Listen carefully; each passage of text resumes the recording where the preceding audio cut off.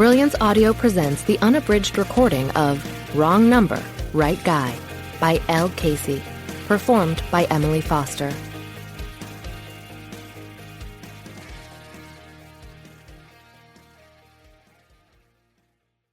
Chapter 1.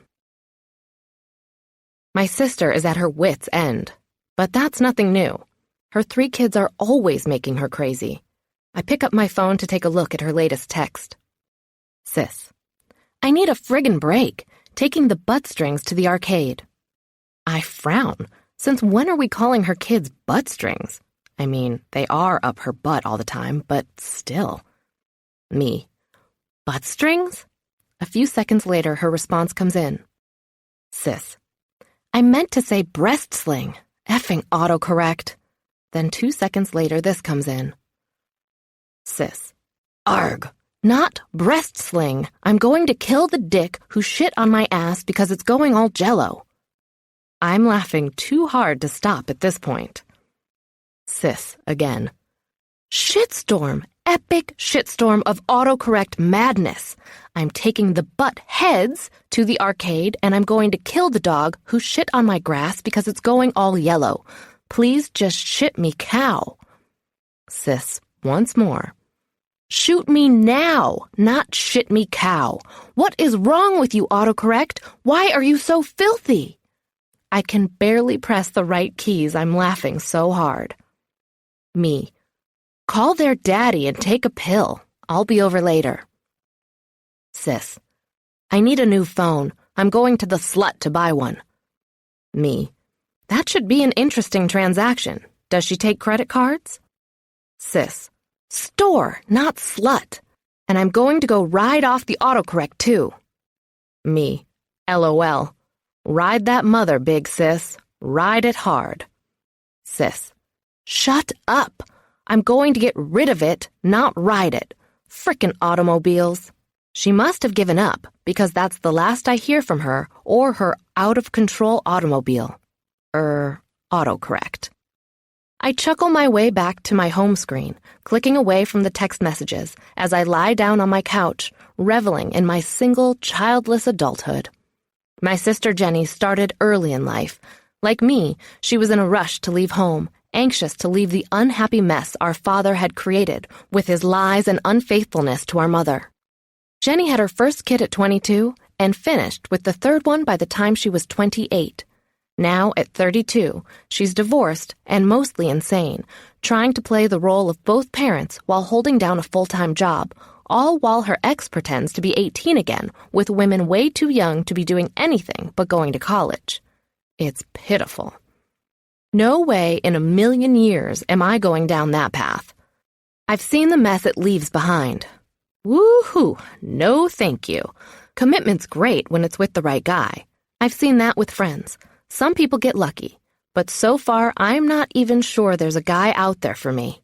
When I get a hint of a lie, or even just a shaded truth, I'm out of there.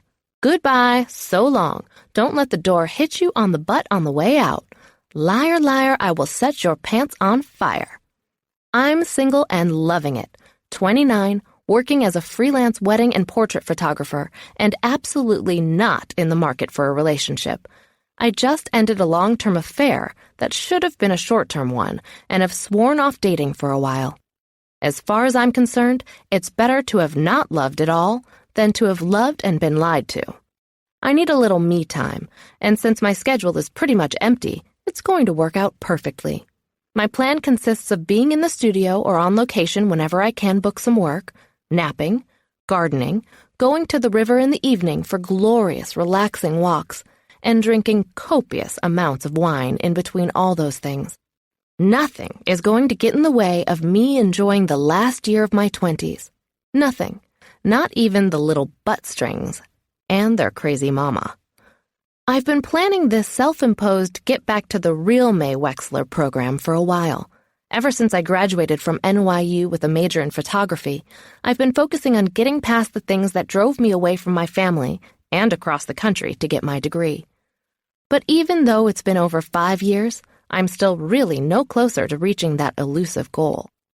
Heck, I knew I needed to exercise my demons just a couple years after graduating, which is why I moved back south and took up residence a few miles from my older sister in New Orleans, the place she landed after college. Jenny's my rock, the shoulder I can always lean on. But making the move of coming here to be near her didn't magically send the baggage I've been carrying around up to the attic.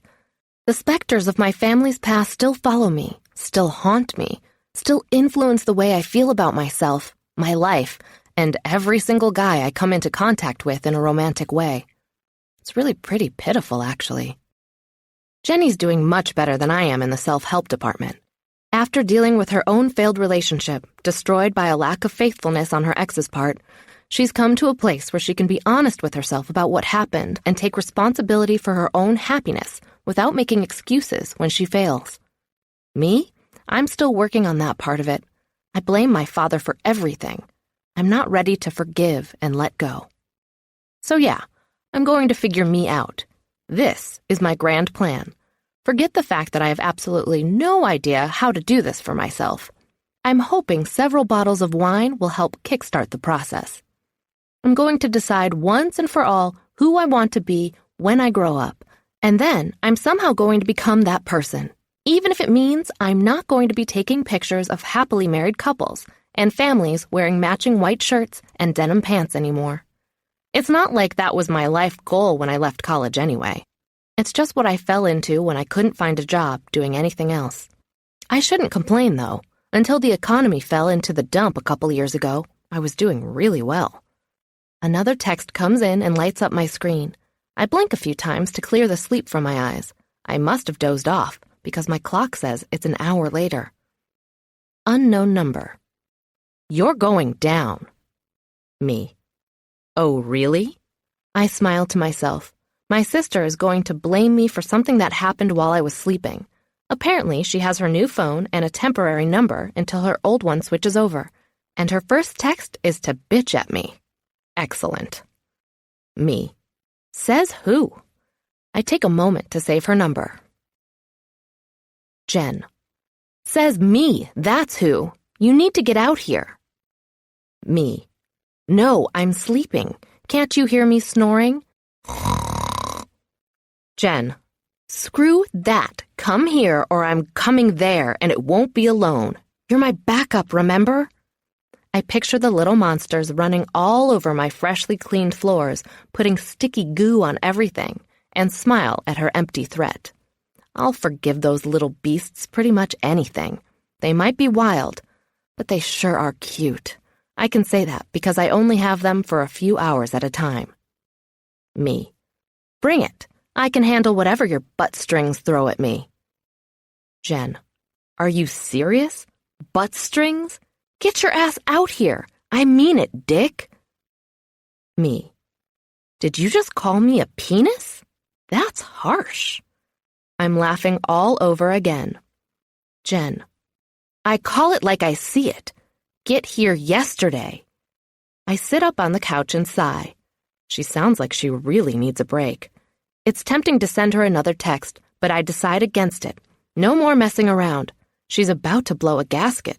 And the last time that happened, I was stuck with the kids for a whole week while she went to our family cabin to find herself again. I need to head this one off at the pass. Me. Fine. Where are you exactly? Jen. Frankie's Pub, downtown at Lexington. I pull my phone in closer to see if I'm reading that right. Sure enough, it says Frankie's. Me. Isn't that a biker bar? Are you sure you should be bringing the kids in there? Jen. If you call them my kids again, I will shoot you. I stare at the screen for a while and then decide against a smart-ass answer. If my sister has reached the point of disowning her kids, Auntie May needs to swoop in and save the day once again. I stand up and sigh over the terrible burden of being so awesome, typing out my response as I make my way across the room to the front door. Me. Fine. See you in 20. Jen. Bring the Phoenix. I pause with my fingers on the door handle. Phoenix? As if he can sense it, my half-Chihuahua, half-Pomeranian furball perks up and rouses himself from his doggy bed to join me in the foyer. His tiny claws click across the tile floor. Felix is good for keeping the kids occupied so Jenny and I can talk. She often requests his presence when she needs to let off steam and doesn't want the kids listening in. I think she wants me to bring you, Felix. I grab my bigger purse off the rack at the door and throw my wallet, keys, and taser into it. Even if I weren't going to a biker bar, I'd add that last item to my bag. I was mugged once in college, and I'm never going down easy again. And if I do go down, I'm electrocuting a bad guy on the way. Come on, little guy, up you go. He waits patiently for me to scoop him up and put him in the bag, back legs in first. Once settled, he pokes his head out of the top, and his tongue comes out to do a happy pant. Do not pee in my bag, Felix. I'm not kidding this time. As I slide my feet into my pink espadrilles, I check my look in the window's reflection, smoothing down my shoulder-length brown hair, making sure it's tucked neatly behind the light blue plastic hairband that had gone slightly askew as I slept. My tailored blue striped blouse and beige pants are still crisp and clean, no worse for the wear after my little nap and a day's work. Today was a studio job, so there was no need to wear a suit or dress, but I never wear jeans to work. I don't want my clients thinking I'm a hack. I take my work seriously, even if it's as boring as watching paint dry sometimes, so I need to look the part. I don't need any more makeup than I'm already wearing. A little lip gloss and some eyeliner and mascara to outline my light blue eyes, and I'm ready to go. I'll make sure nothing's smeared during my nap out in the car, before anyone besides Felix sees me. We walk out the door and get into my adorable cherry red Chevy Sonic, heading downtown to a bar I'm absolutely sure my sister should not have gone into with her kids. Hopefully, I won't stand out too much in my casual uptown outfit. I've never been to Frankie's, but I have to assume it's not the type of place I'd go to regularly. It gets mentioned in the news from time to time, and never because there's something good happening there. Me. We're on our way. Hold tight. Don't kill anyone until I get there. Jen. No promises. Chapter 2. I'm parked in a lot mostly filled with old-school motorcycles and big sedans that probably should have been junked long ago. There are 2 pickup trucks, one of them new. Besides my car, it's the only vehicle here I'd be caught dead in. And it's a truck, for God's sake. I hate trucks. They're so big and rednecky. This has got to be the worst parenting decision my sister has ever made. What happened to her? It can't just be the autocorrect on her phone. Her ex-husband Miles must have pushed her too far this time. Felix and I enter the bar and stop just inside the doorway, getting the lay of the land. I'm trying to talk myself out of being nervous. After all, I'm a grown woman who's been to plenty of bars, and I have no reason to fear anyone here. But it's not working. My palms are getting sweatier by the second. My gaze roams the room, searching for the figure of a desperate woman with her hair mostly pulled out and her 3 young children swinging from light fixtures. Instead, I see bar stools with large male butts on them, their wallets chained to their pockets, pool tables with groups of men standing around holding cue sticks, all of them wearing leather vests and chaps, and a couple of women who I'm pretty sure get paid by the hour to practice the oldest profession in the world, straddling bar stools in the corner. I wonder, for the briefest of moments, if any of them need a wedding photographer. That's my desperation talking, the part of me that is always thinking about my bank account and how little money I have in there. Then my rational brain takes over again, and I realize that if any of these people were to get married, they would more than likely do it in a city hall, followed by shots of whiskey to seal the deal. People who celebrate life events that way normally do not book photo sessions that involved clothed individuals. Talk about being out of one's element. I look down at my feet. Maybe the pink espadrilles were a bad idea. The narrow-eyed looks I'm getting from the people in leather are not helping my sweaty palm issue one bit. There's an archway across the room from me that leads into another public space whose specifics I can't make out from here. Since I don't see my family members in this main room, I assume that must be where they are. I can only imagine what's back there. Probably drugs. Probably more leather and more chained wallets. Now my armpits have joined the sweat party. Fantastic. What was my sister thinking? She came into this bar and went into the back room? Nothing good could possibly be happening back there. Best case scenario? Poker game. Her ex would have a field day over that one. He's always more than happy to point out her failings as a mother. Adding gambler to the list would be bad. Now I feel terrible that I was messing with her on the phone. She was clearly walking a fine line between stressed mama and bat-poo crazy mama. And now I know she's crossed over that line into a very dark place. My poor sister. Her poor kids. I've never had to confront Jenny over questionable parenting choices before. She's gotten stressed, sure, but she's never gone completely off the range like this. When it got really bad with her divorce, she took a timeout, but she arranged everything with me and the kids ahead of time and made sure we were all good before she took off for a week. I'm not sure, but I think I can stage a one-woman intervention without letting everyone in the place know that I think they're not the best of company for my sister. My poor, older, but misguided sister, who is so going to pay for dragging me into this place. My feet are literally sticking to the floor. In order to move forward, I have to peel them off the... What is it? Carpet? Linoleum? It's impossible to tell. I shudder with the thought of how much bacteria I'm collecting on my person right now. I'm totally leaving my shoes outside my front door after this trip. I should probably just burn them to stop the spread of contagions. That makes me sad because I love my pink espadrilles. Several heads swivel around to stare at me as I begin to walk again. As I hitch Felix's bag up higher on my shoulder, his head pops out and he takes a look around. "What do you think, Fee?" I ask softly, my voice a little too high. "Feel like having a brewski?" Instead of blazing into the back room demanding my sister leave at once, I decide that playing it cool is the best way to handle it. Sometimes she can be stubborn. I've seen her cut off her nose to spite her face on more than one occasion, and I don't want this to backfire on me and end up being one of those somebody call the cops another divorcee has gone rogue situations. I'll stand here at the bar for a minute or two to work up the courage to have the showdown that's sure to come. Felix pants excitedly. I take that as a maybe to my beer question. My phone buzzes as I make my way over to the bar, telling me I have a text waiting. Jen, where the hell are you? Me, keep your bra on, I'm here. Jen, where? All I see is a bimbo with a purse dog.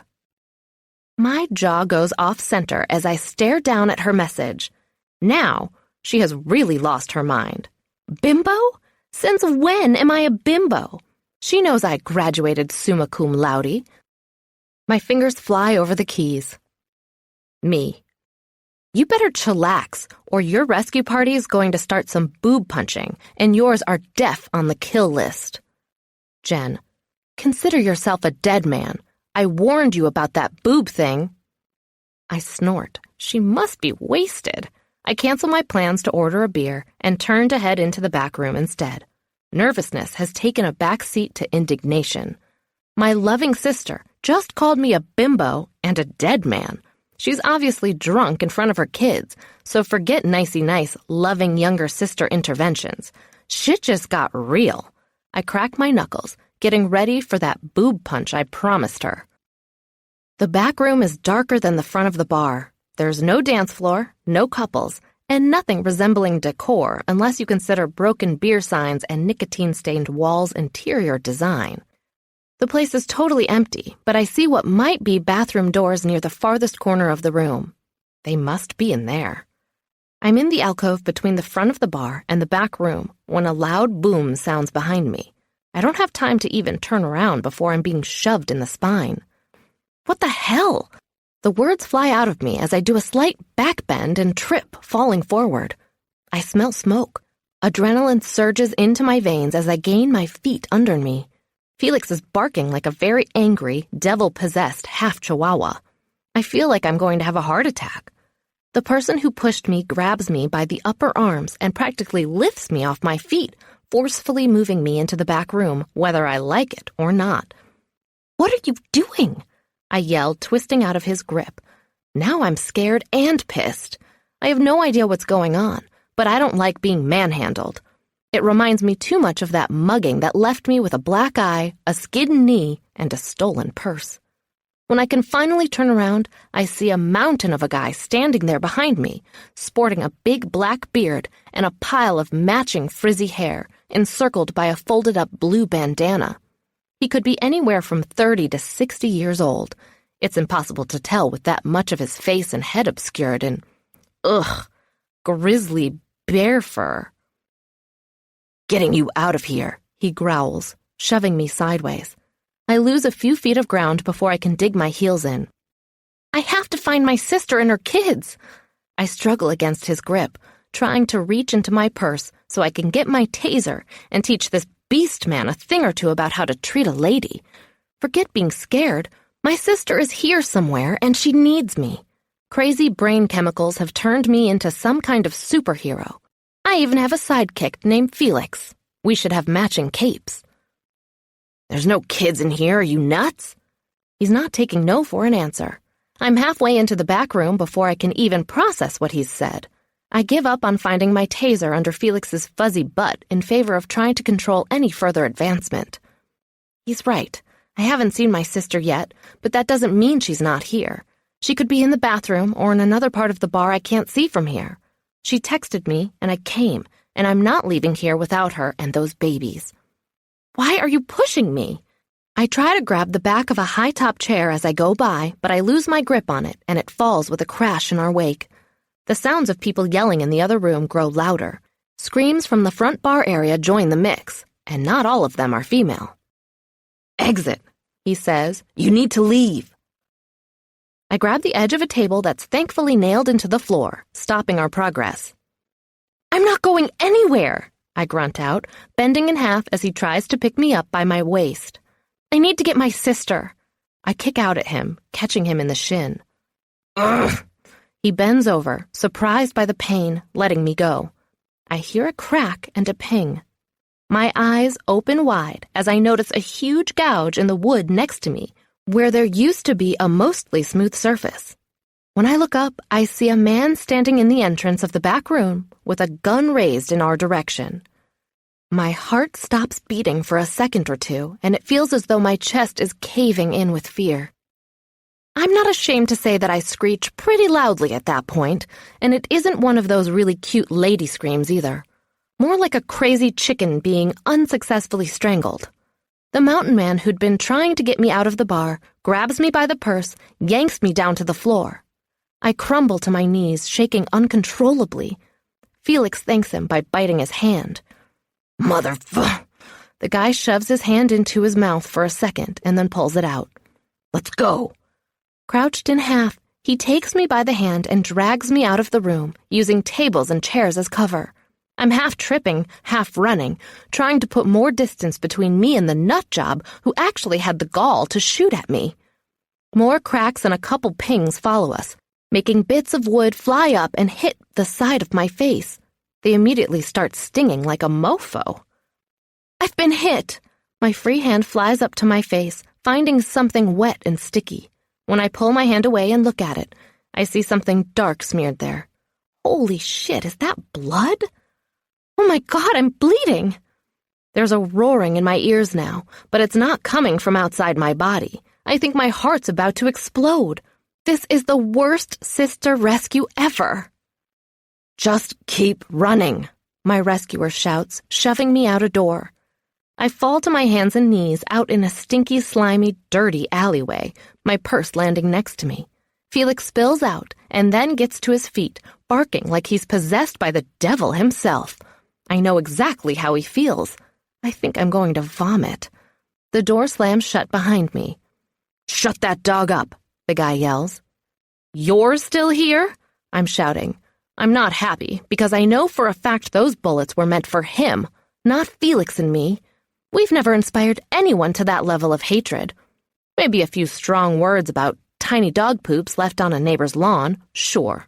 But bullets? Never. This guy is dangerous, Anyone can see he's a motorcycle gangster guy or a drug dealer, and I don't want him anywhere near me. One second, I'm smelling what I'm pretty sure is someone else's stomach contents on the ground, and the next, I'm flying through the air. I'm only a little disoriented when my feet hit the ground and I'm right side up. What just happened? I whisper, my tone way too high for a normal human. A half second later, I realize I'm standing because he lifted me to my feet as easily as if I were just a piece of paper. Get your dog and let's go. He has his hand on the back door under a glowing exit sign, holding it shut. If I weren't so scared for my life, I'd be impressed with his chivalry. He probably could have been a mile gone from here if all he'd been worried about was his own hide. My entire body, including my voice, is shaking. Come here, Felix. Get in the bag. Felix is barking at everyone and everything, real or imagined.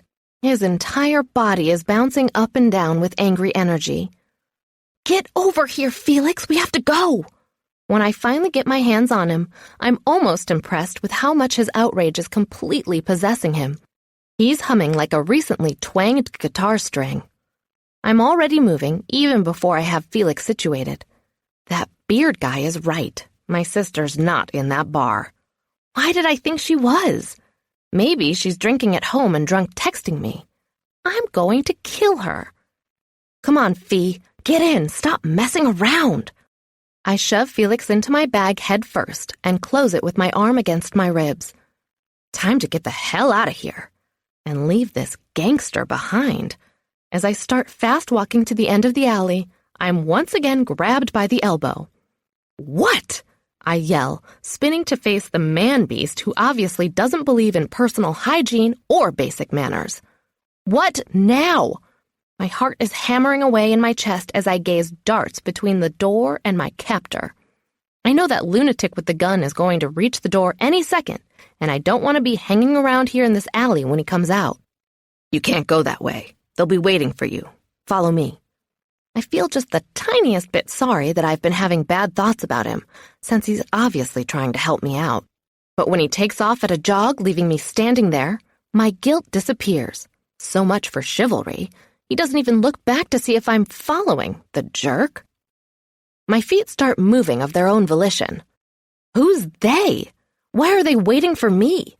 He doesn't answer. Instead, he turns a corner several yards ahead, leaving me alone in the garbage-strewn, vomity alley. When I look in the opposite direction toward the street where my car is waiting, I swear I can see the outline of a bad man with a gun. So I take off running after the guy with the horrible beard, praying I'm not going to regret this decision as much as I regret coming to a rescue that was never needed in the first place. Chapter 3.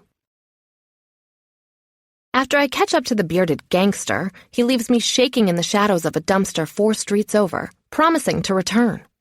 Felix isn't concerned anymore. He wanders around my feet, leaving pea mail for any dog who might come by in the next few days, while I text my drunk-ass sister and slowly get my respirations back to a normal rate. I can only imagine what his messages say. Something like, "Dude, you would not believe what happened to me tonight." I know I'm pretty much shell-shocked over the whole thing, and I'm not even a Chihuahua mix. I hunker down where no one will see me and keep a sharp ear out for footsteps. The only thing I can hear are my own heartbeats for a while, going like crazy. But then there are sirens too, and it's like music to my ears when I realize they're coming from the area by the bar. I pray my sister is okay. I didn't see her or the kids, so that gives me some measure of comfort.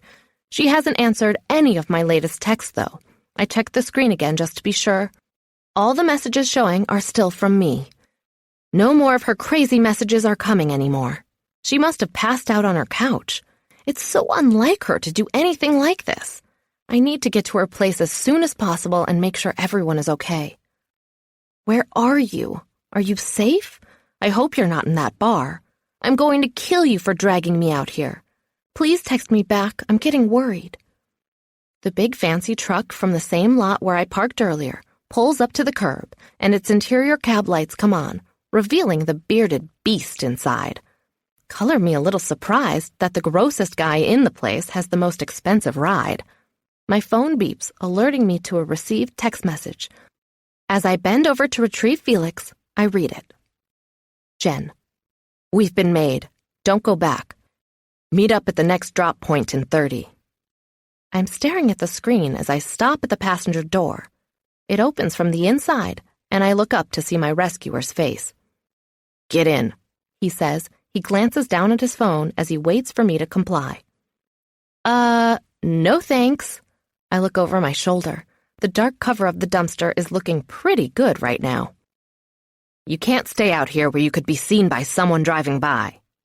But I should get into a car with a gangster drug dealer who's probably going to kill me and dump my body in the Mississippi River? He hisses out a sigh of annoyance. I'm not a drug dealer or a gangster. Come on, stop messing around. I don't want to be seen here. Because you're a drug dealer. His voice carries exaggerated patience.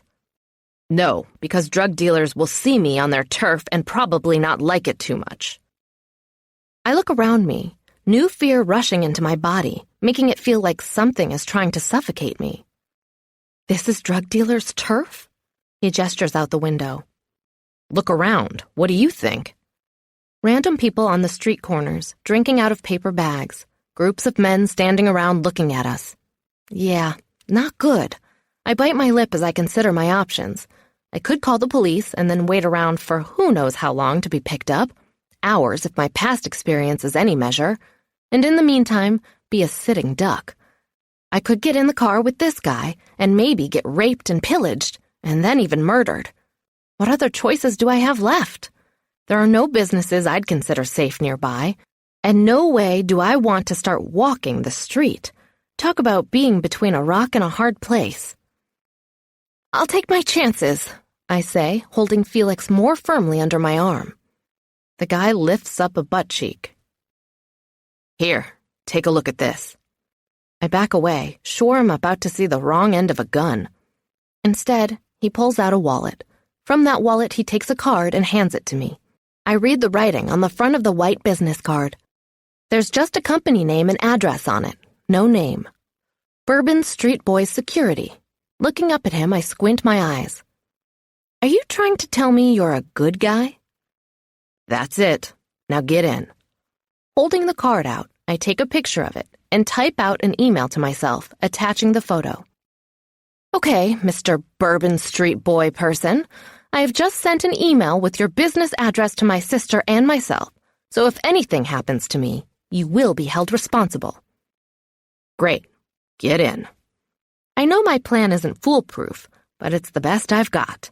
I can still plainly see that shooter's face in my mind, and it gets more menacing by the second.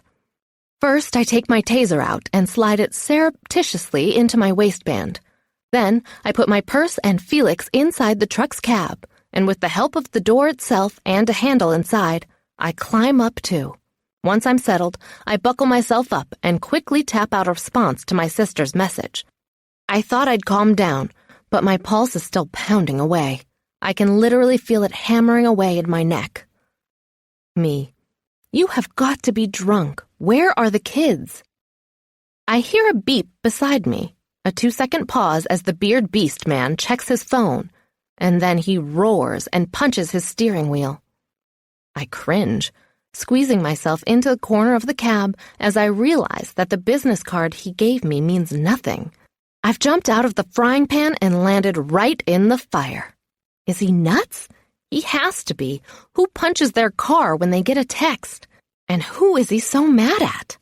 Must be a girlfriend or something, although I can't imagine what kind of woman would date a guy like this. Maybe one of those weightlifter chicks with a really thick neck and beard hair from all the steroids she puts into her protein shakes. I slowly pull my taser from my pants and hold it down at the side of my leg. If he makes a single move to hurt me, I'm going to light him up like a Christmas tree. He throws his phone on the dashboard and hisses out a long breath, shifting into drive at the same time. Where do you live? He asks. I'll take you home. I laugh as I tremble. I think maybe it's the pent-up stress or something, but whatever it is, it's powerful stuff. I can't stop. I'm about to pee my pants. Apparently, when faced with impending death, I completely lose my shit. He stops at a red light. I don't see what's so funny about asking for your address. His beard wiggles with every word, which only makes things worse. Or better. I can finally stop shaking anyway. I pause to try and breathe normally.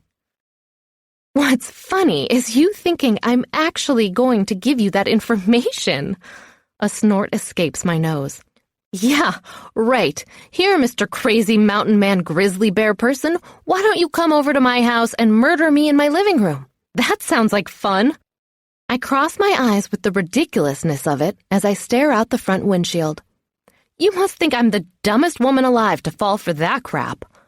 Forget the part where I actually got in his truck on the basis of a business card that probably isn't even his.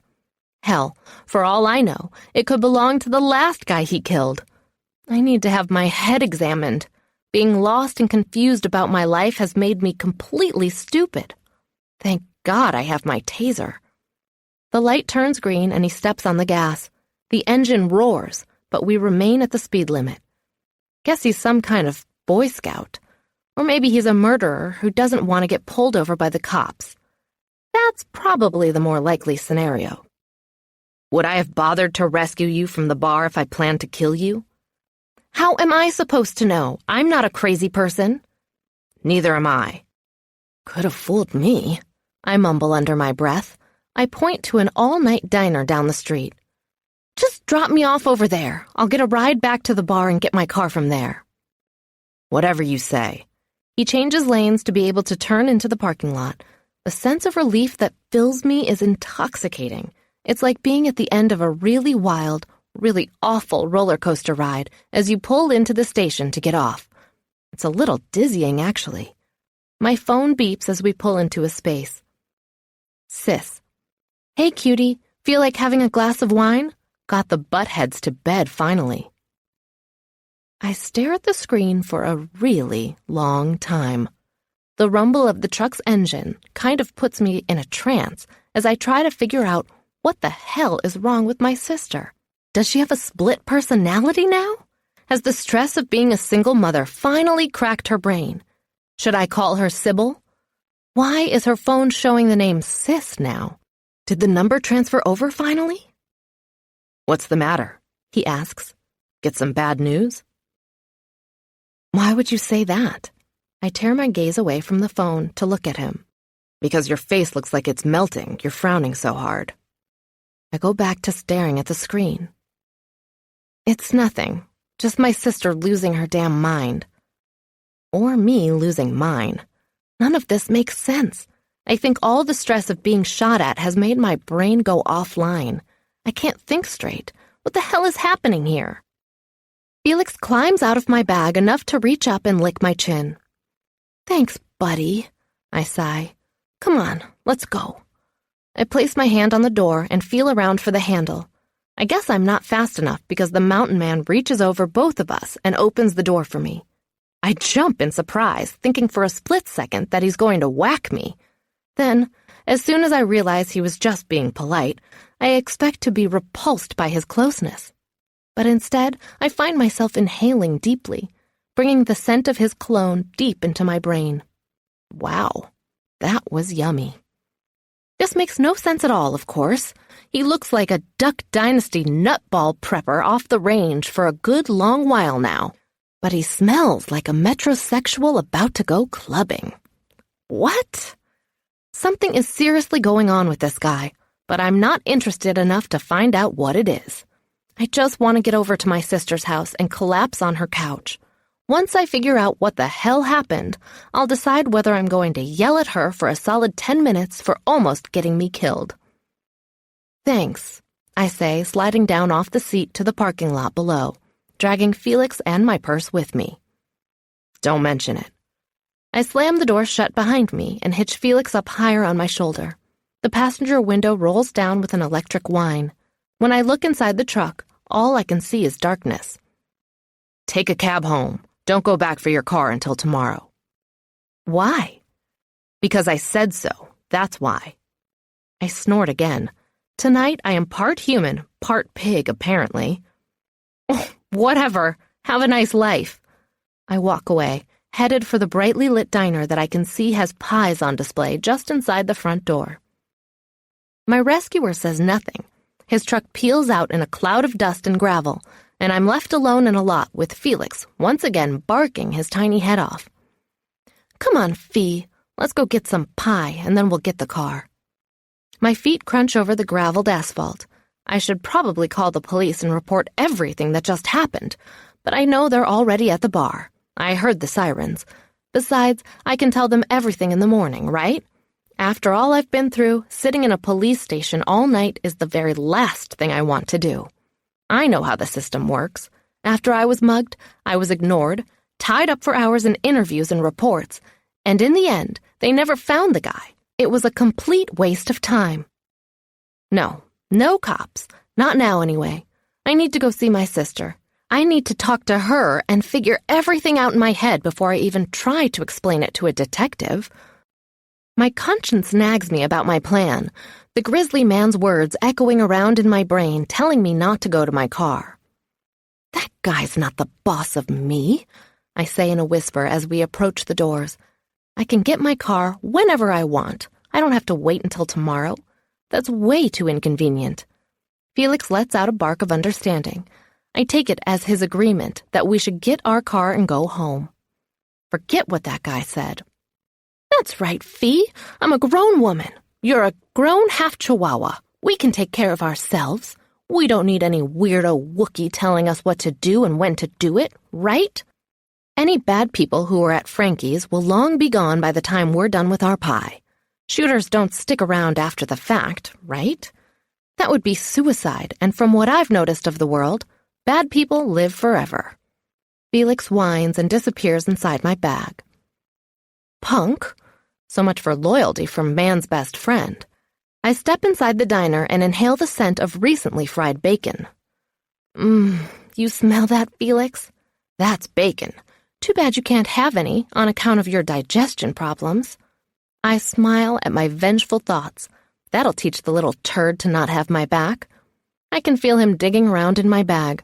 My voice lowers to a growling whisper. Felix, if you pee in my bag, you are a dead dog, you hear me? He growls, and then he pees. I can hear it hitting the little pee pad I keep in there for that eventuality.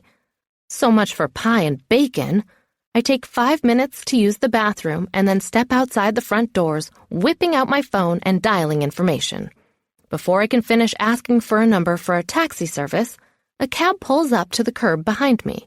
I'm kind of stunned over the weird coincidence until the driver gets out and shouts over the roof of his car. You the lady with the dog who needs a ride home? Okay, so my heart warms a little bit at the idea that my rescuer actually did a pretty good job of rescuing me and Felix. He could have just driven away and left us hanging out to dry. But he didn't. He called us a cab. Another surprise from the grizzly man who smells like a dream. What? Did I just think that? Whoa. Yes, that's me. I make my way down the sidewalk and stop at the back door, pausing to put my bag inside before I climb in myself. The driver gets in too and puts his seatbelt on. Address?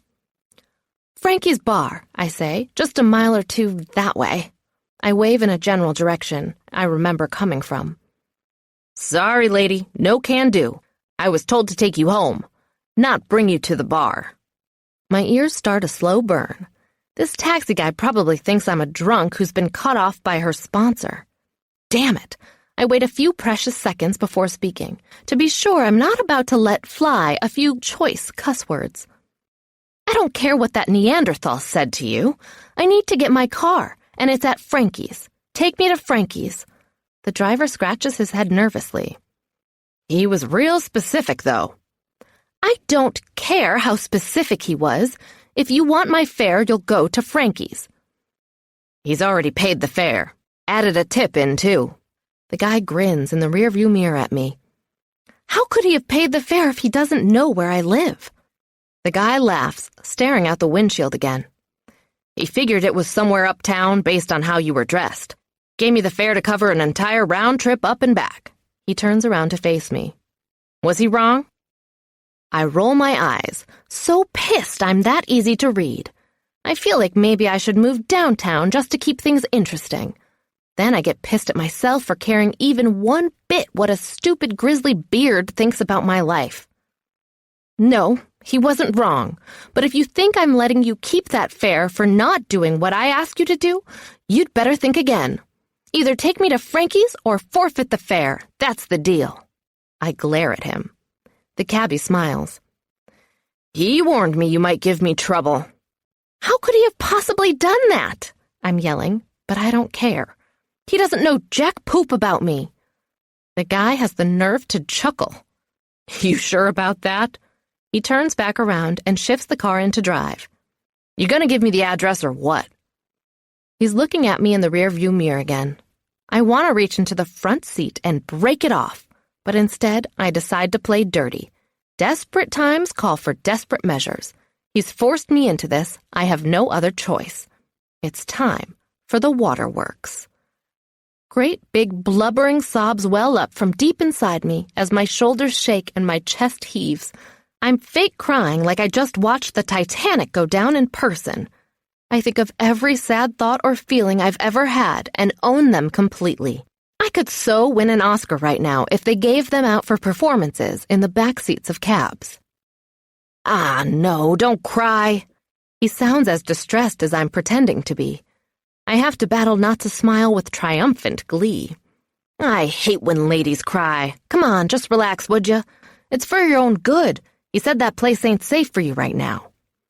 But I need my car for work, I sob. I'm going to lose my job, and then I'll have to move, and I'll have nowhere to go, and no one will help me, and I'm down to my last $20, so I can't get a cab back in the morning, and my dog is sick, and he's probably going to have an accident in my purse because he ate some bacon, and bacon doesn't agree with him, and... Hey, it's okay. I'm going to take you to your car, okay? And then I'll just follow you home or whatever, and make sure you get there okay. That'll work, right? He twists around and drapes his arm over the back of the front seat. Okay? That'll work for me. I can do that. I nod, letting out a few more sobs so he doesn't suspect I'm not completely devastated over the idea of my dog pooping in my purse. Yes, it would be a tragedy, but not one I'd cry over. I have other bags. Besides, Felix's poops are about the size of IKEA pencils. We pull out of the diner's parking lot, and I make a big show of wiping my tears away and sniffling. I don't stop until we get to Frankie's bar. There are cop cars parked at the curb, but no uniforms outside that I can see. Thanks, I say, patting the taxi driver on the shoulder as I slide across the seat to get out. No need to follow me home. I'm sure I'll be fine. See? I point out the window. Cops are here. Yeah, okay. See you later. He sounds stressed. I'm not sure if it's because of my Oscar-worthy performance or the fact that he is not doing what he was paid to do. But I don't care. I've got my car back and I'm going home. I shut the door behind me and open my purse so I can find my keys. The distinct odor of doggy pee hits me in the face. Oh, for Christ's sake, Felix, did you have to? He licks my hand. I sigh, wrapping my fingers around my keys. I am so going to kill Jen when I see her. Glass of wine my butt. I'm going to drive over there and give her a knuckle sandwich. Chapter 4. I'm halfway to my sister's place before I take a sharp right and head over to my house instead. I'm tired. Felix stinks, and I have a big family coming in tomorrow for portraits, and my studio isn't set up for them yet. I need to get to bed early. This is the only job I have booked for the entire month, so I can't flake out and be a no-show.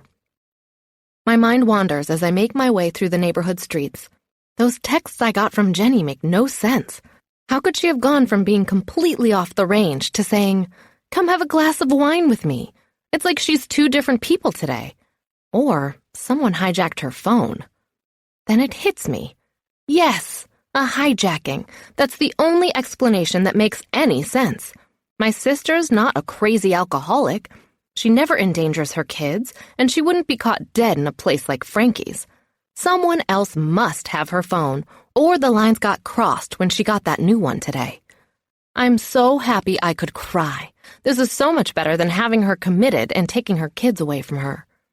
Speak of the devil, my phone beeps again. I tilt the screen toward me as it rests on the console by my radio. Jen, I told you to leave your car in the lot. A split second after reading those words, it's like there are fireworks going off in my brain, explosions of light and sound, a jumble of thoughts and words and images. Nothing makes any sense. This message has to be from the beard, but how is he using my sister's new phone to text me? Then it hits me. He's not using my sister's new phone to text me. He's using his phone. He's always been using his phone. Oh my God. Oh my God. Oh my God. Oh my God. It can't. It didn't. Oh my. Wrong number. Wrong number. Catastrophe. Eck. The tires on my car screech to a halt as I pull over in a hurry. Grabbing my phone, I quickly scroll through the text from start to finish. Understanding dawns clearly for the first time all day. Holy crud, Felix! I look over at my little buddy, who's staring at me from the passenger seat with his head tilted. He's as confused as I am, apparently. I think I've been texting a complete stranger this entire time. I'm almost relieved. This makes way more sense than my sister taking her kids to a biker bar. It doesn't, however, make my situation any better. As it is, I didn't escape unscathed. Glancing in the mirror confirms it. I have cuts on my face that are going to make me look like I was attacked by a herd of very small cats. I'm going to have to come up with a hell of an excuse for these clients tomorrow. My reflection in the rearview mirror tells me that no amount of foundation is going to erase my brush with death. Light fills the interior of my car, interrupting my thoughts. I frown in my mirror, trying to see what's going on behind me. I'm in the middle of a quiet neighborhood, but maybe I'm blocking someone's driveway or something. When the headlights that were lighting up my car's interior go out, I can see a car parked a half a block behind me. I wait, but no one gets out. I know the car is occupied because there's a silhouette of a person inside. It looks like a man based on his size. Huh, I shrug, almost convinced I'm imagining something sinister about the situation. Oh well, not my neighborhood. I don't have to be concerned about weirdos hanging out in parked cars, right? Talking out loud to Felix makes me feel better, like I have nothing at all to worry about. I'm just a normal girl driving around in a dark neighborhood with her purse puppy for fun. Nothing to see here, people. Move along. I put the car into first gear and ease back onto the road. I assume all is well until a glance in my rearview mirror has my heart stopping in fear. The car behind me has moved out too, but the driver doesn't put his headlights back on. Whoa. It literally hurts the way my heart muscle is spasming right now. It thumps really hard a few times and then picks up its pace. My ears are burning with the fear that's taking over. Should I call the police? What will I say? That there's a person maybe following me in a car? They'll probably just hang up on me. The New Orleans Police Department has murderers and robberies to deal with on a daily basis, and they're going to get worried about a woman who's paranoid as she drives home from a bar she should never have gone to? Yeah, right. I'm not going to waste my time or theirs. I can handle this non-event. I'm just going to drive and stop thinking that everyone is out to get me. Just because one guy took a few shots at someone standing next to me, it doesn't mean I'm the target now, right? I try to calm myself down by talking to Felix. There's no way anyone would follow me anywhere, Fee. Don't be silly. At least I'm pretty sure that's the case. Let's face it, I'm nobody to 99.9% of the world. Totally not stalker-worthy. The most valuable thing about me is my Canon Rebel, which I don't even have with me tonight. My calming efforts are having little effect. Paranoia goes into overdrive, and I quickly become convinced that I am, in fact, being stalked. I can tell the car tailing me isn't that big truck I got a ride in earlier, so it's not Mr. Grizzly Pants here to berate me for not listening to his orders. And who else would it be if not him? No one. I blow out a long breath, letting some of my stress go with it. Of course it's no one. Ha! This is so crazy. I'm just a photographer with a Chihuahua mix riding shotgun in a pea purse. Why would anyone want to follow me, right? I mean, all my ex-boyfriends are happily dating other women, and no stalker type has made himself known to me before this. The entire idea is absurd. I'm completely safe riding around in my cherry red Chevy Sonic. I continue on my way, my eyeballs sharing time between the road and my mirror. Instead of going straight to my address, though, I turn left 4 blocks away, just in case. It doesn't hurt to be cautious, right?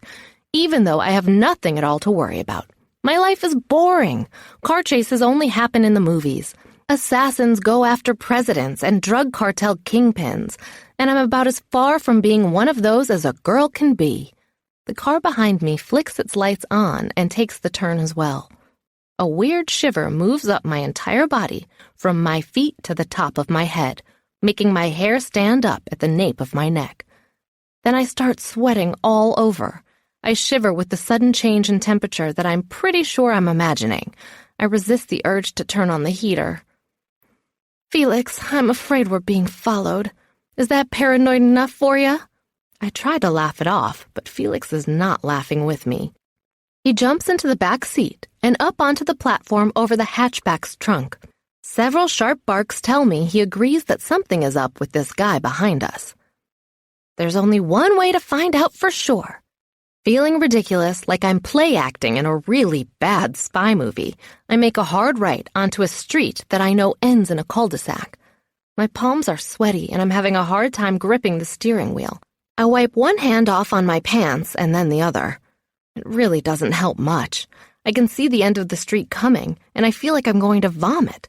This idea seemed great when I took the turn, but now it looks like a trap of my own making. How stupid can I possibly get tonight? Apparently, quite stupid. Landscape lights in one of the driveways make it look like the end of a runway, but I'm not coming in for a landing. It's a trap! It's a trap! It's a trap! My brain is racing, berating me for being so airbrained. Why did I turn on to a dead-end street? Am I insane? Do I want to be raped and pillaged? Jesus, I need to get my head examined when this is all over. I just hope it's going to be attached to my body tomorrow.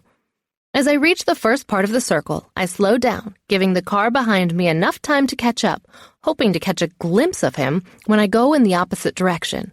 This time, he leaves his headlights on. Slowly, I make my way around the circle, praying he'll turn into one of the driveways, stop his car, get out, and walk in his front door. I'll laugh all the way back to my place and go to sleep after a long bath filled with bubbles if that happens. I might even honk my horn as I drive by, thanking him for the tour of his lovely neighborhood. The other car approaches. It doesn't pull into any driveways. It just keeps coming. My headlights swing over, and I finally see the man behind the wheel through his windshield. And the gun he's holding up by his shoulder. I scream and duck down below the level of the dashboard, slamming the accelerator to the floor and surging forward like a bat flying out of hell. The engine whines as the RPMs climb, so I slam the shifter into third gear, giving the car another few horses to run with as I race down the street in the other direction. I pray I'm going straight and not aimed for someone's mailbox. A loud crack comes to my ears, and then there's a bang against my door. It takes less than a second for me to put it all together. Felix starts barking at the same time I begin screaming. Oh my God, he shot at me! He actually shot a gun at me, that asshole! I have to sit up so I can see to drive, but I hunch down as much as possible, praying my headrest will stop a bullet from entering my brain. I look like Quasimodo driving the getaway car in a bank robbery gone really wrong. If you shoot my dog, I will destroy you! I roar, downshifting as I take a corner way too fast. Obviously, this whole scenario has unbalanced me a bit. Felix, get down out of that window right now! Come here! Come, you mangy mutt! My tires squeal as I take the next turn that will get me out of this neighborhood and as far from my house as I can be. Felix's claws scramble for purchase. When I hear his little body hit the floor of the back seat, I know he's lost the battle. I'm happy he's out of the line of fire, though, so I keep going, throwing the car into fourth when I hit a straightaway. When I bought my Chevy Sonic hatchback a few months ago, I thought I was being practical and responsible. But now, as it hugs the next corner and shoots off like a rocket in second gear, I give my thanks to the gods of General Motors that they had the good sense to put so many strong horses under this hood. The distance between me and the maniac grows rapidly. After 3 more turns and me driving like I'm trying out for the Formula One circuit, I feel like I have enough time to pull out my phone and press the green button. It's not the cops, but in my crazy, panicked mind, it's the next best thing. A gruff voice answers. "This better be good," it says. "Are you the guy with the horrible beard?" I ask, my voice breathless and way too high. Felix whines. I'm probably hurting his sensitive ears, poor little guy. "Come again?" Good. He sounds confused. I'm happy to know I'm not the only idiot in the room. "You're the Bourbon Street guy, right?" "Well, I'm the bimbo with the dog from the bar, who's not a bimbo, by the way. I need your help again." "What's going on?" He's all seriousness now. "Some guy followed me in his car and shot at me with a gun." "Where are you?" "I don't know. I was going home, but then I noticed him following me, so I didn't go home. I kind of got lost in this other neighborhood." "Good girl. Hang up. I'll call you back." And just like that, he's gone. So much for my rescue party. In between shifting from one gear to another, and then one more, I glance at the phone a couple times. I don't know what the hell just happened with the beard, but I'm pretty sure I'm screwed now. Stupid penny-pinching me. I didn't spring for the GPS when I bought my car, and so now I can't find my way out of this suburban maze, and the guy who I thought could help me just disconnected my call. Damn it! Why is this happening to me? My phone rings, the sound cutting through the haze of my panic. I answer, almost dropping the phone in my haste to put it to my ear. "Hello?" I scream. "Take a left at the next main street." He's way calmer than I am. "Take a left?" I hold the phone out and look at it for a second before putting it back to my ear. "What are you talking about?" "Take a left," the voice roars. I grab the wheel with both hands, the cell phone squashed against the leather wrapping, and yank to the left.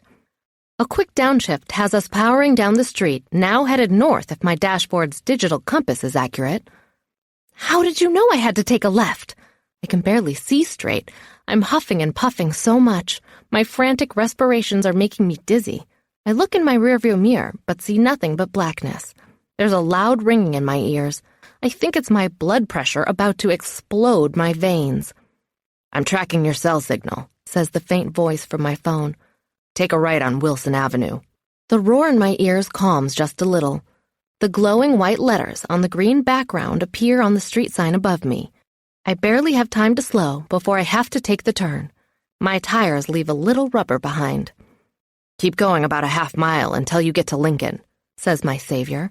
"Take a left there." Where are you guiding me? I am not 100% sure that following these directions are the best option for me, but it's the only option I can see clearly right now. My mind is in a blind panic. "To my place. You'll be safe here." When he says it in that slightly tired but soothing voice of his, I almost believe him, despite the beard. Chapter 5. 20 minutes later, I'm driving up to a building in a somewhat questionable part of town at the Port of New Orleans on the Mississippi River. Why am I not at a police station? Well, because I don't know where one is, and I'm obviously crazy. I keep thinking that if I continue to drive around aimlessly, I'm going to aim myself right into that murderer's arms. I need to find a safe haven. Why I think this bearded guy is my answer, I can't say for sure. It just feels right. Righter than going home, righter than calling the cops, and definitely righter than going to my sister's house. This can't be right, I say out loud. I was talking to myself, but the beard responds. It's right. I can see you outside the window. Drive inside. As he says that, a giant door attached to the warehouse in front of me starts to slide open. I don't think it's a person moving it manually because it's sliding too smoothly, and there's an electric whine coming from somewhere and making its way into my car through the crack in my window.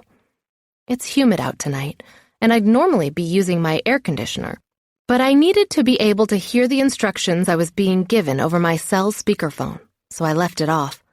Now I wish I'd just turned up the volume instead, because I'm sure there are sweat stains in my armpits and probably everywhere else, too.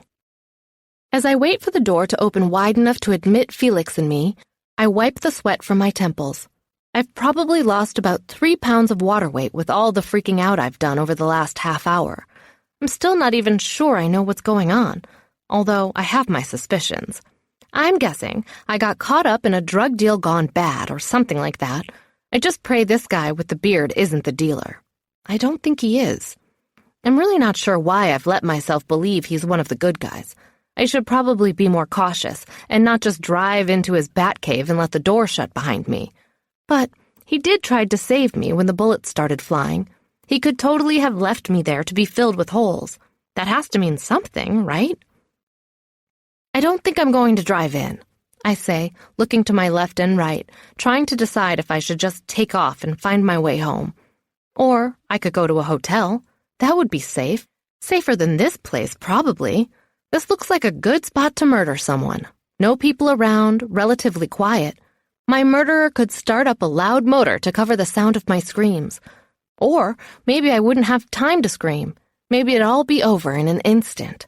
I start freaking out all over again. I swear I can smell BO now, too. Ugh. You don't have to come in if you don't want to, he says. But I would if I were you. Why? Because your car is easy to spot by anyone who might be looking for it. I bark out a quick laugh. This is getting ridiculous.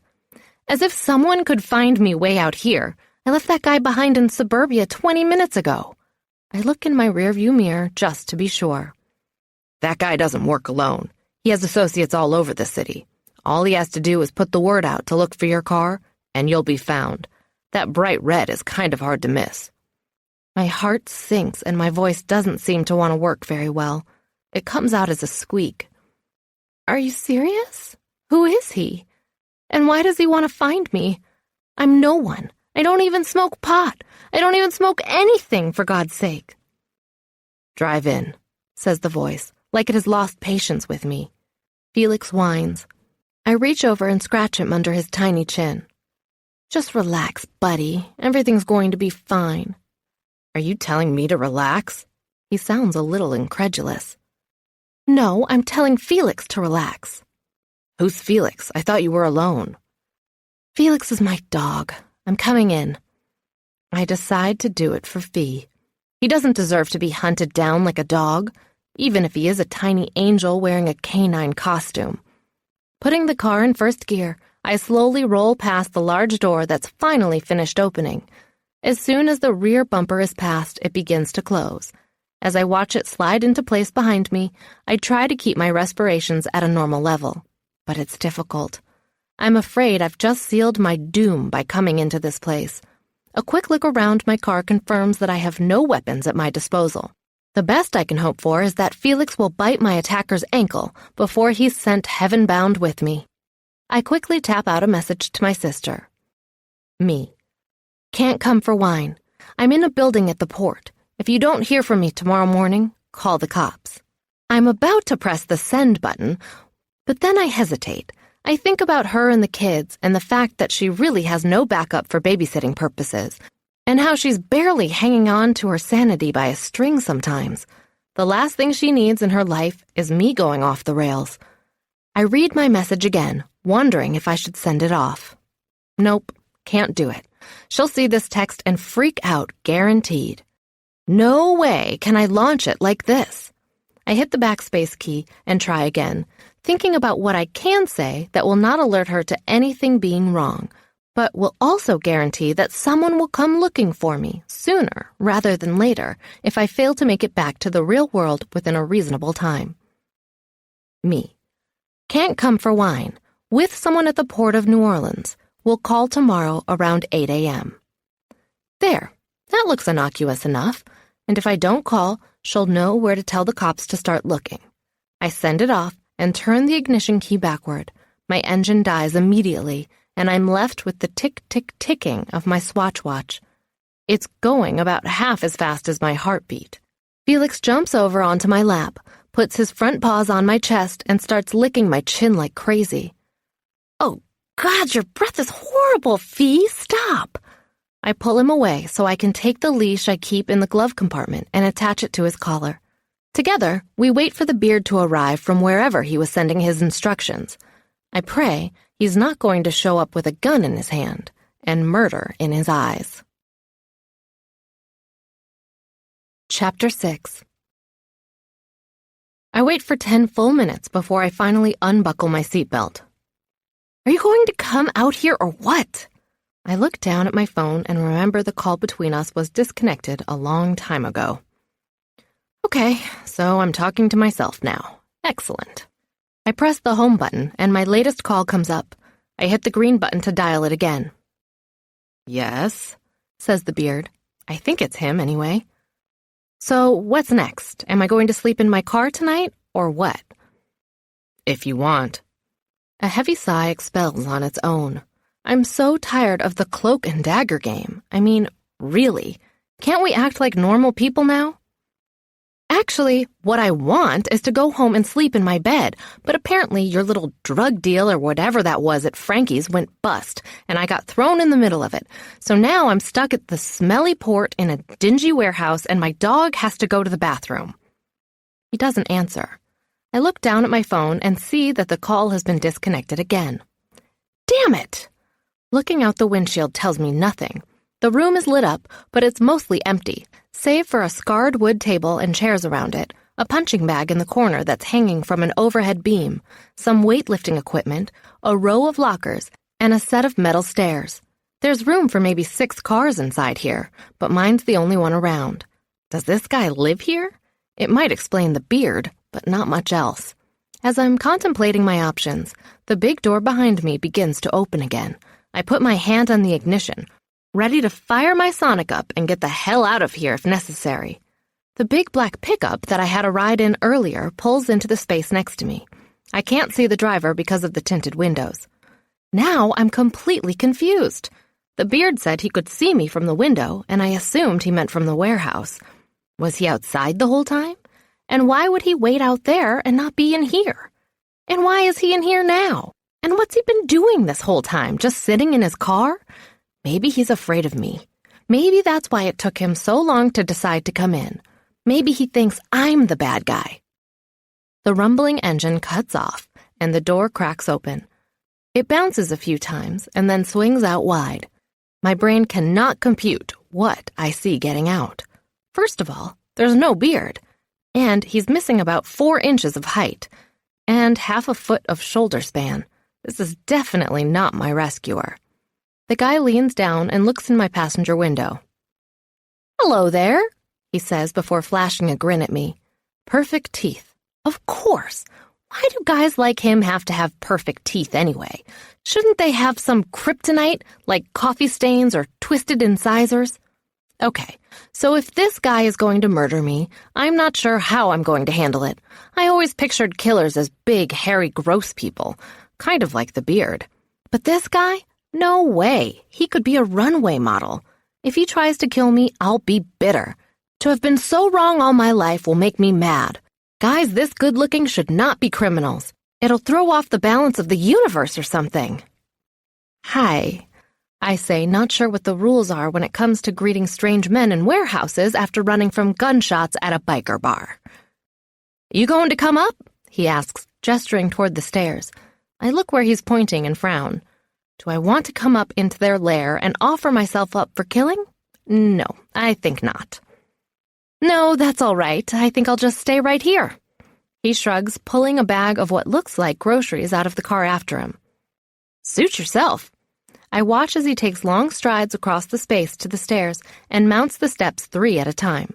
His cargo shorts show off his muscled calves and rear end, giving me a hint of what the rest of him might look like under his t-shirt. He must be the one using the weightlifting equipment. Felix whines at me again. Fine, I'll let you out. If he poops, I have baggies. Surely there's a dumpster around here somewhere. I open my door halfway and lower Felix to the ground, hoping he'll be content with just investigating the space. I'm not paying attention to him and only realize he's given me the slip when I tug on the leash and it easily flies up and lands in my lap. "What the? Felix!" I'm whisper yelling. "Get back here, you little punk!" I see a tiny shadow flitting across the floor near the punching bag. "Felix!" I pause, waiting for the sound of tiny footsteps rushing to my side. "Felix!" All I hear is a chihuahua investigating a new place. He's gone adventure doggy on me at the worst possible time. My little guy can be very inquisitive and busy when he puts his cashew-sized brain to it. Damn it! Now I have to get out of the car. If they have radiator fluid lying around in puddles, Felix will think it's Gatorade and lick up every last drop. My sister calls him a mini Hoover. He won't stand a chance. It's way cooler out here in the warehouse than it is in my stuffy car. I use the few moments I have in the semi-fresh air to pull my shirt off my chest and shake it around a little. The smell that hits me in the face is not pleasant. Great. "Felix, come on, stop futzing around." He ignores me, of course. He's a chihuahua on a mission, and I'm just the woman who feeds, bathes, cuddles, and fawns over him 24/7. "No treat, Felix. No treats for a week. I'm not kidding." I stare into the bleak corner of the room, hoping to catch a glimpse of his sorry little butt. I see a flash of his brown and cream fur near one of the weight machines and change my trajectory to intercept his next move. He's working his way toward the door we drove through earlier. If he gets out and starts running around the port, I'll cry. I swear to God I'll cry like a big, blubbering baby. He'll surely get squashed by a forklift or something equally deadly out here. The port is no place for 6-pound chihuahua mutts. He's busy sniffing the part of the machine where the black metal weights are stacked up, and I know exactly what he's thinking. "No, Felix, no! Don't you dare!" He lifts up his back leg and takes a wee on the metal. I look over my shoulder and panic, sure that someone's going to come down the stairs and bust my dog for having the worst manners a mutt can possibly have. Strike that. Make that the second worst manners a dog can have. Felix is now squatting next to the place he peed. A twofer. Hooray for Felix. I'm going to kill him as soon as I get my hands on him. I run back to my car and grab my purse. Rummaging through it, I find a small bag and some baby wipes. Felix is just finishing up his business when I arrive on the scene of the crime. I snatch him up before he can get away and shove him into my purse. I trap it between my ankles as I take care of the other mess he left behind. When I'm all done, I look around for a garbage can. Damn it, where do they put their trash around here? I walk briskly over to the automatic door and put the plastic baggie down near the edge of it, my purse clamped under my arm. When I leave, I'll take the evidence bag with me, but there's no way I'm storing it in my car before then. I open my purse as I walk back to the car. No more Houdiniing tonight, Fee, you hear me? You stay with me. Stay. Stay. I glare at him. He smiles and tries to lick me. I hate when he does that. I can never stay mad at a smiling chihuahua. I stop outside my car door. It's so damn hot inside there. I really don't want to get back in. But what else am I supposed to do? Call the police? That seems kind of silly at this point. Sleep on the concrete floor? I look over at the weightlifting equipment. I don't think I could sleep on the bench press. I'd roll over and fall off, probably breaking something in the process, like my nose.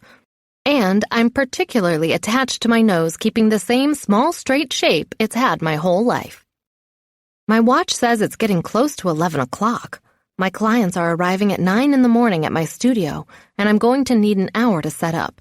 That gives me 7 hours to sleep, an hour to get home and shower, and then time to get to work.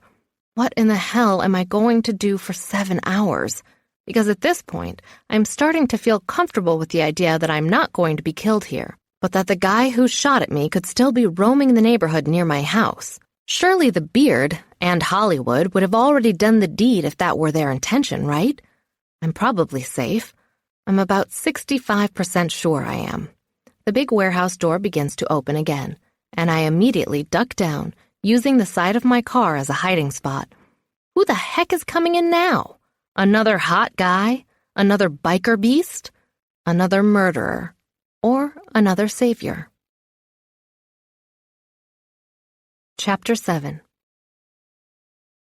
It's an SUV this time, black, with tinted windows.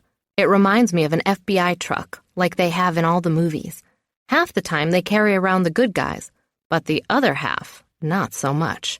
I peek over the edge of my car door to see through its windows. The SUV parks on the other side of the truck. I'll have to wait until the people get out and move away before I'll be able to see anything. I hear voices, one male and one female. "I don't care what he says. I'm not on board with that," says the male voice.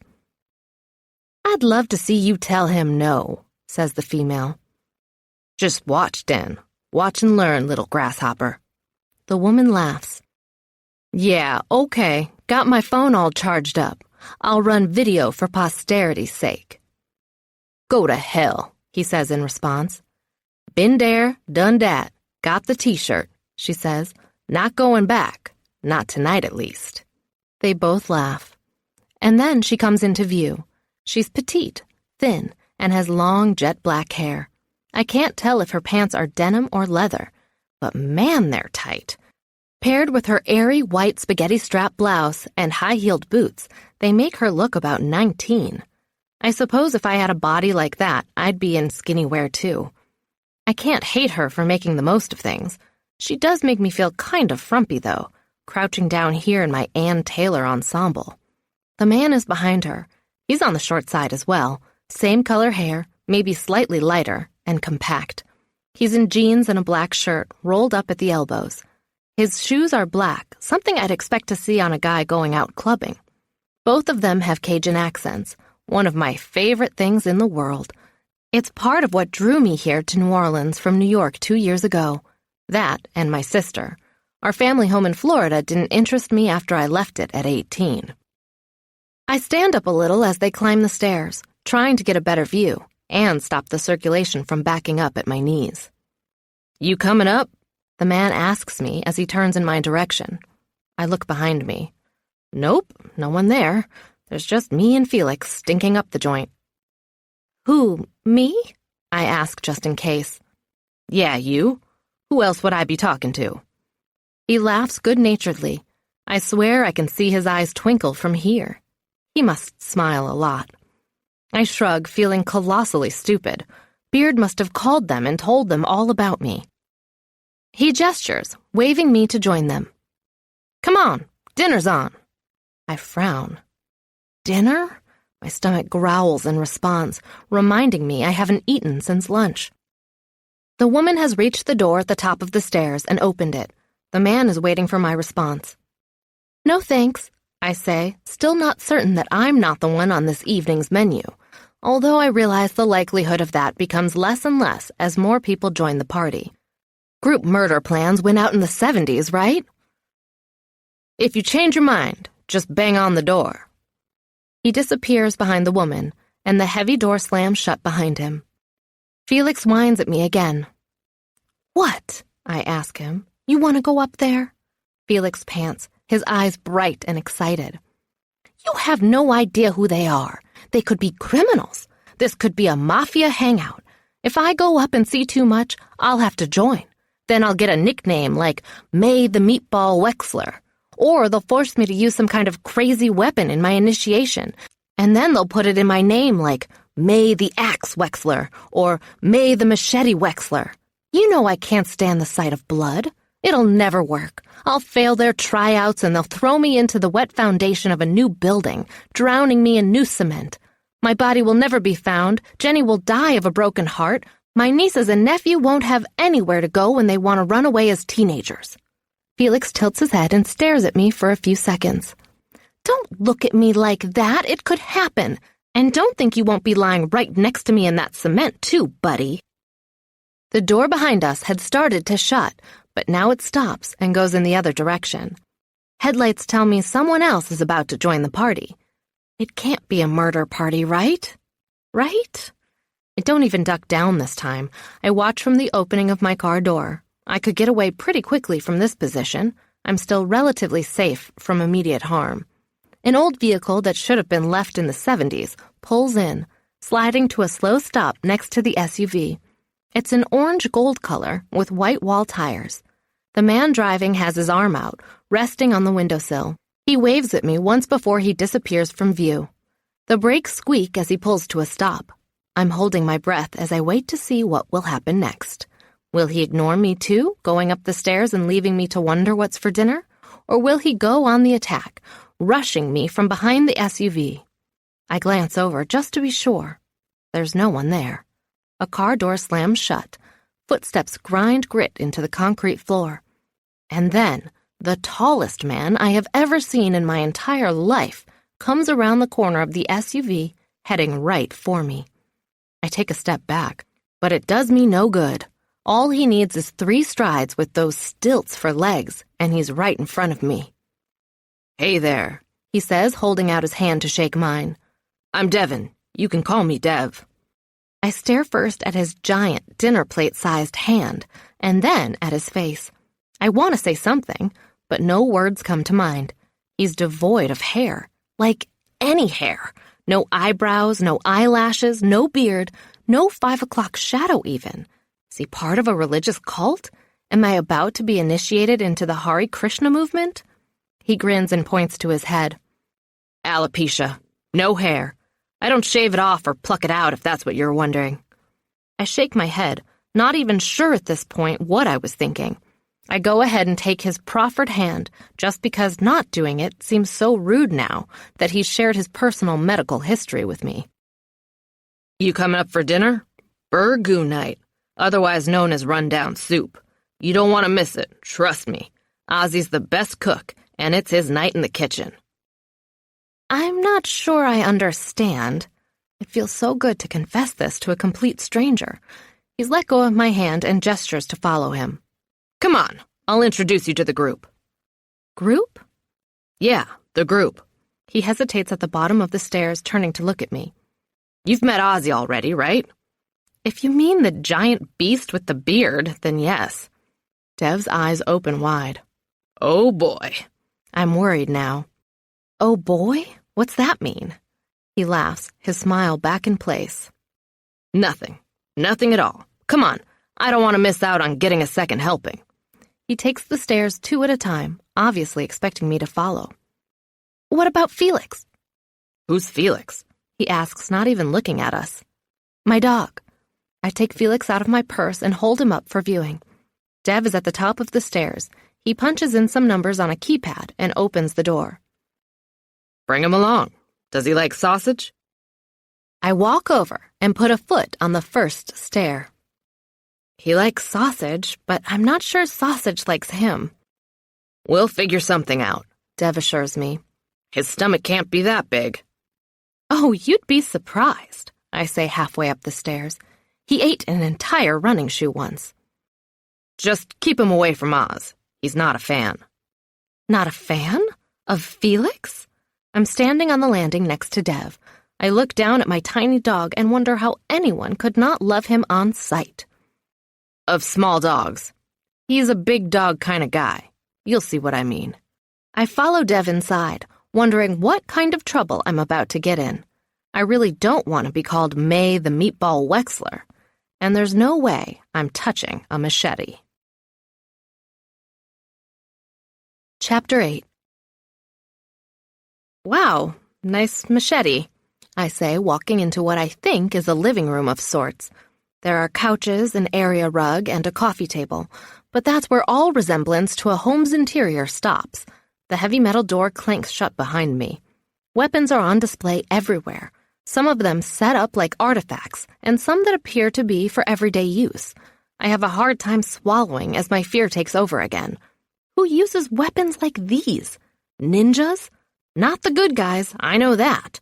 No way. I haven't seen any Asians around, though, so this has to be a mafia lair. Looking behind me, I see that the door I just went through has a digital keypad on the inside wall. I'm locked in. Trapped. I'm in such deep doo-doo right now, it's not even funny. Maybe I'll be able to excuse myself to the bathroom and send out an emergency text to Jenny, or the police, or the National Guard. "It's not a machete," Dev clarifies. "It's a samurai sword." May the Samurai Wexler. No, I still don't like the idea of joining their mafia gang or whatever this is. Can I go home now? I hesitate in the entrance of the room, trying to decide what my next move should be. Nothing is coming to mind. Everything is scaring the crap out of me, with the exception of this guy. He makes me want to buy a box of popcorn and watch a movie. More like a brother/friend kind of guy, not a murderer. That thought helps me get my breathing under control. Felix apparently grows tired of waiting for me to make a decision about what to do and makes it for me. He launches himself out of my purse and runs off, disappearing around a corner into what I can only assume is another room. "Felix!" I yell, afraid for his tiny life. "Oh, shit," Dev says. Then he cups his hand around his mouth and yells, "Incoming Chihuahua on the loose!" I hear furniture scraping, tiny barks, and then something that could possibly be the hounds of hell being unleashed to bring their murderous fury down upon our heads. I run past Dev, knocking him out of the way, heedless for my own safety as I rush to save my baby's life. "Felix, no!" I round the corner, praying I'm not going to see my dog torn to bits all over the floor. I'm not sure what's going faster, my legs or my heartbeats. What I see when I enter the next room stops me in my tracks, though. I think everyone is pretty much as stunned as I am. There's a dog, bigger than any domesticated animal I've ever seen, standing in the middle of a large commercial-style kitchen, stock still, its tail erect and pointed straight up. The people I saw coming in earlier are frozen nearby, staring at the dogs. There's a guy at the sink who's got his hands out in a calming gesture, a dish towel over his shoulder. Whoa, he's amazingly hot. I've never seen such nice muscles outside of a health magazine. I'll have to check them out better later, after I rescue my dog from certain peril. Felix could care less about this guy's physique. He's dancing around the big dog, trying to lick its face, its ribs, its butt, anything he can get his little tongue on. He can't reach anything but the dog's ankles, though, so he quickly decides that's good enough for him. The dog beast's tail falls into a more natural position, and it tips its head down to Felix, licking him hard enough to send my little dog over sideways. Felix jumps right up, of course, and goes to town on the dog's legs again. Lick, lick, lick, lick, lick. He's like a lick-o-matic right now. I've never seen him so enthusiastic about cleaning ankles before. "Holy shit, man," the small man who drove the SUV says to the man standing at the sink. "Your dog's a total pussy." The guy throws the dish towel lightning fast, hitting him right in the face. "Say that again and see what happens." My heart skips a beat when I recognize the voice. I stare at him, forgetting everything else around me. He must be related to my savior. Same voice, same eyes, same giant body, but everything else is different. The hair is short, buzzed in a military style. His face is clean-shaven, his eyebrows neatly trimmed, and there isn't a bandana or leather jacket in sight. He's wearing jeans and a black t-shirt, like his friend across the room, and his biceps are stretching the sleeves enough that I'm worried for their seams. There's a small emblem printed over the left breast and some words, BSB Security Specialists. "Cute dog," says the woman looking up at me. She's gorgeous, like pretty much everyone else here is, making me wish I'd at least brushed my hair before I left the house tonight. I can only imagine what these people are thinking about me right now standing here in my espadrilles. Thanks. I turn my attention back to the dogs. Come here, Felix. Stop being a pest. My pulse is calmer now that I can see my dog is not going to die today.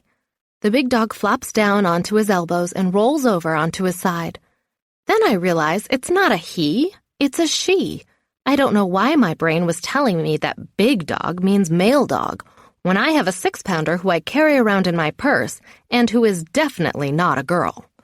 Felix climbs on top of the she-beast's rib cage, turns around several times, and then lies down, laying his head on his paws. Apparently, he has mistaken this giant man-eating wolf for a couch cushion. "You've got to be kidding me," the cook says, sounding seriously offended. "Sahara, have a little pride, would you?" She tips her head up to look at him, but then lays it back down and groans loud and long. She blinks a few times, but doesn't otherwise move. It's like she wants Felix to be comfortable and is willing to be tortured as part of the deal. My heart melts just watching her. Obviously, she's a pretty amazing dog, even if her poops are probably as big as Felix himself. "Let's eat," Dev says enthusiastically. The cook gestures at the stove with another towel. "Have at it. Bread's in the oven."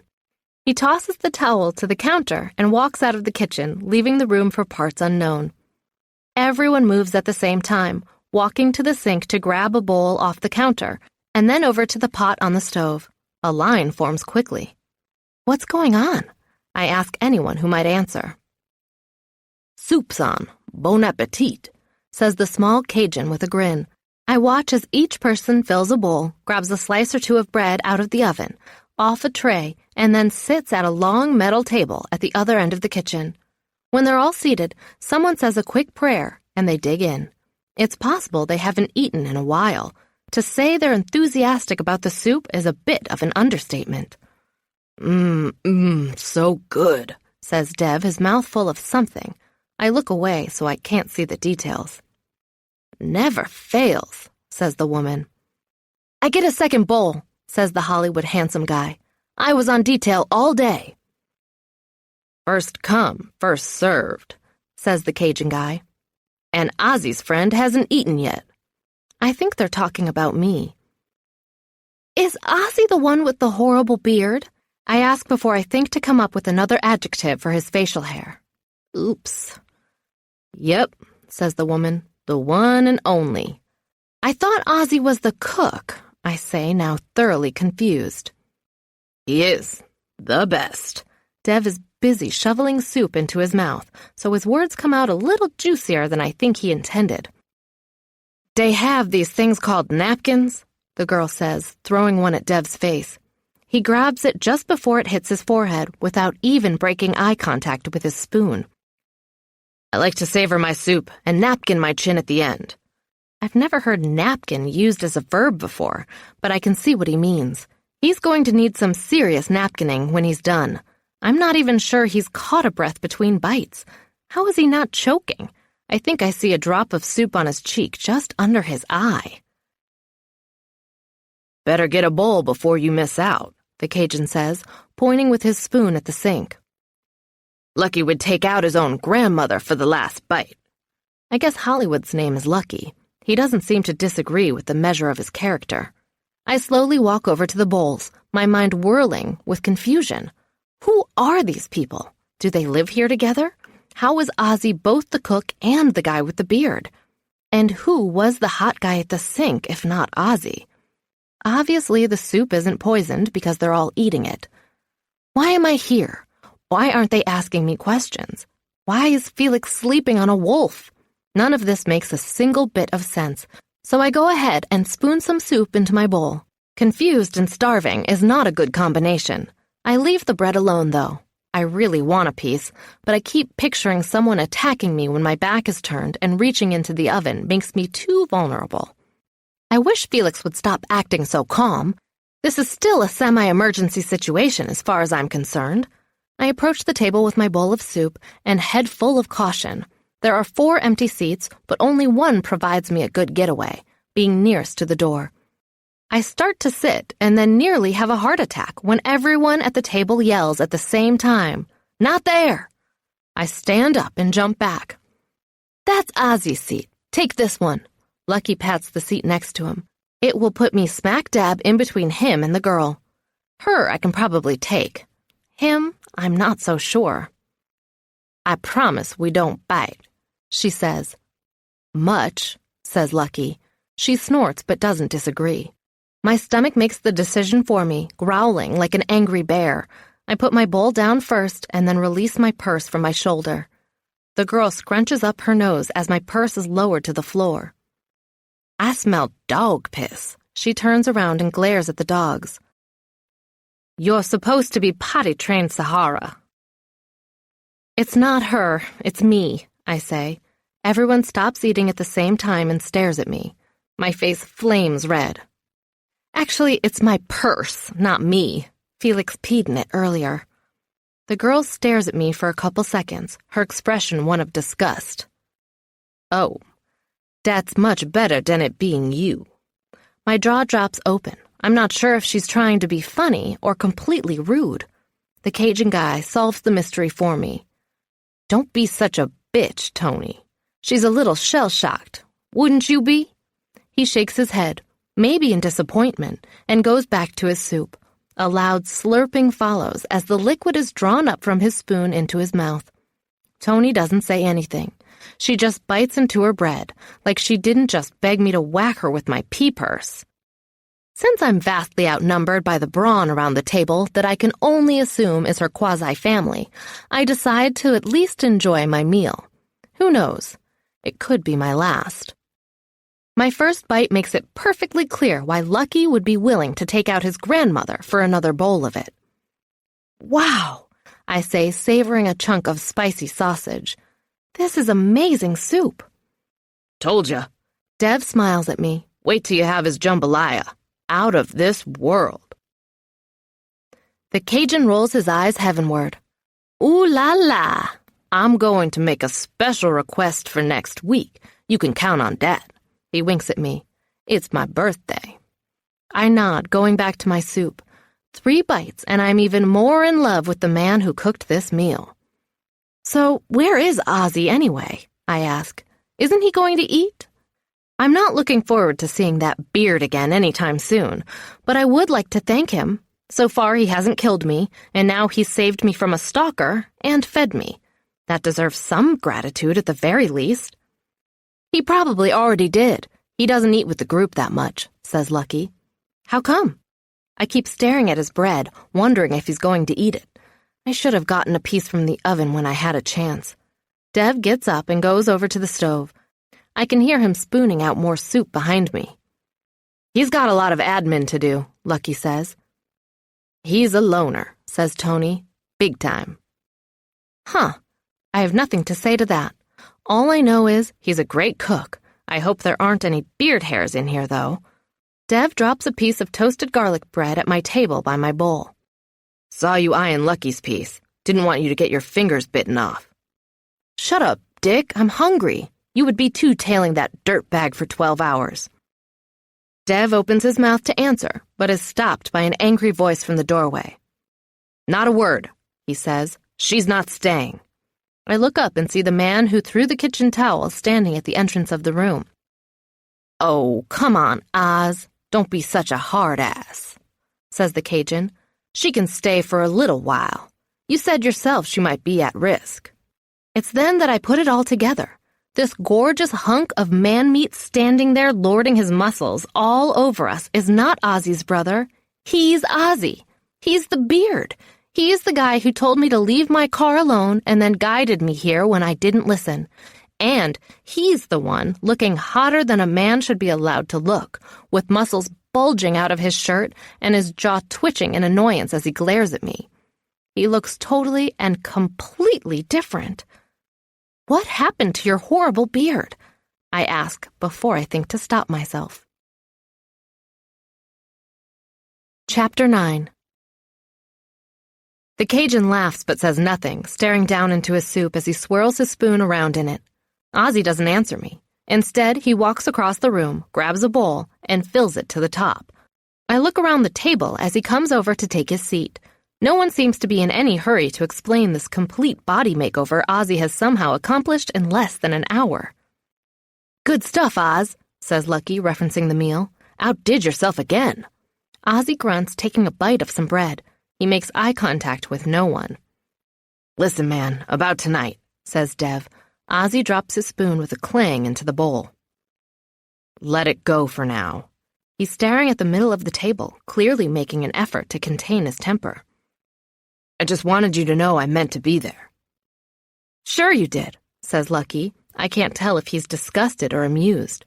Just like you meant to be at Roscoe's last week and Beat Street the week before. Hey, you guys know I have responsibilities. Ozzy finally lifted his gaze. We all have responsibilities, Dev. All of us. It's just that yours get in the way of you doing your job way more often than they should. The stress floating over the table is too much. I can't take it. So what exactly is your job anyway? I'm shooting for a casual tone, but not quite getting there. My voice is too high, too strained. Everyone looks at me, including Ozzy, forcing me to explain myself. I mean, I saw your business card, so obviously you're not murderers, or I hope you aren't. I mean, would you feed me if you were? No one answers. They just stare at me. You're not the mafia, I hope. Not that I'm any threat, okay? I won't say a word to anyone about your lair. Our lair? Tony asks. I look around. Yeah, the Bat Cave or whatever you call this place. The Cajun laughs quietly. Shut up, Tebow. Ozzy's cranky again, I guess. I sigh. Seriously, could someone please just tell me what this place is, who you are? Because my imagination is running wild, and that's not a good thing. What do you think we are? Lucky asks, putting his spoon down and sitting back to focus on me. I look around the table. The emblem on Ozzy's shirt catches my eye again.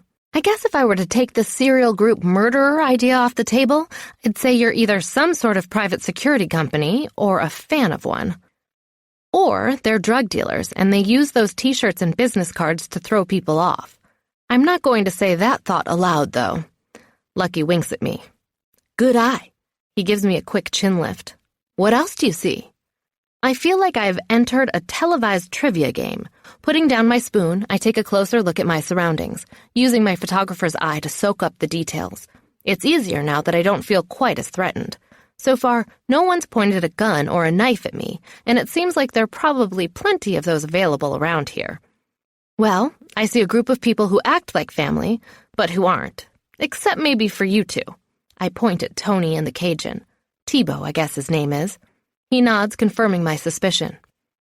Obviously, you're, a health-conscious group. I suppose if you're into doing security things, that's important. I look down at the dog.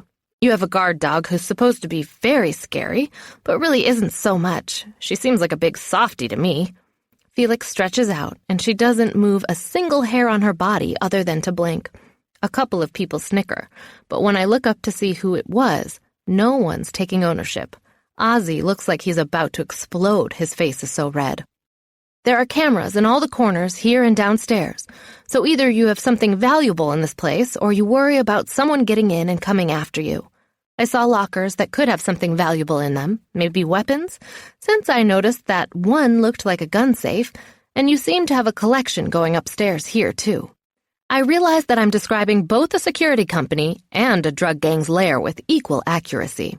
I realize I've probably said too much when Dev's eyebrow spots go up. There's no hair there, but that doesn't stop his brow from moving up toward what would be a hairline on a person without alopecia. And, you have swords all over the place, so I guess there's someone here with a ninja fetish? Tebow starts laughing, placing his hand on his stomach. Oh my God, I can't take it. He stands and walks around the table with his bowl, bringing it to the sink. What? I ask, looking around. What'd I say? She's pretty observant, says Lucky, shrugging. Most people miss the cameras. I smile. Well, I'm a photographer, so I tend to focus on those kinds of things. Focus, eh? No pun intended? Asks Tony. Her expression is kind of hard to read, but I think it might be a smile. I decide then and there that I'll always think twice before whacking her with my pea purse. My face flushes. Yeah, no pun intended. I clasp my hands hard in my lap. So, Ozzy, are you going to tell me what happened to that hairy mess you had on your face, or what? Someone lets out a low whistle. Lucky, I think. I look around. What, did I say something wrong? He couldn't possibly have liked that thing, could he? Dev's non-eyebrows are still at his scalp. I frown, worried I've upset the kingpin. Oh, is he sensitive about his facial hair? I look over at Ozzy, his expression unreadable. Were you attached to it? I'm sorry. I didn't mean to offend you. It was kind of big, though, right? And puffy. That beard was keeping me in that bar with those people. I smile. Oh, okay. Well, then you're welcome. No, I'm not welcome. He glares at me. Oh, my smile falls away. So losing the beard and those people is a bad thing? I look over at Tony. She's nodding. This I don't get, because any woman in the entire world would have looked at that hairy mess and thought the same thing as I did. Gross, unsanitary, and, well, gross. And those people back in that bar? Well, one of them did shoot at us, so I can't really see as how the loss of their friendship is that big of a deal. Losing the beard means losing my cover and months of work. Now we're back to square one with the 6th Ward. Again, I'm back to panicking just like that. The 6th Ward? As in the 6th Ward D Block? Isn't that a gang? My voice peters out at the end. I distinctly remember reading about a string of murders they were blamed for not that long ago. Only the most vicious one in New Orleans, Dev says, standing up with his bowl in hand. He sounds pretty proud of that fact. I slowly sink down in my chair. Oh, crap, I knew this was a lair. I wait for my sentence to be handed down. Looking at my soup causes a crazy thought to flood through my head. At least I had a decent last meal. It's not a lair, says Ozzy, picking up his bread. It's our place of business, and we're not gang members. We're a private security firm. That's all you need to know. He bites into his food, taking more bread than I would have imagined possible. You ever do any freelance work? Thibault asks me, sitting back down at the table. That's all I ever do, I say. I'm self-employed. He nods his head, glancing for a second at Ozzy before continuing. Ever do any surveillance work? I open my mouth to answer, but Ozzy cuts me off. No, she's never done any surveillance work, and she's not going to start. I sit up straighter. Excuse me, but I'll have you know that I have done some surveillance work. Okay, so I'm exaggerating my history a little bit, but they'll never know. Really? Thibault says. What kind? Now everyone at the table is looking at me. My face is going pink again. I took some photos of a man cheating on his wife. I hurry to add, at the park, so they won't think I was perving out in someone's bedroom closet or something equally distasteful. You bust him? Tony asks, like she has a personal stake in my answer. Yes, as a matter of fact, I did. Got some great stills. Caught him red-handed, as they say. I grin with pride. Yes, it was an embarrassing job, but sometimes when the wedding bookings and family portraits get fewer and farther between, I have to be less picky about the kind of work I do. I won't tell them about the sexy housewife shoot I did last winter. They probably won't get as excited about that one, and I still can't get some of the images out of my head. The last thing I want to do is start dredging those memories up. You didn't get caught? Asks Lucky. I find that hard to believe, Ozzy says, not even giving me a chance to answer. My eyebrows draw together again as I glare at the cook. As a matter of fact, I was able to take the pictures right in front of his face. My chin lifted with pride. I pretended to be taking pictures of the flowers near where he was sitting. He didn't suspect a thing. Lucky gestures at me with his head. If she was wearing that Little Bo Peep outfit, I wouldn't suspect anything either. You know, that's our biggest problem with recruiting, Ozzy. We don't have a single Bo Peep in the group. He's grinning at me, but I don't smile back. What's that supposed to mean? Ozzy stands, his voice booming across the table. It means you don't belong here. Time to go. Everyone looks up at him. Dev looks especially confused. Where's she going to go? You said she was stuck here for a while. I changed my mind. Ozzy brings his half-full bowl to the sink, and I look at everyone around the table. She can't stay. What's going on? My voice comes out as a near whisper. No one answers me. They're all looking at Thibault. Time to take a vote, says Thibault, sounding resigned. What exactly are we voting on? Asks Tony, glancing at me before turning her attention back to the guy who looks like her brother. He gestures at me with his chin. On what to do with her? Does she stay or go? I have difficulty swallowing when I realize that I might be witnessing my own death sentence being handed down. Chapter 10. We don't need a vote because I say she goes. Ozzy is back at the head of the table, but he remains standing. Dude, You must have been way more attached to that facial hair than you ever let on, says Tony, giving him a slight, teasing smile. Her brother glares at her, but she acts like she doesn't care, shrugging and turning her back on him to face Ozzy. You know as well as anyone here how long I worked to cultivate those connections. Now they're all blown, thanks to Little Bo Peep over there, and we're back to square one. You want to tell me how I'm going to get my hands on their list now? Whose list? I ask. The more they talk, the more interesting things are getting. So they're not the bad guys, and yet they're trying to infiltrate a gang? What's up with that? Never mind whose list, Ozzy says, glaring at me. I don't have any idea why, but when he does that, it makes me smile. Instead of holding back, I just let the lights bounce off my pearly whites. He reminds me of his dog, all scary and blustery, but really just a giant couch pillow for a tiny dog when all's said and done. I'll bet his stomach would make a great headrest during a movie. Say what? Did I just really think that? I must be losing my mind. It's probably from lack of calories. I take a big spoonful of soup just in case.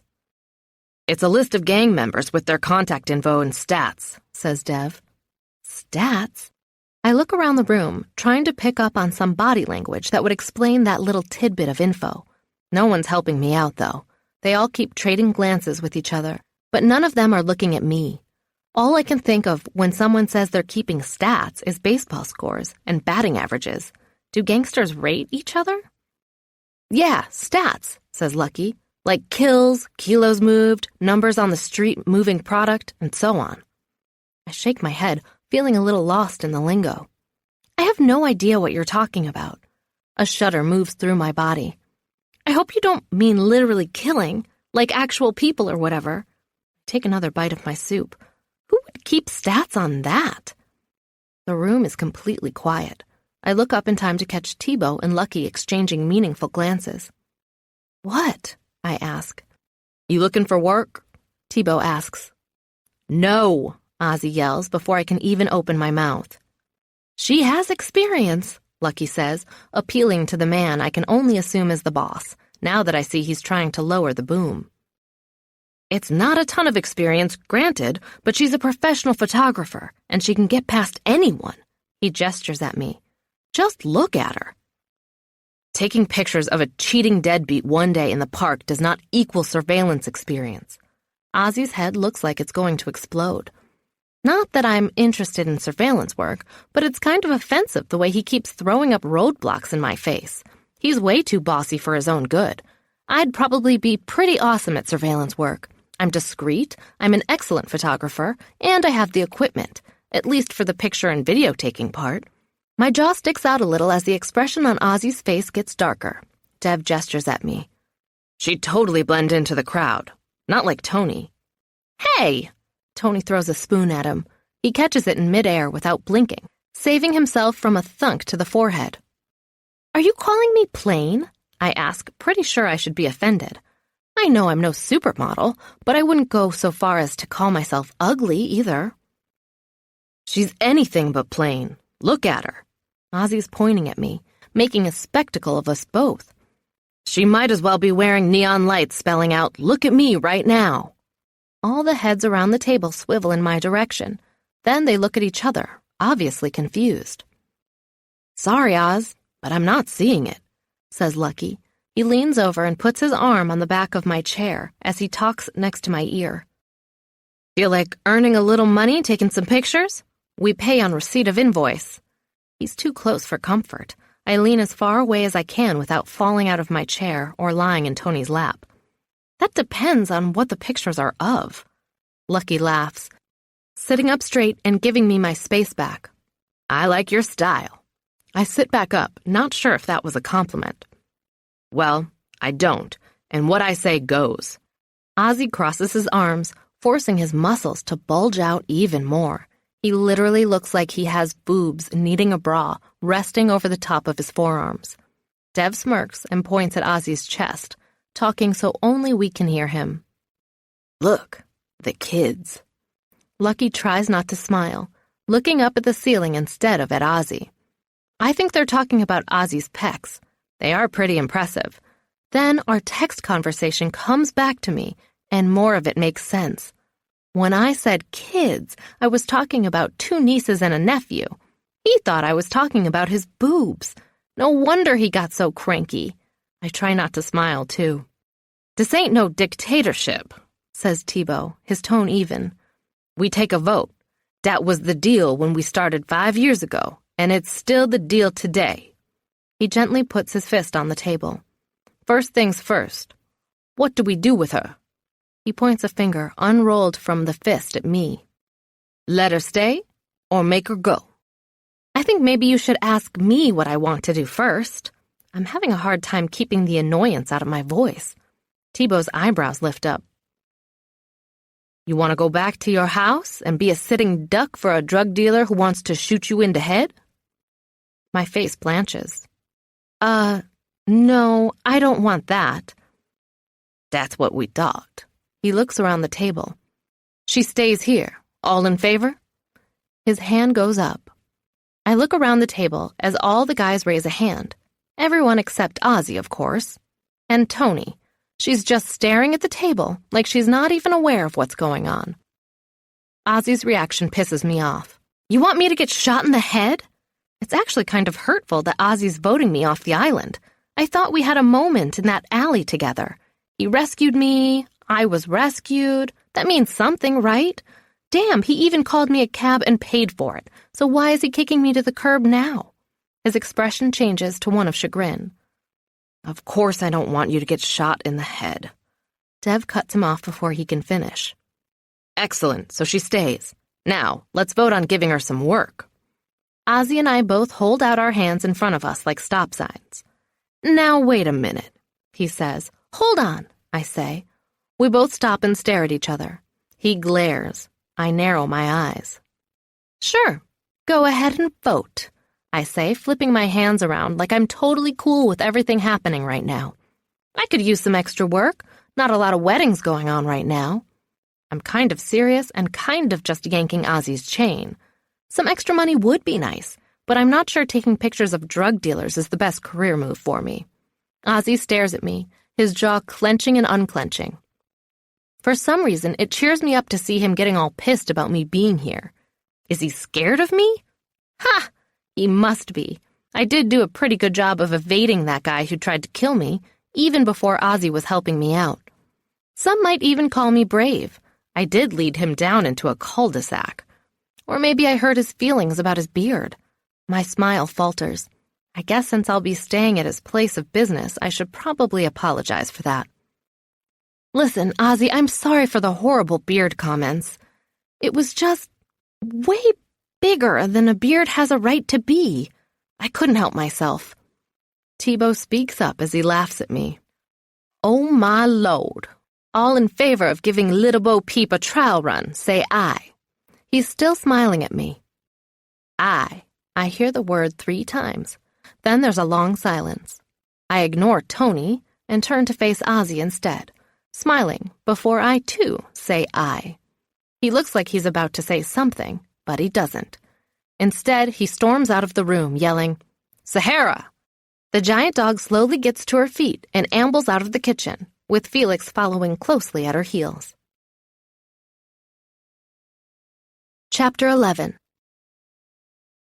I'm given a camping cot, a sleeping bag, and the corner of the kitchen for my very own. It's either this or risk going home and being spotted by that guy who was following me in the neighborhood too close to mine for comfort. I stare at my setup, wondering if I'm going to get even a single minute of sleep tonight. Things are not looking very promising. I would never call myself the camping type. More like a rent a hotel room and lie by the pool type, actually. I'm itching to call my sister, but I know it'll send her into a tailspin of panic if I do that. She'll never be satisfied with half explanations and excuses. I need to wait until I can sit down and tell her every last detail. "You going to be okay?" Lucky asks. He doesn't look that concerned, more like amused. "I guess." I look around the room.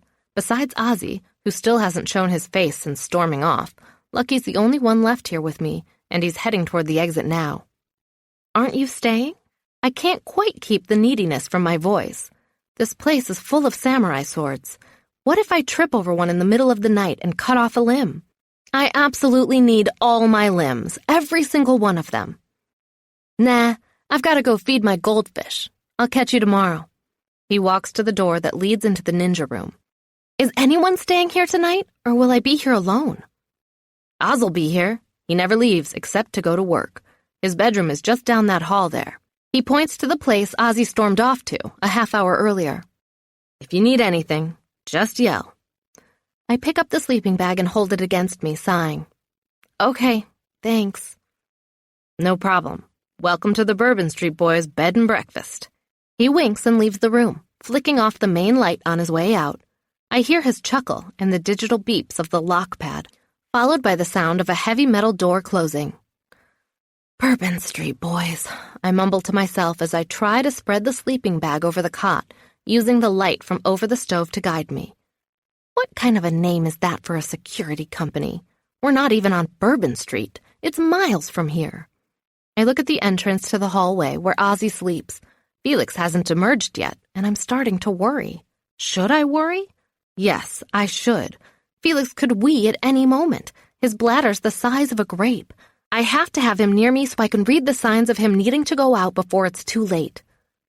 Felix! I whisper as loudly as I can. No answer. Not a single clicking of a claw on tile comes to my ears. Felix! I whisper more loudly, cocking my ear and focusing everything I have on the possible sounds of a chihuahua on the move. Nothing. Damn it, Felix, get in here! My voice is louder than I planned for it to be. At first, there's no response, but then I hear some swearing. Oops.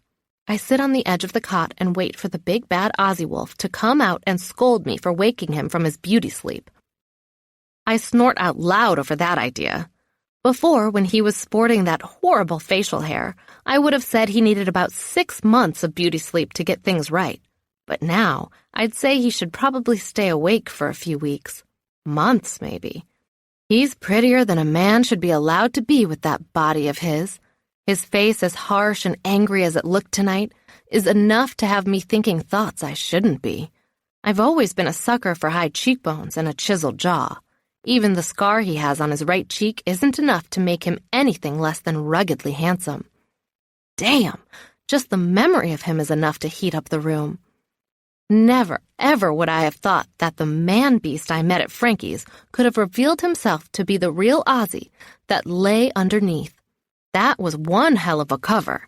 I can kind of see why he's so pissed he had to get rid of it, because he really stands out now. Before, he was just another big, hairy biker guy. Today, he's a dream come to life. One of these days, I'm going to ask him if it was a press-on beard or if he actually grew it that way and shaved it off. Suddenly, he's in the entrance to the kitchen, scowling at me. Are you calling me? Not unless your name is Felix. Who's Felix? I shake my head. For a security professional, you sure aren't very observant. For the 3rd time, Felix is my dog. You know, the Chihuahua mix that's probably sleeping in your bed right now. He folds his arms across his chest, not intimidating at all, by the way. Kids, I almost giggle. Dogs don't sleep in my bed, he says. Tell that to Felix. Trust me, he always finds a way. I gave up on kicking him out of bed long ago. Besides, he's awesome in the winter as a foot warmer, preferring to sleep under the covers at the bottom of the bed to being anywhere else. I have no idea how the little guy gets enough oxygen to survive, but he wakes up just fine every morning, no worse for the wear. Ozzy leaves, and a few seconds later there's yelling. Son of a bitch! Get out of my bed, you mutt! Then there's a low, horrific growl that I know didn't come from my little baby. Ozzy's clearly offended. Oh, you have got to be kidding me! Hey, lady, get in here, would you? I guess that would be me. Lady, May, the Lady Wexler, I sigh. Little Bo Peep, need you in here for a second. I think I prefer Lady to this nickname. I get up and go down the hall, passing framed photographs of the people I had dinner with, and some letters behind glass, too. I stop near one to skim it. It's a thank you note from the New Orleans chief of police, thanking Bourbon Street Boys for helping them catch a criminal. More evidence that I'm actually in the good guy's lair. Sweet. This is a total bat cave. I'm feeling much better about closing my eyes and trying to catch some sleep tonight. Maybe I won't have huge blue bags under them during my shoot tomorrow after all. A girl can dream. I reach a room that has an open door and light spilling out of it. 2 more steps has me in the entrance, where I can see the interior of Ozzy's bedroom. It's as one would expect of a guy like him. Cold, sterile, lots of metal and a flat-screen TV on the wall, along with some big speakers, a computer on a glass desk, and a dock that holds a phone. The sheets on his bed are black. The fact that they're satin has me going a little warm. I didn't expect that at all. It makes me wonder how many women have enjoyed them with him. Then my face goes red as I realize the next scene in this fantasy film includes him being naked. Whoa.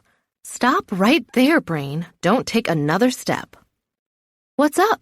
I ask, leaning on the doorframe, pretending like I'm completely cool and not at all flustered over the idea of being in his black satin-sheeted bedroom. Oy, those muscles, what they do to me. Ozzy points to the mattress. Your dog is in my bed. I shrug. Felix is so bold. I'm actually a little jealous of him right now. I want to be in those satin sheets, rolling around, sliding across the top of that bed. Ack! Stop that, brain! Stop that right now! So? I shrug my shoulders. So cool. So not affected by all that satin. Get him out. I tried. He glares at me for a second before moving toward the bed. A big orange head pops up from the floor next to the mattress. Sahara. She growls, and when she does that, she really does look like one of those hellhounds. Yikes. Are you fucking kidding me? Ozzy sounds shattered. Poor Ozzy. I could only imagine what it would be like to have my little Felix turn on me. And it's partially my fault this is happening. Or it's Felix's fault for being so adorable. So I'm his accomplice for bringing him here in the first place. This will never do. I can't be held responsible for coming between a man and his dog. Feelings of righteous indignation well up inside me and take over my good sense. I shake my head and advance into the room. Cut that out! I use a firm tone, barely giving the big beastly dog the time of day. Felix, get your furry butt out of that bed right this second. Felix dips his head down and looks up at me with his tiny brown eyes, knowing he's in the wrong and using his I'm too cute to discipline maneuver. Sahara keeps growling. Shut it, I yell at her. She goes silent instantly and lowers her head. Wow, I'm going to have a hard time disciplining her too. She's cute when she's feeling guilty. I'll be goddamned, Ozzy says in a low tone. I sweep Felix off the top of the bed and tuck him under my arm. I told you he likes to sleep in the bed. You should listen to me more often. I'm usually right, you know. I cut myself off when I realize I'm sounding like what Jenny calls naggy. For some reason, having Ozzy consider me a nag makes me sad, and that just makes me confused. Why do I care what he thinks about me? Time to abandon ship. I nod once, putting an end to the moment. Have a good night. I leave the bedroom without a backward glance, refusing to give in on the instinct to run. Chapter 12. Settling Felix at the bottom of the cot, I do what I can to get comfortable. My shoes go under the bed, and my hairband goes under the tiny pillow I was given. I lie down on my back, placing the sleeping bag over me, and stare at the ceiling, considering my situation. I should probably be more scared than I am, but I can't seem to muster the adrenaline or fear response from anywhere. Maybe my system is broken. I was pretty much scared witless for a solid hour or two tonight. I probably used all my fear juice earlier. Now, all that's left is the power to analyze. So analyzing is what I'm going to do. I chew a dry spot on my lip and contemplate the facts. These guys work with the police, so they're the good guys. They're on my side. If they have weapons here, it's probably just to do their jobs. I was the perfect target if killing innocent women is what they're into, but instead of shooting me, freezing my corpse, and putting it into a wood chipper, they fed me soup. And not just any soup. Amazing soup. And what's up with that? Ozzy is some kind of awesome chef? Ha! I never saw that coming. I smile at all the things that just don't make sense about that guy. He's a giant beast of a man, but no one is afraid of him, even when he's yelling. He has their respect, but not out of fear. Now that I think about it, I guess he has mine too. Even though he clearly doesn't want anything to do with me, he saved me. Not just once, but twice. And now he's given me a place to stay, so I can return home in the light of day without worrying about a stalker following me in his car. Bad guys lie low in the daytime, right? It's much riskier for them to come after me when people can see them. Maybe it's naive of me, but it's the darkness and the cover it offers them that I fear. Heck, maybe I could get one of these Bourbon Street boys to come and check my house before I go inside tomorrow, to make sure it's all safe. The idea makes me both warm and tired. Safety. Big, muscular men to protect me. Yay! It's got to be past midnight, and the room is surprisingly comfortable. They have a great air conditioning unit in here, just cool enough to get rid of the humidity, but not so cold I can't fall asleep like a little baby being held in its mama's arms. I'm just starting to drift off when the smell hits me. Oh my God, I whisper, inhaling to make sure it's not just a nightmare I'm having. Felix, was that you? My eyes fly open when I hear a groan, a sliding sound across the floor, and a grunt. I realize that Felix and I are not alone in the room. Turning my head to the side, I see the giant beast, Felix's girlfriend, lying there next to my cot. Holy crap, Sahara, does your owner have gas masks around here anywhere? Because he should. Damn! I put the sleeping bag over my face and try to breathe. Forget comfortably warm and tired. I'm wide awake now, living in the nightmare that is a hellhound's intestinal gas. Jesus, what do they feed you anyway? I hear another noise and turn my head toward the doorway. The dim light from something in the kitchen illuminates Ozzy's head and shoulders. Can I help you with something? I ask from under the sleeping bag that's acting as a not very effective gas mask.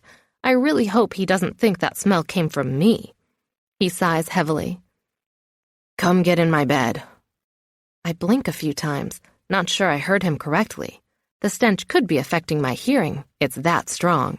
I thought I heard an invitation to heaven leave his lips, but that can't be right. Excuse me? I mean, take my bed. I can't have you sleeping out here on that cot. Flashes of those satin sheets have me breaking out in a cold sweat. No thank you.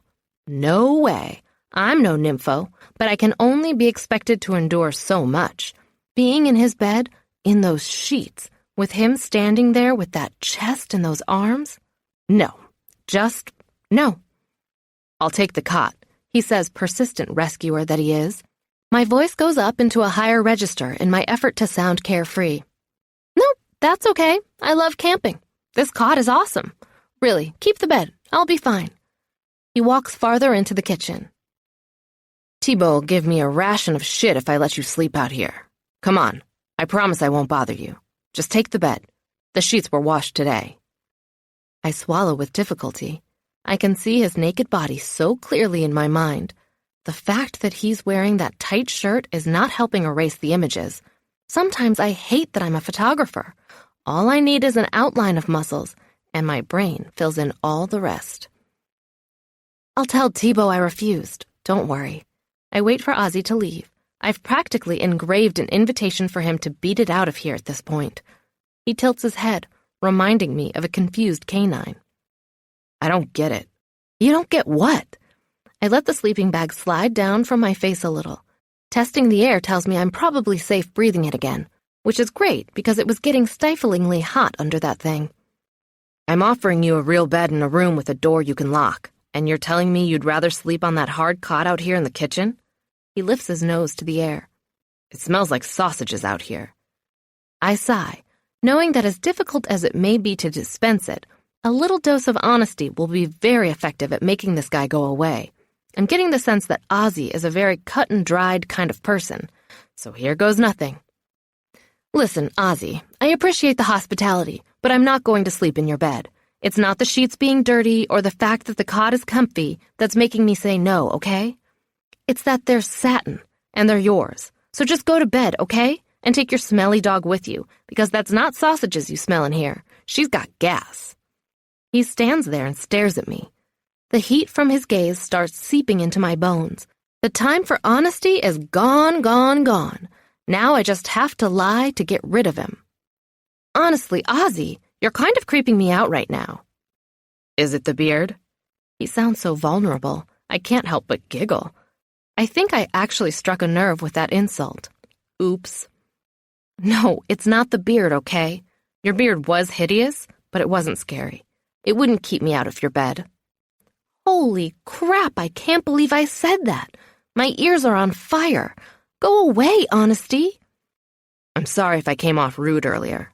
Thank goodness he didn't pick up on that innuendo I slathered all over that last comment. I can breathe normally again.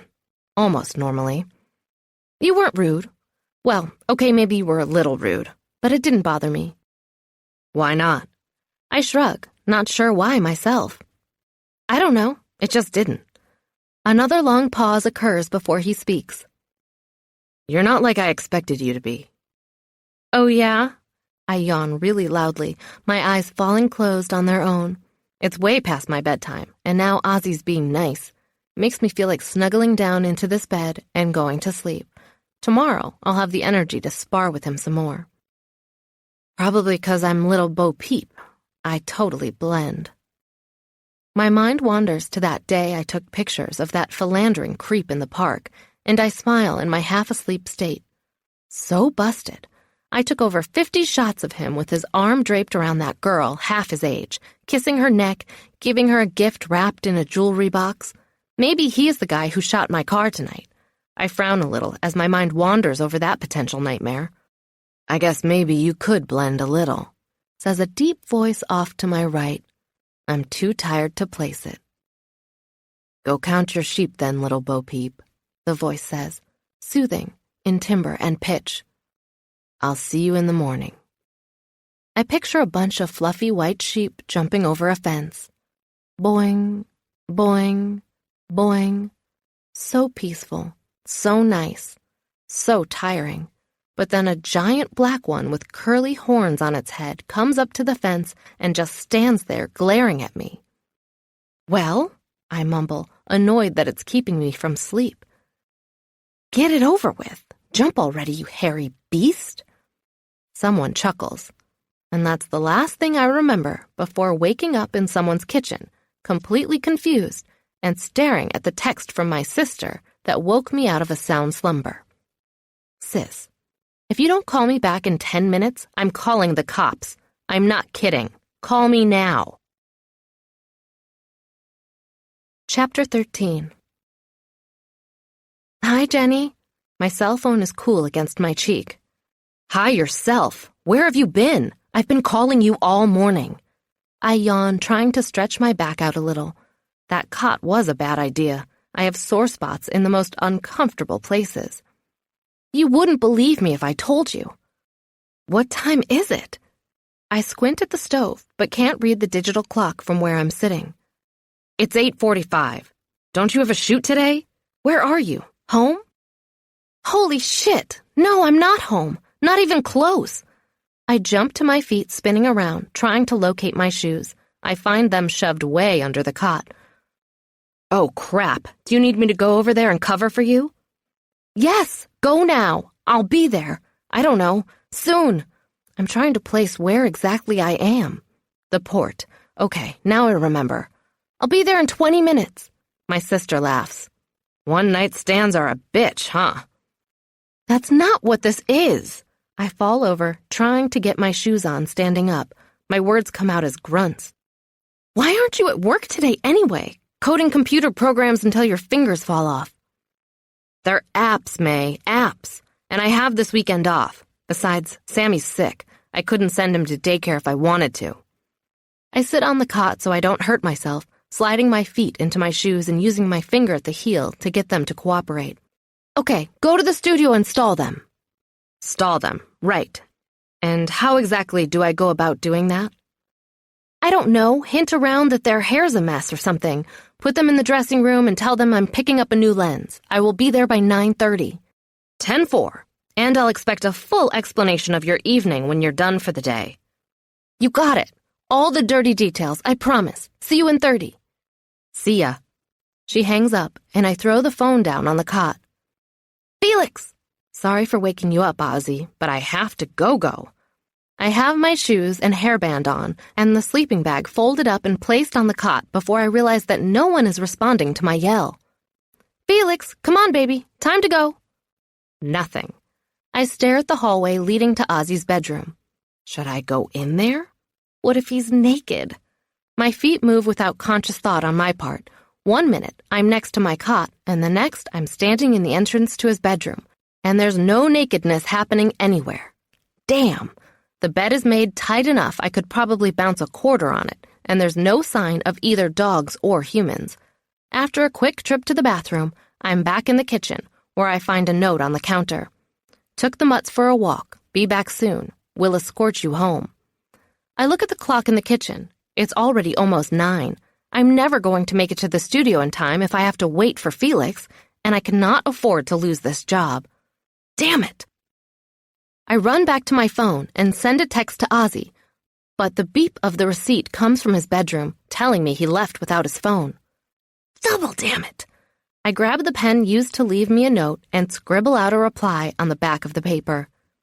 Had to go. Clients waiting. My studio's at 1001 Vet Mem Boulevard. Would appreciate you bringing Felix by, but I can come back and get him later today if necessary. Thanks for your hospitality. Tried to text, but you left your phone here. I was hoping that Ozzy would come back as I was writing the message out, but no such luck. I'm about to walk away, but then something makes me go back and add to my note. I don't want him to have any hard feelings over what I said last night. Not while he's babysitting my fur baby, Felix. Sorry about the beard thing. It wasn't too horrible, but you're much handsomer without it. There. That should soothe any hurt feelings he has over it. I smile as I race through the ninja room and keep on grinning when I see that he's left the door cracked enough for me to get out. There's no digital code to hold me back now. The garage door is wide open, too. I spare only a glance at the bullet hole in my driver's side door before getting into my Sonic and speeding out of the port like there's a drug dealer on my tail. Chapter 14. The very happy and well-photographed family isn't out the door 30 seconds before Jenny is all over me for details. Okay, spill it, sister. I want to know everything from start to finish. Leave nothing out.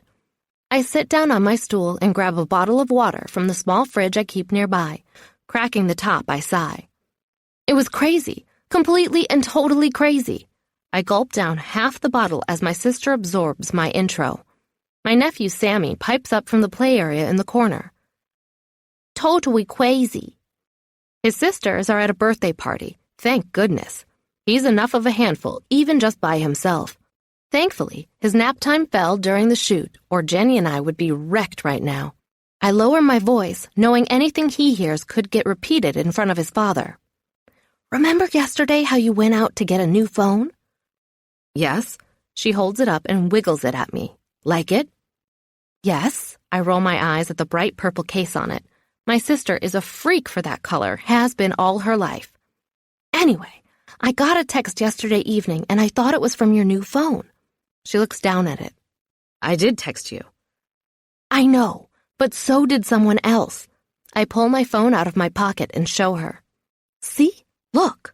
She frowns as she reads through the texts. I don't get it. I thought that person was you. I thought you had a temporary phone and that was your temporary number. So when I thought you asked me to come to Frankie's, I went. I thought you were there with the kids losing your mind or something. I wait for that to sink in as she continues reading. Oh, wow. Yeah. She looks up at me. So what happened? You went to Frankie's and I wasn't there, obviously. And by the way, I can't believe you would actually think I would go to Frankie's with the kids. That place is a dive. I want to go to Frankie's, Sammy yells. He's too busy pulling the head off of Barbie to look at us, but that doesn't mean his ears aren't completely tuned in. Oh, Jesus. My sister closes her eyes and inhales deeply, letting the breath out really slowly as she relaxes her body. She's doing the calming meditation thing that keeps her from blowing her stack. She used to do it about once a day. Now she does it at least once an hour. We didn't say Frankie's, we said McDonald's, I say loudly, winking at Jenny. She rolls her eyes when Sammy jumps up and starts running around the studio. McDonald's! McDonald's! Hooray! Hooray for McDonald's! Great. She throws up her free hand. Let's go pump the kid full of trans fats and sodium. Excellent plan, May. She closes her eyes and shakes her drooping head. I pat her leg. Never mind, he can wait. Besides, I can't go anywhere until I get Felix. Jenny looks around on the floor. Why am I just realizing he's not here? Her head jerks up. Where is he? He's where I was last night. The gleam comes back to Jenny's eyes. And where might that be? I point to the texts on my phone. I went to that place mentioned there. That's not McDonald's. And while I was looking for you in the back room, something happened. A gunshot went off, or whatever, in the sky. This big, hairy biker guy shoved me out the back door and into an alley. What? Jenny grabs me by the arms and shakes me. Are you okay? Her face is 2 inches from mine, her eyes full of sisterly concern. I wiggle out of her grasp. I'm fine, as you can see. I try to smooth some wrinkles out of my shirt as I finish my story. Anyway, I tried to go home, but then when I realized someone was following me from the bar, I took a detour and lost him. And then the guy I was texting gave me directions to the security company's address, and I spent the night there. She narrows her eyes at me. And why do I get the impression that I'm only getting a very small part of this story? I grin. Because you are? She whacks me on the arm. Tell me, you know how boring my life is. She glances at her son, who is now struggling to get into a dress. He already has some pink heels on. My studio is awesome for playing dress-up. I guess I stumbled into some sort of police sting or some undercover thing, and whoever was there shooting stuff, I guess thought I was worth following. Oh my God, that's awful. Her eyes tear up. No, it's fine. I don't know why I think she's going to believe me. I don't even really believe me. It's not like this shooter is going to disappear. I guess I'm lucky he doesn't know my home address, at least. Of course it's not fine. She looks me over more carefully. Were you hurt? No, not a scratch. She points at my face. I see scratches. Okay, some minor scratches. That's from some wood chips. She waits for more, but I say nothing. Wood chips, she deadpans. Yes, wood chips. They flew up and hit my face. It's no big deal. I don't get how you were in a bar and ended up with that on your face. She's getting mad now. I either have to tell her everything or get mad in response as a getaway tactic. Just tell me, she sighs heavily. You know I have no life. You know if anything happens to you, it'll be me picking up the pieces. Those are 2 very compelling reasons not to say anything, actually. Fine. You want to play hardball? I can play hardball.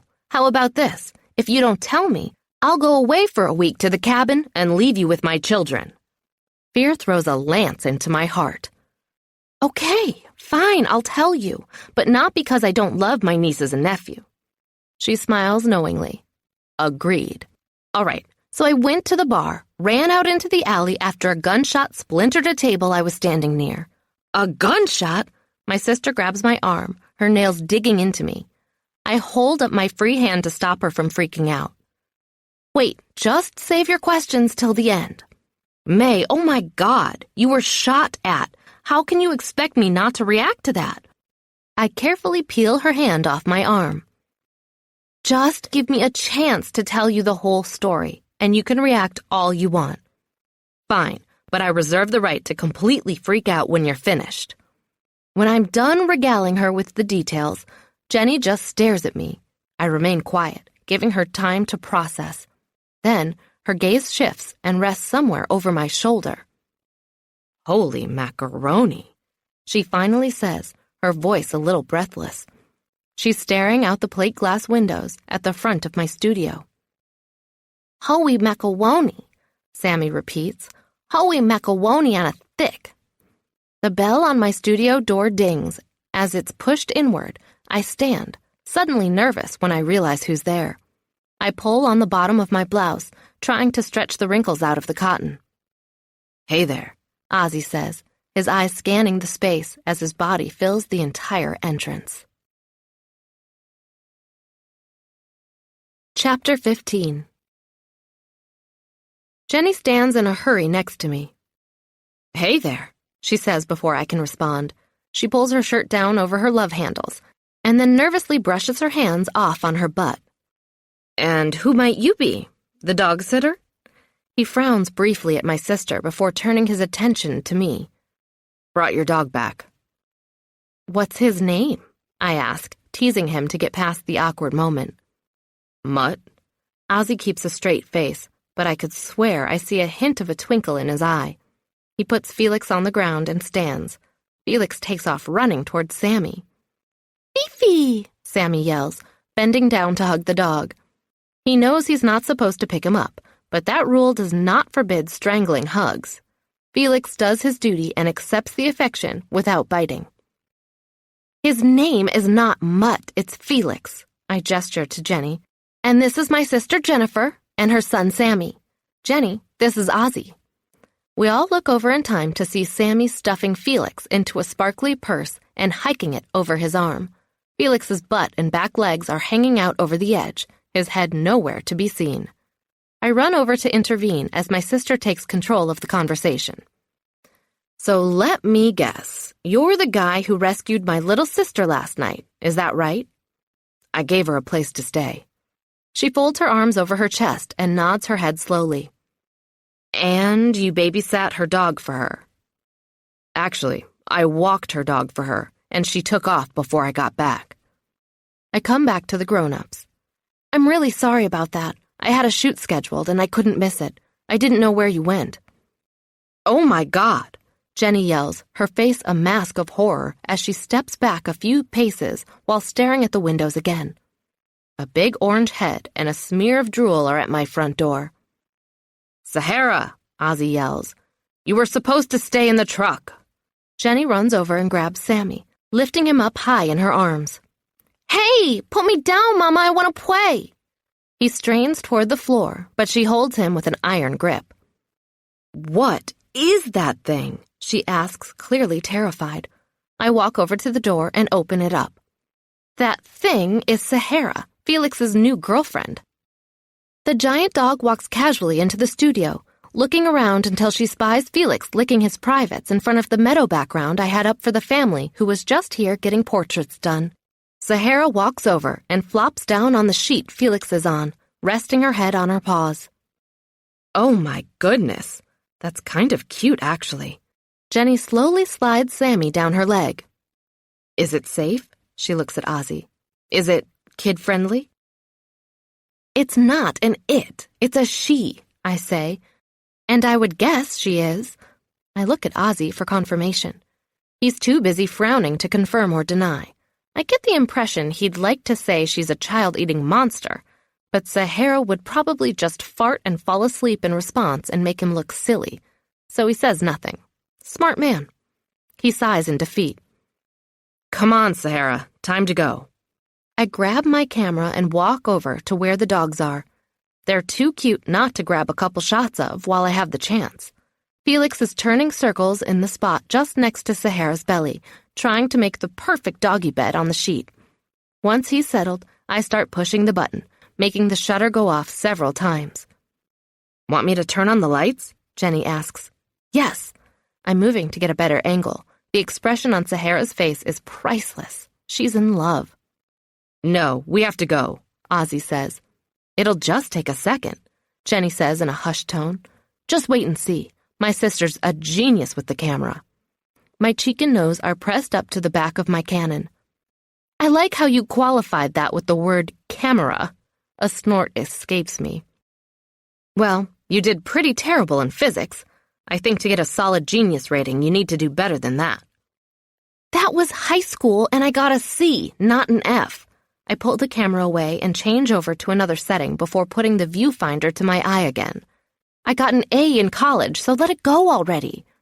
She's never going to let me live down my one bad grade ever. I look down at my screen and scroll through the last few shots I took. Wow, I could put these in a calendar. They're definitely going on my website. You don't mind if I use these for ad work, do you, Ozzy? He doesn't answer, but I keep on shooting. The lights come on, and it's even better. Oh man, I'm in heaven right now. Suddenly, a big black thing comes into the frame, and then my autofocus kicks in, and I realize it's a butt. A very fine butt, actually. I take a couple shots just for the fun of it. Ozzy is bent over, trying to convince his dog it's time to go. Up, Sahara, up. He pulls on her collar, but she's not budging. Turn around for a second, would you? Ozzy stands to argue, and I catch him in the perfect light and get a few shots off before he steps out of the frame. I pull my camera from my face. What's wrong? I didn't come here to get photographed. I came here to give you your dog back and escort you home. The room goes silent. The reluctant knight in shining armor. I like it. Jenny is grinning from ear to ear. We both scowl at her. Me, because she's making it look like I've got goo-goo eyes for him or something. And him? I don't know. Maybe he's angry he's still stuck with me. Jenny moves first. Anyway, have fun, kids. I have to get Sammy some lunch before he goes all hypoglycemic on me. She scoops him up, dress, heels, and all, and heads for the door. She grabs her purse on her way out. I thought we were having lunch together, I yell as she exits. Better get your escort to take you. I have errands to run. Ciao. I'm about to open my mouth to respond to Ozzy's obvious displeasure over having to rescue me again, but I snap it shut in a hurry when the smell hits me. Oh my God! Grabbing a nearby shirt that Sammy got off the rack of clothing, I push it over my nose. Ozzy's nose scrunches up as he realizes what's happened. Oh, for Pete's sake, Sahara! What's gotten into you? If I were to guess, I'd say sausage. I wink at Ozzy over the shirt. He tries to stay mad, but he just can't. His face flushes just the slightest bit, and his expression relaxes. It's impossible to stay cool when she does that.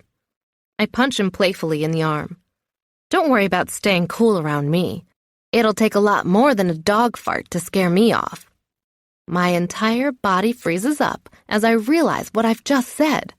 To Ozzy, with all his muscles, and his black shirt and tight jeans, oh my God.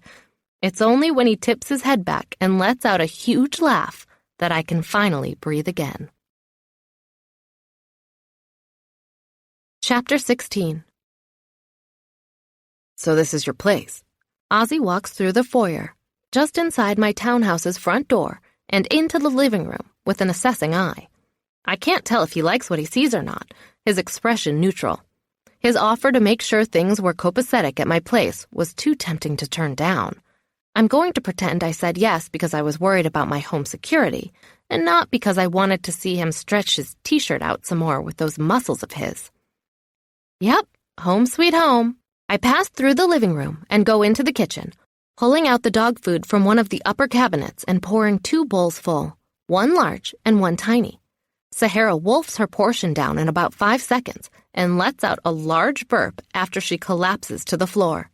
Felix takes a few kibbles, carries them across the kitchen, and eats them in the corner of the room before returning for more. What's he doing? Ozzy asks, staring at Felix with a bemused expression. I watch with him, charmed by my baby's idiosyncrasies. We call it doggy takeout. Felix never eats at his bowl. He considers it crass. Sahara sits up on her haunches and watches Felix go back and forth, back and forth. It's almost comical the way her head moves, like she's watching a tennis match in slow motion. Ozzy scans the room behind him. Anything look out of place? It takes a few seconds for his meaning to sink in. What? Why would it be? Where before I was entranced by our adorable dogs, now I'm afraid. The events of last night come rushing back to the front of my mind. He shrugs. You never know. Just being sure. I rest my hand on the counter to keep from falling over. I feel a little dizzy. Are you suggesting that the person who tried to shoot me could have come here? Ozzy leaves the kitchen and moves toward the stairs. I'm just going to look around if you don't mind. No, of course. Look all you want. My mind is racing. I didn't come home last night, so how would the shooter know where I live? He wouldn't, right? I don't have any advertising for my business on my car. I was going to put something on, but then I couldn't bear to cover up the brilliant red paint. I figured when I got tired of the car, a little, I could put a sign on it. Now I'm glad I didn't. Anonymity has its benefits, especially when outrunning murderers. Footsteps sound above my head. "Is everything okay up there?" I yell. "I guess. No strange men lurking around." "Ha ha!" That wasn't funny at all. He should know better than to joke about me being attacked. What kind of security expert is he anyway? I go up the stairs in a hurry, wondering if I remembered to make my bed or not. Believe it or not, the fear that my lackluster housekeeping will be discovered is overtaking my fear of being stalked by a murderer, especially after seeing how pristine Ozzy's place was. Yes, I have problems, obviously. I'm going to blame it on Ozzy's muscles. He's wearing another one of those tight BSB security shirts again. Don't they make them in his size? When I get to my room, I'm disappointed. Of course I didn't make my bed. Now he knows that I'm messy, and I sleep on sheets covered in flowers. He probably hates that, being the black satin type. For some reason, that bothers me. Then the realization hits me like a bus. I want him to like everything about me, even my sheets. I'm insane, or at the very least, sexually deprived enough to have become completely irrational. He comes out of the bathroom that adjoins my bedroom and stops in the doorway. "You left some diamond earrings on the counter in there, and in my experience, even someone who's not normally a thief, but who comes into a home with bad intentions, will pocket something like that. I think you're okay." The breath I was holding comes flying out in a long, loud stream of air. "Oh, thank God." He frowns. "Are you seriously that worried?" "Wouldn't you be?" He shrugs. "No, but I live in a secured warehouse." He looks around my bedroom. "You don't have any security here, do you?" I shake my head. My decision to save that money seems really stupid right now. "I'll send someone over." He leaves my room without another word. I rush out behind him, afraid to have him disappear so soon. "Someone? Who? Why?" He's practically running down the stairs. "Tebow, maybe Tony. They'll hook you up with some basics, just to put your mind at ease." He turns his gaze to the kitchen when he reaches the bottom of the stairs. "Sahara, let's go." Ozzy and I are both standing in the foyer. Awkward doesn't even begin to cover the atmosphere. He saw my bedroom. He saw my sheets. He went into my bathroom. And for sure there was a box of tampons on the counter. He's sending someone over to hook me up. He's so hot it makes me ache in dark places. Eck. The dog ambles out of the kitchen and through the living room, meeting her owner by the front door. "Is there anything else you need?" Ozzy asks, and for the first time, he's looking me dead in the eye and waiting for my answer. Time stands still as I fall under the trance created by his bright green eyes. My blood starts to boil, but not with the angry kind of heat. It's something else entirely. Yeah, Ozzy, I think to myself, I need something. Something I haven't had in a really long time. Sex and lots of it. Ozzy tilts his head. "You okay?" I shake my head, trying to yank it out of the clouds. Yeah, I'm fine, really." I put my hand on his arm in an effort to calm myself and distract him from my crazy reaction to a simple question.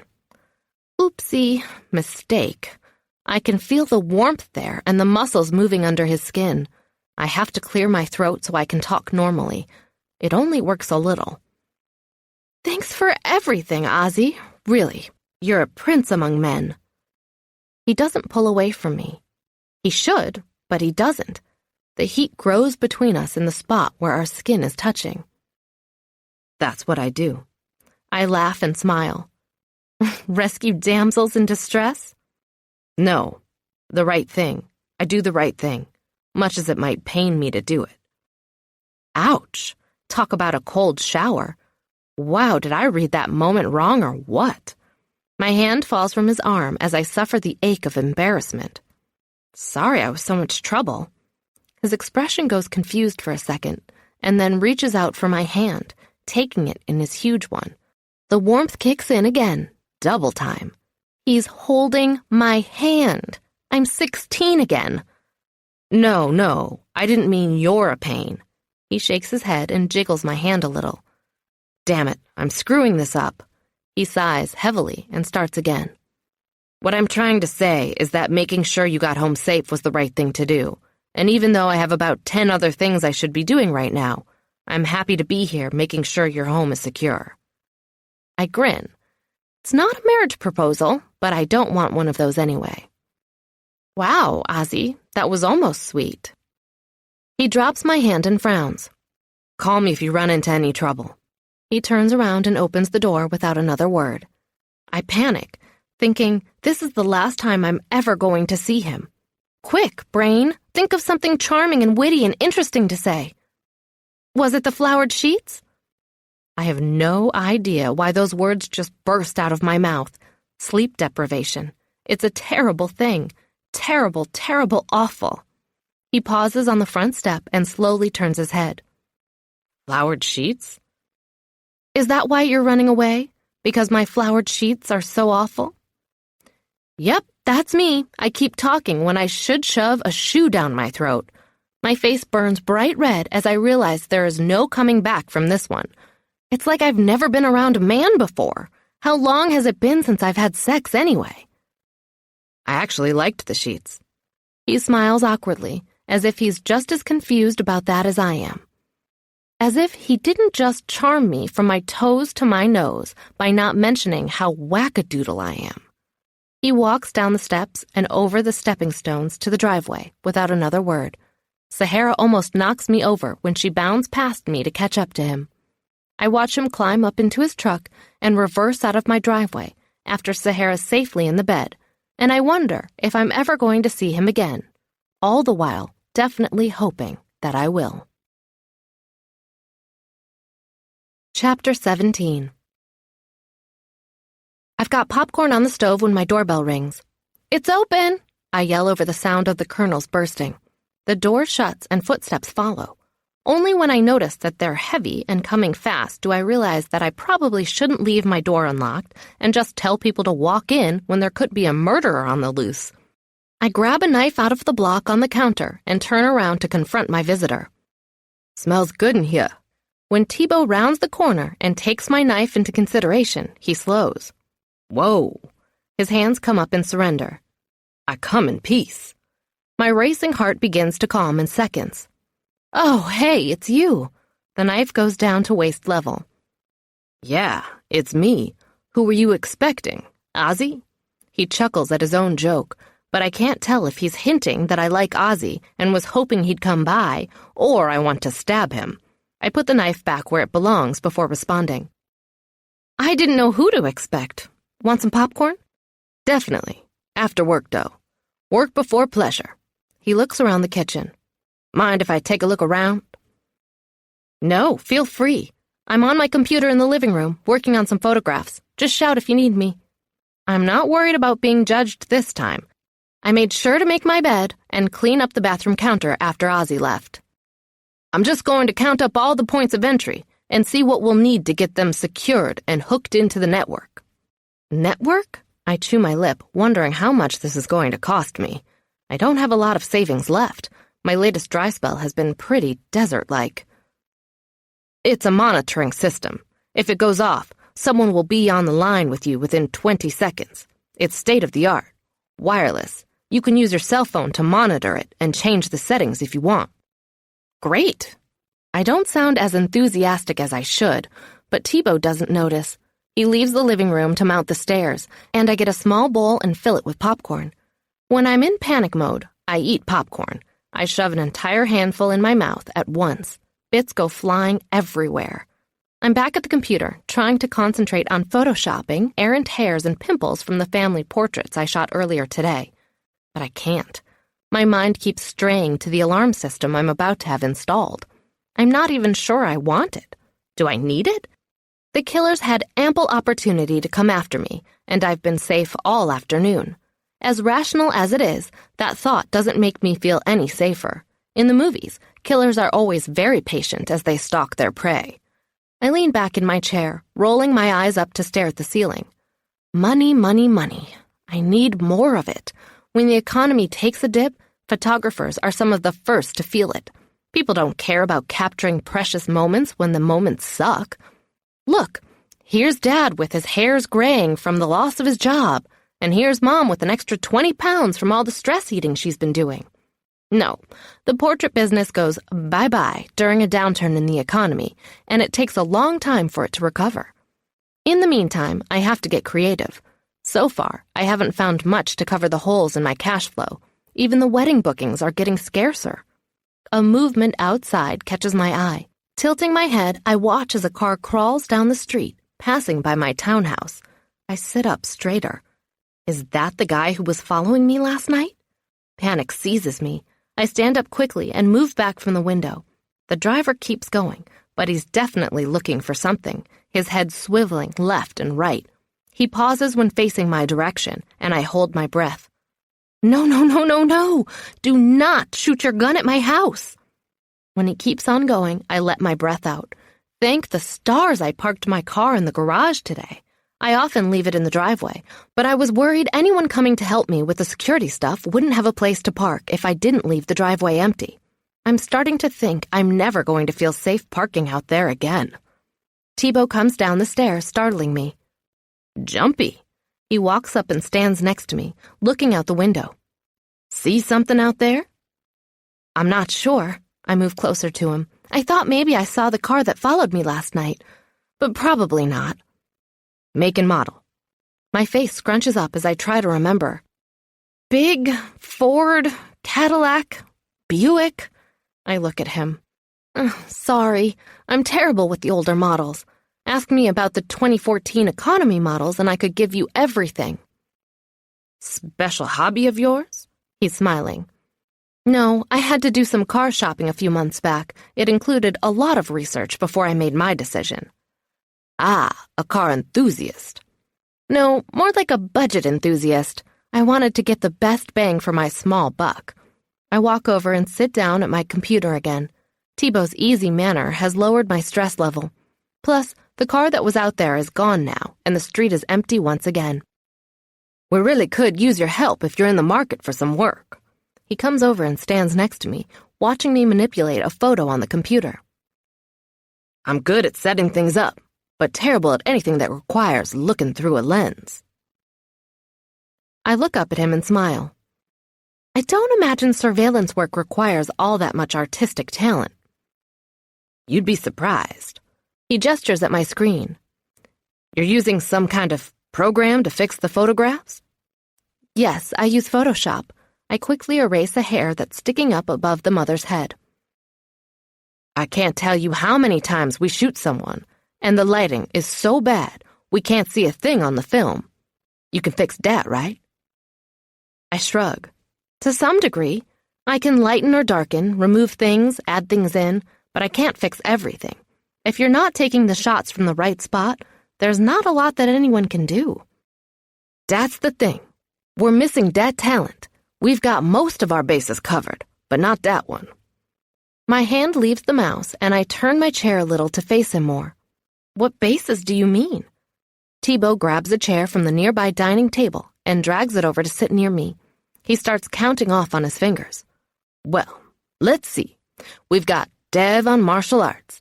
He does all our physical training stuff, with help from Tony. Lucky's the numbers guy.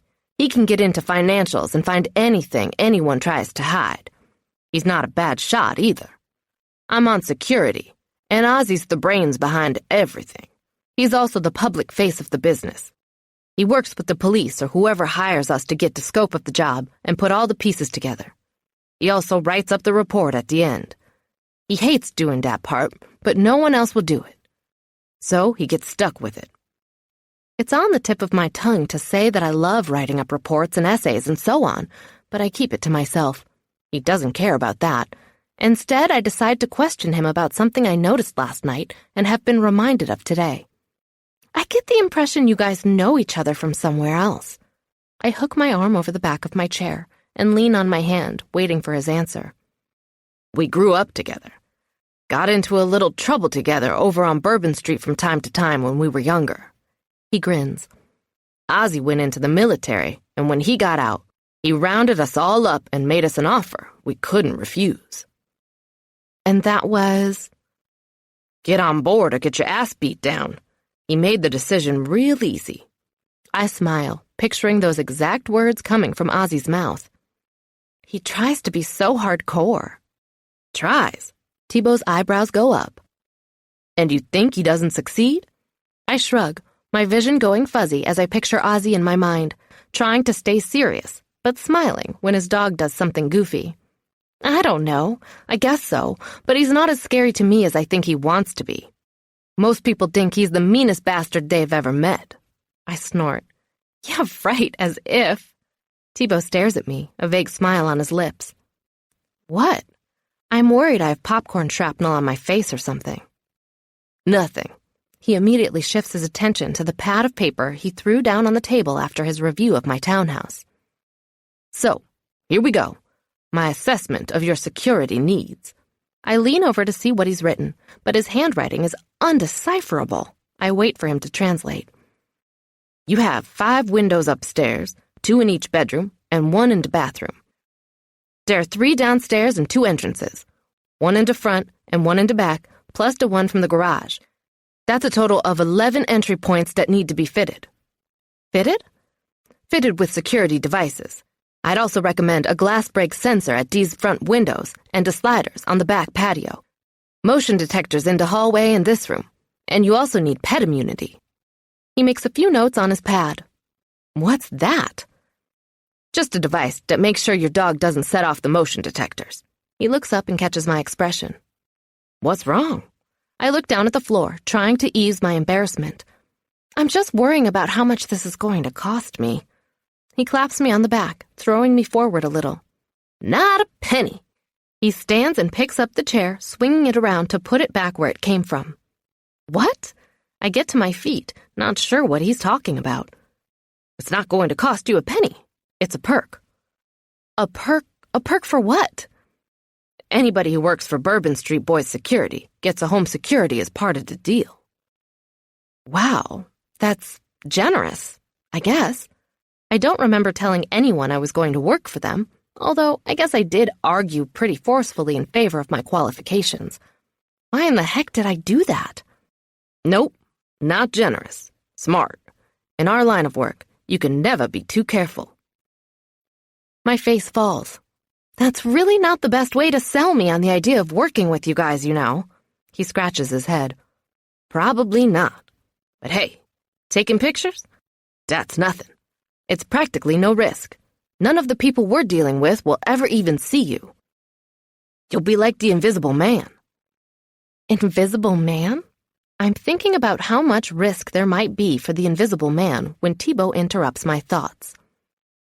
The job pays $300 an hour, plus expenses. Most jobs have a minimum of 5 hours of surveillance, give or take, and we do an average of 5 jobs a month. At least that's what Lucky tells me. My eyeballs almost fall out of my head. I'm still stuck on the first part of his explanation. Surely I've heard that pay rate wrong. Say what? He grins. $300 plus expenses. And I'm supposed to believe there's no risk? My blood pressure is spiking. I could really use $300 an hour, even if it's just 1 hour a month. But not if I'm going to get killed doing it. Not for the surveillance team. But their role is critical. Without them, we're going into situations blind and deaf. We charge a lot when surveillance is part of the job. He starts walking toward the door. You should come see the equipment we have. See if you need to order anything else. Order? What do you mean? If you're going to be doing the job, you need the right equipment, right? I have cameras. Ozzy wants all the equipment to be owned by the company, so if he doesn't already have what you need, he'll buy it. I stand at the front door as Thibault goes down the steps toward his SUV. Is he expecting me to call him or something? Maybe. Thibault opens up his back door and pulls out a big case. A second one follows in his other hand. He puts them on the ground and then reaches inside the car once more, taking out a large cardboard box. I run out to help him. What's all this? I ask, hefting one of the very heavy duffel bags over my shoulder. The stuff I need to install your system. But I haven't even agreed to take the job yet. You will. Trust me. No one says no to Ozzy. Chapter 18. A text makes my phone beep. I'm standing at the alarm panel near my front door, trying to remember all the instructions Thibaut gave me an hour ago. If someone comes to the door and insists I turn off the alarm so he can rob or murder me, I'm supposed to type in what 4 numbers? Ozzy, mind if I stop by around 7? I guess he plans to make me that offer I can't refuse tonight. I've already decided, though. I'm not going to work with them. I'm not a spy girl. I'm just a photographer with a special talent for catching a moment on film. Plus, I'm not all that excited about being in danger. One night of being followed and sleeping in a warehouse is enough for me. Me.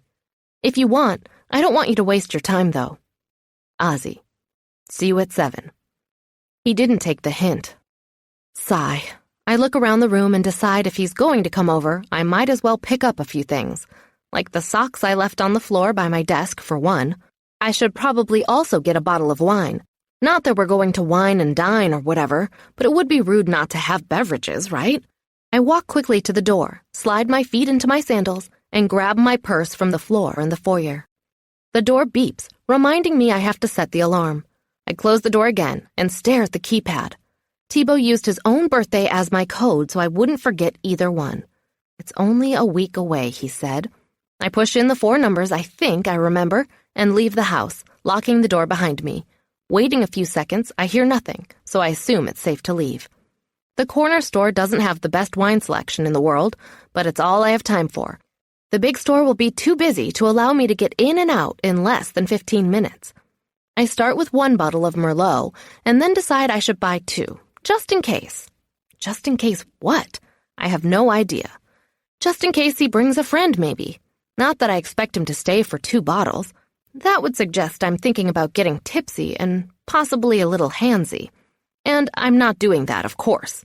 No way. Just the idea makes me feel antsy in a sexy kind of way. I pull my car into the garage and enter the house through the inside door. The alarm starts beeping immediately. I know I have a few seconds to turn it off, but does that stop me from panicking? No. I feel like I've broken and entered my own home. What was that code? I mumble, staring at the keypad. The loud beeping is too distracting. I can't remember. I yank my phone out of my purse, pressing on the calendar button.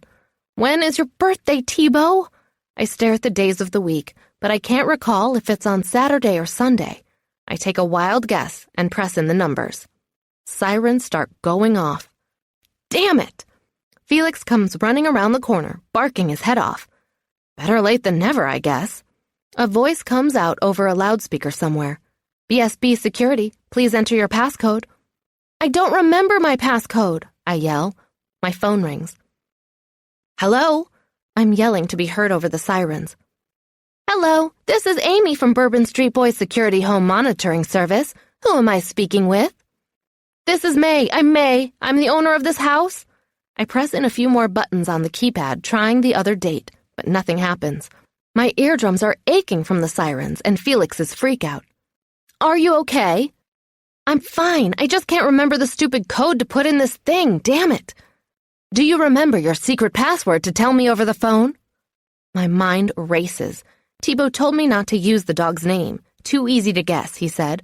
A former pet was okay, and a friend's name was fine too. A Disney character was a popular choice. Which one did I choose? I thought of so many options when he was here, but I can't remember which one I finally settled on. Sahara, I shout. Sahara is the secret code.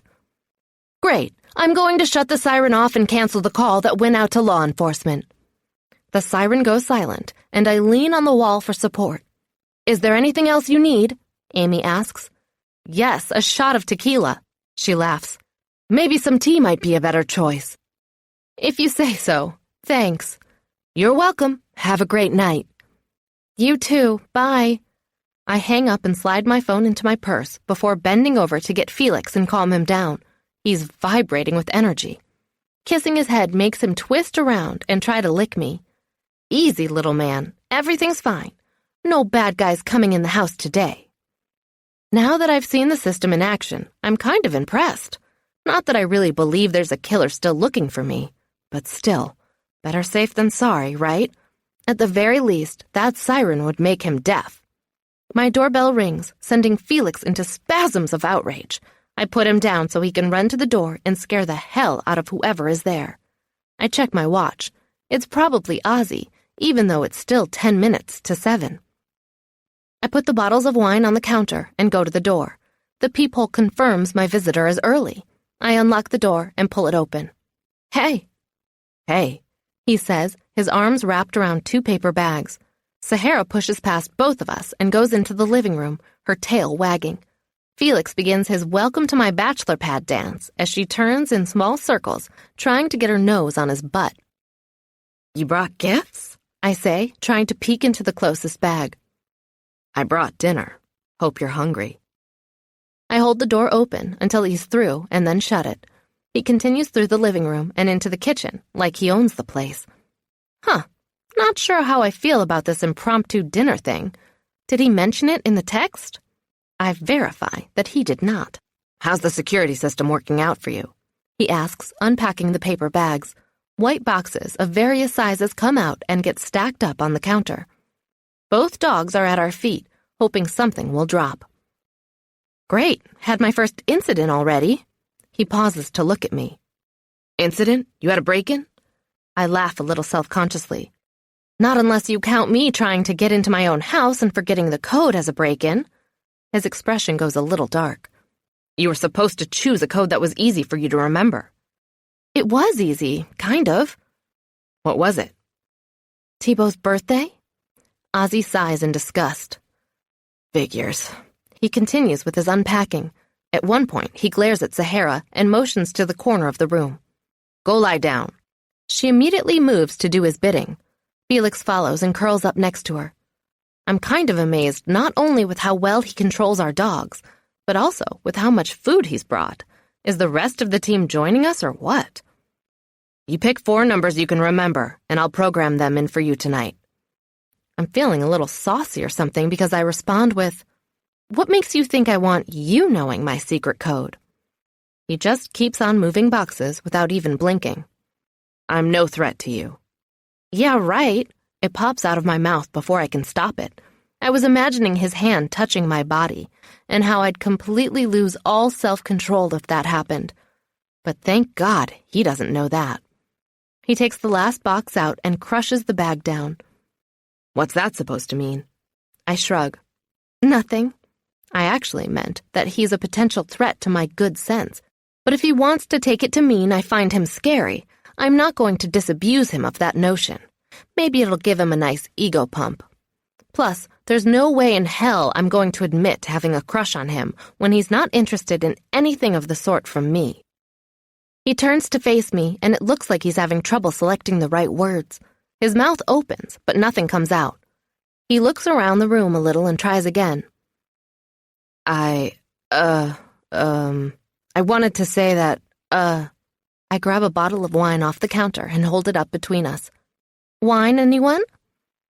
Yeah, sure. 1 glass. He sounds relieved. Now who's the superhero? I grin as I open the bottle, take out 2 glasses, and fill them halfway. I can't promise it's any good, but it has alcohol in it. I hand him a glass and hold mine up. He pauses, staring at me. Then he brings his glass up and touches his to mine. Cheers. I can't think of anything more prosaic to say, so instead, I do what's expected of me. Cheers. I take a serious gulp, draining half my glass in one go. I turn so he won't notice my eyes bugging out of my head as I suffer the burn of alcohol in my throat. Plates? He asks. I open a cupboard and pull 2 out. Then I pause before shutting the door. How many will be joining us? No one. It's just the 2 of us. His voice is gruff. My heart is skipping beats all over the place. I somehow managed to pull out the correct amount of silverware and napkins, even though my mind is elsewhere. I set the table in my tiny kitchen on autopilot. Why did he bring dinner? Is this a date, or is he just buttering me up to take the job? I'm not taking the job, no matter how much butter is involved. I hope you like lobster, he says. What the hell, man?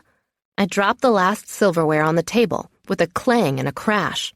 His hand freezes over one of the boxes. Are you allergic? No, I'm not allergic. I'm pissed.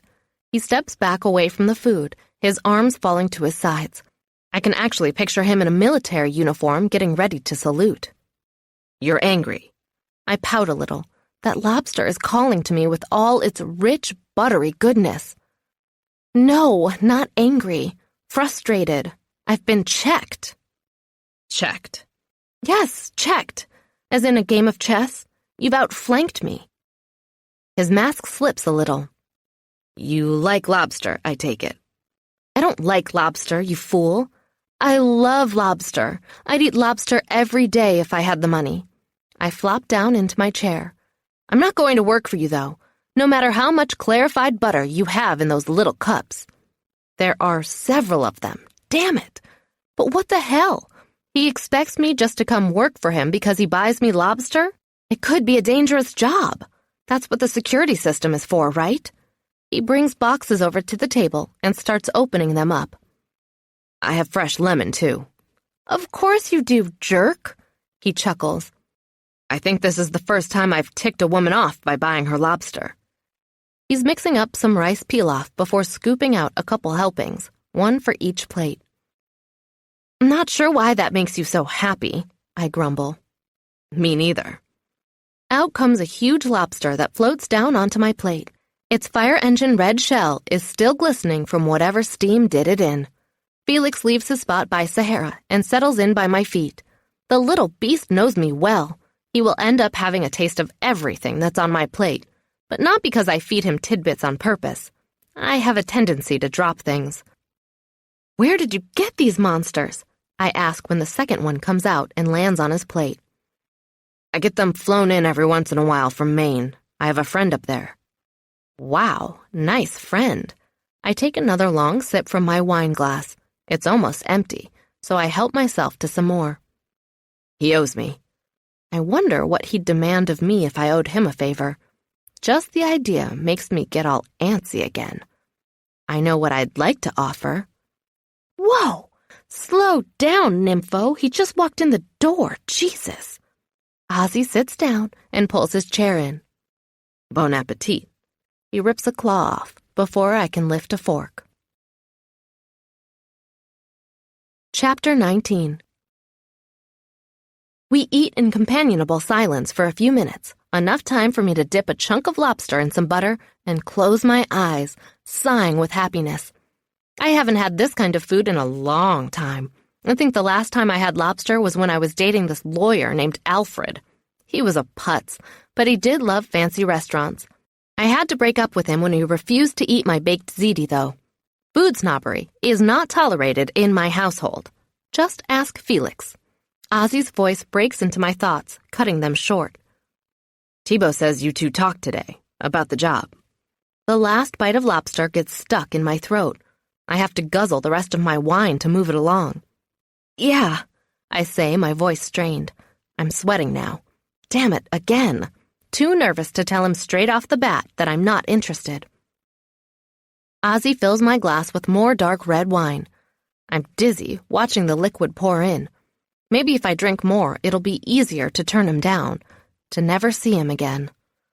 Ugh, who am I trying to kid? I know it'll never be easy to do that. He says you're concerned about your personal safety. I nod. This is an easy one. Anyone would be concerned in my shoes. That's totally normal. Yup, very. I don't want to die before I'm at least 80 if I can help it, especially not with bullets involved. He drinks his wine and watches me over his glass. What? I'm getting paranoid again. Do I have something on my face? He reaches over with a napkin. Just some butter on your chin. He swipes at me before I can move away. Even though there was a piece of cloth between his hand and my face, I can still feel the heat there. How pitiful am I? A tiny bit of outrage takes over. It might be the wine talking. Hey, you're not supposed to do that. Do what? He asks. Say there's something on my face? I wipe at my chin several times, making it burn in the process. How embarrassing! How long have I been sitting here with a shiny chin? What a weirdo. He shrugs. Okay. Okay what? His unquestioning acquiescence bugs me. I don't think it's a normal reaction for him. Is he mocking me? Okay, I won't tell you when you have something like rice on your face. Rice, too? Ugh. I wipe my entire lower jaw, praying the grain isn't any higher. What, am I throwing food into my eyebrows now, too? He's laughing. You're an idiot. I throw my napkin at him. Then the lobster catches my eye, and I decide I'd rather be eating it than worrying about a piece of rice on my lip. If I'm going to be a weirdo around him, then so be it. It's not like he's ever going to come over here again, and that lobster is too damn good to go to waste. He goes back to eating his meal, this time smiling. I revel in the corn muffins that I discover in another box. So sweet. So corny. Listen, he says a couple minutes later. I know I was pretty adamant before that I didn't want you on board, but I've changed my mind. I want you to come work for us. He pauses. I can guarantee your safety. Why me? And why the change of heart? I take a bite of my muffin and chew while I watch him, searching his face for any deception. I'm immediately distracted, though, when a new taste hits my tongue. My God, someone put chives in these things. Some genius. Wow. I chew twice as fast, looking forward to my next bite. I might also be humming a little. I checked out your work online, made some inquiries, background checks, and so forth. And after talking to Thibault, whose opinion I trust more than anyone's, I think he's right. You'd be good for the team. I'd have to put you on a probationary period, but it shouldn't be a problem. I think you could hack it. My half-eaten muffin falls from my hand and lands with a clank on my fork and plate. Hack it? A few crumbs fly from my mouth, necessitating a quick chewing and a swallow before I can finish. Of course I could hack it. The question is whether I want to hack it. There are bits of cornmeal all around the inside of my mouth. I try not to look like a total psycho corralling all of them together with my tongue. Well, you'd need some training first. It's not like you could just step out tomorrow and be ready, but you could get there. He looks me up and down, leaning over to see my bottom half under the table. I lean back and put my hands in my lap, suddenly nervous. What are you looking at? Your physique. What's my physique have to do with anything? I can feel my ears starting to burn. I reach up and smooth my hair down, then immediately stop. He's not assessing my hairdo, for God's sake. What's wrong with me? When did I become so self-conscious? Everyone on the team is job ready, always. We don't take any slackers. I wipe my hands together over my plate to get crumbs off me. And job ready means? Means you get trained by Dev, just like the rest of us. Because sitting in a car taking pictures is so physically demanding. I don't admit to him that it is actually difficult to stand all day long taking pictures of people you sometimes want to slap. I don't want him to think I'm soft. You won't just be sitting in a car. He puts his fork down, wipes his face, and then drops his napkin on the table. The job comes with full benefits, insurance, 401k, home security, company car, all the equipment you'll need, and references if you want to do side work. I swallow with difficulty. He's already said the magic word. But he's not done. We pay for a complete physical once a year, 3 weeks of vacation, paid travel when it's a job out of the area, travel expense account, and daycare for kids. What about dogs? He lifts an eyebrow. We can negotiate. I chew my lip as I contemplate the offer. It's really kind of silly to stall like this because I already know what I'm going to say. So, what do you think? He prompts. You want to come work with us at Bourbon Street Boys Security? I lift my glass toward him and smile. You had me at insurance. Chapter 20. By the time dinner and dessert are over, I've consumed about too many glasses of wine. When I stand, the room tilts. Luckily, Ozzy's at the sink, rinsing off dishes so he doesn't catch me being a drunken lush. I'm just gonna go freshen up, I say, trying like hell to walk a straight line to the bathroom. Felix is at my heels, making sure to sneak in past the door before I can shut him out. I stare at my reflection in the mirror and lean my hands on the counter. Get your shit together, May Wexler. I splash some water on my face and then freak when I see my mascara making a black trail down my cheek. Ah, stop that! Felix whines, putting his feet on my leg. There's a tapping at the door. You okay in there? Oh my God, he thinks I need a toilet rescue? I'm fine, I say with all the fake and casual cheer I can muster. Couldn't be finer, actually. Shut up, idiot. Be right out. Felix barks. I bend down and pet his tiny head, ears, and neck. He goes into a happy trance as I try to get my brain back online. I need to give myself a pep talk before I leave the bathroom and face Ozzy again. Breathe, May. Just breathe. He's your employer now, so you have to stop thinking about dropping your panties every time you look at him. It'll make stakeouts really awkward. I stand up in a hurry, whispering, Stakeouts? I think it's a whisper anyway. Will we be doing stakeouts together? I pee really quickly, wash my hands, and remove any remaining mascara from my face before leaving the bathroom. I find Ozzy in the living room, looking at some family photos I took before my grandmother died. Will I be doing stakeouts? I ask. Maybe. Cool. With whom? I hope to impress him with my awesome command of the English language. Even though the room is spinning, I can still manage to keep my subjects and objects straight. Boom. Take that, grammar girl. Try not to envy me too much. Depends. We all take turns. I nod, like I know what we're talking about. I don't. I really don't. I can't remember now why I accepted his job proposal. I think it was the muscles. You live alone? He asks. I blush like a young girl. If you're asking me if I'm seeing someone, the answer is no. He turns to look at me. I was asking if you have a roommate. Oh. I have to look away so I can remove my foot from my mouth. There I go again, assuming this is a two-way crush. Idiot. In that case, the answer is no.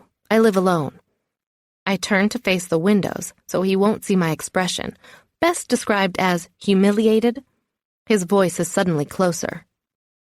Are you seeing anyone? I freeze, my back to him. Is he behind me? Is he going to touch me, kiss me, ravish my body? No. My voice is barely a whisper.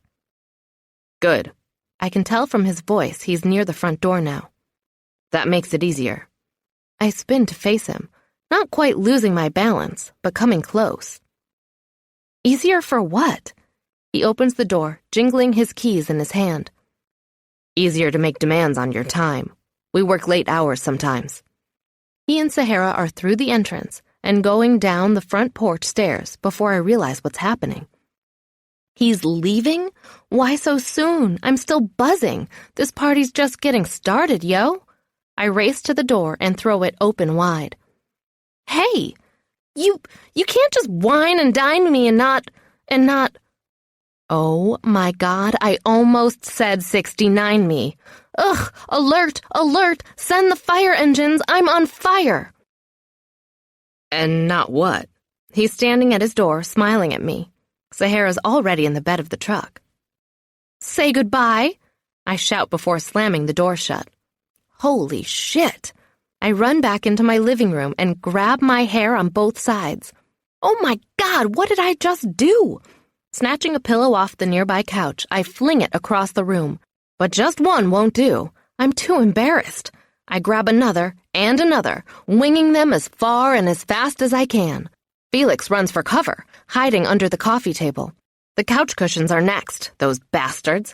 I flip them upside down and sideways. Ugh, it's so not satisfying to mess up a couch cushion. I want to break something, but I hate breaking things because then I have to clean them up. So instead, I mess up my hair. When I'm done, I'm certain my hair looks like it got caught in a blender.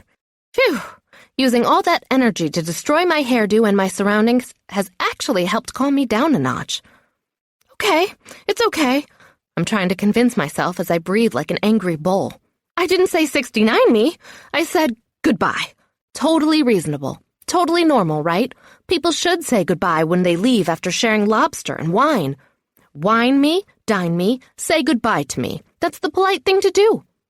The doorbell distracts me from my rationalizing. I walk to the foyer, tripping over one of my pillows on the way. I land on the door and barely get it open. I'm half bent over, huffing and puffing, like I just ran a mile or 5. When I see who it is, I pull the door open wider. Ozzy is standing there, a giant mountain of muscles and cool. One of his eyebrows goes up when he takes in my appearance. I stand up straight and lift my chin. I have to try and salvage what little pride I have left with some fake bravado. "Did you forget something?" He glances first at my hair, and then my mouth. "Yeah, I forgot to say goodbye." And then something crazy happens. He reaches out and takes me by the waist, easily drawing me to him. My lips part as his face gets closer and closer. I can't breathe. I can't talk. I can't even think straight. "Goodbye," he whispers against my mouth, just before he presses his lips against mine. Melting. I'm melting, just like that lobster butter, into his arms inside my body. Everything is going hot and boneless. He, on the other hand, is as solid as a rock. Everywhere. What is happening? I've barely tasted any of him, and he's pulling away again. When I realize I'm looking a little too wasted, I get control of myself and stand on my own. His hands fall away, and I want to cry with loneliness. Holy drunk girl going on here. My hands are shaking when I reach up to push my hair back from my face. I can be cool. I can handle this, whatever it is. Maybe he kisses all his new employees. I'm not going to be the first one to make a big deal out of it if that's the case. Well, goodbye then, I say, staring at his shoulder. I can't bring my gaze any higher. He walks backward 2 steps before he turns around and walks to his truck. "See you around, little Bo Peep." He climbs up into the vehicle and shuts the door, reversing out of the driveway in mere seconds. I wait until he's out of sight before I close the door and fall to the floor in a puddle of goo. Oh my God, he kissed me. Chapter 21. After receiving instructions from Ozzy via text again, I show up for my first day of work 2 days later on Monday at the warehouse, leaving Felix to fend for himself at home. He's used to it. I've had plenty of full days at the studio. I'm pretty sure he naps the entire time I'm gone. I'm kind of surprised I'm able to find the warehouse, even though I was just here not that long ago. It seems like everything passed by in a blur. I'm completely over Ozzy kissing me already. It was nothing more than just too much wine. I'm not even going to look at him funny when I see him again. He's my boss now, and because he's my boss, I will not ever be touching his lips or his gorgeous body again. When I pull up to the warehouse, T-Bo motions for me to bring my car inside. Everyone else has parked outside. "Is there something wrong?" I ask after rolling down my window. "Just helping you keep a low profile. Park it over there." He gestures to a dark corner on the far right of the building. I didn't even notice it existed when I was here before. This place is huge. When I emerge from my car, everyone but Ozzy is standing around in the middle of the big space. He's nowhere to be seen. Sunlight streams through the open wall of the warehouse, but it's slowly cut off as the big door rolls closed. "Welcome, everyone," T-Bo says. "Today is May's first day with us, so I thought we'd give her a little primer about what we do before we have our morning meeting." I nod at everyone, receiving nods in return. Dev gives me a smile, as does Lucky. Tony's more serious. I kind of respect her for that. She looks all business, and from what I can tell, she's doing well in a man's kind of world. I wonder how high she can kick in those black leather boots she's wearing. "Who's first?" asks Dev. "You are." T-Bo nods at him. "Just give her the basics." Dev rubs his hands together. "Okay, batter up." He makes a quick bow. "Consider me your PE teacher." I smile, remembering the chubby, balding man who always wore puffy sweatpants and carried a basketball under his arm at my high school. Mr. Pritchard was so nice. Deb's expression goes dark. "Only not like any PE teacher you've ever had before." "You can say that again," mumbles Tony. "Let's see what you got." He gestures for me to move closer. Come over here and hit me. I laugh for a second before I realize he's serious. So is everyone else. Hit you? I hug my purse to my side, glad I left Felix at home today. Felix doesn't like violence of any kind, and I can't say I blame him. Yes, hit me. He gestures at his chest. Give it your best shot. I frown. I'm not going to hit you. Why not? He bends at the waist a little, getting his head more level with mine. Because I don't like hitting people. What about people who are getting ready to hit you? He reaches over and grabs a stick from a nearby table and holds it up. You like to hit them? If you hit me with that stick, you're going to be very sorry. My hand slides slowly down into my purse. I'm not exactly panicked right now because I feel confident that Dev is a nice guy and he's just messing around. But that doesn't mean I won't tase his stupid ass if he hits me with that weapon. What kind of welcoming committee is this anyway? I was kind of expecting coffee and donuts, not wax with a stick. He smiles. Good. She's got attitude. I like it. He moves forward. I'm not kidding, Dev. I take a step back. He looks serious, but he can't be, right? I look around at everyone else, and they're watching us closely. None of them looks distressed or amused. This is business to them. He moves quicker than I expect. 2 strides has him right in front of me. The stick goes up. I cower down as it descends, closing my eyes and bracing for impact. Please don't hit me, please don't hit me, please don't hit me. It stops just next to my arm, and I open one eye first to make sure it's okay. You're not moving, he says. He looks frustrated. Now both my eyes are open, and I'm standing straight. No, I'm not. I'm hoping this is all going to stop very soon. Tony snorts. I catch the mocking expression on her face, and it instantly gets me all fired up. Forget this cowardly lion act. What the hell, man? I didn't come here to get hit with a stick. Who does he think he is, standing there threatening me like that? Does he know I had lobster with the boss 2 days ago? And shared a hot kiss on my doorstep? Dev moves in closer. This isn't going to stop until you see how serious it is. Okay. I look up into his eyes, my finger flipping the safety button off on my taser inside my purse. Bastard, making me use my taser. These cartridges are expensive. I know because I had to replace one when I accidentally shot myself in the foot one time. Getting tased is also painful as all hell, so he's definitely not going to be happy with me after. Now listen up, little Bo Peep.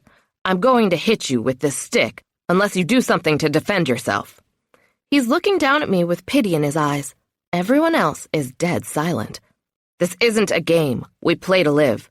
That's how it works. Slackers get injured, and I won't have that happening when I'm in charge. I really wish you wouldn't do this, I say, sounding as weak as possible. Part of it is an act, and part of it is really how I feel. Being a badass has never been part of my repertoire. I hate that I'm being pushed into this.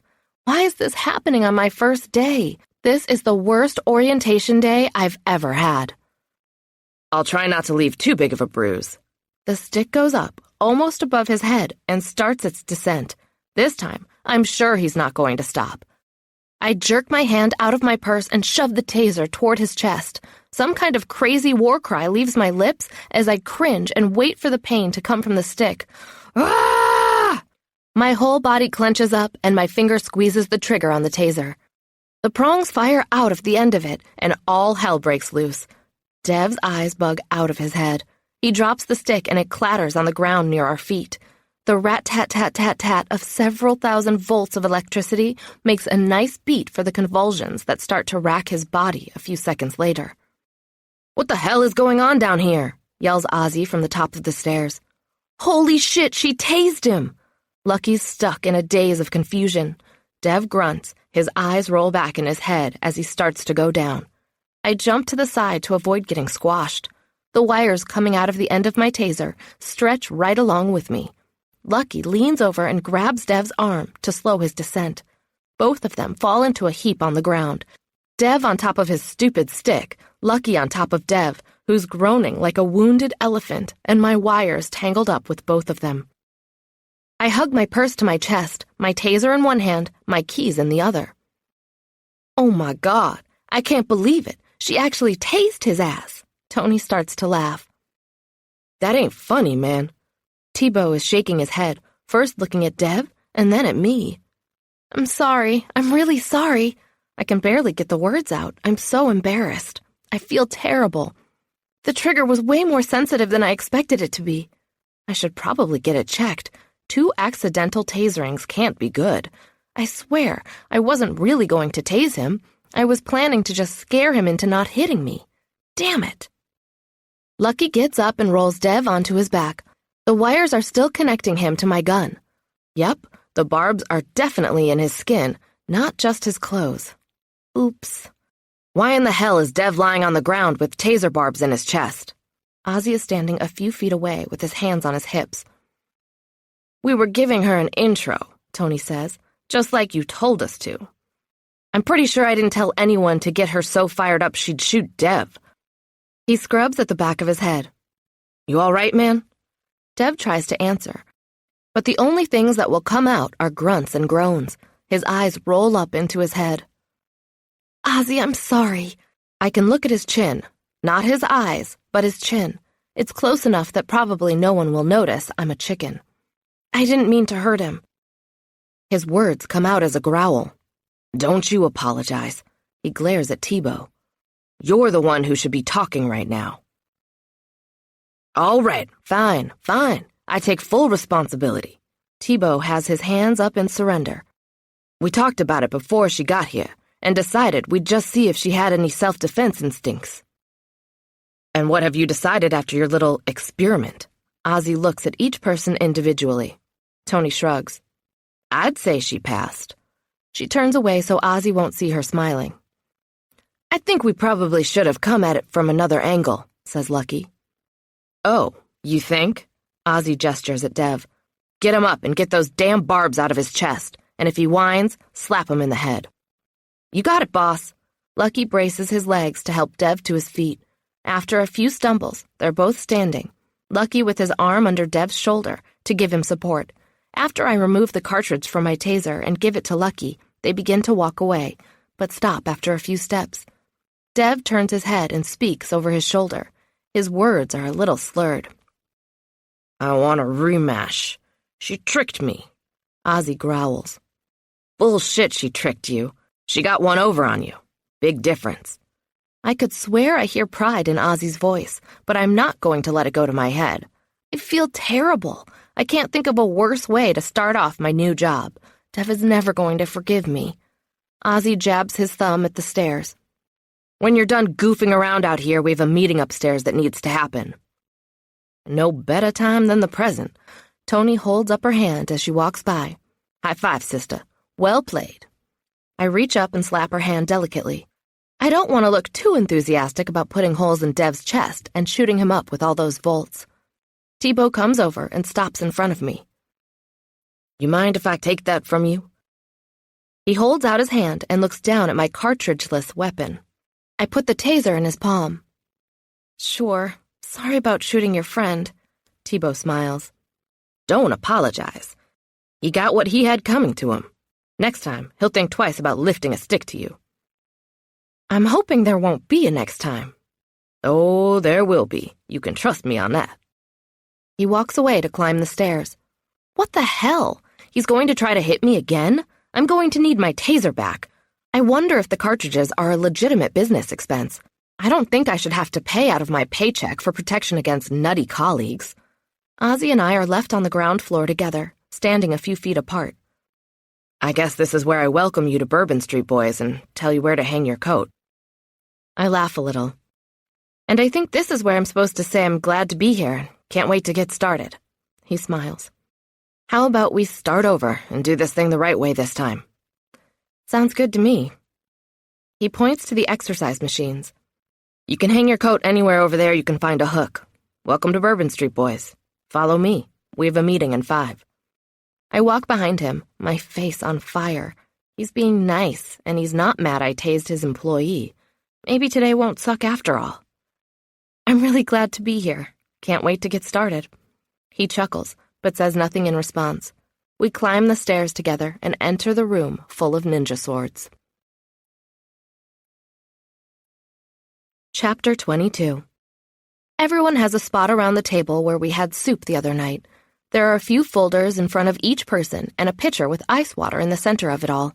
My glass is already full, courtesy of Dev. Peace offering, he says, placing it in front of me and giving me a wink. Peace offering accepted, I say, taking a sip and winking back. My stress level drops down a few notches. Maybe he's not going to hold a grudge against me after all. Okay, so let's take a look at the Harley file, Ozzy says, turning the cover back on the folder in front of him. I open my copy and see a memo there. A quick scan of the paper tells me that the New Orleans Police Department has retained these consultants, the Bourbon Street Boys security firm, to help them infiltrate a local gang and try to gather data that might lead to some arrests. The operation is termed the Harley Op because that was Ozzy's nickname when he wore the beard and leather. I have to bite my lip to keep from giggling. That beard was so awful. I steal a quick glance at him to see if I can picture him wearing it again, but I can't. He's too cute now to be that ugly man who saved my life last week. As you all know, due to unforeseen circumstances, everyone but Ozzy looks at me. We had to take me out of the picture. Thibault and I were talking about pulling out entirely, but we decided that might not need to happen. He looks up. If we can save this project, I'd like to do that. We have a lot invested. I make a mental note to ask someone exactly how it was that I screwed things up. Just by my being in that bar, everything went south?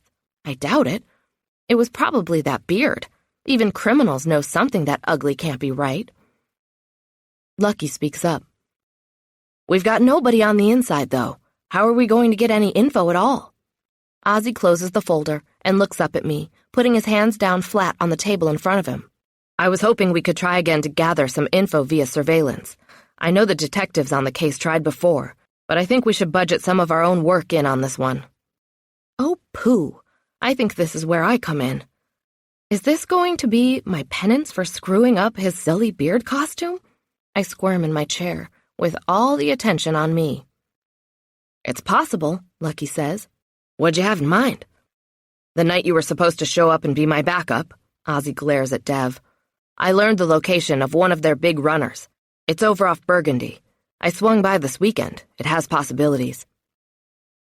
You thinking stills or video? Thibault asks. Both, and maybe some ears, too. We'll see. I need Tony's opinion. She nods. You got it. When? You and Bo Peep can head over there today, if you can manage it. He's looking at Tony, not me. I raise my hand. Everyone looks at me like I'm crazy. You have something you want to add? Ozzy asks. Actually, I have a question, and feel free to call me May, by the way. I smile. I'm just wondering if I were to go with Tony today, what exactly would we be doing? I draw an invisible letter M on the table in front of me, trying to act as cool as possible. If it requires that I carry a weapon, I'm not doing this thing he's talking about, whatever it is. Just a quick drive-by, Tony says. It's no big deal. It's just to get the lay of the land, see what kind of property it is, best places to set up and watch things go down, stuff like that. And by going down, you mean... I draw an invisible A and a Y on the tabletop to complete my little distraction. I will not freak out. I will not let my face burn bright red. She shrugs. Whatever. If they have people stopping by, business going on, birthday parties, whatever. I nod, wondering if she's purposely glossing over the more dangerous situations, or if there just aren't any. It sounds innocent enough. Driving by. What would that take? 5 seconds? I can probably manage that, I say, nodding with confidence. Ozzy slides a second folder out from under the first. Good. Moving on. We got a new project, this one from a private party. It's the Blue Marine Operation folder there in front of you. Lucky, I'm going to put you on it for now. Let me know if we need to hire outsiders. Outsiders? I ask. People who have skills we don't, Thibault explains. Like what? Mainly computer experts, Lucky says. I can manage the financials, but when it comes to getting inside things, he wiggles his eyebrows. I'm still at basic level. I nod. My sister is a computer guru, but she's so busy at work, she never has time for side jobs. She's always threatening to quit and go freelance, but I know she never will because she's too afraid of not making enough money to support the kids. Her ex can't always be counted on for his part of the bills. Not because he's not in town, but because he's a low-life asshole who'd rather spend the money on his new girlfriend than his old ex-wife and kids. What's the job? Dev asks. Corporate embezzlement, marine accessories company. Not a lot of money involved from the initial look of things, but you never know. They all nod, like there's some inside story that goes with that comment. Anything else? Thibault asks, pushing out his chair. Just Bo Peep. You all know who she is. She's on a 90-day probationary period, so make sure you do what you can as soon as possible to get her up to speed. I'll show her the equipment, Tony says, nodding at me. I nod back, leaving the Bo Peep comment on the table for later. I think I like May the Meatball Wexler better. It's less insulting. Kind of. Everyone stands. I quickly follow suit. Ozzy speaks again. May, stay behind for a minute. Okay, sure thing. No, I'm not freaking out about being alone with him up here while everyone else leaves and goes downstairs. I act like it's critically important that my folders are lined up on all four sides while the team files out. Thibault is the last one to leave, and he closes the kitchen door behind him. Ozzy clears his throat, so I look up. Listen, I don't want to keep you, but I just needed to, apologize. He regrets what he did. I know he does. A sharp pain stabs me in the heart. Ouch. Apologize? My tone is completely casual. For what? For the other night. His expression is darker than I'd like. Yuck, it hurts. Don't be silly. There's nothing to apologize for. I wave my hand between us and scrunch up my face, acting like he's crazy. I was out of line. I shouldn't have done what I did. The lobster was a little over the top, but I forgive you. Can I get going now? I'm anxious to do this drive-by thing with Tony. I think she and I are going to get along great. I leave my folders on the table and start walking toward the door. I'm going to save my tears of regret for later tonight when I'm drinking wine alone. I'm not talking about the lobster. Lobster, wine, a goodbye kiss, whatever. It's all the same to me. I get through the door and shut it behind me before he can see my face crumple. By the time I'm at the door with the digital lock, I'm almost able to hold it together. I've been through this before, where a guy messes around with me and then regrets it later. I guess I can be irresistible sometimes, and this is the price I pay. Damn it. I really kind of liked him, too. The door opens before I can start to panic about the code I don't know. Dev is standing there, startled by seeing me. You're not going to shoot me again, are you? Not unless you're about to hit me with a stick. I gesture at the door lock. Am I allowed to know the code? Oh, yeah. Sorry about that. I guess you need this one and the one outside the door here. You'll also need one to open the big door outside, the gun safe, the camera locker. I dig around in my purse looking for a pen. Can't write them down. You have to memorize them. He points to the pad. This one is my door, because I'm the one who collects the swords you see in this room. So the code for this door is Dev 1. Letters are on the number keys. He shuts the door and gestures at the pad. Go ahead and give it a shot. I push in the keys and the door clicks. He claps me on the back, throwing me forward. Well done, Bo Peep. The other side of the door is Thibault's domain. The code for the main warehouse room is TBO1. Get it? I nod. We go outside and shut the door behind us. Try it, Dev orders. I type in TBO1, and the lock clicks. You're on a roll, baby. Dev opens the door, but lets it shut. He points from up where we are to a keypad down near the big door that lets the cars in. Keypad over there belongs to Tony. Why? I don't know. The code is TON1. You can close up when you leave. The rest of us have automatic openers. You won't get one until you're out of your probationary period. What about the gun safe and those other places? I ask as we go downstairs. Tony can give you those. I have to beat it out of here. Someone waiting on a stick to the forehead out there? I laugh at my own lame joke. Yeah, my son. My mom could only watch him for 2 hours today, so I've got to get over there and take him back. I pause, surprised at his answer. You have a son? How old? He's 4, and a handful and a half. He grins with pride. But I wouldn't have it any other way. A light bulb pops in my head. So that's what he meant when he was complaining to Ozzy that he has responsibilities. As I recall, Ozzy wasn't very understanding about that excuse.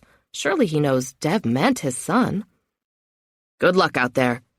Dev holds up a hand, and I try to high-five him, but miss. He punches me lightly on the upper arm twice. 2 for missing. Try again. I do better this time, and he winks. You'll get there. He's jogging across the floor before I can respond. Don't make me tase you again. He laughs as he climbs into his car, and I smile all the way across the room to where Tony is waiting with a scowl on her face.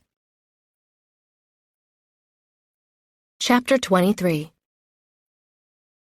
Whenever you're done playing grab-ass, I can show you the lockers you'll need access to. I'm too stunned to answer. I thought we were going to be friends. I guess I thought wrong. Pooh, I hate chick drama, especially at work. She points to the gun safe I noticed on my last trip here. These are the weapons we use from time to time. I don't always carry, but when I do, I get my piece from in here. The code is COLT45. Original. I'm too cranky to play nice now. Why was she so rude to me? Was she only being nice before because everyone was watching? That's going to suck if that's the case. I'm about to be stuck in a car with her for I don't know how long. Too long, probably. She pulls the door open to reveal more weapons than I've ever seen in one place outside of an action flick. Wow, that's a lot of firepower. She points, giving me a tour. Handguns there, rifles and shotguns there.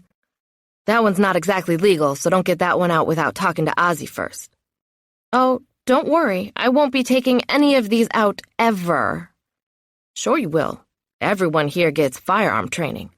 We do refresher shooting once a month after we're certified. Certified? Certified marksman. Ozzy insists on it. He doesn't want any of us shooting the wrong guy. Most of the energy is missing from my voice. That's nice, I guess.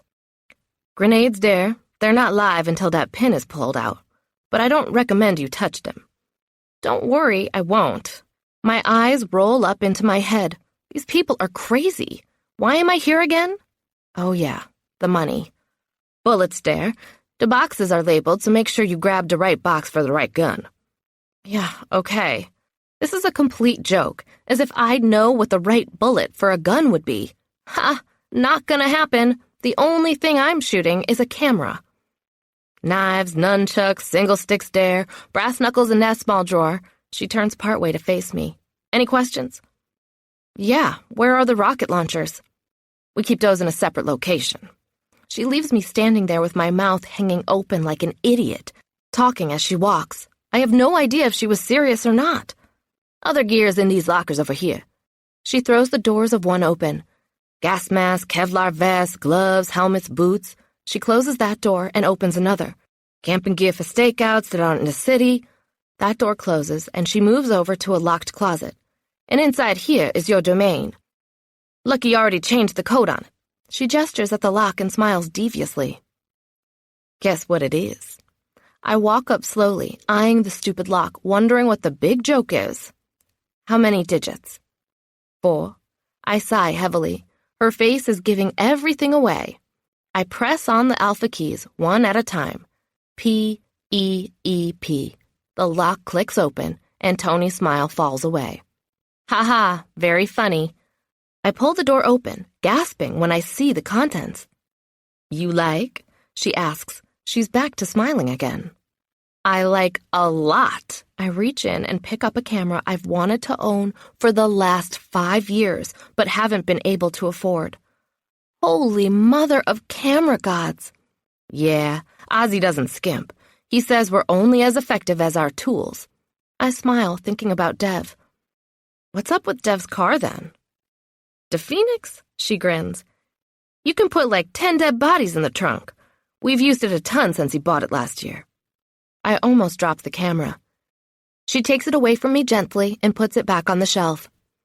Easy, Bo Peep. I was just kidding. Kinda. She shuts the door and makes sure the lock is engaged. I'll let you play in there later.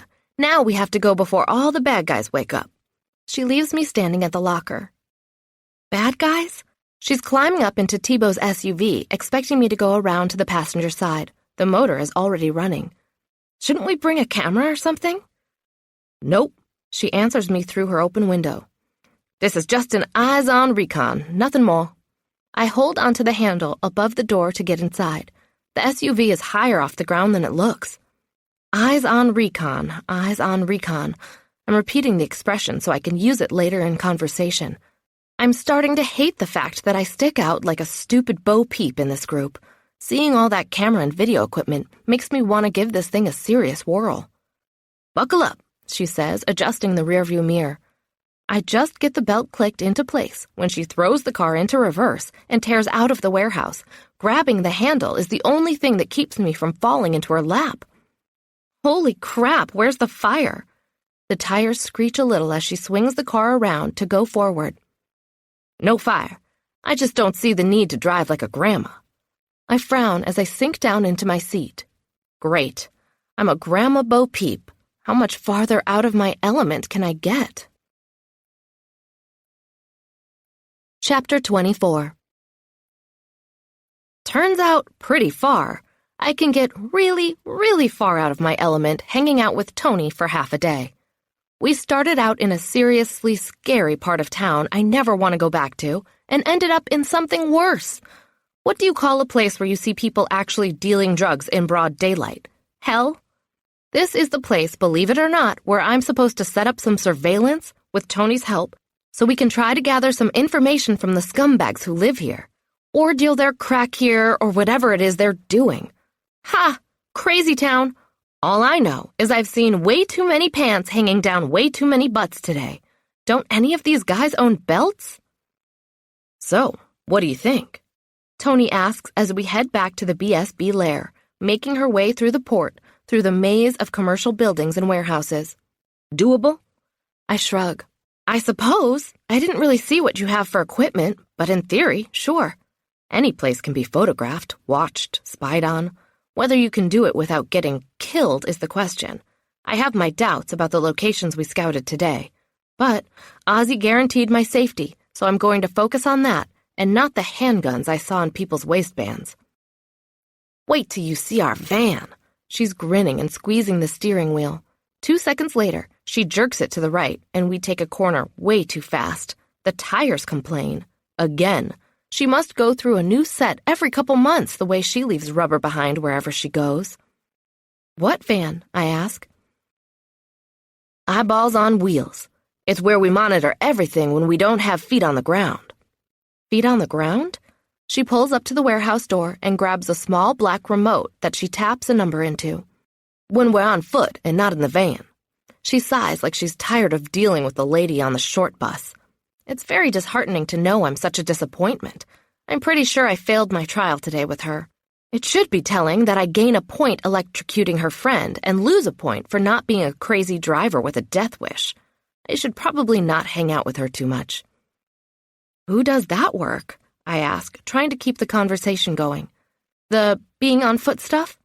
I don't see anyone in the warehouse, and I'm afraid we're going to be stuck with each other for another 2 hours. Gotta keep things flowing. Sometimes Tebow, sometimes me. Maybe you one day. Me? I can't keep the panic from my voice. Not now. Not until you get some serious training. She drives into the warehouse, shifts into park, and shuts off the engine. Maybe after about 6 months you'll be ready. She opens her door and gets out. 6 months? I get out too, a little offended. I'm not that out of shape. I pinch my side just to be sure. There can't be more than an extra inch there. 1.5 inches, maybe, if I've recently been on a Ben & Jerry's splurge. She's walking up the stairs. You won't know how out of shape you are until you start working with Dev. Trust me, none of us did. I flex my bicep and smile with pride at the little lump that comes up to say hello. Tony has no idea what she's talking about. I lift cameras all day long without complaining. I stand on my feet for hours at a time.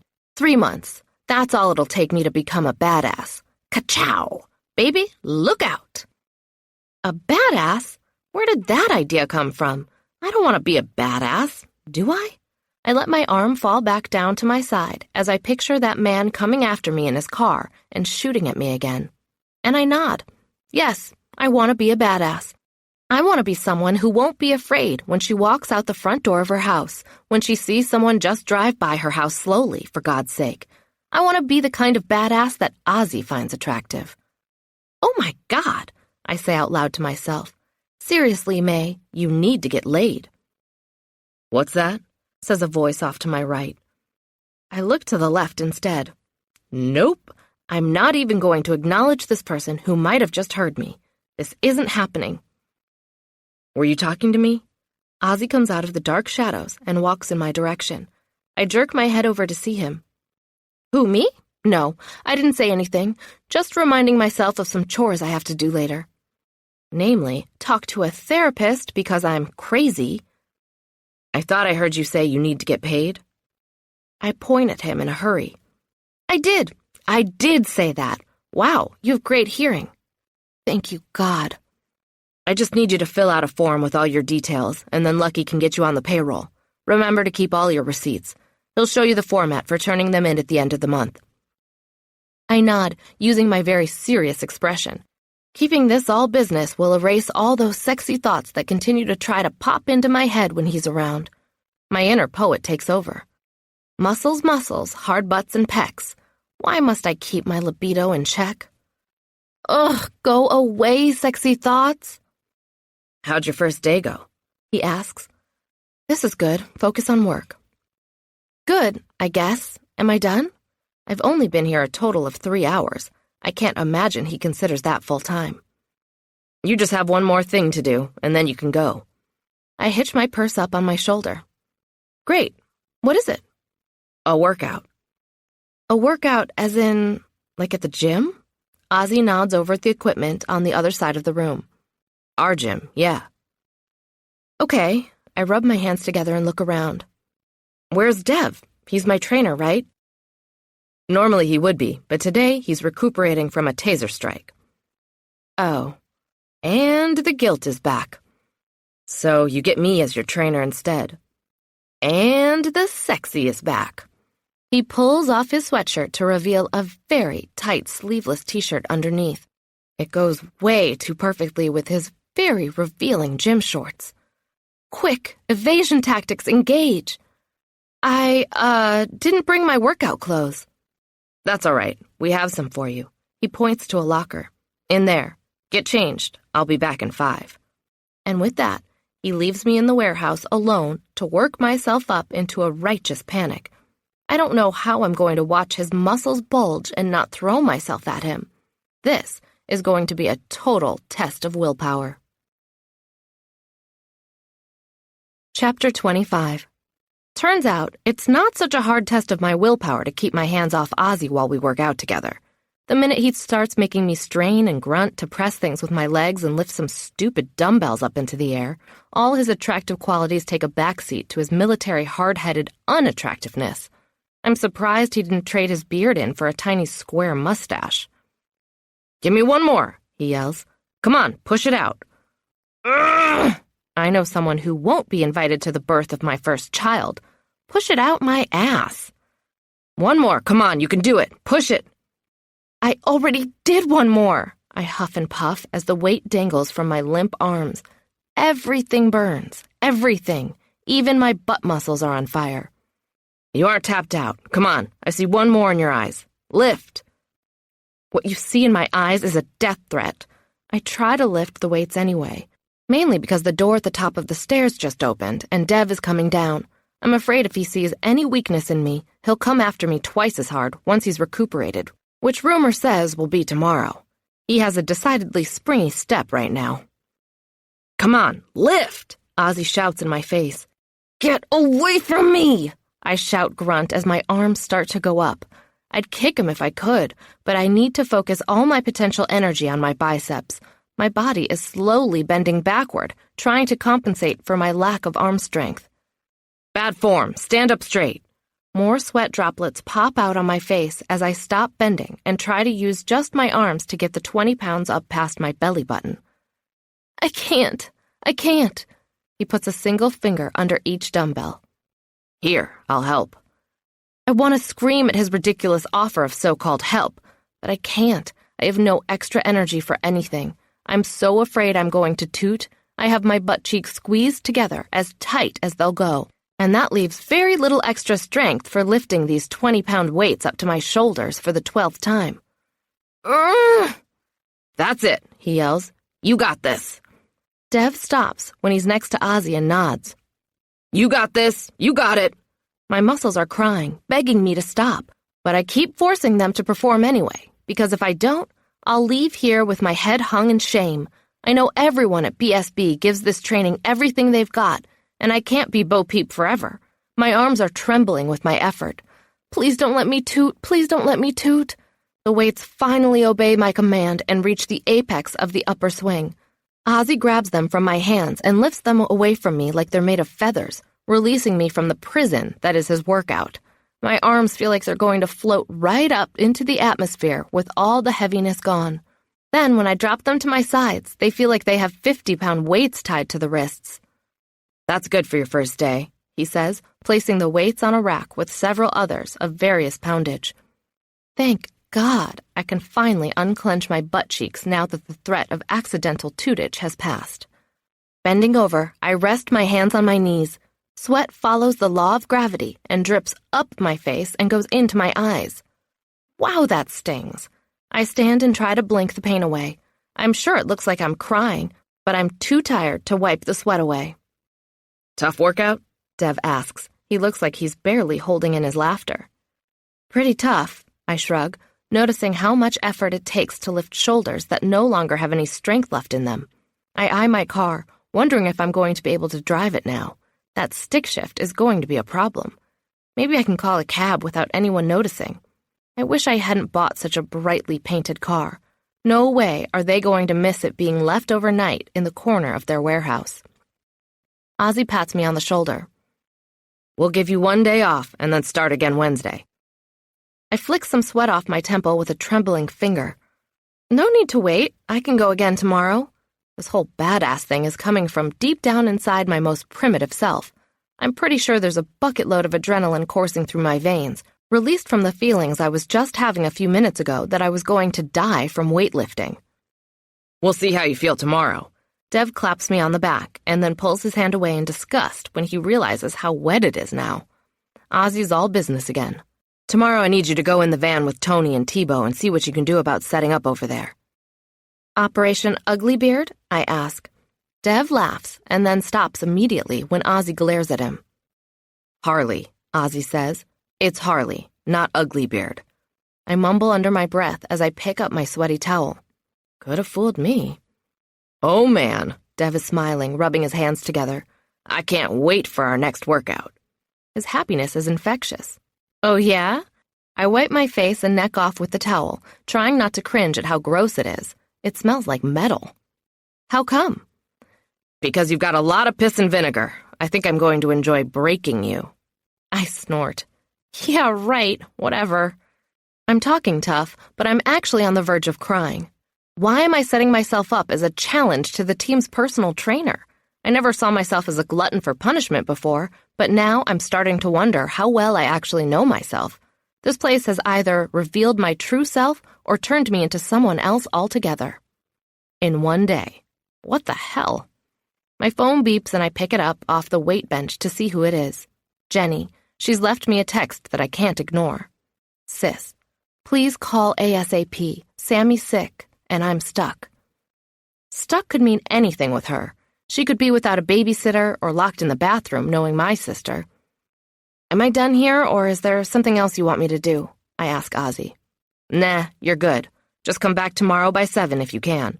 No need to go through the equipment before you guys take off for the job. I nod, hoping if I come in that early, it also means I can leave earlier. Not that I'll complain if I can't. This place isn't like any job I've ever had before. It's much too different, casual, like hanging out with a crazy family in a way. Family who likes to work out and do hand-to-hand combat. Crazy people. I find I kind of like crazy. Can I talk to you for a minute? Dev asks me as we all start walking toward the stairs. Sure, what's up? He stops and waits for Ozzy to get farther ahead. Turning to face me, his volume level drops. Listen, I know you gave it your all today, so if you're not up to another workout for a few days, all you have to do is say the word. You won't lose any cred with any of us. We can see how hard you're trying. I frown, wondering if this is a trick. Okay. You're going to be sore tomorrow. Make sure you do some stretches now. Some more tonight, and some more tomorrow morning, too. You ever do yoga? I shake my head. That's my sister's domain, not mine. You should start. It'll help with your flexibility. Maybe she can show you some of the poses. Okay, noted. Stretching and yoga. Dev stops at the wood table and rearranges some of the weaponry resting on top of it. I'm not even worried he might decide to use one of them on me. If he does, I'll just take a nice nap on the ground and be thankful for it. Just standing here is sapping the last bit of energy I have left. I was never much of a gym person before, so having someone force me into it is probably a good thing. I suppose I could stand to be a little more flexible. I'm going to be 30 soon, and my sister's already told me about 100 times that 30 was when her body started falling apart. Thoughts of her remind me of her text. I quickly tap out a response. Me. On my way. See you tomorrow? Dev asks, holding up a hand. I give him a solid high five. No 2 punches for missing this time. Yep, tomorrow. Welcome to the team, he says, walking over to the stairs, grabbing the railing and launching himself up the first 3 stairs. Thanks, it's good to be here. As he's entering the door upstairs, Ozzy comes out. I walk over to my car, real slowly, in case he wants to say goodbye. I'm sitting inside it, pretending like I have to organize my glove box, when I hear his voice at my window. He leans in a little and smiles. Good first day? I smile too, suddenly nervous. Gone is the military butthead, and in his place is the charming Ozzy, just inches away from my sweaty body. The guy who saved my life and gave me a pretty cool job. My heart warms at the events that brought me here. Maybe getting shot at wasn't the worst thing that ever happened to me. You're not going to quit, are you? He asks. Are you kidding? Just when things are getting interesting? I didn't mean for my words to have a double meaning, but the slight lift to his right eyebrow makes me fully aware that they do. Got plans tonight? He asks, his casual tone giving nothing away. I think I do, actually. I look at my phone, sad that my sister is having a crisis. Maybe Ozzy was going to ask me out. Good for you. Stay safe. He bangs his hand on my windowsill, twice, and backs away. I watch him go, wondering if I should tell him what my plans are. Would that look too desperate? Ozzy, don't worry. My plans aren't with a guy. Oh my God, yes, totally desperate. Maybe it's better to let him think whatever he wants about it. It's better to play hard to get, right? And since when does that matter? He's my boss. I'm not going to sleep with him, damn it. I jam the key into the ignition with more force than I mean to, breaking my fingernail in the process. I suck on it for a couple seconds before shifting into first gear. I hate that I'm such a slave to my easy libido. Ozzy's watching me like a hawk as I turn around inside the big warehouse and point my car toward the open door. See you tomorrow, I say as I glide by, cool as can be. See you tomorrow. He walks next to my car as it's rolling and hands me my taser. Park your car in your garage tonight. I put the taser in my purse and salute as I drive out the doors. My car bucks and shimmies when I accidentally let too much clutch out. I quickly slam the pedal back in and grab the shifter, trying to get it to go into second. Things all come together a couple seconds later, but not until after I've made a complete fool of myself right in front of the one person I wanted to think of me as cool. Typical. I don't know why I even bother trying. I let out a long sigh as I grind another gear, going past the big door leading outside. Goodbye, Bourbon Street boys, and hello, New Orleans night. Chapter 26. I hear the yelling before I can even get into the house, which makes me wonder if I should have come straight here instead of stopping off to get Felix. I frown when my sister's door opens without the use of the key I keep on my ring. She really should be more careful about her home security. I make a mental note to check how many entrances she has. Maybe I'll be able to afford a security system for her one of these days. Maybe BSB gives a family discount of some sort. Felix takes off into the back of the house as my sister's voice comes like a boom to my eardrums, a slightly unhinged quality coloring its timbre. Get your butt back on that toilet seat. We do not get up until you've pooped. I am not kidding. I have work to get done and dinner to make. A wail follows. I can't tell if it's one of the girls or Sammy. My money's on the boy. Being the youngest and the only male in the house has somehow given him license to whine pretty much all the time. I've mostly learned to tune it out, but it makes my sister get gray hairs. I lean into the downstairs bathroom, determining with a quick scan that it is indeed Sammy there on the potty and the two girls in the tub together. Mounds of bubbles go multicolored anywhere there's a toy floating nearby. Jenny is standing with her hands in her back pockets and her hair going everywhere. Her blouse is buttoned up all askew, leaving one half hanging lower in the front. She has wet splotches on both legs and only one sock on. The other foot is sporting toenail polish that I'm pretty sure was applied at least 6 months ago. "Took you long enough," she says, huffing her bangs from her eyes as she glares at me. The absolute wrongest thing to do in a situation like this is to meet her attitude with one of my own.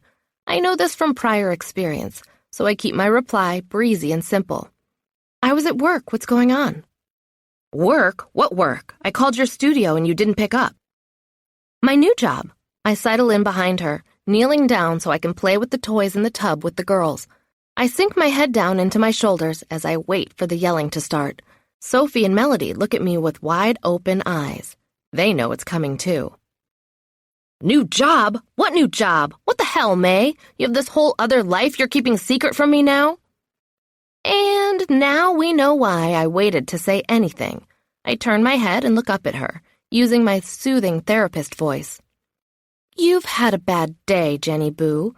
Get a glass of wine and sit on the couch. I'm going to bathe the girls, convince Sammy to give it up to the potty gods, and then, after they're settled down with dinner that I will cook them, I will join you. Consider this your night off." She glowers at me for only about a half a second before her face crumbles. "Okay," she says weakly, leaving the bathroom before anyone can see her cry. I hate to see how her feet shuffle, barely leaving the ground. She's wasted already, and she hasn't even had a drop of alcohol. I love my nieces and nephew more than anything in the world, but they are the most effective birth control I've ever encountered. High school girls should be required to babysit them before they can go out on their first dates. "What's wrong with Mommy?" Melody, the middle child, asks when she's gone. We call her Melody in the middle sometimes. She's still young enough at 6 not to hate it. "Shh," Sophie, the 8-year-old, breaks in before I can respond. "She's stressed out. Just be good until she feels better. Then you can be bad again." Melody splashes her sister. "I'm not bad." "Hey." I hold up the timeout signal, not able to keep it there for longer than 2 seconds on account of my spaghetti arm muscles that no longer want to work. "Chillax, you two. Can't you see Sammy is in crisis?" We all look over at him in his sad expression. "Constipated again?" I ask. He nods. "Constipated again. My bummy and my tummy hurteth." "Don't strain, just relax." "Yeah, just relax," Melody says, giggling. "Hey," I point at her face. "No mocking your brother. Being constipated sucks." "Yeah, being constipated sucks." Sammy grabs a toothbrush off the counter and launches it at his sister. I stand up as fast as I can in an effort to distract Melody from certain retaliation. "Okay, smallish people, listen up." All the kids tilt their heads to look up at me. The bathroom goes quiet enough that we all hear the cork popping out of a wine bottle around the corner in the kitchen. I make a sweeping gesture with my very sore arms. "Auntie May is here." I lower my arms so I can count on my fingers. It's much easier on my muscles this way. And that means there will be no throwing things, no spitting, no potty talking, no farting, no barfing, no calling each other names, and no complaining about what I cook. You got it? I stare each of them down in turn, lowering myself back into a seated position because the muscles in my legs aren't very happy right now. They exchange silent looks among themselves. A squeak comes from the toilet. Sammy tries not to grin when I glower at him. "Oops, I farted. Sorry." They all giggle. Melody points at her brother. "He broke the farting rule." She grips her elbows against her ribs, strains, and forces 3 little bubbles to come up out of the water. Sophie looks at her aghast. "You just farted too! Ew! Not in the tub!" She jumps up and tries to scramble out of the bathtub, but she's too covered in bubbles to make it happen. She slides back in with a tumble of arms, legs, elbows, and knees. Bubbly water flies up everywhere.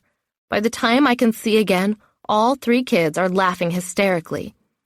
"Auntie May, you have bubbles all over your head," Melody yells. "Ow, I have a bruise on my knee now," Sophie whines. "Hey, guess what, everybody?" Sammy screams. We all look at him, waiting for the big news. "I pooped!" Chapter 27. The kids are eating their spaghetti at the kitchen table, with Felix underneath, ready for things to drop. They're being extra quiet in exchange for an ice cream dessert, and I'm pouring myself a glass of wine from the bottle my sister has already half finished. When I drop into the armchair next to her couch, she stares at me over her glass. I stare back as I take a sip. "So, are you going to tell me about this new job or what?" I consider folding my legs up under me, but when I try, it hurts too much, so I just let them drop to the floor instead. It's no big deal, really. I'm just taking some pictures for these people. Why do I get the impression that it's a lot more than just taking some pictures? Is this some kind of porn thing? She glances over her shoulder at the kitchen and then lowers her voice. "You know you can't get involved in the porn industry. They'll recruit you into the acting part." I laugh. It's so nice to be sitting here in her family room with her. I love my sister and her nutty mind. "You're crazy, and you can relax, because it has nothing to do with the porn industry. It's a security company." It sounds so much safer when I say it that way. No risk. It's better for my sister to hear it this way. Otherwise, she'll go all mother hen on me and make me start doubting myself. She blinks a few times as she mulls it over in her head. "Remember that guy who helped me out when I accidentally ended up in Frankie's bar?" "The one with all the muscles?" She smiles for the first time since I arrived. "Yeah, that one. He offered me a job." I try not to smile, but it's tough. "So he works at a security firm, and he offered you a job to take pictures? Of what?"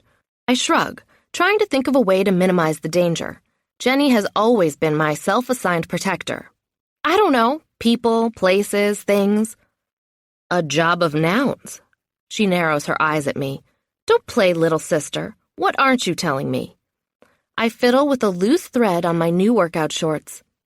"Nothing much, just that it's basically kind of like a little bit of this sort of thing that's kind of hard to explain." She takes a long sip of her wine, almost emptying her glass. I jump up to get the bottle, hoping it will distract her from my horrible attempts at downplaying my job's negative points. "You are the worst liar who ever walked planet Earth," she says, laughing into her glass as she finishes it off. "Better than being the best liar, right?" I lean over and fill up her glass, topping off my own while I'm at it, before setting the bottle down on the coffee table. "Maybe. So, what's the deal? Straight up, just tell me. I won't get mad."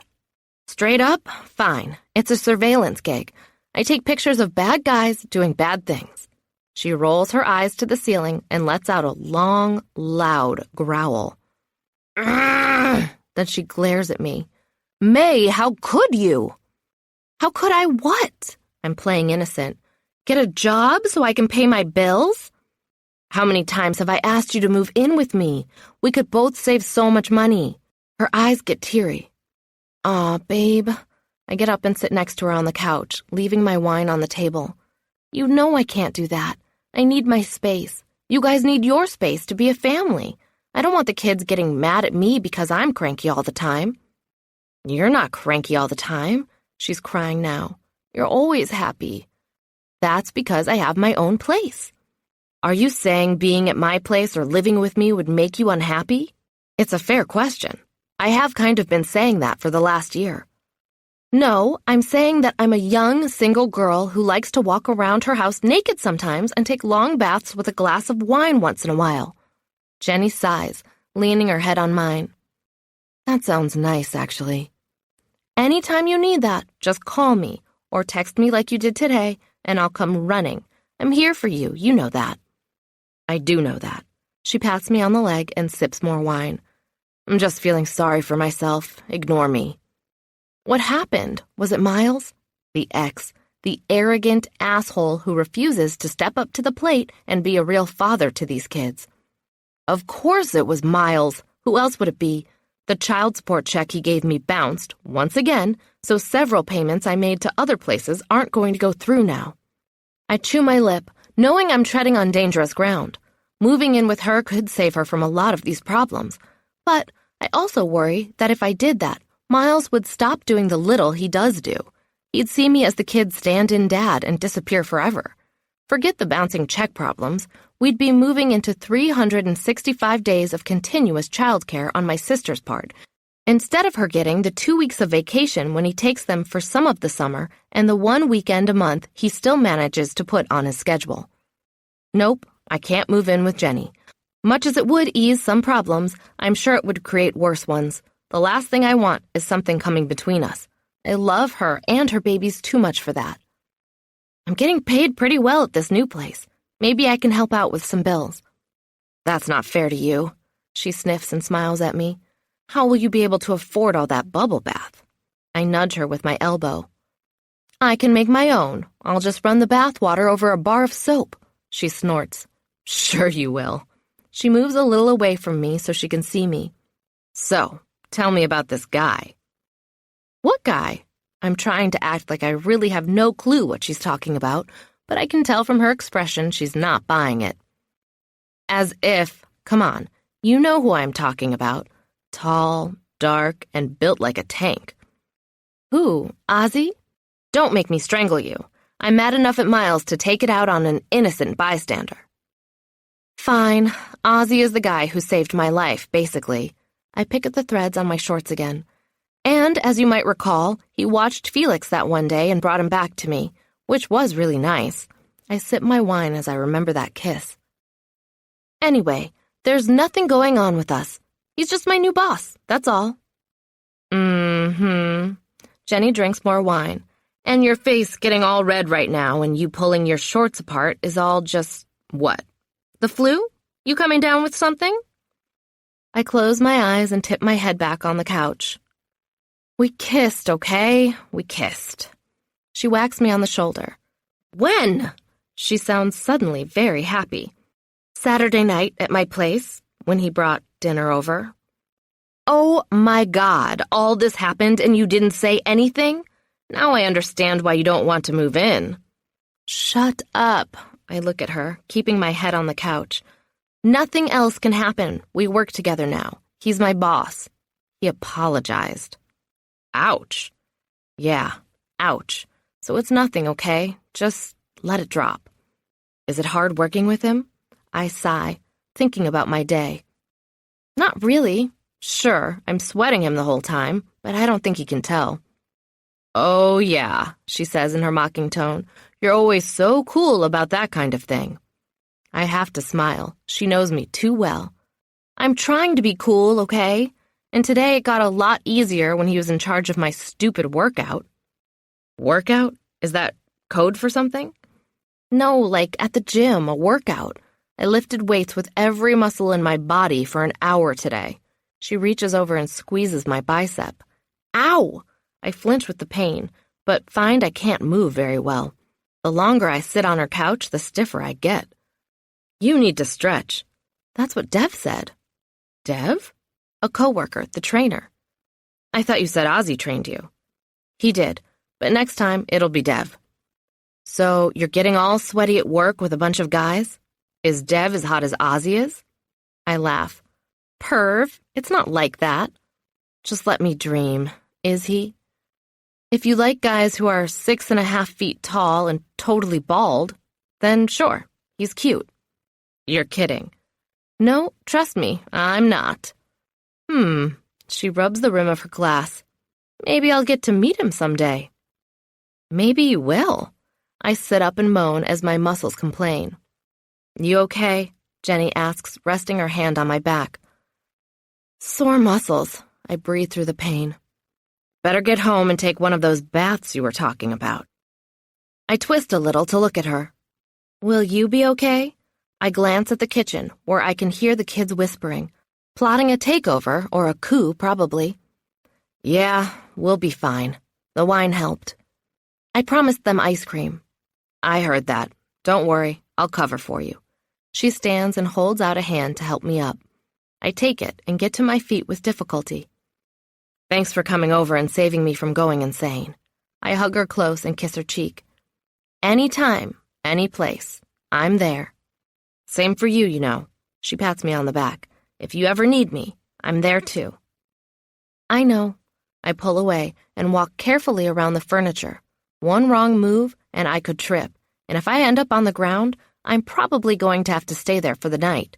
I have about enough juice left in my body to get me home, and that's it. Call me tomorrow after work so you can tell me all the details. Jenny opens the front door for me. I will. I lift my chin and talk louder. See you later, kids. Bye, Auntie May, comes a chorus of tiny voices.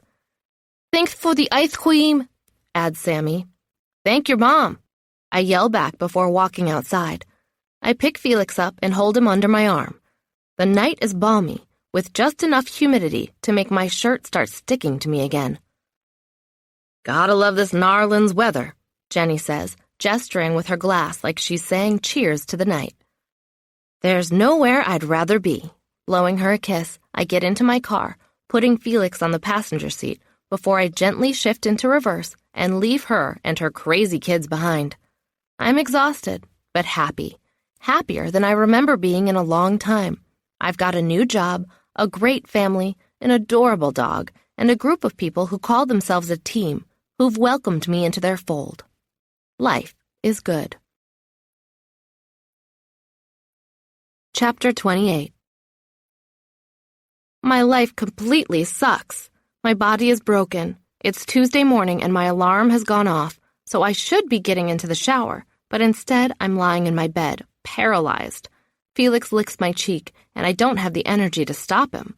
I moan as I try to roll over toward my phone. He follows me, knowing I have no fight in me, licking my ear now. Oh my God, what the hell? Every muscle in my body aches. I think I tore them all. This can't just be regular muscle pain, it's too severe. The only thing that doesn't hurt is my thumb. After nudging Felix away, I use it to type out a message, resting the phone on my mattress, so I won't have to use any arm muscles to hold it up. Me. Ozzy, I'm dying. A few seconds later, my phone rings.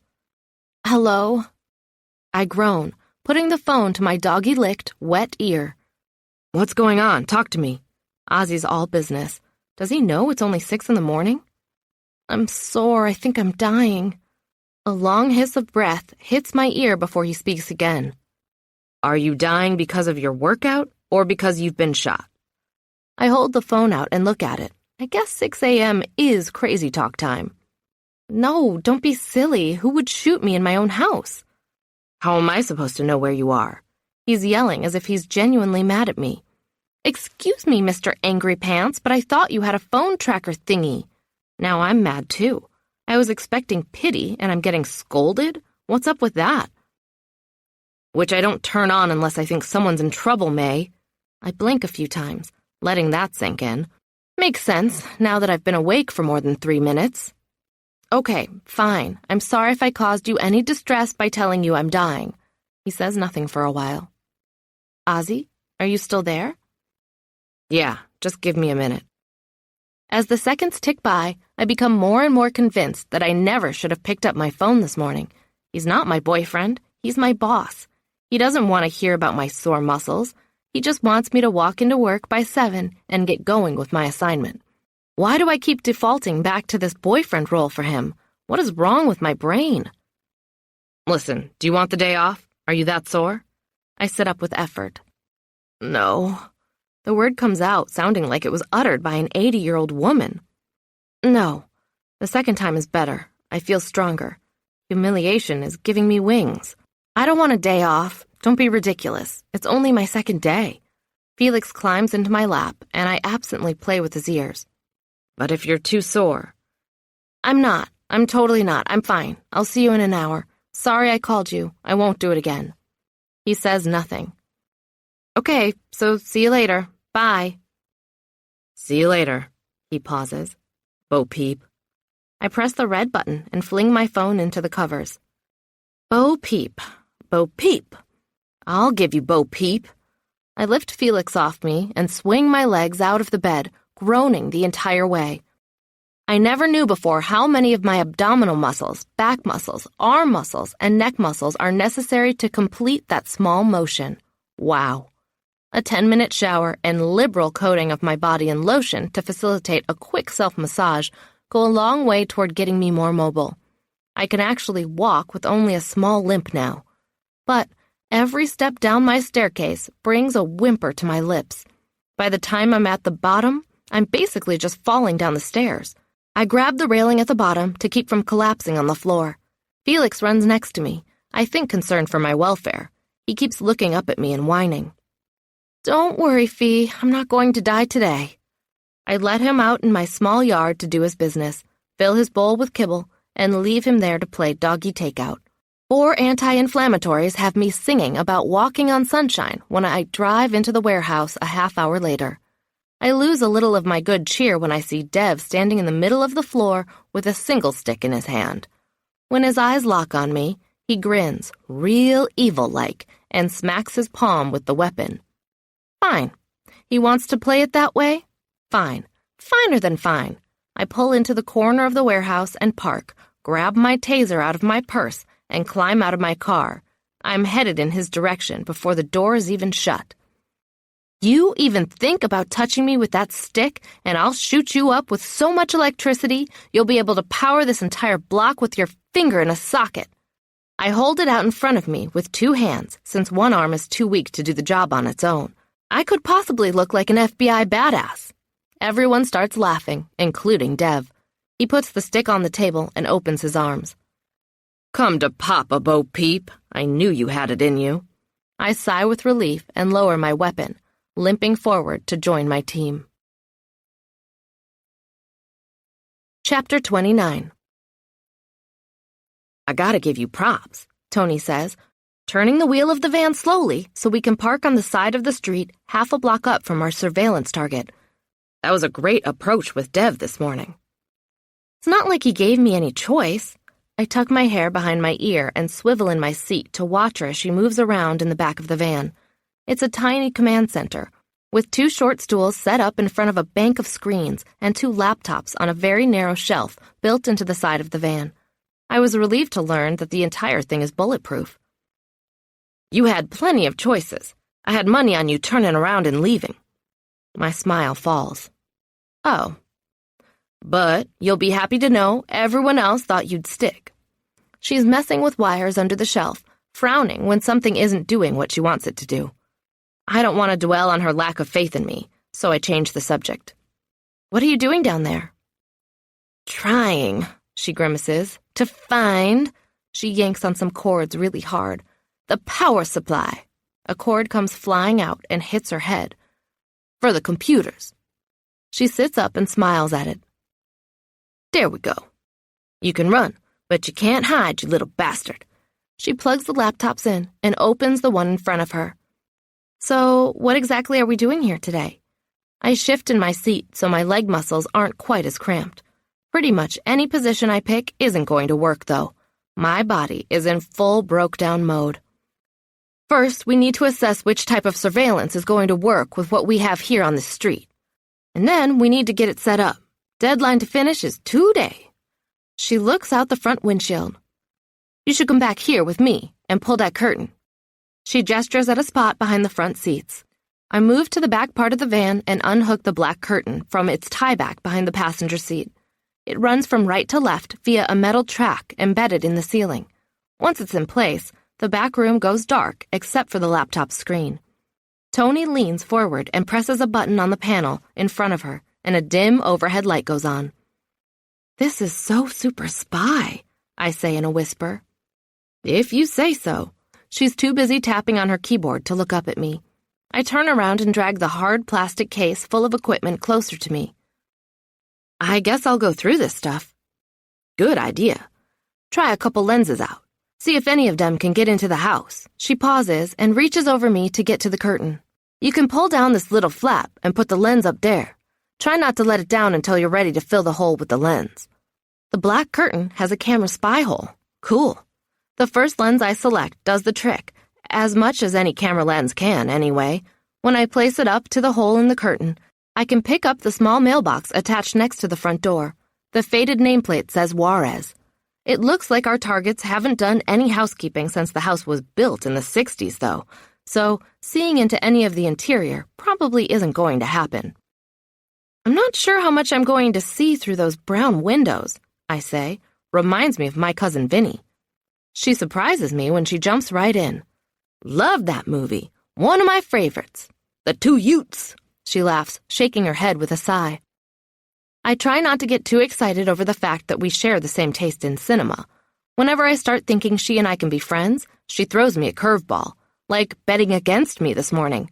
I wonder what it's going to take to earn her respect. I hope it won't involve me getting shot. The front door of the house opens. Someone's coming out. My pulse starts beating hard, and suddenly it's difficult to breathe. I'm both excited and scared to death. What if they see us? What if they know exactly what we're doing? Is a bulletproof van bomb-proof too? Take some shots. Oh, right. My finger presses the shutter button. I quickly focus on the subject and do my best to catch him in profile and full on. He turns in our direction to get to his car, parked just a few vehicles down from where we are. Oh my God, I'm getting some great shots right now. Keep going. You can never have too many. Thank goodness for digital, right? Yeah. Tony's moving around behind me, but I can't stop to figure out what she's doing. Listen, if he gets closer, you should back off the curtain and close it up. How close? I'm still taking shots. Within 10 feet. I take a few more pictures and back up, pulling the camera out of the hole and shutting the flap. The entire van is pitch black inside. Tony must have shut off the light when I was busy taking 100 pictures in 10 seconds. Next time, warn me when you're going to do that, Tony says. Why? Because it's better if it's dark inside here when you pull out, so they don't see a square of light in the curtain. Oh, sorry. No worries. I figured you were about to do it, so I shut the light off. Next time, just give me a signal first. What's the signal? Lights. Oh, that's easy. We try to keep everything as simple as possible, so that in the heat of the moment, we don't forget. Good plan. I can picture myself forgetting a code word more complicated than lights. I am secretly appreciative of the genius in charge of passwords and signals, whoever that person is. Is it Ozzy? Seems like it would be. He strikes me as both a thoughtful and practical person. Get anything good? She asks. I switch my camera into play mode and buzz through the photographs. Yes, several. I hold the camera over by her. You know this guy? No, but that doesn't mean anything. We'll run it through our facial recognition program and see what we come up with. You have that? That program, I mean? Yeah, she sounds defensive. Sorry, it's just kind of hard to believe you'd have something that sophisticated in a security firm. It's not like you're the police or anything. First of all, we're not just any security firm. Ozzy only runs top-of-the-line operations. And second, we work with the police department. They give us access to all kinds of databases. We can't do our job very well without it. I nod, thinking it through. That makes sense. I'm even more impressed with Ozzy than I was before. If I'm not careful, pretty soon, I'll be drooling whenever he walks into the room. This is interesting, Tony says, staring at her screen. What? She leans a little to the right so I can look at her laptop screen. There's an aerial photograph of the neighborhood, showing houses, driveways, and even cars. What's that? We're right here, she says, pointing to a spot on the map. I don't see our van. This picture was taken a while ago. It's not a live feed. Anyway, do you see that? She points to a house on the street behind the one we've been watching. Yes? Did it look vacant to you yesterday when we drove past it? I don't know, I can't remember. You're supposed to remember these things. She shuts her laptop and starts to climb over me.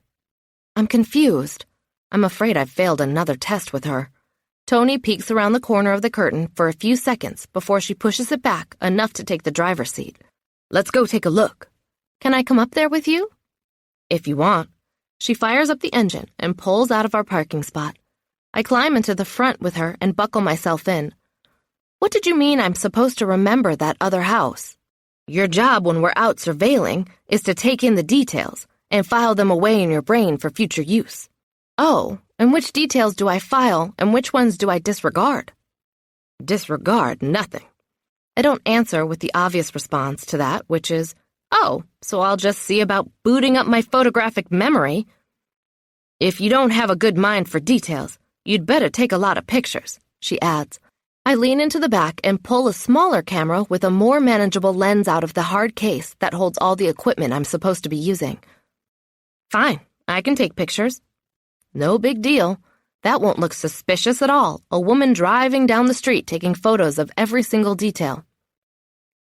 You'll learn eventually what things are important and what aren't.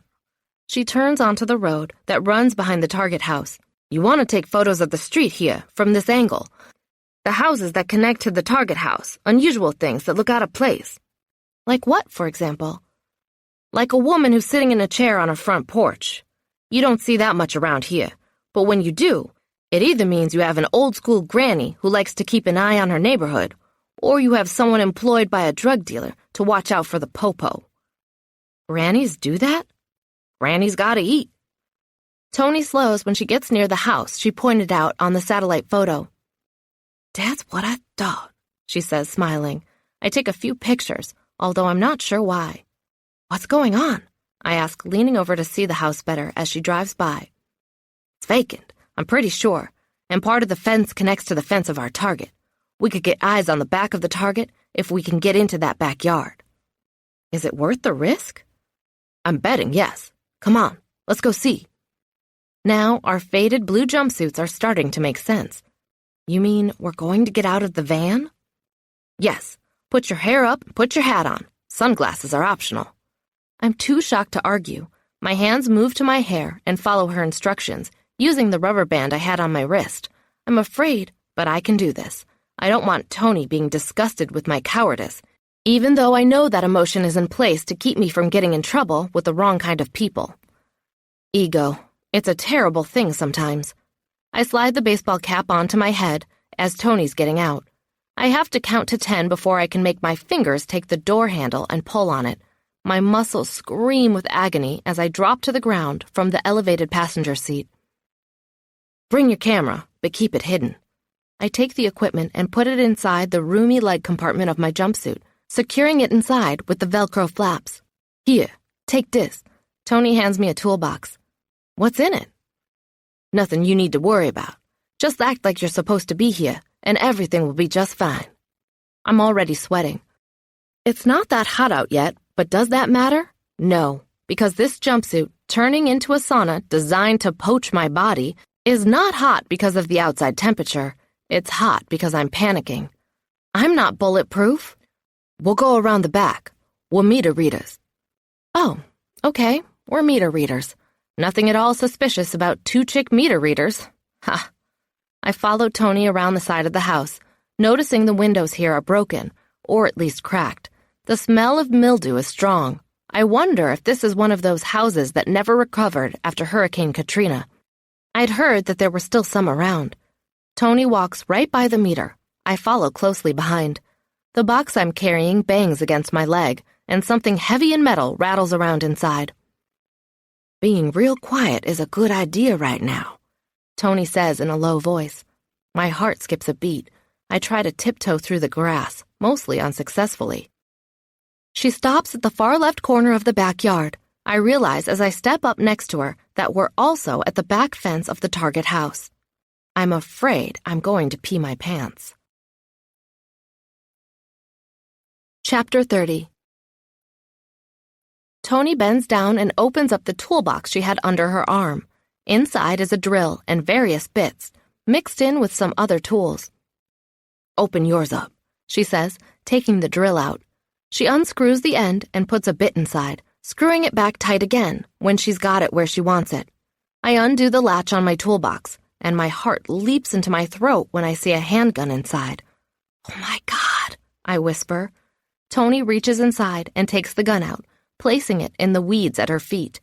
The next thing out of the toolbox is a small black box. What's that? I whisper. Watch and learn, Bo Peep.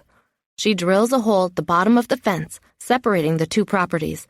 Even though the drill is completely quiet, with some kind of crazy silencer on it, and she goes slowly enough that the wood hardly makes a whisper, sweat flows down my face in tiny rivers.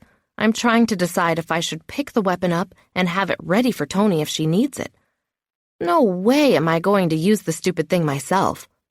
The black box attaches to the wood fence with 4 tiny screws. Tony puts those in manually. She pushes a button on it, and a tiny green light comes on. Find me some brush. I blink a few times, wondering what the hell she's talking about. Or some garbage or something. I need to cover this thing. The light bulb goes on above my head, and I quickly stand to gather some bits of garbage and dead weeds. Tony takes them from me and adds them to the things she assembled, covering the camera, so neither it or its green light is visible. Sweet. Tony stands and smiles. You ready to get out of here? Sure. I'm proud of myself that I was able to keep my cool. What I really want to do is sprint to the van, but I follow Tony's casual pace and cringe as sweat trickles down my spine. When we're in the van again, Tony goes to the back, opening up the laptop. She clicks the touchpad a few times and turns the screen to face me. Looky, she's smiling. The camera inside the black box has a fisheye lens, allowing it to pick up almost the entire backside of the house and the yard.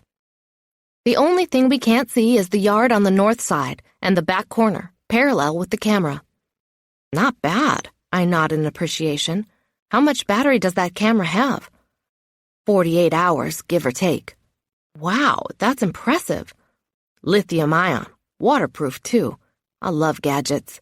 She closes the laptop and stands to go to the front of the van. I swivel to the front so she doesn't have to climb over my legs. Where to now? I ask. Last part, and this is my favorite part, by the way. I'm almost afraid to ask.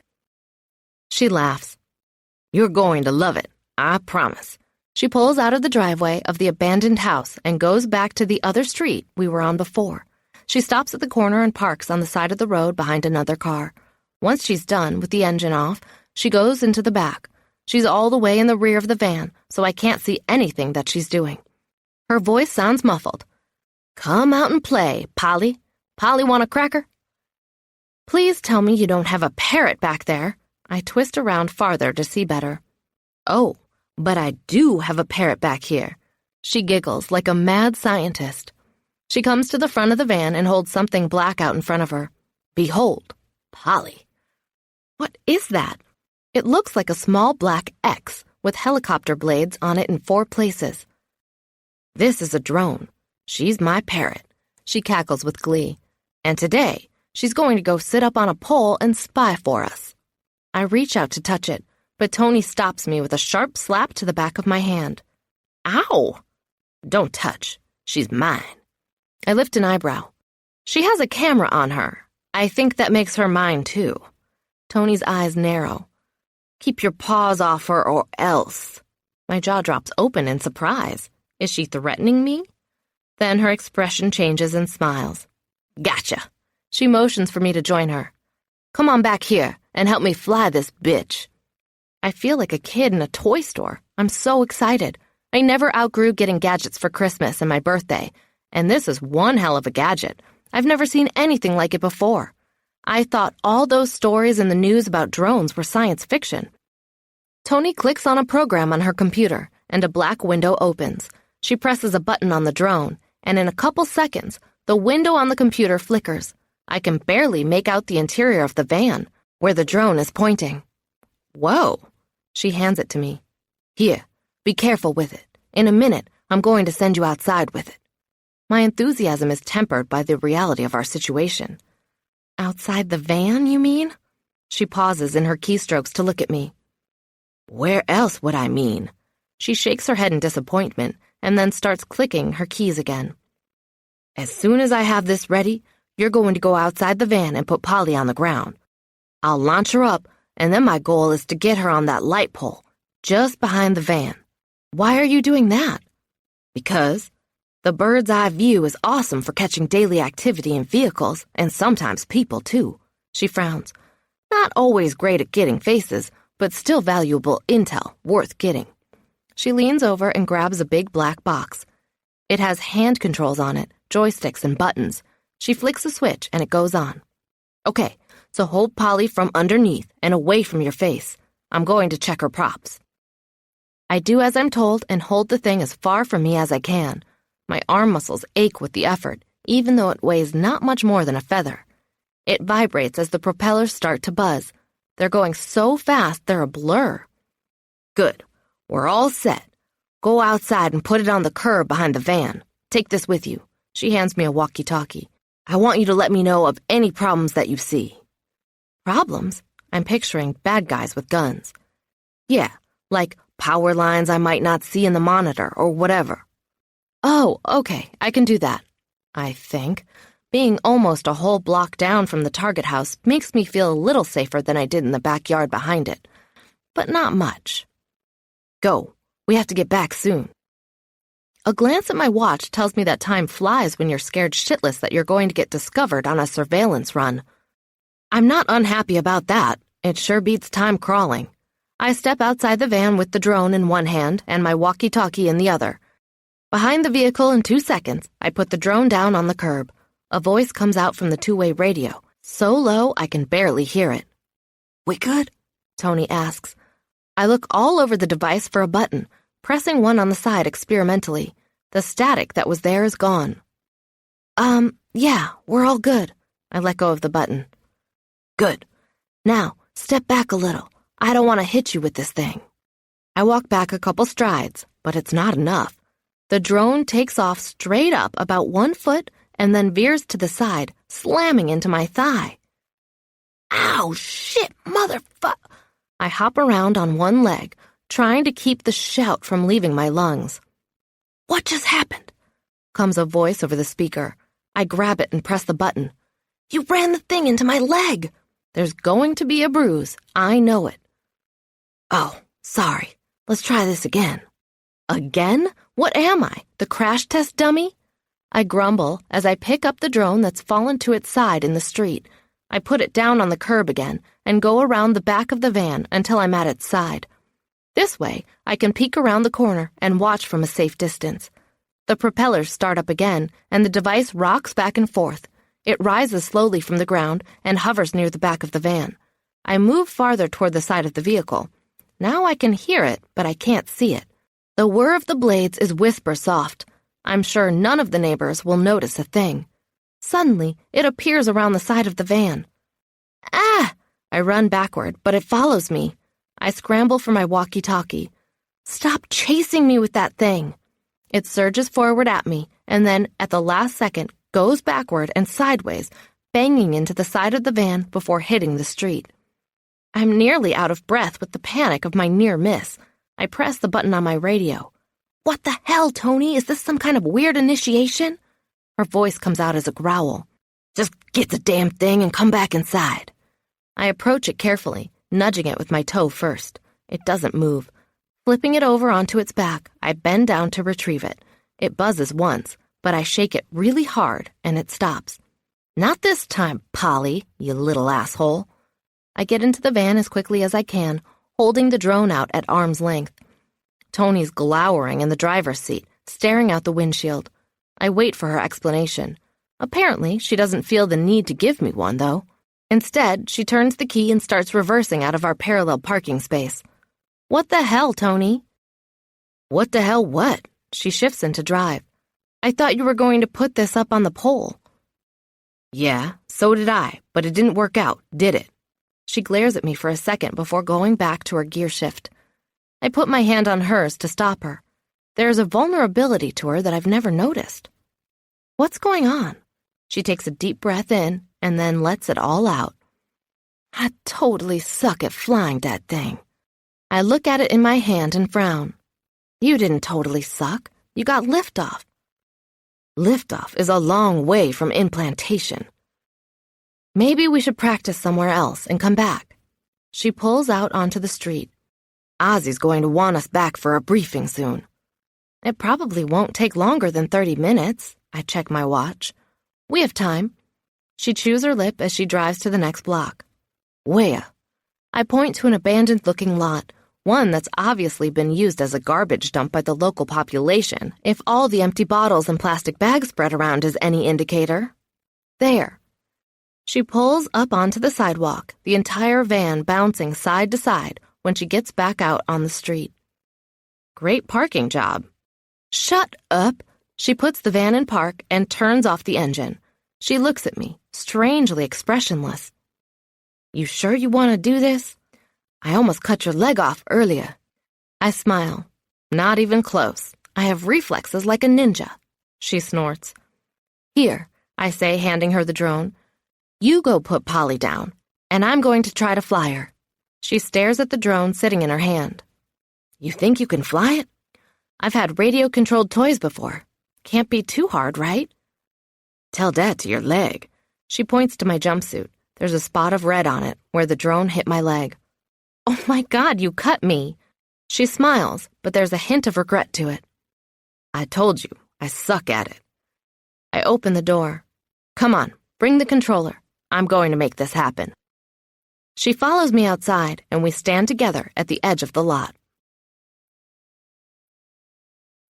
Chapter 31.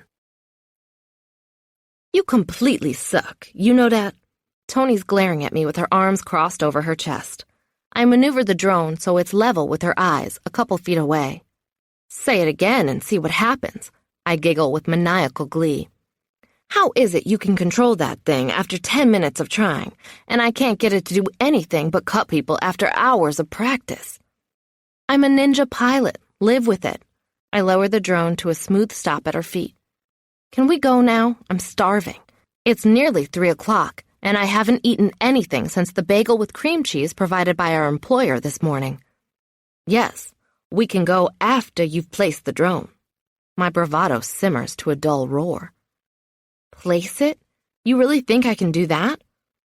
Well, either you're going to do it, or you're going to crash and burn one of our best pieces of surveillance equipment, she snorts. No pressure. Listen, if you want Tebow to come out and do our jobs for us, fine. I'll call him. She lifts up her phone. No, don't call him. We can do this. I climb into the van next to her. Girl power, right? Sure, she says, turning the engine on and driving out onto the street. Whatever you say. There's a definite chill to her tone. I chew my lip as we make our way back to the target, wondering if I should say something. My misgivings about what her reaction might be last all of 3 seconds. So, what's the deal, Tony? Did I do something to piss you off, or is it just that you don't like me on principle? She doesn't answer right away. She waits so long to reply, I'm convinced she's just going to ignore my question. That's not awkward at all. Just as I'm about to apologize, she responds. I don't dislike you at all. I'm just not a warm and fuzzy person. Oh, I don't get along with women very well. I consider that for a few seconds. Do you have any sisters? No, 3 brothers. Tebow is one of them. Female cousins? Nope, 13 male cousins. Wow, that's a lot of testosterone. She shrugs. I'm used to it. I never played with dolls. I played with soldiers. I prefer boots to sandals. I look at her and smile. She's petite, with tiny little features that would look right at home on a China doll. What? She glances at me before looking back at the road. What are you looking at? I'm looking at a tomboy who looks like a girly girl. She snorts. Yeah, right, girly girl. That'll be the day. You wear heels. Those boots I saw you in the first day I met you had heels. Good for poking holes in bad guys. I cringe inwardly. Oh, gross. And they make my legs look longer. I hate being short. At 5'7", I can't really commiserate on that one. In our business, you have to be tough to get respect. I frown. This isn't sounding so good for me right now. She looks over and winks. Don't worry, Bo Peep. You don't need to start wearing boots anytime soon. My chin goes up. I have boots? I don't mention the part about the sparkles. She says nothing, and we drive on. My heart starts beating faster when we arrive at our destination, the Target house. All those tricky moves I was making with the drone take on a new meaning here. You ready? She asks. She sits very still in her seat, waiting for me to answer. As ready as I'm going to be. She opens her mouth to speak, but then shakes her head and starts to open her door. What? I put my hand on her arm to stop her. You were going to say something. She sighs, not looking at me as she speaks. I was just going to say that you'll be fine. and that I'm glad you're here with me, on the team. I punch her in the arm, knowing how much it took for her to say that, and also that anything more affectionate, like a hug, would freak her out. Me too, I say, really meaning it. Come on, let's go put this mother on that pole. She slides to the ground, but I see her smile in the side mirror. My heart soars at the idea that I could have just earned a friend with my mad drone flying skills. I move to the back seat and take up a position in front of the computer with the joysticks on my lap. Okay, she says, talking to me through the walkie-talkie. Easy does it. Can you see through the drone's camera? Yep.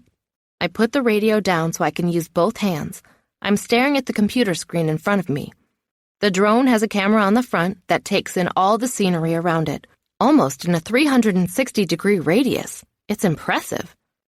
We have liftoff, she says as I bring the drone above the van. Easy, easy, I mumble to myself. The pole is in sight. Watch the power line to your left. I can just imagine how angry Ozzy would be if I electrocuted his drone.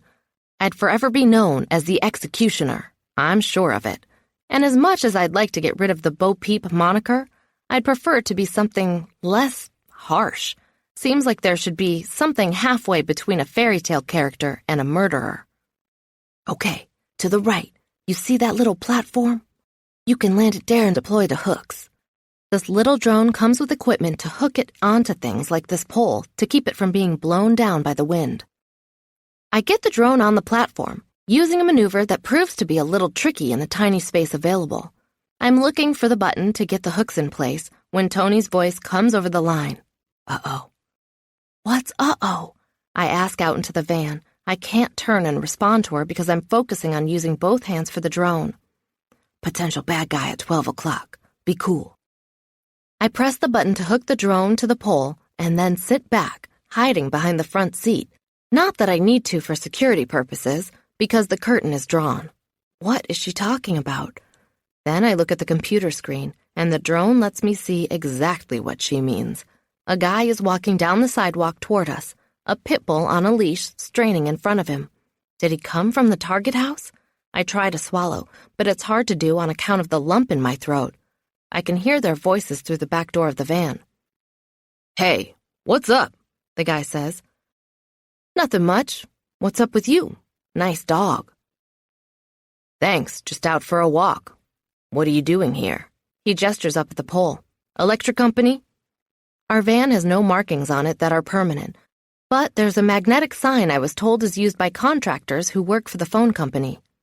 Nah, phones. Tony gestures over at a junction box not far away. Connecting some new lines. Economy's picking up. Good news. Yeah, well, I'm out of here. Have a good one. She waves as she goes around the side of the van and gets inside. Just stay put, she says in a low voice. I watch on the screen as we pull away. The man turns to watch us drive away and down the street.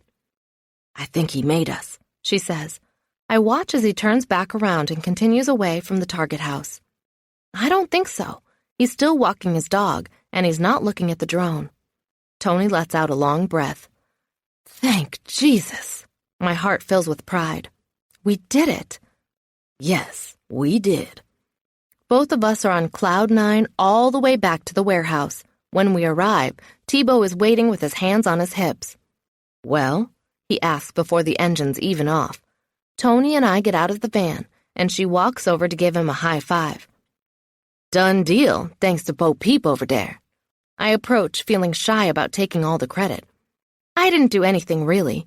Tony got the camera in place for the entire backside of the house. And she flew the drone up the pole and secured it, Tony adds. She did? Tebow looks at me with a questioning expression. How come you did it? I look over at Tony. She's staring at the ground. I wanted to try it out. I like radio-controlled cars, so I figured the drone would be fun. What happened to your leg? He asks, gesturing to the spot of blood above my knee. I look down. I don't know. Even I don't believe me. I obviously need to practice my lying skills. Tebow smiles. You didn't have a run-in with a drone by any chance, did you? Oh, for crying out loud, T-Bo, again? Tony storms off, yelling loud enough for anyone in the port to hear her. One time, okay? One time I hit you. I can't not laugh when he lifts up his leg and shows me a small scar on his calf. She nailed me. She's a fucking maniac with that thing. I lift up my pant leg too, revealing a small cut on my thigh. Tell me about it. T-Bo tips his head back and roars with laughter. Chapter 32. What's so funny? Ozzy asks, coming out of the shadows near the weight equipment. He's sweating. Oh my. Sahara is walking behind him, and she looks as wiped out as I feel. Has he been making her work out too? I wouldn't be surprised. Tony tried to take her out with the drone. T-Bo points at my leg as I let the pant drop into place. Again? Ozzy shakes his head. Man, she's dangerous. Bo Peep got the drone up, though. Girl's got skills, can't deny. Ozzy gives me an assessing look that has my face going pink. Let me look at that cut before you go upstairs, he says. Oh, it's no big deal, really. She barely tapped me. Regardless, go on over to the table there. I'll join you in a minute.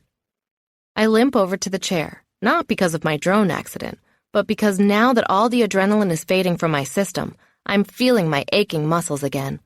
Holy shit, when is my body going to be back to normal? Sahara and T-Bo climb the stairs together and disappear into the samurai room. I take advantage of the alone time to give my arms and legs a massage while I wait for Ozzy to come over and assess my wound or whatever he's going to do.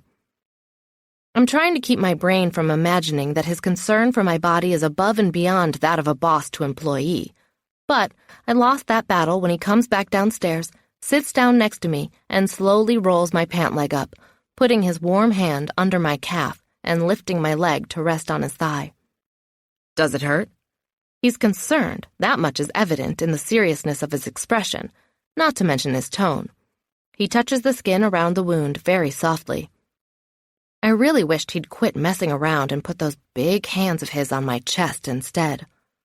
Oh my God, did I just think that? Not as much as the rest of me, I say jokingly, trying to act with a casualness I do not feel. He looks up at me, confused. It's the first time I notice the flecks of amber in his green eyes. I try not to stare like a crazy person, but they're beautiful. I'm still sore from our workout. Sorry about that. He unscrews some disinfectant and puts some on a cotton ball. Maybe I overdid it a little. No, it's fine. I don't want you to do anything special for me. Just treat me like everyone else. He dabs the cut on my leg with the cotton. You know that's not going to be possible, right? He's not looking at me, but does that stop my blood pressure from shooting up into the stars? No, of course not. My whole body goes hot with just that one sentence. I probably shouldn't assume he means anything special by it, though. I'm sure he's saying I'm weaker than any of his other recruits, so I'm going to need a special, more relaxed program for getting in shape. Why can't you treat me the same? I ask. I promise I'll work as hard as I need to in order to make the team. After today, I'm sure I want to be here. I want to be part of the Bourbon Street Boys family. This is the most fun I've had at work ever. Plus, there's Ozzy. Getting to see him at work is like getting a Christmas bonus every day. I have no doubt you will. You've already given me 110%. I can't ask for more than that. So what's the problem then? I hold my breath as I wait for his answer. He stares at my leg, running a hand from my ankle to my knee, as he leans down to examine the cut more closely. With just that one movement, his fingers dragging along my sensitive skin like that, he sets me on fire. He's tilting my leg left and right, looking at my wound, but the gentleness of his touch is not normal for someone just plain concerned employer. I can't be imagining all of this, can I? He looks up at me, his eyes darker than before. I can't treat you like everyone else because you're not like everyone else. Does he mean... No, of course not. He means I'm a weakling, and let's face it, compared to Tony, I am. You're saying I'm weak, aren't you? Bo Peep, some girl who walks around with a hook running after sheep all day long. I'm disgusted with myself.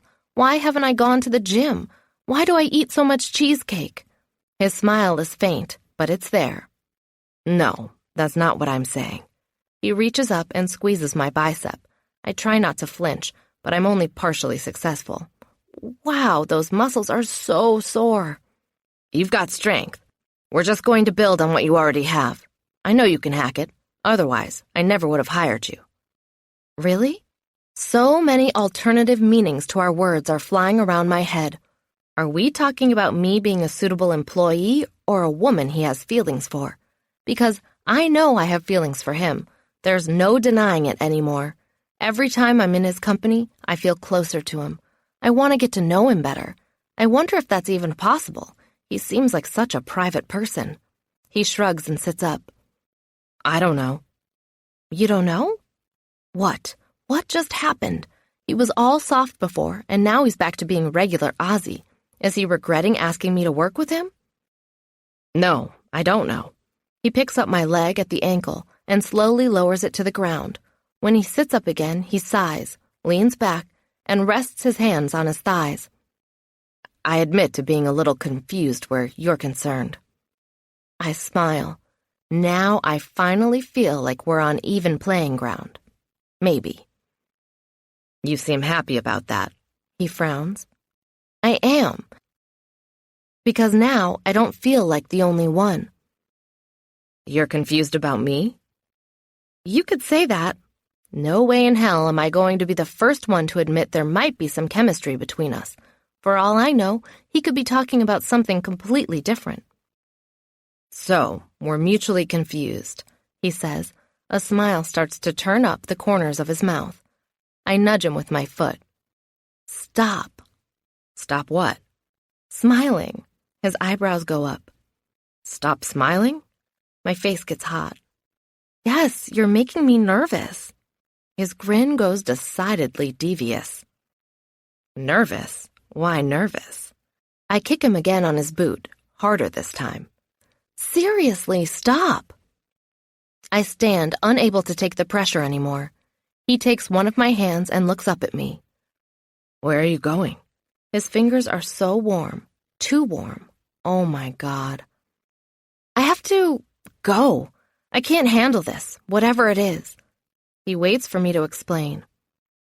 Ugh, I can't take it. I was never good at playing the game. It's time for some honesty. Someone has to break the ice, right? It's just been a while for me, and I was never that experienced before anyway, so I shrug and stare at the ground. He doesn't answer right away, so I look up at him. He's frowning. What exactly are you talking about? I blow out a big frustrated breath of air and then let the words just fly out of my mouth. They can't be contained any longer. Sex, duh. What are you talking about? He stands, still hanging on to my hand. I was talking about your workouts. My face blanches, and it's suddenly very difficult to breathe. My voice comes out like a croak. Oh my God, I'm so embarrassed I have to go. I try to yank my hand from his and move around him, but he won't let go. He's smiling again. What in the hell? Why is he grinning at me like that? Would you quit that? His smile turns into chuckles. I stare at him and realize then that he's been messing with me this whole time, maybe since the moment I met him. Oh my God, you are so incredibly bad. I can feel the red coming back to my face, crawling up my chest, to my neck, all the way to my forehead.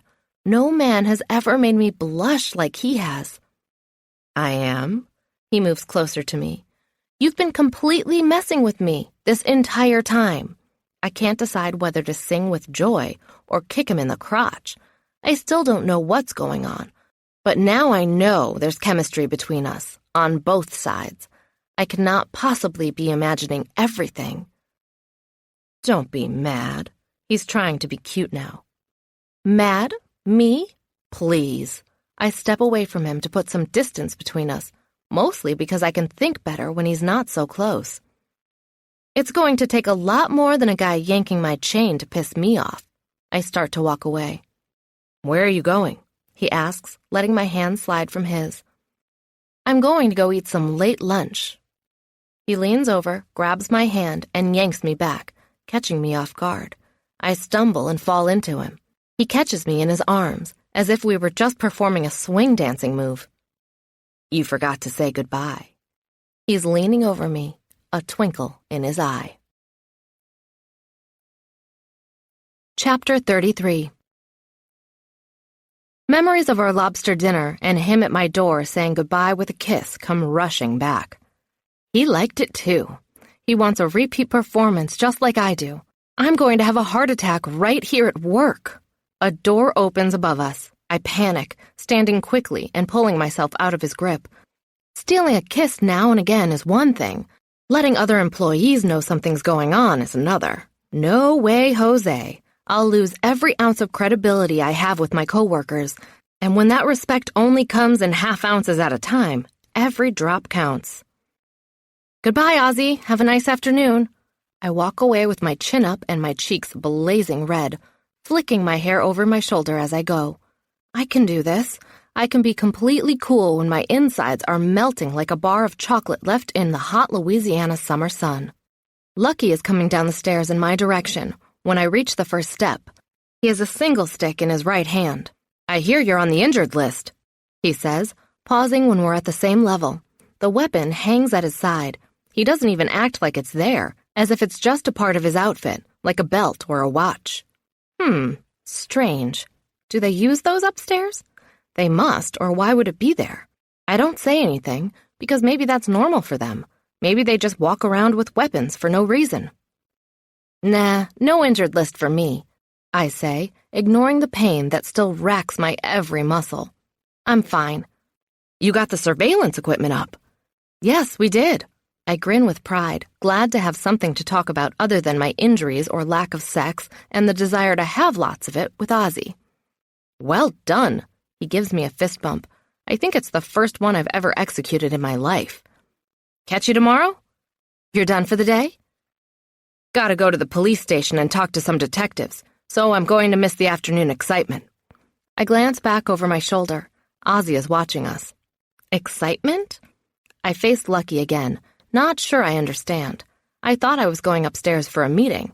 The last one was interesting, but I don't know that I'd call it exciting per se. Lucky glances at Ozzy and frowns for a second before turning his attention back to me. Yeah, the progress briefing. We usually have them every couple days. I nod. Oh, okay. Well, I guess I'll see you tomorrow then. Hey, do you mind? He holds out the single stick. Mind? Taking this upstairs for me. I meant to leave it up there, but I guess I was distracted and kept it in my hand instead. I smile. Oh, sure, no problem. Where did you want me to put it? He starts to grin and then stops immediately. Give it to Dev. Okay. I narrow my eyes at him, trying to figure out why he's trying so hard to appear serious when he clearly wants to smile. Examining the stick tells me nothing. It looks like it always does. About 3 feet long and an inch in diameter, thicker at the end where Lucky was holding it. I find it balances better if I hold it at the wider end, too. It's kind of heavy, but not so much that I can't wield it. Maybe later I'll ask Ozzy how to actually use it. He hops down the last few stairs. See you later. Yeah, okay, later. I continue up the stairs, stopping at the digital keypad by the door. Whose name was on this side of the door for the code? Was it Tony? I press in TON1, but nothing happens. Okay, so it's not Tony's door. That makes it T-Bow's door? I press in TBO1 and hear a click. Even though I know Ozzy's down there watching me screw up, I smile. I did finally get it done, right?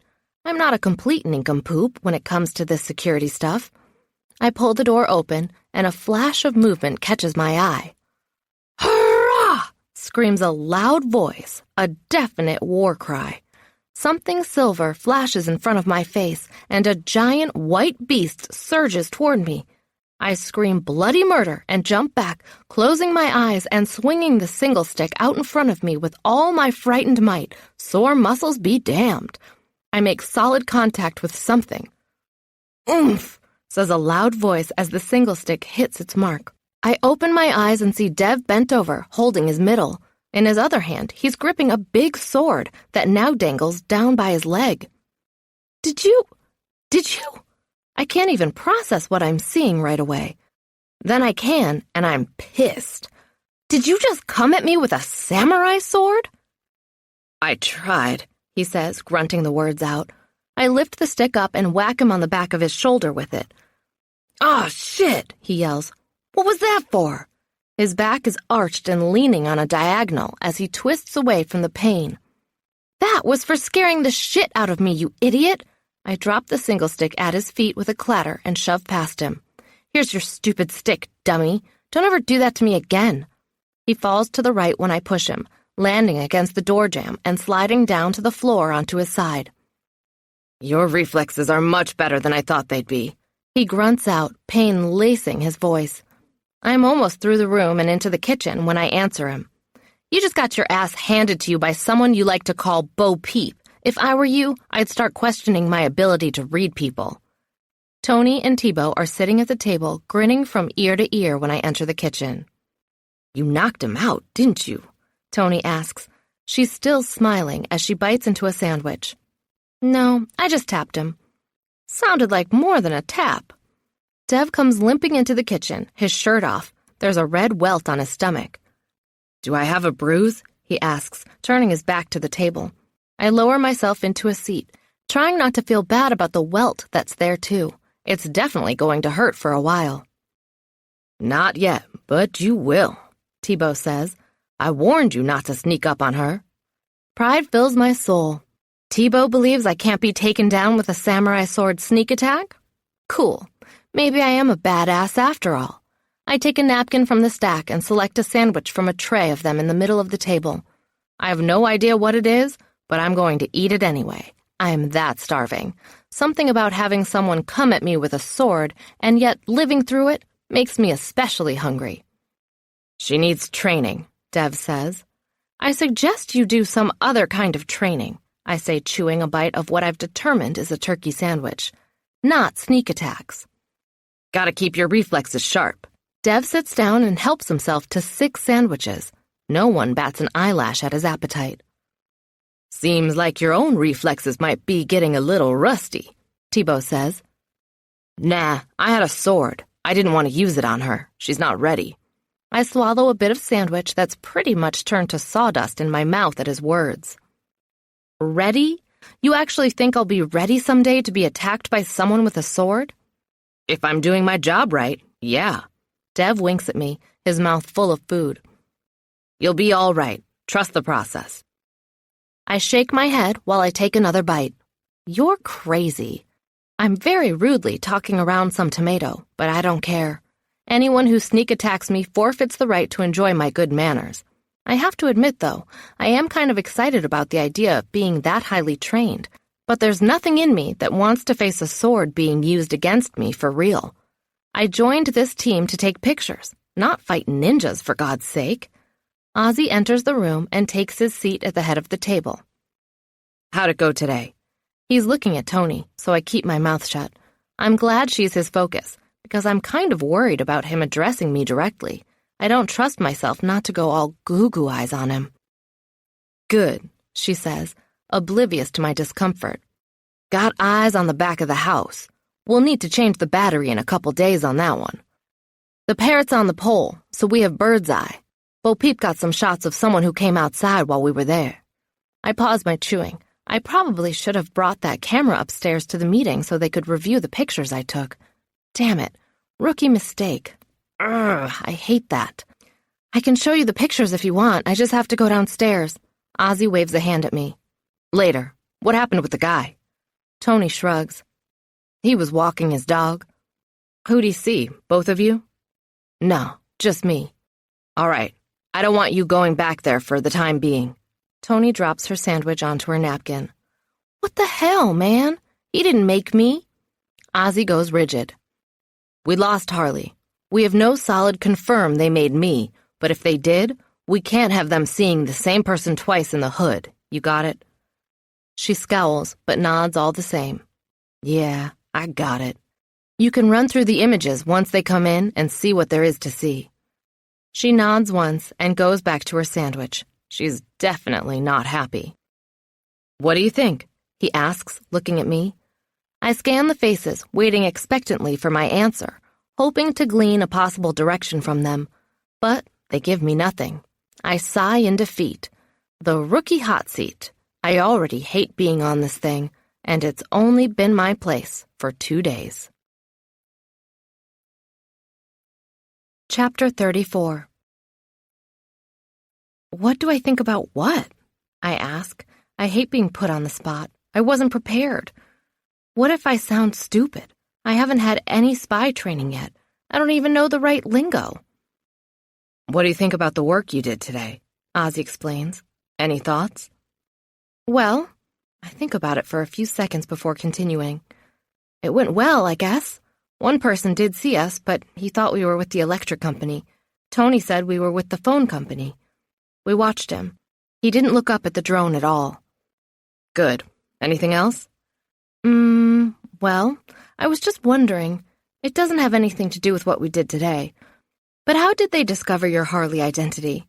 Back in the bar, when I was there with Felix, you said it was my fault. The guy who took a shot at us was part of their group. If he shot at me, it means he knew something was up. I have to assume it had something to do with you walking in with your dog in that bag, because before that happened, everything seemed fine. Maybe I'm wrong about that, but I was looking at you, and when he noticed, he got suspicious. When I went to help you, it just confirmed for him that I wasn't who I was supposed to be.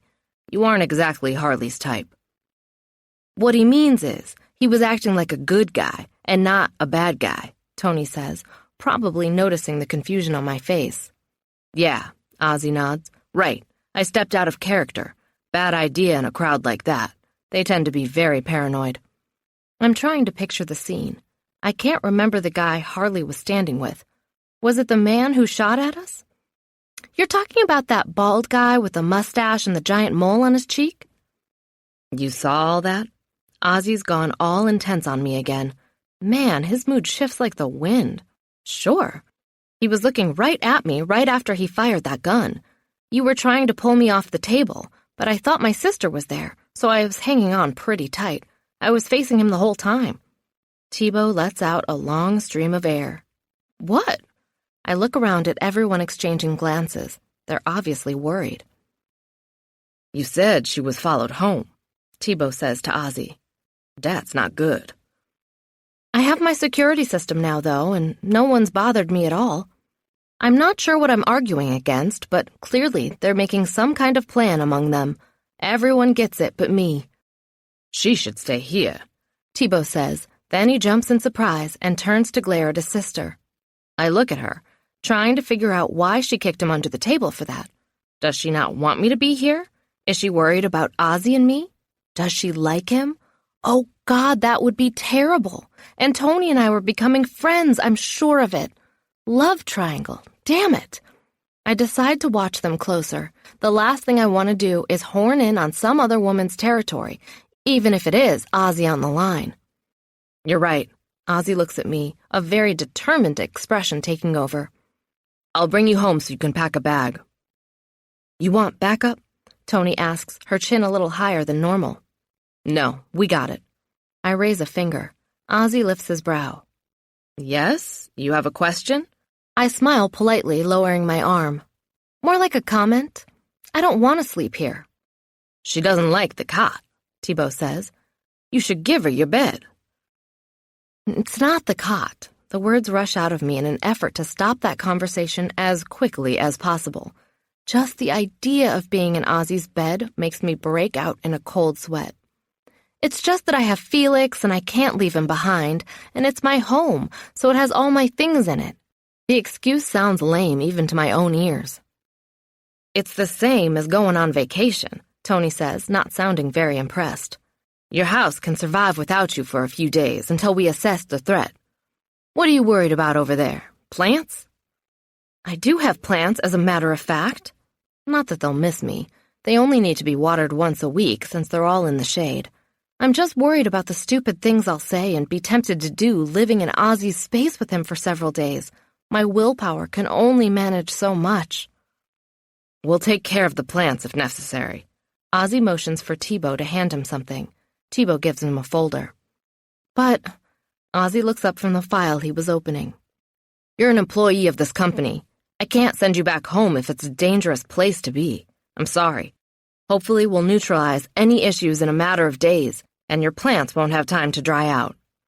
My jaw drops open. I'm being railroaded into this, and while the idea of living with Ozzy is not entirely unpleasant, I don't like the feeling that I don't have a choice in the matter. I appreciate what you've said, and I thank you for your concern, but I'm afraid I'm going to decline your offer. I nod so they can see how serious I am. I'll sleep with my door locked and a big kitchen knife under my pillow. I'll be fine. Maybe Dev will loan me that single stick. I seem to have a knack for it. Thibaut and Tony look at Ozzy. He nods at them. They get up and leave the table, going into the sword room to the outer stairs. I hear the main door close behind them. I guess that nod from Ozzy was code for leave so I can talk some sense into her. I'm not staying here, Ozzy, and that's final. His eyes are storming, but his expression remains impassive. I'll stay somewhere else if being around me makes you that uncomfortable. It's not that. I chew my lip after the lie leaves my mouth. I cannot think of an excuse that will make any sense. I like my own shower. Your dog has gas. I'll miss my hibiscus bush. Whatever it is, I'm sure I can manage it. Okay, fine, I say way too loudly. It's you. There, are you happy now? No. I'm not sure, but from the look on his face, it kind of seems like I hurt his feelings. I try begging instead of being frustrated. Ozzy, come on. You must be able to understand how this is for me. No, not really. Explain it. I just met you not even a week ago, and you were wearing the most hideous beard that ever was on a man's face. It wasn't that bad.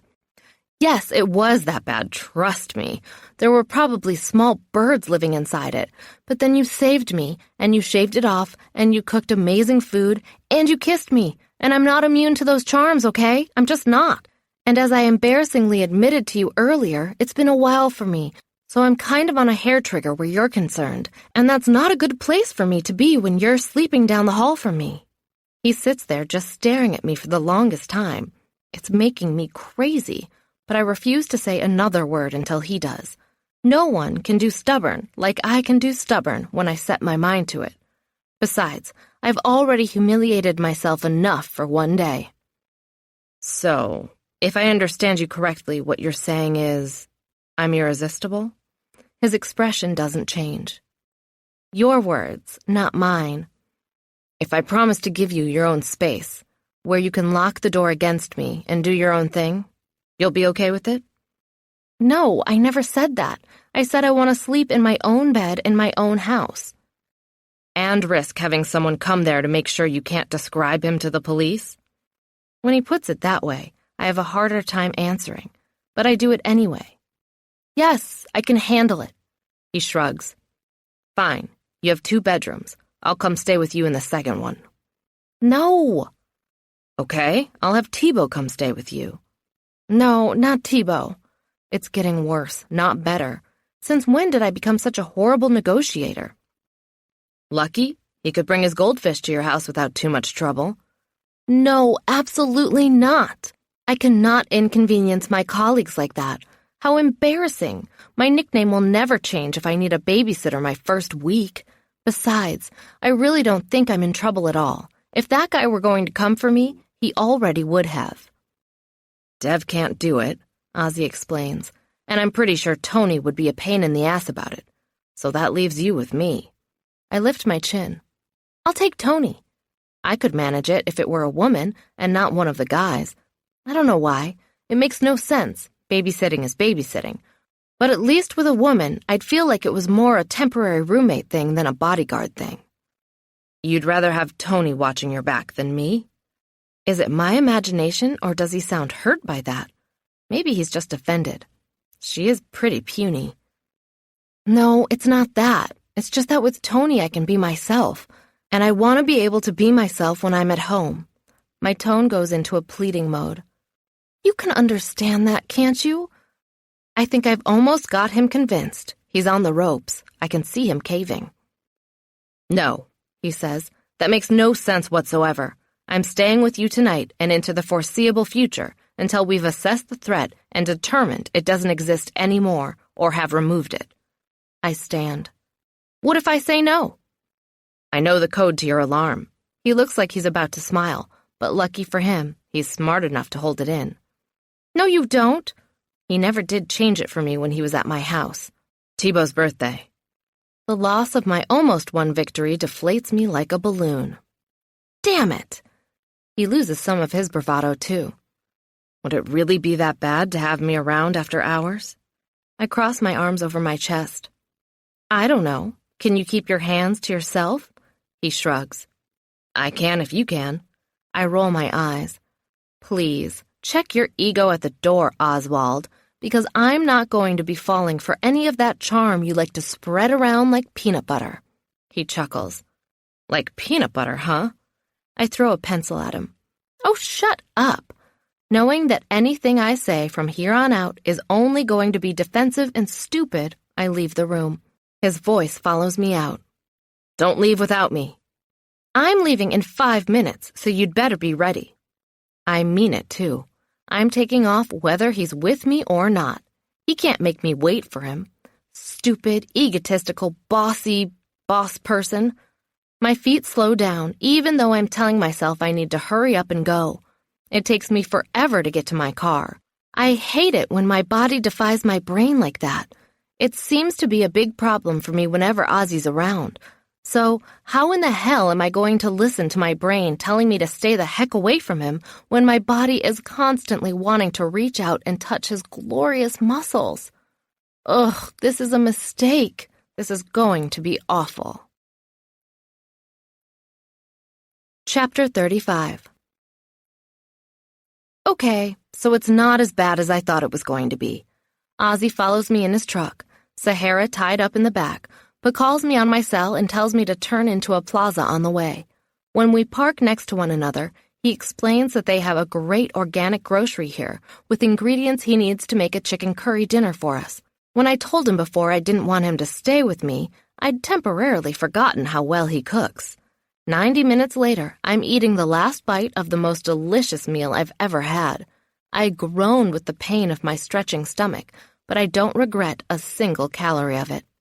Good? He asks, sipping a bottle of beer. It's his second. I've stuck to water because I don't trust myself not to be an idiot in his presence. Sobriety is my only hope. Good? No, not good at all. Excellent, amazing, delicious. I rub my stomach. You can cook for me any time. So you don't mind me being here then? His question is a challenge. I stand and gather plates, wondering whether I should jump into the game or just be real. I vote in favor of being upfront about things. Playing games with Ozzy can be dangerous. I have a feeling I'll lose every time. I guess I never minded that you be here. That's not the right way to explain it. I just don't like being considered weak. Just because someone might have it in for you doesn't make you weak. In your case, it's a matter of being in the wrong place at the wrong time. It's no reflection of who you are or whether you're strong or not. I let the water from the faucet wash away the remnants of our dinner as I contemplate those words. I don't know. Sometimes things are really clear for me, and other times they're murky. This was one of those less clear situations. Whenever the fates seem to be interfering in my life, I wonder how much of it I have control of. I guess I'm having a hard time rationalizing those words with what's happened. It feels like a confession to tell him that. In what way? Well, I started talking to you because you were a wrong number. Another one of those wrong place, wrong time situations, he says. No, not really. He takes some dishes from the table and joins me in the kitchen. He stands at the dishwasher and takes plates and silverware from me, loading them carefully in the available slots. I was thinking that even though it seemed wrong at the start, and you seemed wrong at the start with that horrible beard and all, things turned out pretty good in retrospect. You mean you're happy I had the wrong number? Yes, wrong number, right guy. I grin. You're a good boss. He grunts, leaning over the dishwasher as he puts a plate near the back. Is that so? Yes, it is. You have a nice workplace for your employees, you provide lots of benefits, and you care about their safety. You're here at my house, in fact, making sure I'm okay. Not many bosses would do that. He stands up and takes the next plate from me, but he doesn't bend over and put it in the dishwasher. You're right. Not many would. I grin. See? Great boss. He gives me a wry look. I have to be honest, though. I'm not sure I'd do it for Lucky and his goldfish. I force the butterflies to go away and not take up residence in my chest or my stomach. He's just being funny. Well, he's a guy, and he's been highly trained. I take the plate from Ozzy's hand and put it in the dishwasher myself. I'm not going to let this thing turn into a flirtation. We can be adults sharing the same living space without things getting silly. I'm not sure I'd do it for Tony either, he says. Now I'm not as certain he isn't saying something about us. I try to laugh it off anyway. She's highly trained too. Yeah, she is. He puts the next plate in the washer.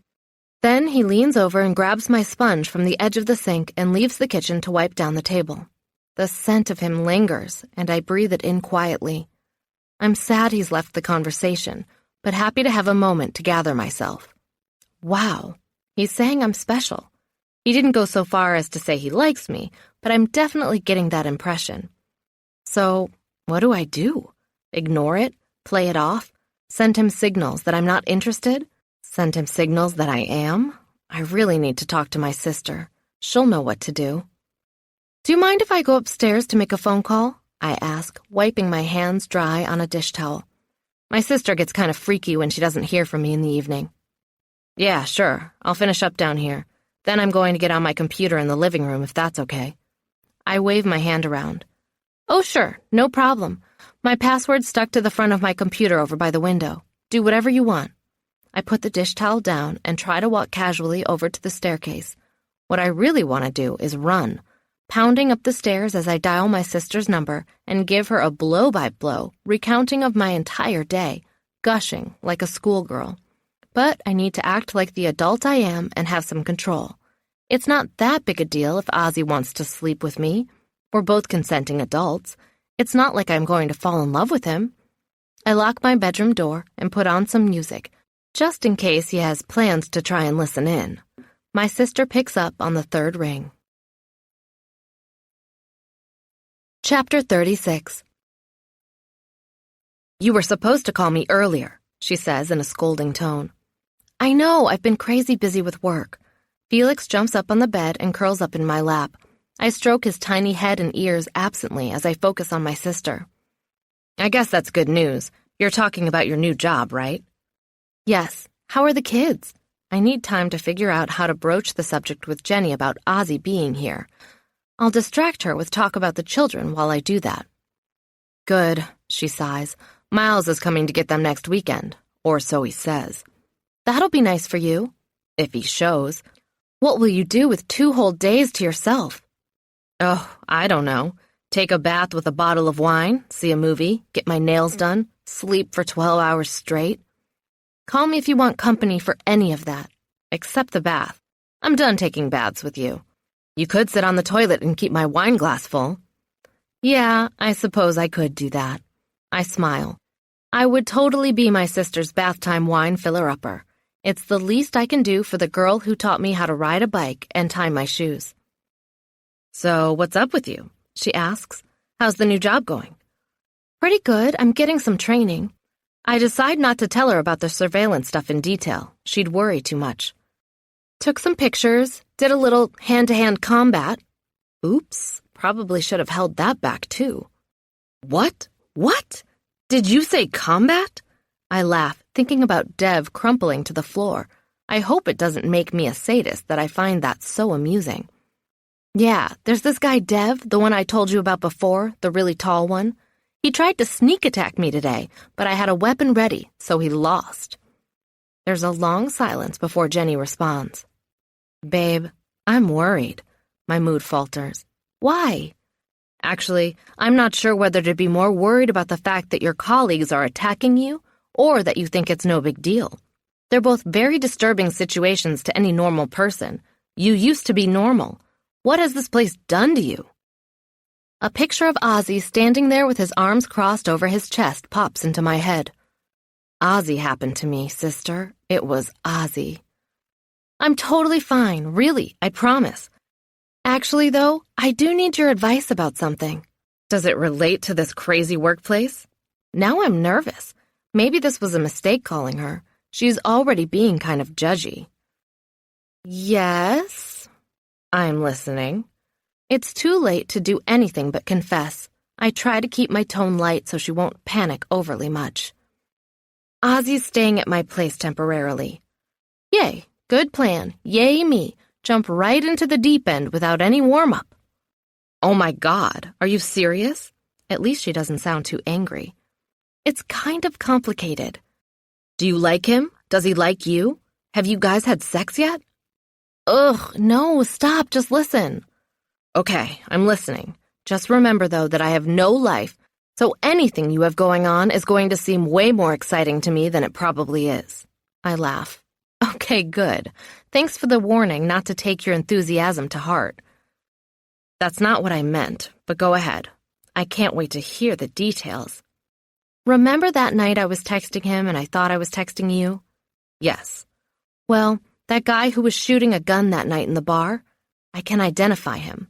And Ozzy's worried that the guy might be able to figure out who I am, so he's moved in here just until they can assess the threat. Threat? Don't say it like that, Jen. Seriously, it's no big deal. I'm pretty sure it's a really big deal, actually. No, it's not, I promise. I have a great security system. I have Ozzy and his giant dog here. I have Felix, who'd be really good at maybe puncturing the skin around a murderer's ankles, assuming he hasn't kicked into a wall first. Now you're being mean. This isn't meanness, May. It's called sisterly concern. And like I said before, I think this new job has twisted your sense of reality. When a gunman comes after you to find you, he kills you. He uses bullets. He doesn't walk up to the door, ring the bell, and have a conversation with you first. He can get through a window or a wall even. It's true. I've seen it on real crime TV. Her voice reminds me of my conscience. They have the same tone and everything. Well, this is my life, Jenny. I saw what I saw when I was out rescuing you and the kids. And I can't undo that. That's totally unfair, blaming this on me. I'm not. I take a breath to calm myself down. Or I don't mean to. I'm just saying it's fate. That wrong number text coming to my phone when you were buying a new phone, me going to Frankie's where Ozzy was working undercover, me being a photographer when they needed a photographer, it's all fate. It's meant to be. And you think Ozzy being in your house right now on a sleepover is fate too? I don't know. That's why I called you. You want me to tell you if Ozzy being there is fate? Kind of. You're thinking about sleeping with him, aren't you? Her tone loses some of its angry edge. You little slut. Stop, this isn't funny. No, you're right, it's not. He's your boss. He's there to make sure no one hurts you. So you're saying I shouldn't sleep with him then? No, I'm not saying that. I'm just saying what I'm saying. You're saying what you're saying? That makes no sense at all. I'm saying that it's complicated. My hand flies up and waves around the room. Hence my phone call to you. Felix looks up at me, concerned. I pat him on the back, and he goes back to napping, resting his head on my thigh. Okay, fine. Let's analyze. Yes, I'm filled with relief. Let's. He's your boss. My eyes roll to the ceiling. We already covered that. He's hot. Very. I smile. He is so cute. If I were 16 again, I'd write his name all over my notebooks. He's willing, I assume? He's already kissed me twice. Or did once and almost did a second time. Who stopped the second attempt? I did. Good. Why is that good? It gives you the upper hand in his mind. Okay, so what else? I don't know. I'm depressed now. This is so messed up. I can't think straight where he's concerned. Yes, he's my boss. And yes, he's here for professional reasons. And no, I don't want to get my heart broken. That's all I can think of. What about the sex? Have you thought about that? Not really. My face flushes at the very idea. I mean, I'm completely attracted to him, but every time I get near him, I get so flustered I say stupid things, and then I have to get away so I can think straight. Wow, Geez, you've got it bad. I know, I whine, collapsing back onto my bed. I stare at the ceiling while Felix climbs up to lie down on my chest. He's smart and tough and hot and sexy, and he cooks like a professional chef, and he's your boss. I fall down to earth, crashing from my high to a very low low. Yes, and he's my boss.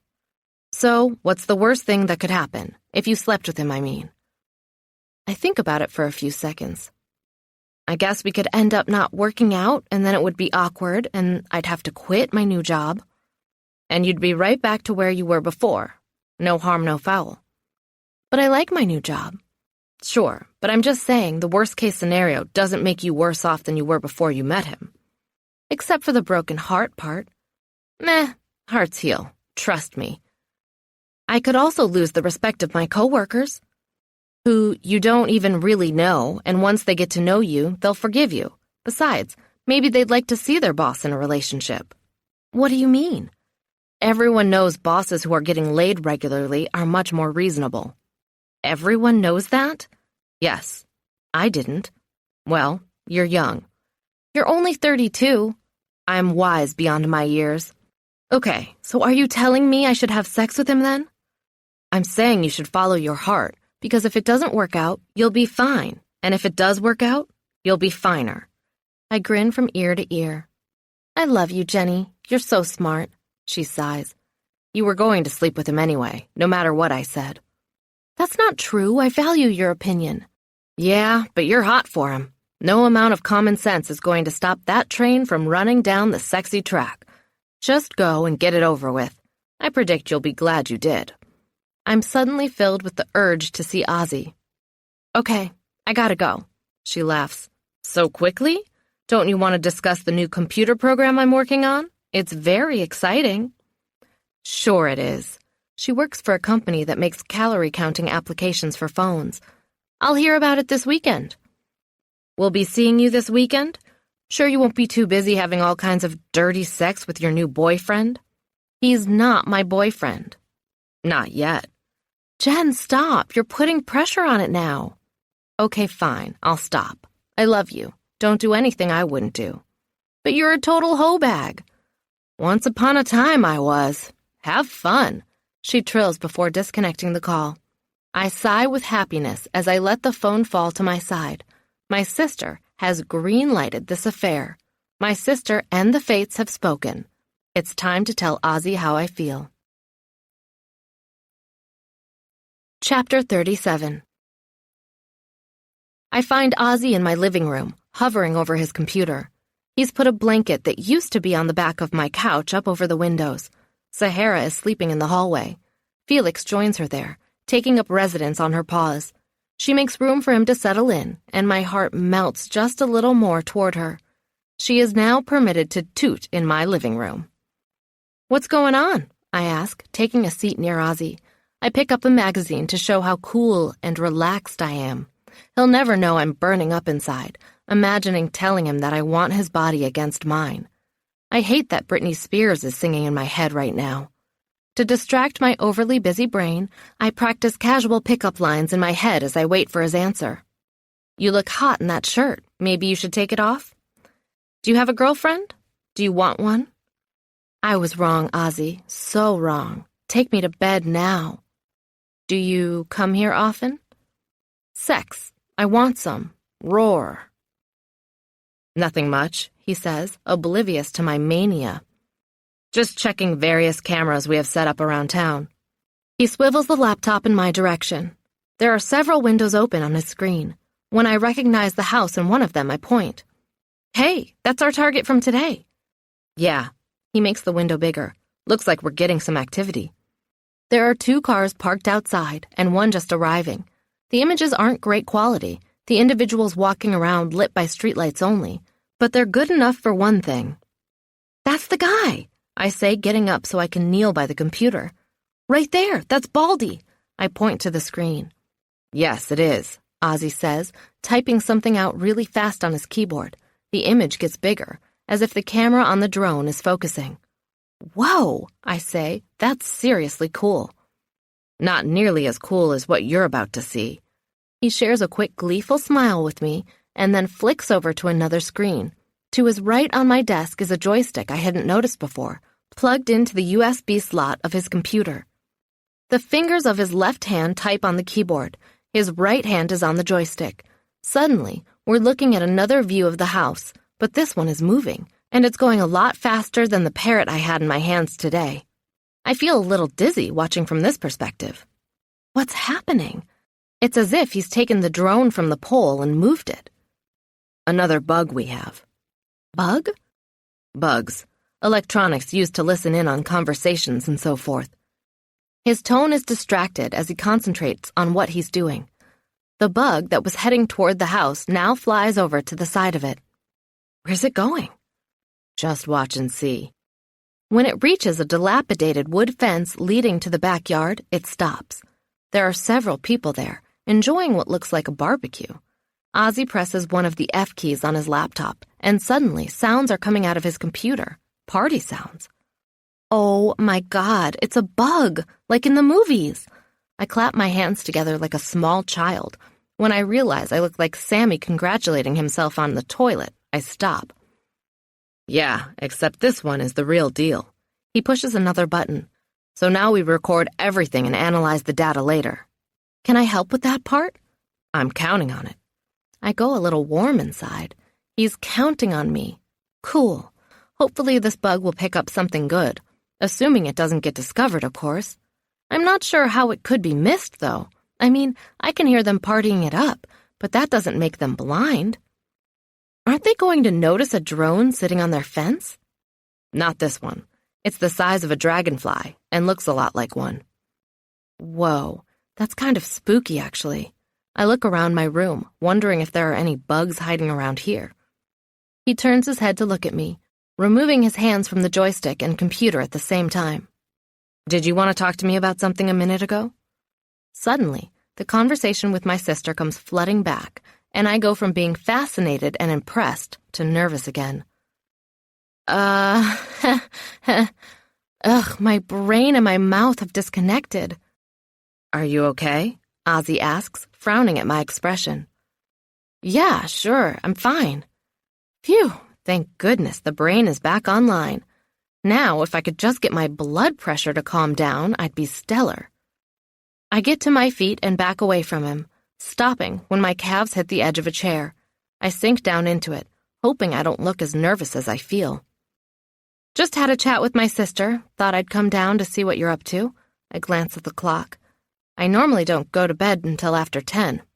Me neither. He leans back in the office chair, making it squeak in time with his slight rocking moves. I guess we have a couple hours to kill. He looks me up and down. The way he's rocking makes it look like he's nodding his approval. Whoa, powerful stuff. I can't hold his gaze. My eyes wander the room. Yep, couple hours or so. We could watch TV. I shrug. I'm cool. I'm casual. I can watch television with a hot guy for 2 hours and keep my hands to myself. I'd better pop some popcorn, though. Keep the hands busy. We could. He nods slowly. The chair has stopped moving, so I know he's doing it on purpose this time. I think he might be holding back a smile. It's hard to tell. We could play cards, I offer. He stops nodding. We could do that, or... I shrug, and my mouth opens, words spilling out. Or we could just sleep together, get it over with. Oh my God, I just said that out loud. Help, I'm going down like a clown to Crazy Town. That's always an option, he says just as calmly as he said we could play cards. What the hell? I turn my gaze toward him and find him smiling. Stop looking at me like that, I say, a little breathless from my nerves being shattered. I'm sweating too, of course, hopefully not enough to be noticeable. How am I supposed to be looking at you right now? You just propositioned me. No, I didn't. I frown like he's the crazy one and not me. I doubt it's very convincing since I'm pretty much wearing a name tag that says, "Hello, my name is Crazy." I look off to the side, convinced there's something very interesting that needs my attention on the bookshelves. I might be a little rusty in this area, but I'm pretty sure you did. What area? He has my full attention now. Is he confessing that he hasn't had sex in a long time too, just like me? Are we both coming off a long dry spell? The area of having women throw themselves at me. I stand, outrage pouring out of my every pore. I did no such thing. How dare you? I'm so embarrassed, humiliated. This is awful. My worst-case scenario was nothing this disastrous. Run away. He jumps up too and lunges for me, grabbing me in a bear hug before I can escape. He's laughing, the bastard. I'm just kidding. He buries his face in my neck as I struggle to get away. Calm down, Bo Peep, before you hurt someone. I'm going to hurt you as soon as you let me go. The sting of his earlier tease is easing, quickly being replaced by the warmth of his touch. Our bodies are connected from toes to nose. I'm still going to slap him, of course, but then I just might do something else after. Aw, you don't want to do that, do you? My struggles mostly cease. Kind of. He kisses the delicate skin of my neck, ending my resistance completely. Are you sure about that? He asks in a whispery voice. I sigh with delight and defeat. I'm not sure about anything where you're concerned, Ozzy. Seriously, you're confusing the hell out of me right now. He's a complete stranger, but he's not. A big mountain man with a horrible beard, but not. Dangerous, but not. Ugh, something better start making sense around here. Good. I like confused. He growls and takes a small bite of my neck. Ow! Watch it! I push on his chest, pretending I want to get away. He knows it's all an act, though. We both do. Besides, I'm not going to get away from this cage made of pure muscle until he wants to let me go. Hopefully, that won't be happening for a long time. The word forever flits through my mind. He's kissing me again, slowly sucking the spot he nipped. Shivers go up and down my spine, and everything feels like it's catching on fire. My system is going haywire. His kisses continue up my neck, where he licks the skin near my ear, before reversing direction and going down to my shoulder. My pulse is racing, and my breath coming faster. My nipples grow hard under my bra, and other parts of me down below start to ache. He groans. You taste so good. I wonder, do you taste this good everywhere? Now my crotch is on fire too. Great. How am I going to say no to him now? His left hand slides down my back and grabs my butt, squeezing and then using it to pull me against him. He's as hard as a rock. I can feel his arousal through all our layers of clothing, and he's just as big there as he is everywhere else. Oh my God. A weird beep I've never heard before sounds out in my front foyer. Ozzy freezes in place for 2 seconds, and then his hands drop away from my body. He steps back, every fiber of his body screaming the fact that he's on alert. I stand there like a mannequin posed in a sex shop window. My eyes remain half shut for a few seconds until I realize that he's walking away. What? Shh. He holds a finger to his lips as he walks over to the foyer. I cease the sex mannequin act and follow him to the keypad at my front door. The number 8 is lit with a red light. It's ominous, as crazy as that sounds. I think my impression is aided by the fact that Ozzy has gone from being my sexy, maybe going to be lover, to being an army commando ready to strike. It's both scary and hot as hell to see in action. Stay right here, Ozzy says, pulling me by the wrist over to the bathroom by the front door. Get in, lock the door. Don't come out until I tell you to. But, okay, this isn't sexy. This is scary. I don't want to play anymore. Do it. Tell me you understand. He takes me by the chin and holds my face still. He's staring at me so intensely, I have no choice but to nod. I hear you and I understand you. I say as best I can with him still controlling my jaw. What did that light on the keypad mean? It's a possible intruder alert. My heart spasms in my chest. Am I going to get shot? I'd better not. Ozzy and I were just getting started. Why didn't the siren go off? I whisper squeal. Because they haven't breached any entrances to the home yet. It's marking someone crossing the border onto your property. I notice for the first time that an exterior light has come on in the front yard. When did that thing get installed? I don't remember having one of those before. Since when do I have... It was installed this afternoon. I asked Thibault to come over here and put the system in. He leans down and kisses me on the mouth before letting my chin go and leaving me alone in the bathroom. I lean outside the door after he's gone. "Felix," I whisper, "get in here." Felix comes over dutifully and enters the bathroom, his tiny toenails clicking on the tile like itsy-bitsy tap shoes. Once I've shut the door, locking us both inside, I sink down to the rug and commence panicking at level 10. Chapter 38. It seems like forever that we hear nothing.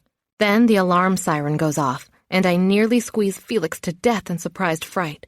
He yips in pain and bites me on the arm. "Ouch, you little punk!" I pick him up and climb into the bathtub, closing the shower curtain behind us. Felix feels bad about biting me, so now he's trying to make it up to me by giving my arm a tongue bath. Great. Curling up into the smallest human I can, over by the faucets, I pray that Ozzy doesn't get hurt trying to keep me and my little fur baby safe. I can hear every one of my heartbeats. Felix's too. Sahara's deep, threatening barks come through the door next. Felix perks up and starts barking too. I hold his mouth closed, and his anger comes out muffled. "Urf, urf, urf, urf, urf." Little man's pissed, but no way in hell am I going to let him out there to get kicked into the wall. Jenny was right.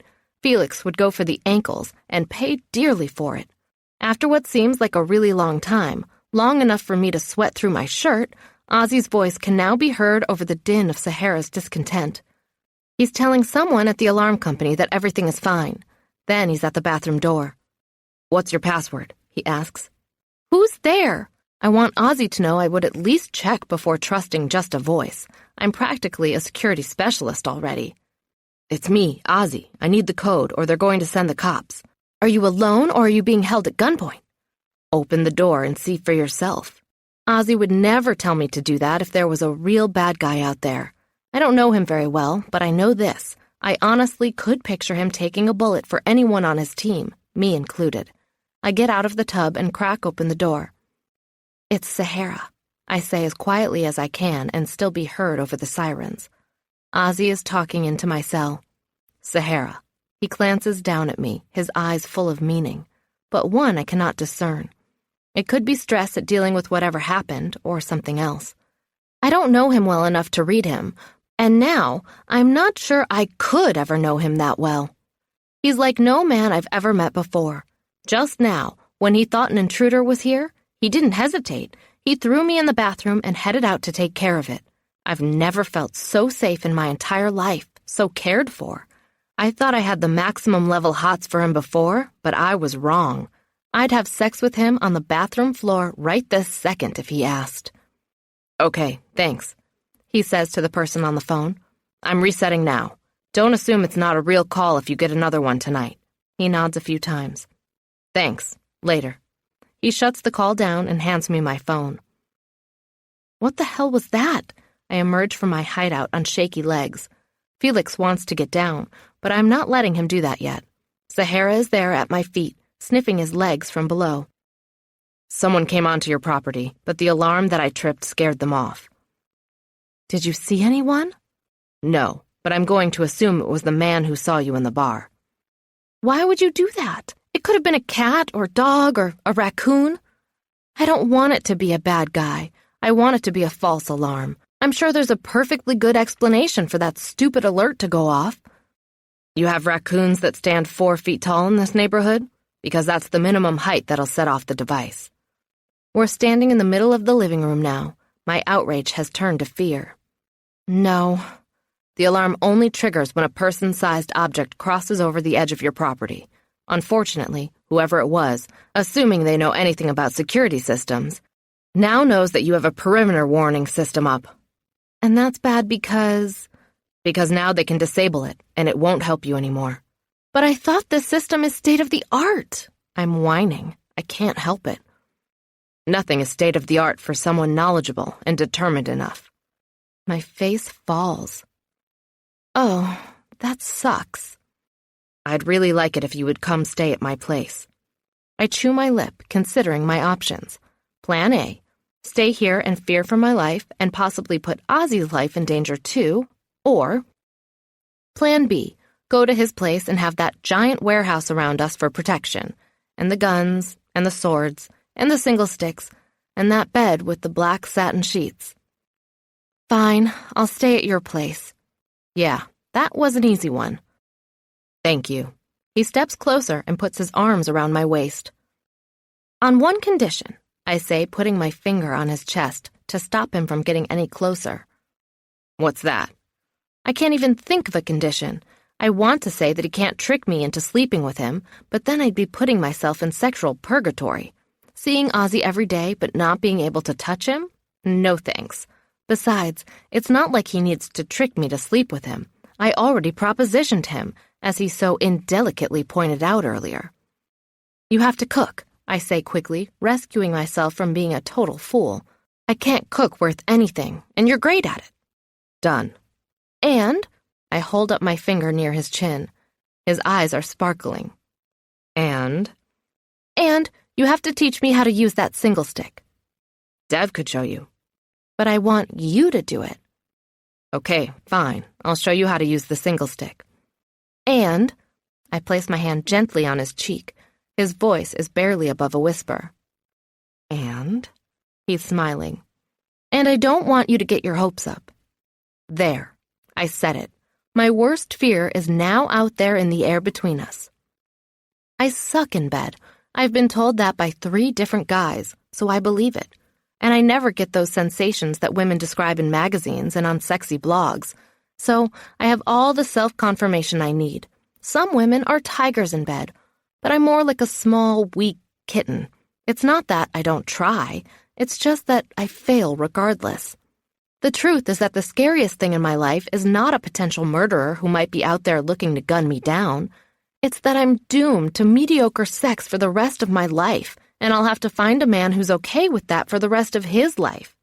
Yes, it's possible I might have my priorities a little screwed up, but being bad at sex can be pretty devastating.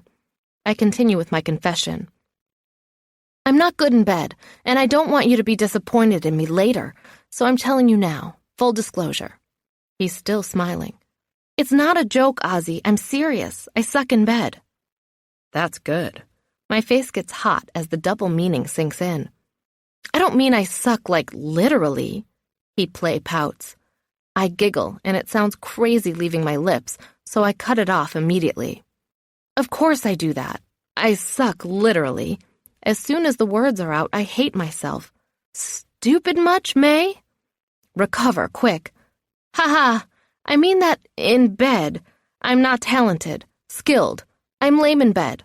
But I try. I do try. My face falls as I realize that I've pretty much just guaranteed myself an empty bed whenever he's in town. No way will he want to be with someone as goofy as I am.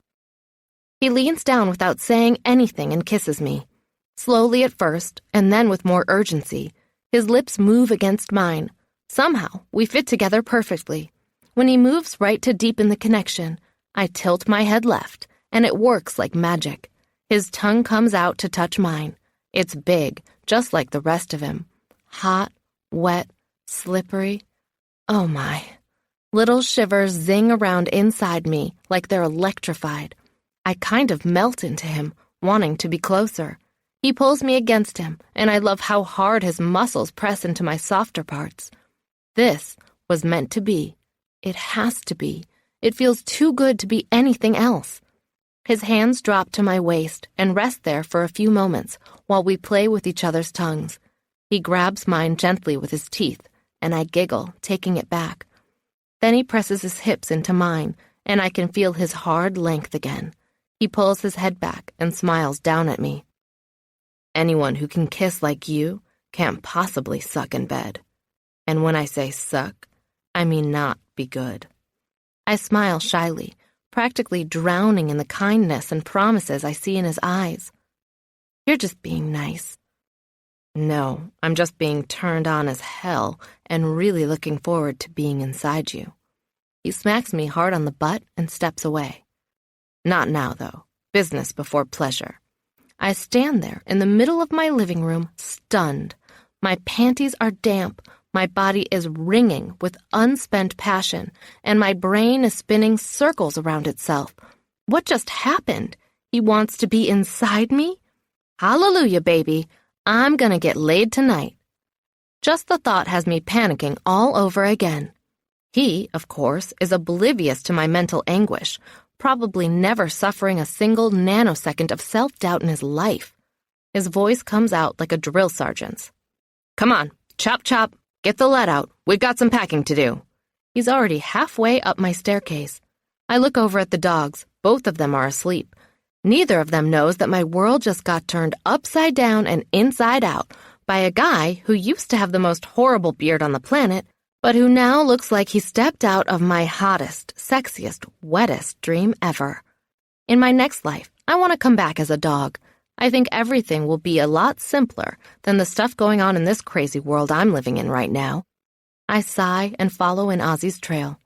Before I even reach my room, I can hear him opening up drawers. I feel like I've lost control of everything when I see a suitcase open on the bed and it's already half full of my clothing. Are you sure this is the right thing to do? I ask, leaning on the doorframe. Now that I'm not in his arms, I have a better perspective for what I'm getting into. This could end really badly for both of us. When he kissed me this time, I felt it in my heart. And while Jenny is right, hearts do heal. It sure hurts like hell when they get broken. I'm sure. Get whatever you need out of your bathroom. I'll hit the closet next. We leave after I let the dogs out for a quick run around the yard. I wander into the bathroom, hoping the fates have everything under control, because I know I sure don't. Chapter 39. The port is quiet, or as quiet as the port of New Orleans can ever be. Even in the dead of night, there's things going on, with people moving around, shipments arriving or leaving, business to be attended to. We pull into the warehouse, and I don't get out of my car until the door shuts behind us with a solid boom. Ozzy sets an alarm at the keypad near the main door before coming over to my car and unloading my suitcases. There are 3, including a small bag for Felix's toys and bowls. My fur baby hops out of the car and joins Sahara. They climb the stairs to Ozzy's home ahead of us. You'll take my bedroom, and I'll set up the cot for myself in the kitchen. I sigh, battling in my head over the whole plan. Having to stay here really complicates an already overly complicated situation. I hate that it's my fault. You should take your bed. I don't mind the cot. Sorry, no can do. I get my way on this one. On this one? Are we taking turns? We reach the top of the stairs, and I press the code Ozzy gives me to enter. The door clicks, and I pull it open. Felix and Sahara push in first. I hold it in place for Ozzy, who's loaded down with all my bags. Those muscles really do come in handy sometimes. It's pretty impressive, actually, to see that they're not just for show. I think he could bench press me. I'm kind of fascinated to see if it makes any difference in the bedroom. The last guy I was with weighed almost the same as me. Jenny called him the twig. No, we're not taking turns, Ozzy says, moving through the sword room. You can have your way all the time unless I decide I need to have my way. I smile.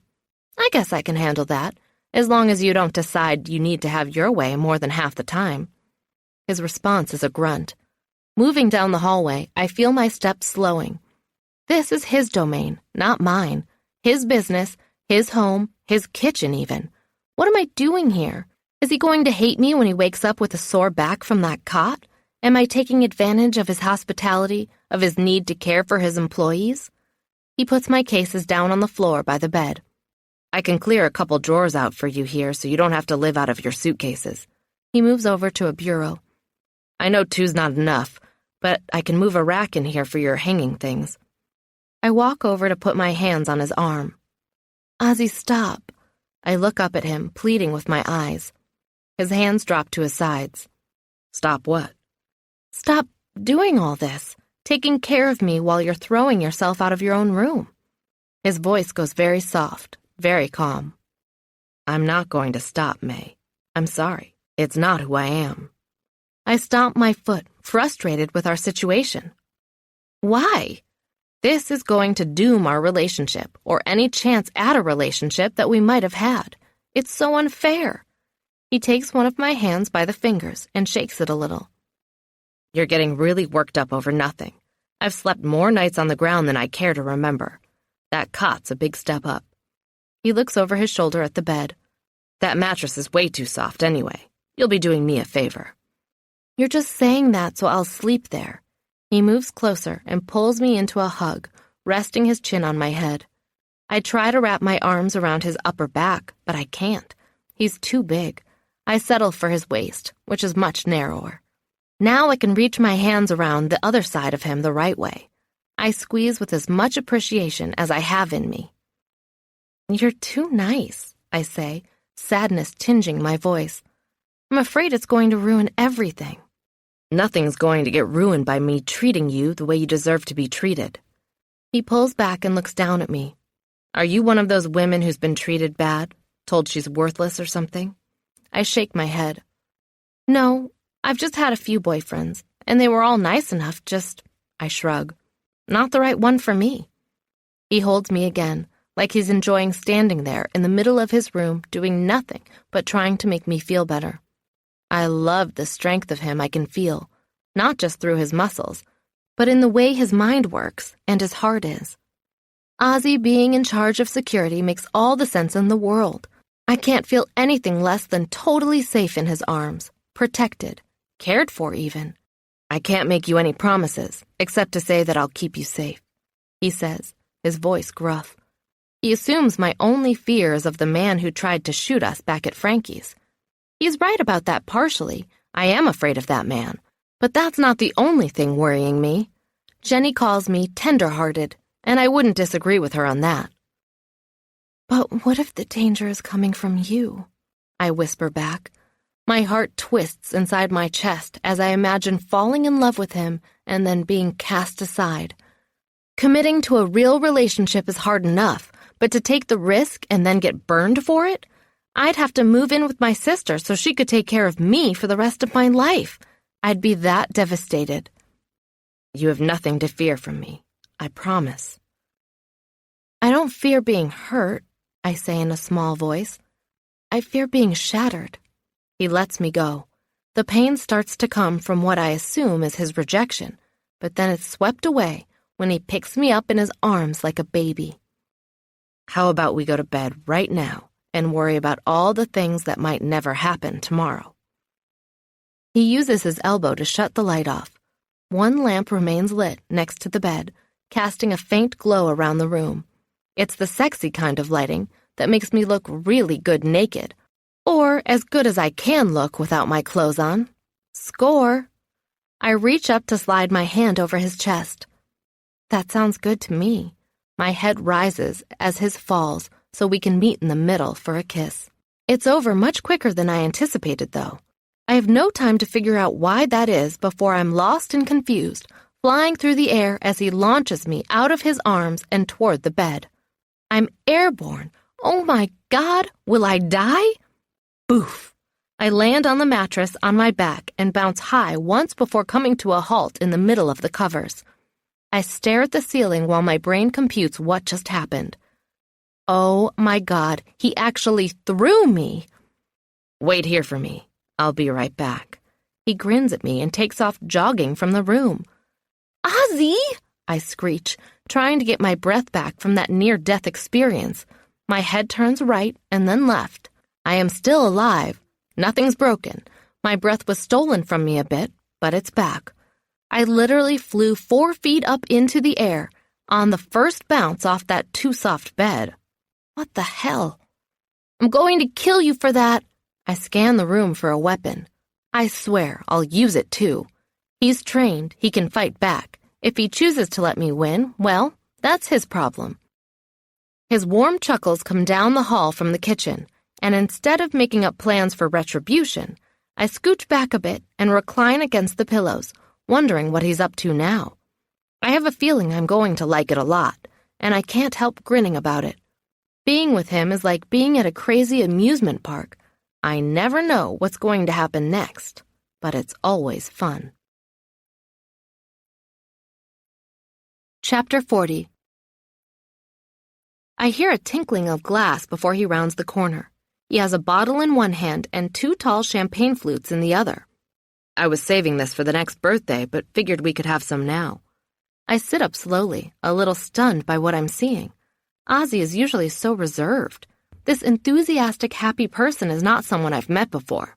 I have a hard time believing anyone else on the team has seen him either. To think he might only act this way in my presence makes me go warm inside. I think he really likes me. A goofy smile takes over my face. He puts the glasses down on his nightstand and twists the wire cage off the top of the cork. I hope you like champagne. I slide my legs over until they're hanging off the side of the bed. I do like champagne. I don't have it very often. I have a friend with a vineyard in France. He sends me a few cases every year. Nice friend. We've done some work for him. What kind of work does a vineyard owner need from a security company? Oh, they had some rare vintage stuff that was sent over for the president. We made sure it got where it was supposed to go in the condition it was supposed to be in. The president? As in, the President of the United States? The one and only. Wow, that's just crazy. The cork flies off and zooms across the room, distracting me from Ozzy's impressive client list. I only see it again when it bounces off the wall and lands on the floor. Felix pokes his head around the corner of the door, and within seconds, his eyes lock on that cork. He grabs it and disappears again. This means there will be shredded champagne cork somewhere in Ozzy's house for me to clean up later. Sigh. At least the little bugger will be happy and occupied for a while. Ozzy pours 1 glassful and hands it to me when the foam is halfway calmed down. When the second glass is full, he puts the bottle on the table and lifts the flute. Here's to new beginnings. I lift my glass, wondering if we're toasting my new employment or my status as his roommate. New beginnings, I say softly, making sure not to hit his glass too hard. With my nerves being what they are right now, I could easily shatter them both. My first sip sends bubbles up my nose. I sneeze, and not very delicately. He smiles. You like it? I do. I wipe my nose to keep it from tickling anymore. My eyes are watering, trying to hold in the next sneeze. This one isn't very sweet. I take another sip and nod. No, it's dry, but I like it. Now that I'm no longer sneezing, I can appreciate the taste. It's like drinking firecrackers, I say, smiling. Never thought about it that way. He finishes off his glass, holding the liquid in his mouth for a few seconds. He tilts his head left to right, swallows, and nods. You're right, just like firecrackers. We continue with another glass each, the whole time just looking around. The more time that passes, the more awkward it gets between us. So, he says, putting his glass down on the side table. Feel like watching some television? The way he says it tells me he's not really asking me if I want to watch TV. He's asking me if I want to do that other thing we discussed before that intruder set off the yard alarm. I put my glass down carefully, hoping the tremor in my hand isn't showing too much. I don't know. Maybe. Is there anything good on? He shakes his head really slowly. No, there's nothing good on. We could rent a movie, I say, kind of teasing. I want to see what he'll say to that. We could, but there aren't any good movies right now. There aren't? I'm trying not to smile. No, none. He steps back a couple feet and slowly undoes his belt. Panic rises up into my chest, into my throat, cutting off my air. What are you doing? I say in a choked whisper. It's all I'm capable of right now. Taking my belt off? Oh, I nod. Of course that's what he's doing. Silly me. After he drops his belt onto the floor, he pulls the bottom of his shirt out of his waistband. I swallow the lump in my throat. What are you doing now? Taking off my shirt? He lifts it up over his head and down one arm with practiced ease, letting it fall to the floor to join his belt. I gasped with admiration at all the muscles I see there. Holy shit, That shirt was covering way more than I thought possible. His body is beyond sculpted. It's like a Mr. Potato Head workout body. Clip-on abs, clip-on pecs, clip-on triangle-shaped muscle thingies that go down into the front of his pants. Oh my God, he's taking those pants off. Wait, I yell, holding out a hand like a stop sign. His hands pause on his button. You want me to stop? His right eyebrow goes up, and half his mouth moves up in a devious grin.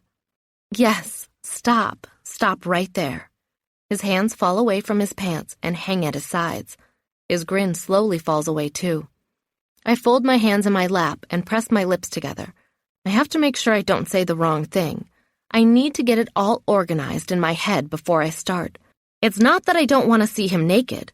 It's just that I'm not sure I'm ready to do anything other than see him naked. And it doesn't seem fair to ogle him and then not offer him the payoff. Am I moving too fast for you? He asks. You could say that. Do you want me to put my shirt back on? No, not really. I cringe at my own honesty. How creepy am I? I'm an ogler. He smiles. But you want me to keep my pants on? For now, I think that would be a good idea. He nods. Okay, I can handle it. He walks over to his desk. What are you doing now? My nerves are frayed. I want him, but I'm afraid to sleep with him. Madonna's most favorite hit runs through my head, a little off tune. Like a virgin. Yeah, that's what I feel like, a virgin. How can that happen when I've had sex at least 20 times, probably more, I don't know, but it is. Touched for the very first time. He opens up a drawer in the desk and pulls something small enough to fit in his hand out. It has to be a condom. What else would he be bringing over here to the bed where I'm waiting like a non-virgin virgin? Can't watch TV, can't have sex. Might as well play cards, he says, climbing up onto the bed on hands and knees, stopping when he gets to the center. He sits, drawing his legs up, bent at the knees. I watch as he opens up a deck of cards and starts shuffling them on his leg. I can't help but laugh. You can't be serious. Why not? He looks up at me and winks. You afraid? Who, me? May Card Shark Wexler? I think not. I turn around and get to the middle of the bed near the pillows. I cross my legs and tuck my feet under them. This I can handle. What's your poison? Poker? Blackjack? We'll start with poker. Excellent. I rub my hands together, thankful that the pressure has temporarily been removed. Maybe after we play for a while and joke around a bit, I can feel more comfortable about sleeping with him. His grin is decidedly sly. 7-card draw, Joker's wild. You lose, you take off an article of clothing. Or maybe I won't feel more comfortable. I guess we're going to find out. Chapter 41. I lose the first hand and my shoes. He loses the next 3 hands, which has him down to his underpants. He wears boxer briefs, in black, of course. His arms rest on his knees, and his poker hand hovers between them. He's looking at me. What's it going to be, May Card Shark Wexler? You want any cards? I'm holding a pair of 3s. That's it. I'm sweating, too, because if I lose this one, I'm taking off my top or my pants. He already put the kibosh on me taking off earrings. Clothing only, that's the rule. Yeah, I'll take 4. He chuckles as he pulls 4 cards off the top of the deck. Oh my, May, I think you're in a little bit of trouble. I look at the cards he selected for me and smile. Maybe, maybe not. I'm completely bluffing. I know this pair of 3s with a 10 high isn't going to do jack diddly for me. My only hope is to get him to fold. Folding is a forfeit, but without clothing removal. I'm going to take 1 card, he says, removing one from his hand and taking a new one from the deck. 1 card? Oh, crap. What's it going to be? He asks me. You ready to go down? My face heats up. Go down? Not quite yet. I'm not folding, I know that. Maybe you should, though. You're going to be starkers if you lose another hand. Maybe I want to be starkers. He winks at me. I frown. Have you been losing on purpose? Who, me? He frowns a little too hard. Don't be ridiculous. I'm too competitive to lose on purpose. Or too chivalrous. I try to replay our earlier hands back in my head. Did he forfeit good cards for bad? I wasn't paying attention then, and it's too late now to figure it out. Damn it. And here I thought I was being a card shark for real, when what I was probably being was a non-virgin wannabe card shark. Double damn it. He put his cards on the bed. Read 'em and weep. He has a full house. I slowly put my cards on the bed in front of me. Pair of threes, otherwise known as total suckage. He leans over and takes my top button in his fingers. What are you doing? Helping you. He unbuttons the first one. I slap his hand away. Hey, what if I was planning on taking my pants off first? I feel like I'm going to have a heart attack right here over this stupid deck of cards. We are going to be naked together, and I'm not ready. He leans back. Take your pants off then, if you prefer. He leans back on his hands and grins. I'll just wait over here. Your turn to deal, you know. I know. I say it with my annoyed voice. Standing, I first button my shirt up all the way to my neck, and then I undo the top button of my pants. You nervous? He asks. He's not smiling anymore. No. Liar. I sigh. Yeah, I am lying. I am nervous. I push my pants down to my ankles anyway. Fair is fair. I lost the hand. We can quit any time you want. He falls onto his back and talks at the ceiling. I'm kind of tired of cards now anyway. I step out of my pants now, wondering if he's still being a gentleman, or if he really doesn't care if he sees me naked. That thought should bring relief, but instead it makes me kind of sad. I hope I didn't blow it with him. What do you want to do instead? I ask. We could watch TV. You said there was nothing good on. I acted outraged when really I'm happy. I'm glad he wanted to play strip poker with me. That's a compliment, right? And he's smiling, so it can't be all bad between us. I lied. Come on. He does a backflip off the end of the bed and leaves the room. Wait for me. I run out of the room in just my shirt and underwear. He's waiting for me on the couch, the television already on. The dogs are curled up together in a giant dog bed on the floor next to the far side of the couch. Sahara is snoring. Felix is crashed out on his back, his feet in the air. I'm tempted to go and pick him up, but I don't. He'll sleep all night like that, and I want to be with Ozzy right now anyway. Modern Family cracks me up.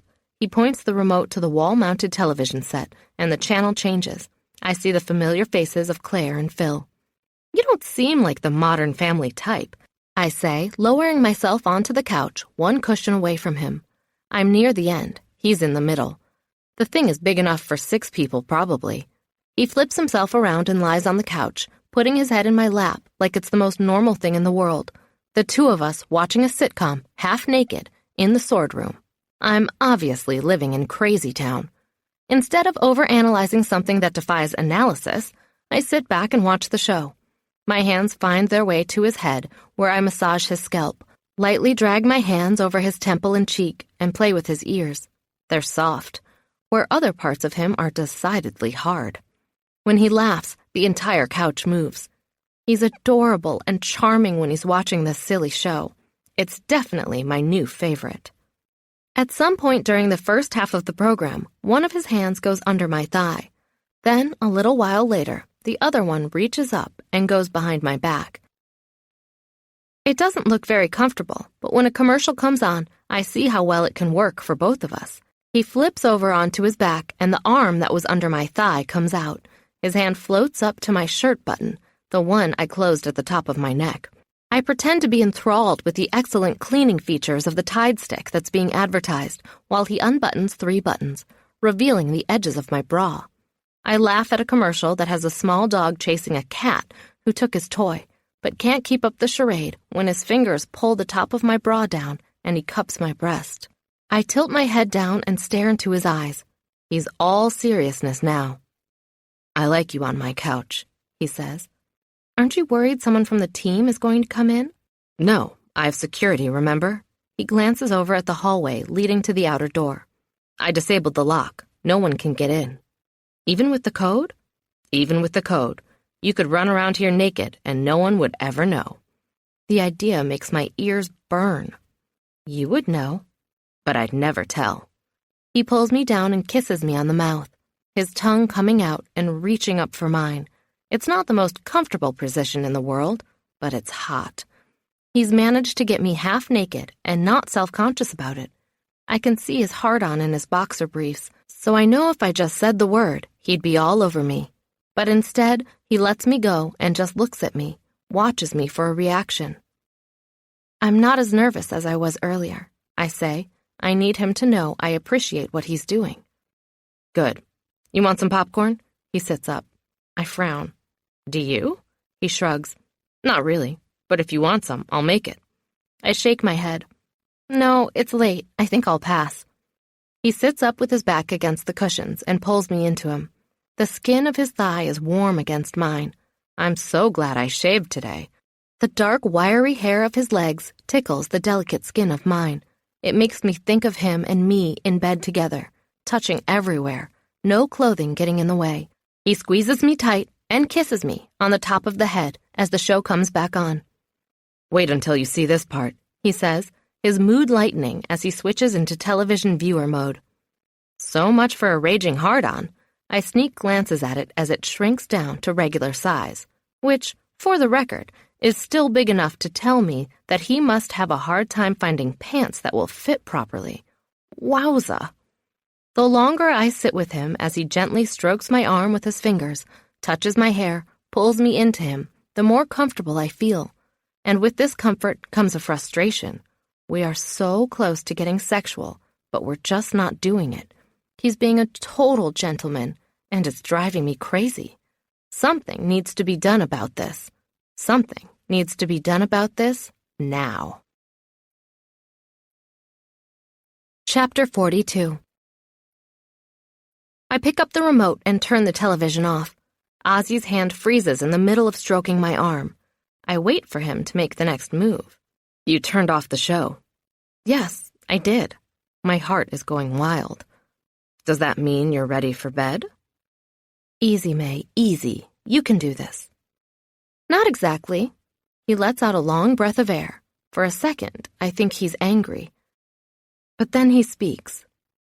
Stand up, May. Stand up? I'm confused. Yes, stand up, here in front of me. He leans back harder into the cushions and moves his butt forward a little, sinking down into the couch. I don't know what's going to happen next, but I stand anyway. Face me. I turn around.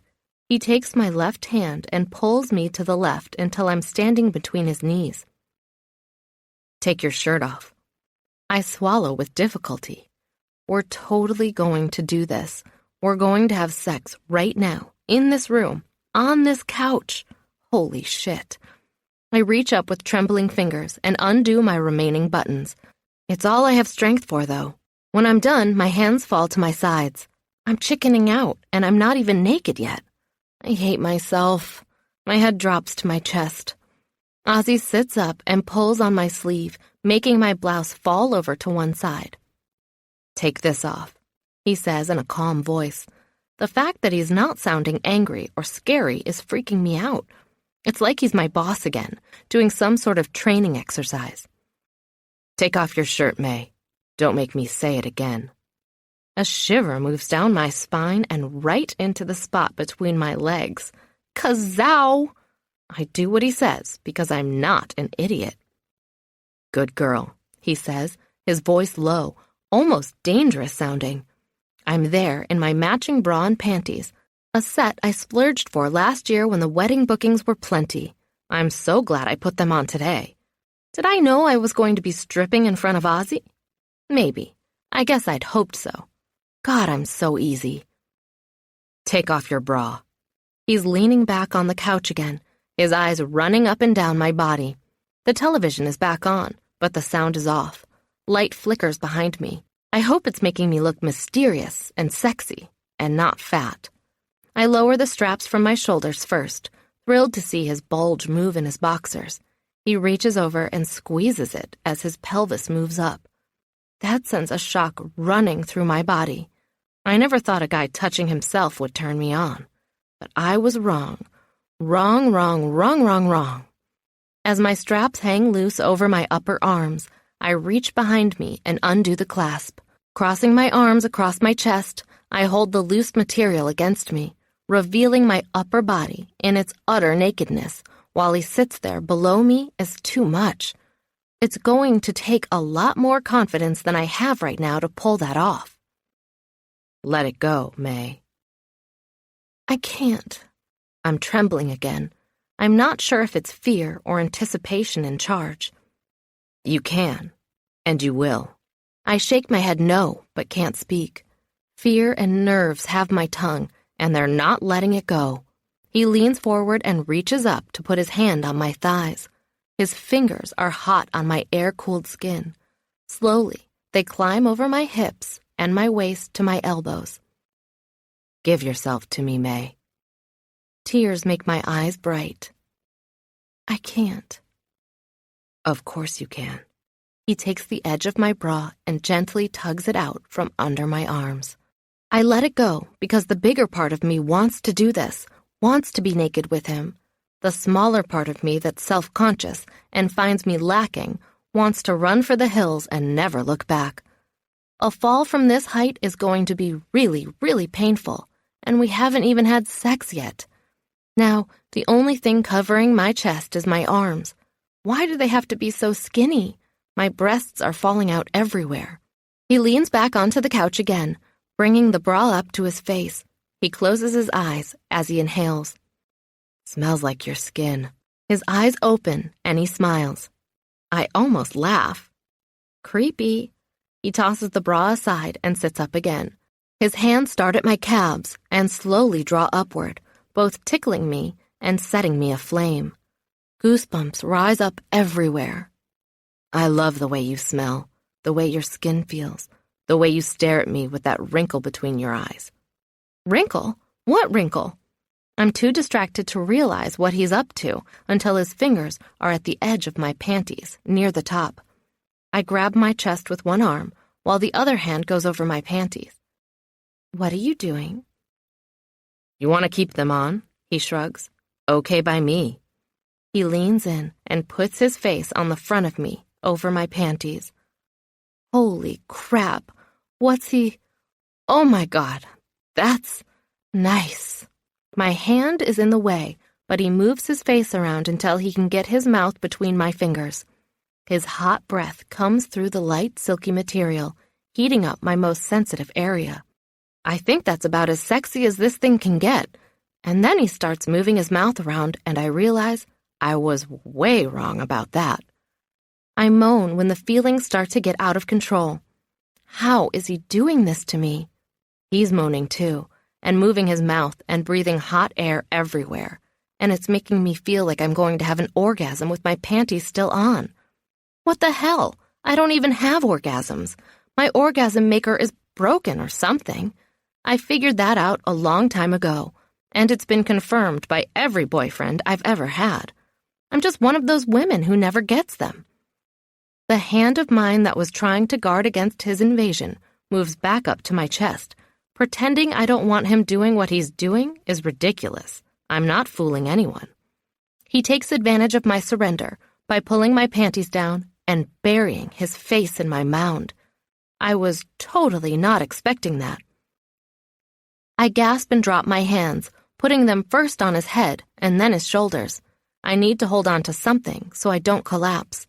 His tongue is sliding into my hot, wet folds, and I cry out with delight. Maybe I should be self-conscious about being so free and open to him, but I'm too turned on to worry about anything right now. I feel him moving around as he continues to lick me, but I don't realize until his hands are on my waist and he's pulling away that he was taking off his boxers and putting on protection. I look down and see his hard-on angled up at me. My panties are at my thighs. He's looking up at me with a mouth covered in my wetness. I let my panties drop to the floor and step out of them. Come here, he says, guiding me to sit on him. I put one knee next to his left thigh and the other to his right. Put it in, he says, this time with more of a growl to his tone. My heart is racing, but I need to feel him inside me. That tongue of his really got me amped up. Forget being embarrassed. Forget being naked at work. I need this, and I need it now. When our bodies first make contact, I'm not sure it's going to work. He's too big, and I'm too swollen from what he's done to excite me already. But when he pushes up into me, he proves that I'm wrong again. He fits, but just barely. I lower myself onto him, groaning the whole way as I'm stretched to the max. He obviously enjoys it too. I smile at the look on his face when I lift myself up and come down for another stroke. May, you're amazing. I lean forward and rest my hands on the couch, making it easier to move like I need to. My breasts touch his face. He takes them in his hands and sucks first one and then the other nipple. The sensation of feeling him inside me, and also his hands and mouth fondling my breasts, is unreal. I move faster to keep up with the need building. He squeezes and kneads. My nipples get harder than they've ever been before. Kiss me, he says in a whisper. I lean down as best I can, but it's not easy to reach him. I'm about to give up when he grabs me by the waist and flips me over onto my back. He's above me, positioning one knee in the couch cushion and the other leg on the floor. What are you doing? I ask breathlessly. He sinks all the way into me, even farther than he'd been before. I'm fucking you, May. The hard words and the dangerous look on his face send a rush of sexual energy through me. My muscles spasm and grip him from the inside. His eyes widen as he feels it, and then he bites his bottom lip, pushing into me until he can't go anymore. Oh my God. I lift my legs and wrap them around him. Ozzy. It's a plea. I'm not sure what I'm begging for, but I hope he gives it to me soon. His thrusts start slow and easy. We kiss, tongues tangling, lips mashing. His late evening beard scratching my chin. I can feel the muscles move beneath the skin of his back. Massive muscles, tense and corded, undulate with the in and out strokes that are slowly building a tension in me that begs to be released. My hands slide down to his hips and his butt, where I can push him harder against me. He reads my signals perfectly, slowing at the deepest part, rubbing, drawing away only to bury himself again. I can feel when he starts to lose control. His sweat begins to drip down onto my belly, where it mingles with mine. His breath comes in pants. His face is an expression of both pain and pleasure. Oh, Ozzy, I cry, feeling like I'm about to explode. I'm not sure where we go from here. I just know I don't ever want this to stop. Come on, baby, he says, urging me towards something. I have to move faster. My body demands it. The core of me insists it's the only way to end this sweet torture. And then he just stops. He freezes. Buried to the hilt, he stops and breathes heavily above me. What are you doing? You move now. It's your turn, he says. I lay there under him in confusion. How can I move when you're on top? He half shrugs. I don't know. See if you can figure it out. If this will make him happy, I'm going to do it. Besides, the feeling of his huge, hard length inside me is driving me wild. I couldn't sit still if I wanted to. My hips are already moving. I tense my pelvis up toward him. With that tiny movement, I feel a sharp but amazing sensation in my core. Pulling away and doing it again makes it happen a second time. I spread my legs farther apart. That's it, baby. I don't need his encouragement, but when he speaks to me while I grind up against him, I feel wild, feral, a little bit savage. I move against him with more urgency, answering to the demand that's coming from my more primal self. With every thrust up toward him, I take him into me more fully, until the most sensitive part of me is rubbing on his body while his rod stretches me to the fullest. Oh my God, I say as a slow burn starts to build. Oh yeah, come on, beautiful, come on. He pushes against me when I come up to him. Together, we meet in the middle, and I feel him grow even larger inside me. And then I feel like I'm drowning. An intense fire rages between my legs. He feels it and starts pushing harder, faster. I meet him stroke for stroke, every thrust sending me closer to the edge. Ozzy, Ozzy! I'm clinging to him, afraid I'll be lost forever if I let go. Come for me, baby. Come, he yells. He pushes into me up to the limit, and then his body starts jerking inside me. I can't take it anymore. I cry out and hold on to him for dear life. I'm falling over the edge of a very dark cliff, and I can't hold back. It's finally come for me, the orgasm I never had before, but always read about in romance novels. Chapter 43. When Ozzy is done and I've stopped yelling like a crazy person, he collapses on top of me. Oof is about all I can manage. My throat is sore. I think I might have busted a vocal cord or something. He rolls off both me and the couch and lands on the floor on his back. Ow. He sounds as exhausted as I feel. I giggle. Are you okay? I'll survive, as long as you don't try to do that to me again anytime soon. I lean over and tap him with my fingers. You did it, not me. He reaches up and takes my fingers to kiss them. Time for bed, Bo Peep. We have work in the morning. What time is it? I roll onto my side and look for a clock. Midnight. I sigh and stare up at the ceiling. He lets my hand go, and I slide it up to rest on my chest. Happy? He asks me. I grin and nod. Happy. Tired? I shake my head. Not in the least. I feel like I could fly right now. You're dangerous. I love being dangerous. You're the one who tricks perfectly nice girls into taking their clothes off and having crazy sex on the couch at work. I didn't trick you. You tricked me. I roll over and stare down at him. How so? I pretend to be indignant over his accusation. You walked into that bar last week looking all hotsy-totsy in those pants and that shirt with your little dog, making me think you were a bored housewife looking for a little action. Come to find out you're a ruthless, taser-wielding, single-stick master with a taste for ex-grunts and beards. I can't stop laughing. His characterization of me couldn't be more ridiculous. Why are you laughing? You know I speak the truth. I know you speak nonsense. Name one thing that wasn't accurate. I hate beards. He jumps up off the floor, and before I know what he's planning, I've been swept up into his arms.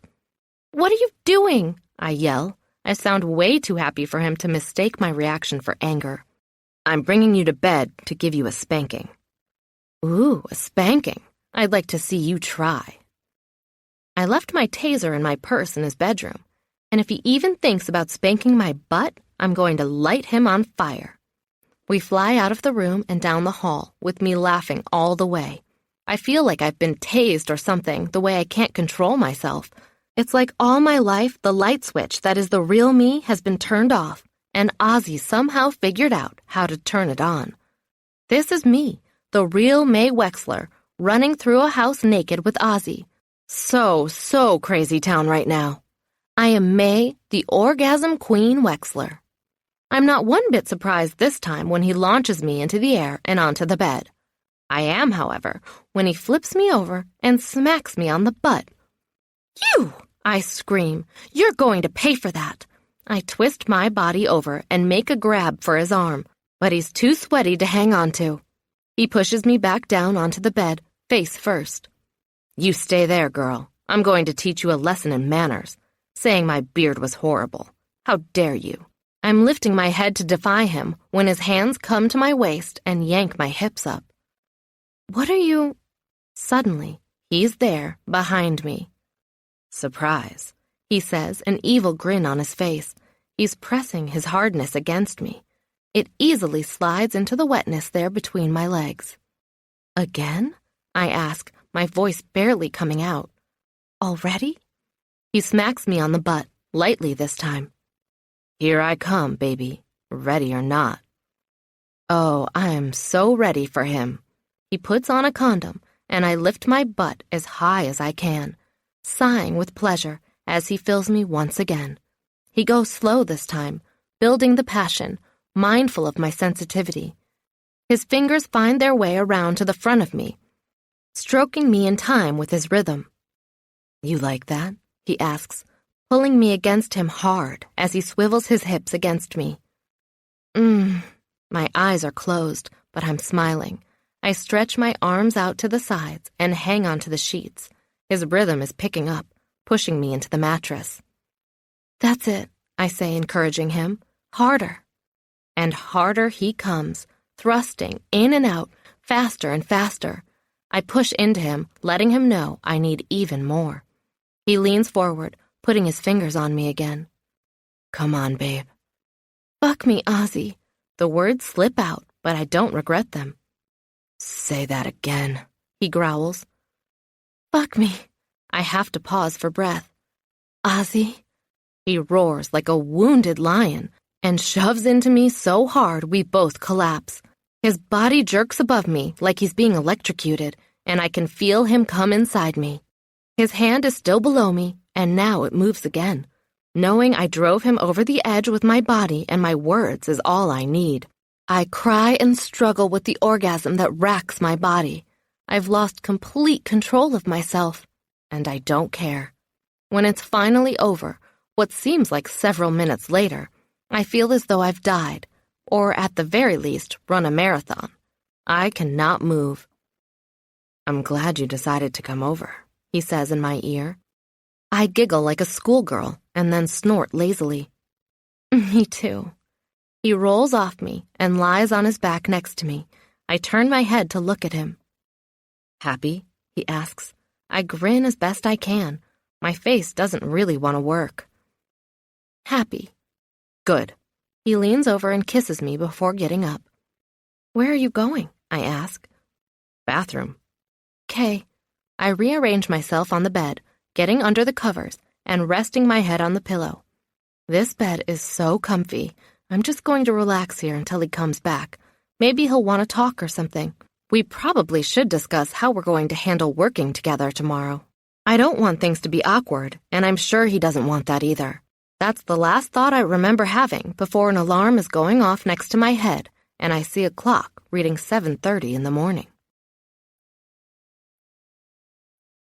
Chapter 44. Oh my God, I slept here, with him, in his bed. And I have to get up for work, and Felix has to go outside. Ah! The spot next to me looks slept in. Was Ozzy there all night and I never even noticed? Wow, that sex really knocked me out or something. I throw my legs over the side of the bed and look around. Hopefully, Ozzy's taken Felix out with Sahara. Otherwise, I'm going to have some cleaning up to do. There's a door ahead of me that isn't the one that leads out into the hallway. It had better be the bathroom door, because there's no way I want to walk out into the kitchen area and have my coworkers catch me looking like I just rolled in the hay. Twice. I grin as I collect some clothing from the drawers I was given and go through that door and into the bathroom. Whoa, now that's a bathroom. Marble, glass, and metal work together in the big space to create a spa-like oasis. I brush my teeth first, just in case Ozzy comes in and gets near me. I don't want to get dumped for having dragon breath. The shower, big enough for several people, has 3 separate nozzles with various spray patterns. I use Ozzy's products for my body and hair, skipping the conditioner, since I guess he doesn't use it on the spikes he calls hair. I'm surprised he doesn't have any left over from when he had that beard. Surely he conditioned that mess. A sound behind me distracts me from the memory of the bird's nest that used to decorate his face. I spin around and find Ozzy himself standing there, dressed and ready for work. He's even wearing his combat boots already. I cross my arms over my chest self-consciously. For sure I'm going to use this scenario for a fantasy when I'm bored and alone one night. Me, naked and wet. Him being my boss, standing there all muscled up. Talk about sexy. "Good morning," he says. "Good morning." I'm shy, which is ridiculous considering what we did last night. But I can't control how I feel. Why did he just go to sleep last night without waking me up? Did he even sleep with me in the bed? Maybe he slept on the cot. That idea makes me sad. It feels like rejection. Meeting in 15 minutes. 15? I move to rinse my hair out. Okay. I hope he doesn't expect me to be gorgeous. I'm not exactly high maintenance, but 15 minutes isn't enough time to pull off a miracle. Is Felix okay? I should have taken him out already. He's fine. He went out with his girlfriend. I smile but don't say anything. I don't want Ozzy thinking I'm pressuring him into calling me his girlfriend, even though nothing would make me happier. I shut the water off and step out of the shower area. Ozzy hands me a towel, warm from being on a heating rack. I hold it against me and blink the water out of my eyes. The heat from the towel seeps into my skin, relaxing me. I have nothing to be nervous about, right? We might not be a couple, but we've been intimate, and I'm an adult. I have enough confidence to move past this, whatever it is, whether it's for better or for worse. Ugh! Why are wedding vows swimming around in my brain? Have I lost my mind completely? Is there something else? I ask, wondering why he's just standing there staring at me. God help me if he can read minds. He leans toward me and kisses me on the cheek. Nope. He turns and starts walking out of the bathroom. My body is warming from not just the towel, but his touch, too, even though it was as chaste as a kiss next to a shower can be. Ozzy? He pauses with his hand on the door. Yeah? I have no idea what to say, but I feel like I should say something. Anything. Thanks for everything. He turns just his head to look at me. Everything? I can't stop the smile that comes over me. I'm that non-virgin virgin again. Ridiculous, since we had sex not just once, but twice last night. Yes, everything. For letting me stay here, for worrying about me, for Felix, for the television show, all that stuff. He lets the door go and comes back to stand in front of me. I look up at him, freaking out because he's so close and fully clothed, while I'm naked and wet. Are we going to have sex again? Make everyone wait for the meeting as we sigh, moan, and yell out in ecstasy? He pulls me against him, trapping my arms against my chest, the towel there between us, keeping things from getting too real. You're welcome for everything. He grins for a second. For all that stuff. Is this going to be weird? I ask, the first slivers of doubt sneaking in. What will the team think? Will they hate me on principle because I slept with the boss on my first week of work? He shakes his head slowly. Doesn't need to be. His green eyes are clear and kind. He seems very sure of himself. What do you think the others are going to say? I don't think they're going to say anything. Why would they? You stayed the night for security reasons. Thibault suggested it. Oh, okay. He means he's not going to act differently around me in front of the others, even though we slept together. I shouldn't be unhappy because it's better that no one knows what we're doing after hours.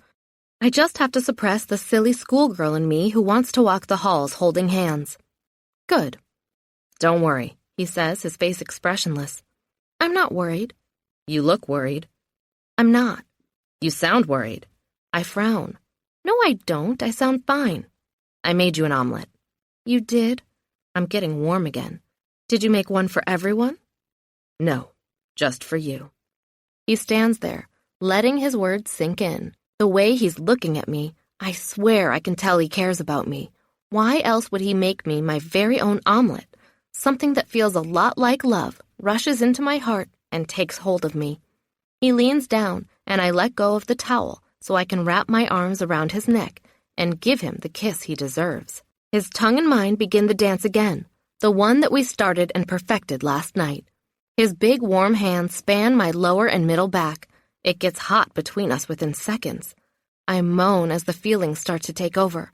I'm picturing him bending me over the sink and having his way with me when he pulls away. Meeting. Gotta go. He leaves me standing there, almost in that sex mannequin pose again. He's at the door before I can speak again. Ozzy? Yeah? I like you. My chin falls to my chest, and I scoop the towel up off the floor to hold it against me. I totally and completely hate myself for being such a poozer. What the hell, man? Why can't I just keep some of my thoughts to myself?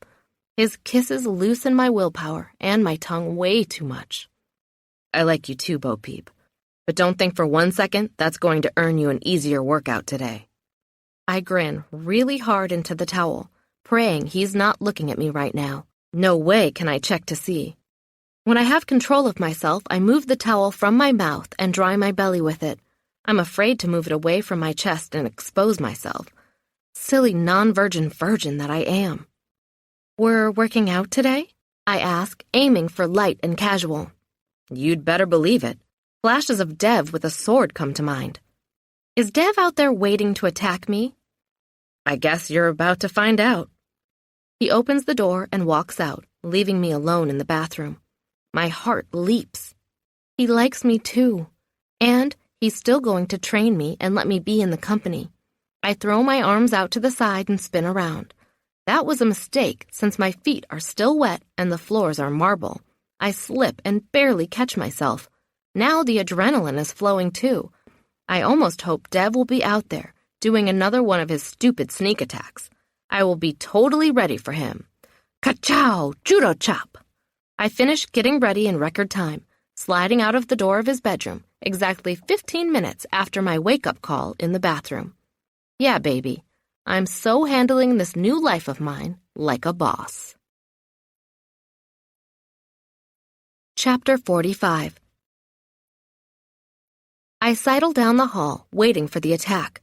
When I reach the entrance to the kitchen, I get the lay of the land. I need to find Dev before I reveal myself. Everyone's sitting at the table but me, including Mr. Sneak Attack. The omelet's on a plate by the stove. But I leave it there. No way am I going to sit down and dig into my specially prepared breakfast in front of my coworkers. My not-so-sneaky glances at Ozzy are already suspect enough. "Morning, Bo Peep," Lucky says, grinning at me as I walk up to join them at the table. He looks way too fresh and perky this early in the morning. Is he leaving to do a toothpaste commercial after the meeting? Is that a knowing smile on his face? I think it is.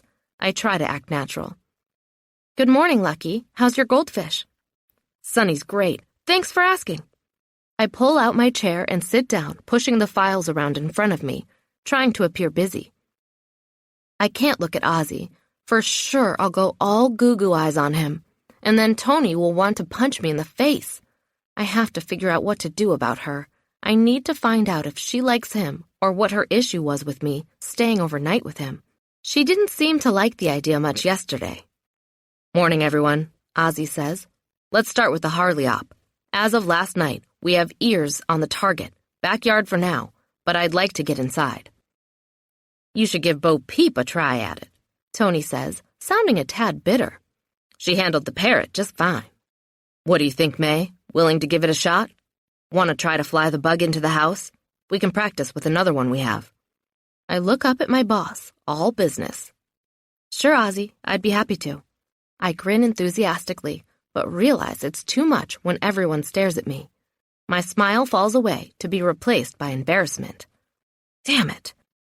Is the fact that Ozzy and I got seriously naked last night written all over my face, or what? "We added another wrinkle to the op last night," Ozzy says. I can't breathe. Is he about to tell everyone that we had sex? Ah! There was an intruder at May's around 9. Set off the perimeter alarm. I let out the big breath of air I'd been holding, really slowly, so no one will hear it. "That's not good," Thibault says, looking at me. "Everyone okay?" I nod. I'm too dizzy from lack of oxygen to trust my voice. "Yes," Ozzy answers, "but we relocated here for the night." I really envy his ability to make that sound so casual. If I had said it, I would have giggled and turned red. As it is, I'm having a hard time keeping a straight face. I seriously need to get a grip on myself. I think a phone call to Jenny is definitely in order. Maybe I can manage a quick one in the bathroom before I start work. "You'd better stay here until we figure out what's going on," Dev says. He looks across the room and frowns. "Anyone going to eat that omelet?" I open my mouth to answer, but Ozzy cuts me off. "Don't touch it. It's not yours." Dev frowns. "Okay, geez, just asking." Thibault shakes his head. "Bottomless pit, man." Dev shoves him with an elbow. "Shut up. I didn't have time for breakfast this morning." "There's cereal in the pantry," Ozzy says before opening a folder in front of him. We've gathered about 24 hours of data. I'd guess we have about an hour of stuff worth looking at. Any volunteers? I raise my hand. I don't mind, Tony says, shrugging, since I've been banned from the site anyway. Good. Tony and May, you're on it. Put a report together of anything interesting and deliver it to me by end of day. Done. Tony nods at me, and I nod back. Dev, workout schedule? I got May this morning, Dev replies. The rest of you are on the circuit. Grumbling comes from around the table. No whining. I changed it this morning before the meeting. I think you'll like what I've done. Look at the clipboard before you start. Use the timers. No cheating. If I catch you cheating, you'll pay for it. I have no idea what this circuit is, but it doesn't look like it's very popular. I'm going to manage May's workouts for the time being, Ozzy says, his voice sounding a little gruff to me. I look around the table, but I can't tell if anyone else noticed it or not. Why? Dev's clearly not happy. You think I'm not up to snuff? No, you're up for it. I just want you to focus on combat training. I'll get her cardio where it needs to be. After that, we'll work on building muscle. I focus on the papers in front of me. My instinct is to stare at Ozzy and share goofy smiles with him. But even I know that's a bad idea. I don't want to embarrass him and make him hate me before he even has a chance to like me for more than 24 hours. That would be a tragedy, considering the amazing sex we had last night. Twice. Okay, we'll start with the single stick. I'm not going to remind Ozzy that he promised to teach me how to use that weapon. He's doing my workouts. That's enough special attention. I don't want everyone thinking I'm some kind of prima donna. What else? Tebow asks. I need someone to chase down the intruder from last night. Ozzy says. He sounds angry. I got that, Tebow says. Not sure what I'll be able to find, but I'll give it a shot. We might find something on the tapes, Tony offers. Keep your ears open for anything, Ozzy says. He turns his attention to Lucky. What's going on with the Blue Marine op? I don't know, actually. Lucky is frustrated. I sat down and went through their financials, and they seem fine. But something's up. They were right to call us. What do you mean? Ozzy stops messing around with folders and stares at Lucky. I'm not sure. I need to go on site and figure some things out. Go ahead. Just don't talk to any employees without speaking to our contact first. And obviously, don't identify yourself to anyone there at the site, even our contact. No, of course not. I'm going to shop for some fishing tackle. And what would Sonny think about that, I wonder? Dev smiles evilly at Lucky. What Sonny doesn't know won't hurt him. Lucky throws his folders to the middle of the table. We done here? I need to get going. Hot date? Tebow asks, grinning. If you must know, I have a doctor's appointment, but thanks for caring about my personal life. Tebow holds a hand up to the table.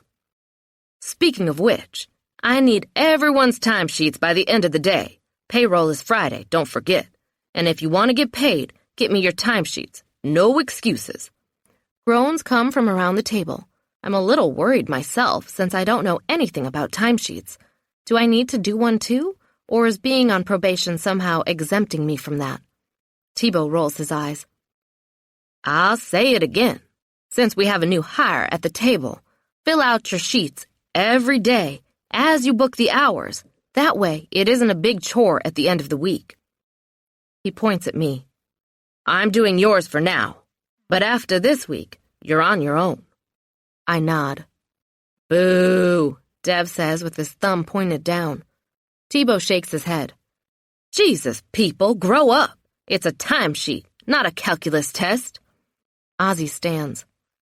One more thing before you all leave. Panic hits me. I know it's irrational and completely contrary to how he's treated me so far, but all I can think is he's going to tell them. He's going to expose me for the slut that I am, revealing that I slept with him just mere days after meeting him for the first time. We need a company car for May. I'm open to suggestions about make and model. I'm too stunned to speak. I get a company car? Does that mean I'm not on probation anymore? Am I the only one noticing how crazy this is? How about a minivan? Tony says, snorting at her own joke. I glare at her, my misgivings flying out the window. What? You're saying I look like a minivan type? A mom with a bunch of kids? No thanks. She shrugs. You're Bo Peep. Might as well work with the cover you've got naturally. It's not a bad idea, Ozzy says. Traitor! I turn on him. Of course it's a bad idea. It's a horrible idea. I can't drive a minivan. Minivans are for moms. They're for married women, not single ones. I don't look like a minivan driver, do I? It makes me want to cry. I know they have a lot of headroom and storage space, plus room for 8 passengers, but come on, I'm single for God's sake. You're worried it'll get in the way of your dating life? Ozzy waits impassively for my response. My face contorts itself through several expressions: frustration, embarrassment, sadness, jealousy. How come Tony gets to drive an SUV? Yes, I'm being childish, but what the hell? She gets to walk around in tight pants and stiletto-heeled boots? I'm in espadrilles in a minivan? I'm calling shenanigans on that. It makes me wonder why Ozzy slept with me in the first place. Is he some kind of weirdo with an Oedipus complex? I drive the SUV because it suits me. She smiles at me, and I detect more than a hint of smugness there. Ugh! She is so begging for a tasering right now, or at the very least, a pea-purse whacking. I narrow my eyes at her. A minivan does not suit me at all. How about I take her car shopping? Dev says. I have time later today. Do that, Ozzy nods. I'll be done with her around 9. And I'll be done with her by 2, Tony adds. I think she likes speaking for my time schedule a little too much. She and I are going to have to share a few words about that. I can't go running to Ozzy over issues like this, especially now that we're sleeping together. I don't want any special treatment. Yeah, Tony and I are going to have a little convo later this morning, just so we can get some things straight. You want to meet me here at 2:30? Dev asks me. Sure, as long as you don't have a weapon on you that you plan to use against me. He smiles. No promises. I shrug. Fine, same goes for me, though. Ooh, baby, that sounds like a threat. Tebow is laughing. You opened up a can of worms with her, Dev. I think you'd better retreat. Retreat isn't in my vocabulary, he says, standing to his full, almost 7-foot height.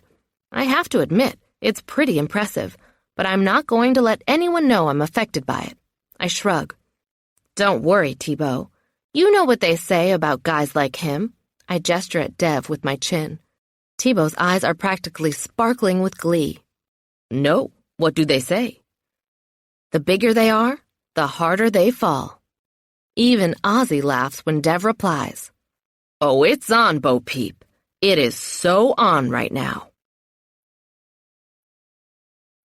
Chapter 46. After changing into my workout clothes, I meet Ozzy in the company's gym. He's wearing his workout stuff too, and I have to avert my eyes from his crotch that I swear is growing bigger by the second. It doesn't help to calm me down, though. His chest is massive in the light of day, and I still remember what it felt like beneath my hands and what it looked like naked hovering above me. I'm going to show you Dev's circuit today so you can do it without me in the future. My face falls. All sexy thoughts leave my mind immediately. The circuit? Nobody likes the circuit. I don't even know what it is, and I don't like it. What's the matter? He asks me, moving closer. I back up. Nothing. I look around at the equipment, acting like I'm not hurt that he's already trying to get out of his promise to work out with me. Where do we start? We're not starting anything until you tell me what I did wrong. He's looking down at me with an expression that tells me he means business. It's nothing. Me being a girl. Silly stuff. Come on, let's work out. I really need to stop being such a wiener. I'm starting to get tired of myself. He stands still for a few seconds, but then moves to my right.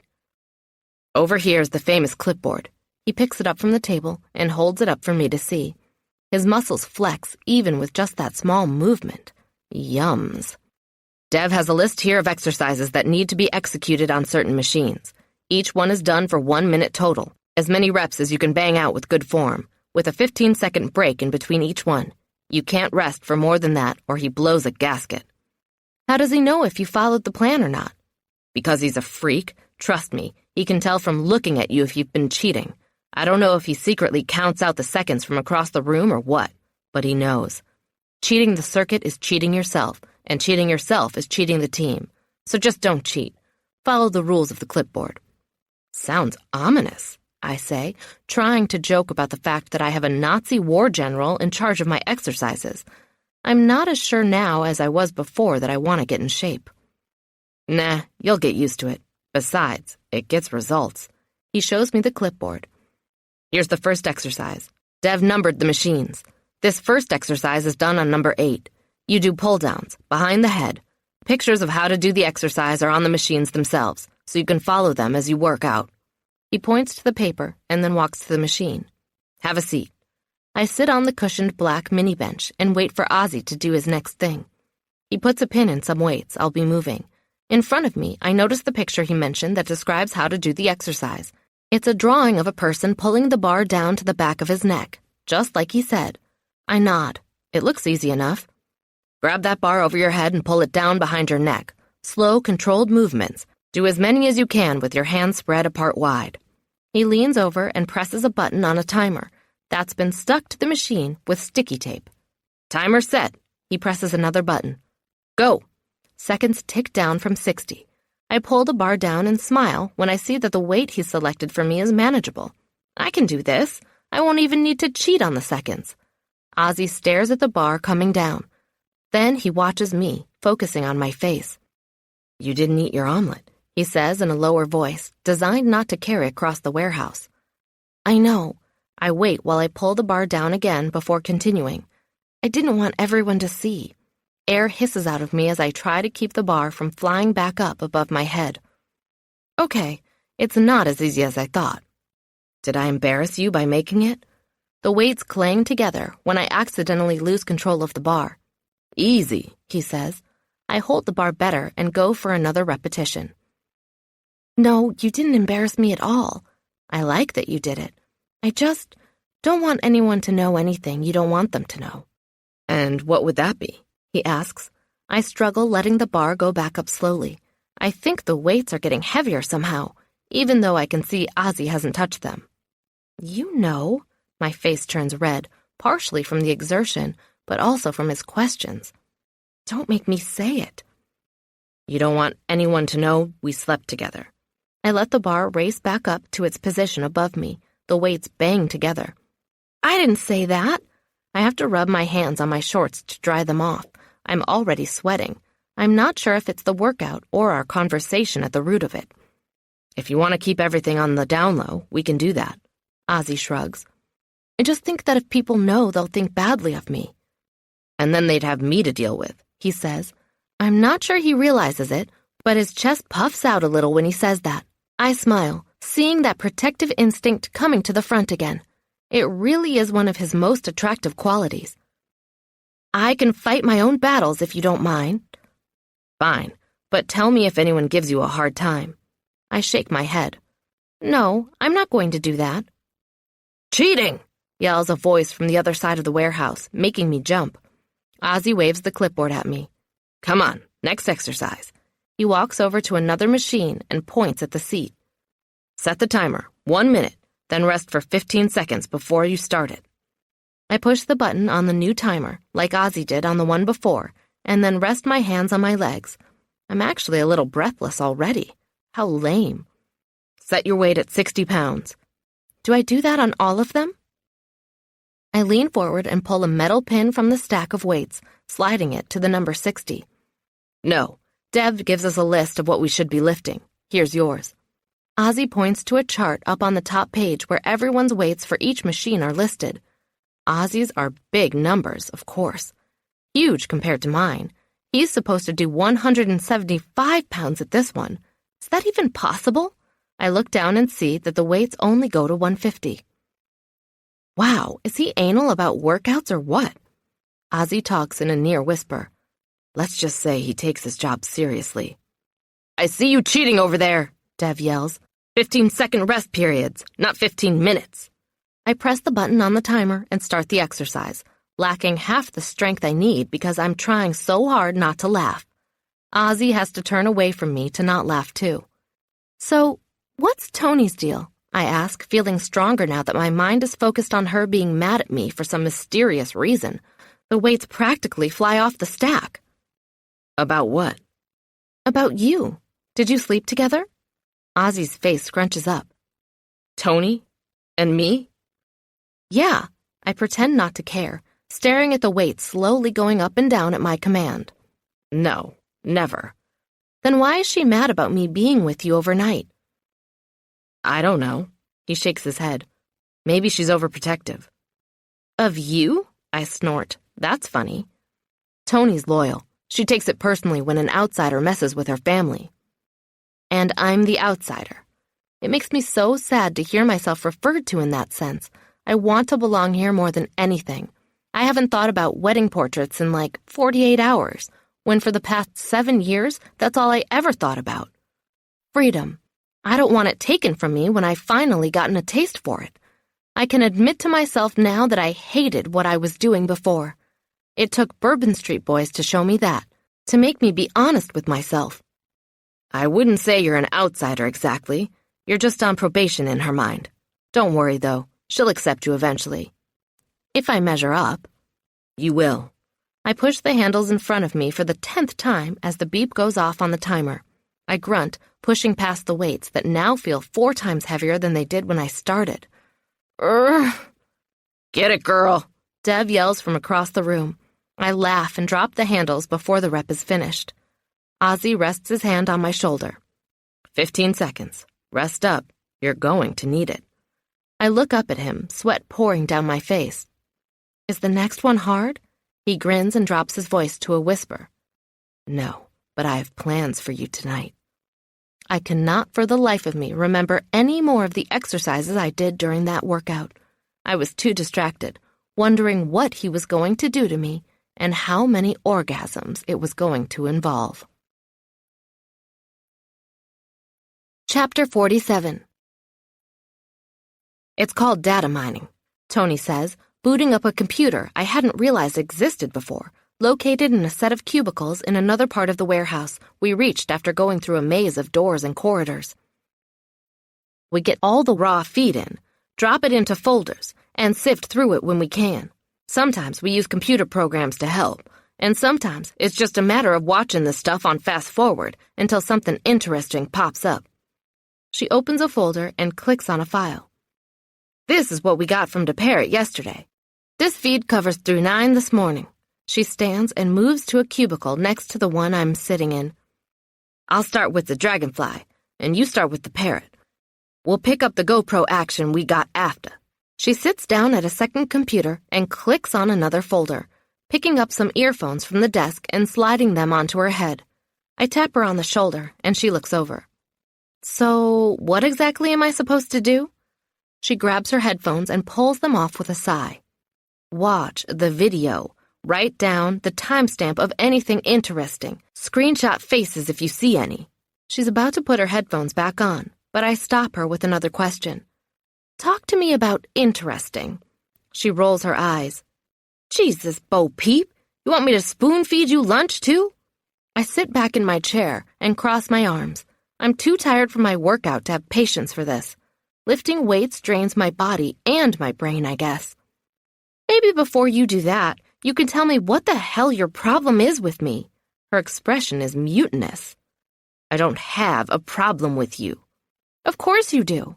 She shrugs, going all cool on me. Paranoid much? Jesus, Bo Peep, relax. You'll get your minivan later today. I reach over and knock the headphones out of her hands as she's about to put them on again.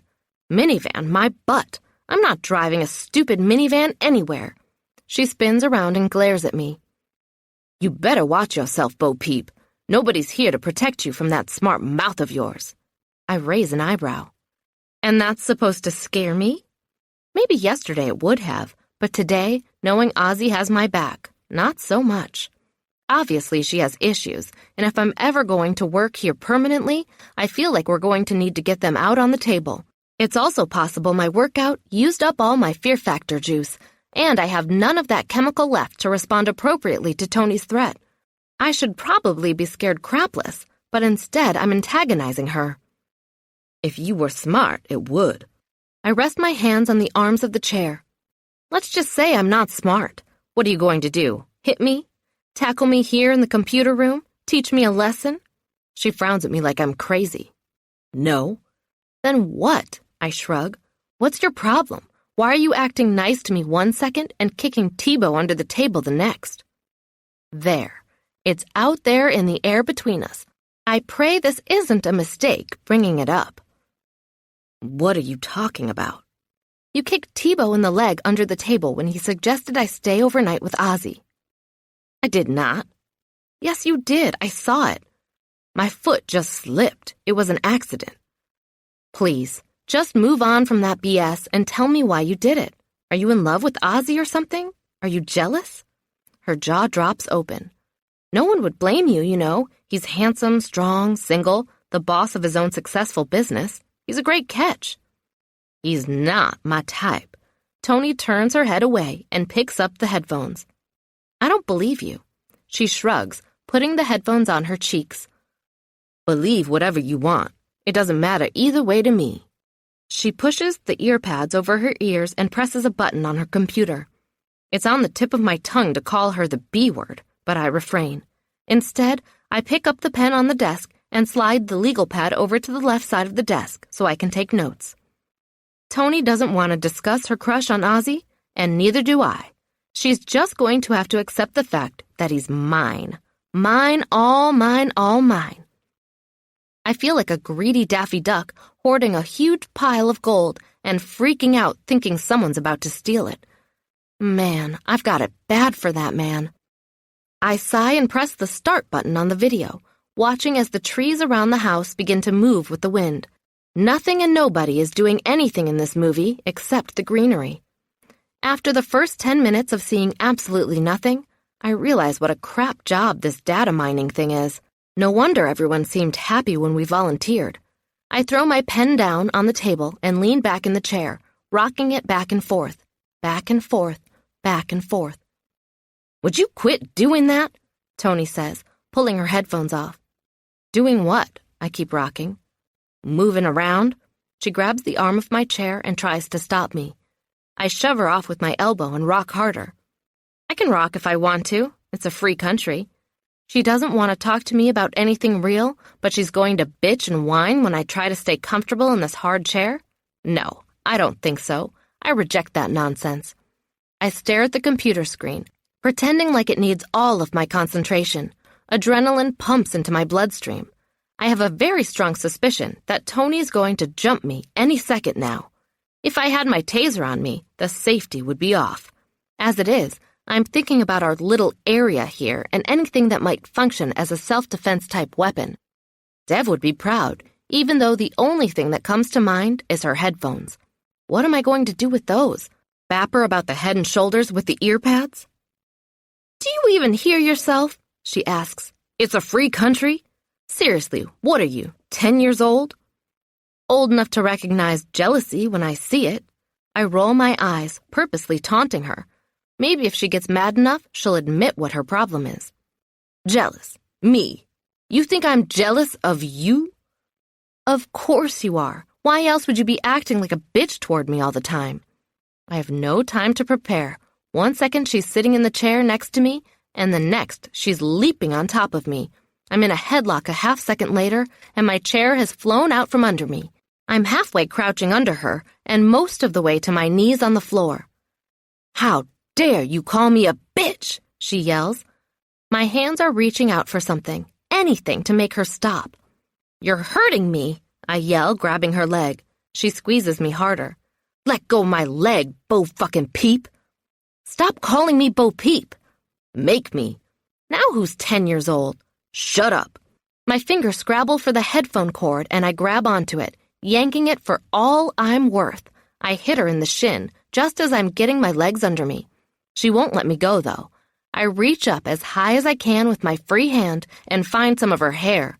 I latch onto it and yank hard. Ow! She screeches. Let go of my hair. Let go of my neck, I grunt out. My vision is dimming. You first. She's breathing like an angry bull. Screw that. She started this thing, so I'm going to end it. Closing the cord in my fist, I punch her in the thigh. Her leg collapses as she screams in pain. Yeah, let me introduce you to a Charlie horse, bitch. I have an older sister, and I know how to stop a headlock like nobody's business. Her grip on me falls away, and I stand shoving her as hard as I can. The adrenaline gives me superpowers, which, combined with her featherweight status, send her flying. She lands on her back over the side of her chair. It tips over and dumps her on the floor. I land next to her ribs on my knees, grabbing one of her hands and wrapping the cord around it super fast. She's like a calf in one of those rodeos. Before she can recover from her Charlie horse pains, I grab the other hand and tie it up too. The headphones hit my hand as I reach the end of their tether. "What are you doing?" she yells, panting after. I think I punched her a little too hard or something. She sounds like she's in serious pain. "Tying you up until you can settle down." "You'd better run," she growls, struggling against my lame tying job.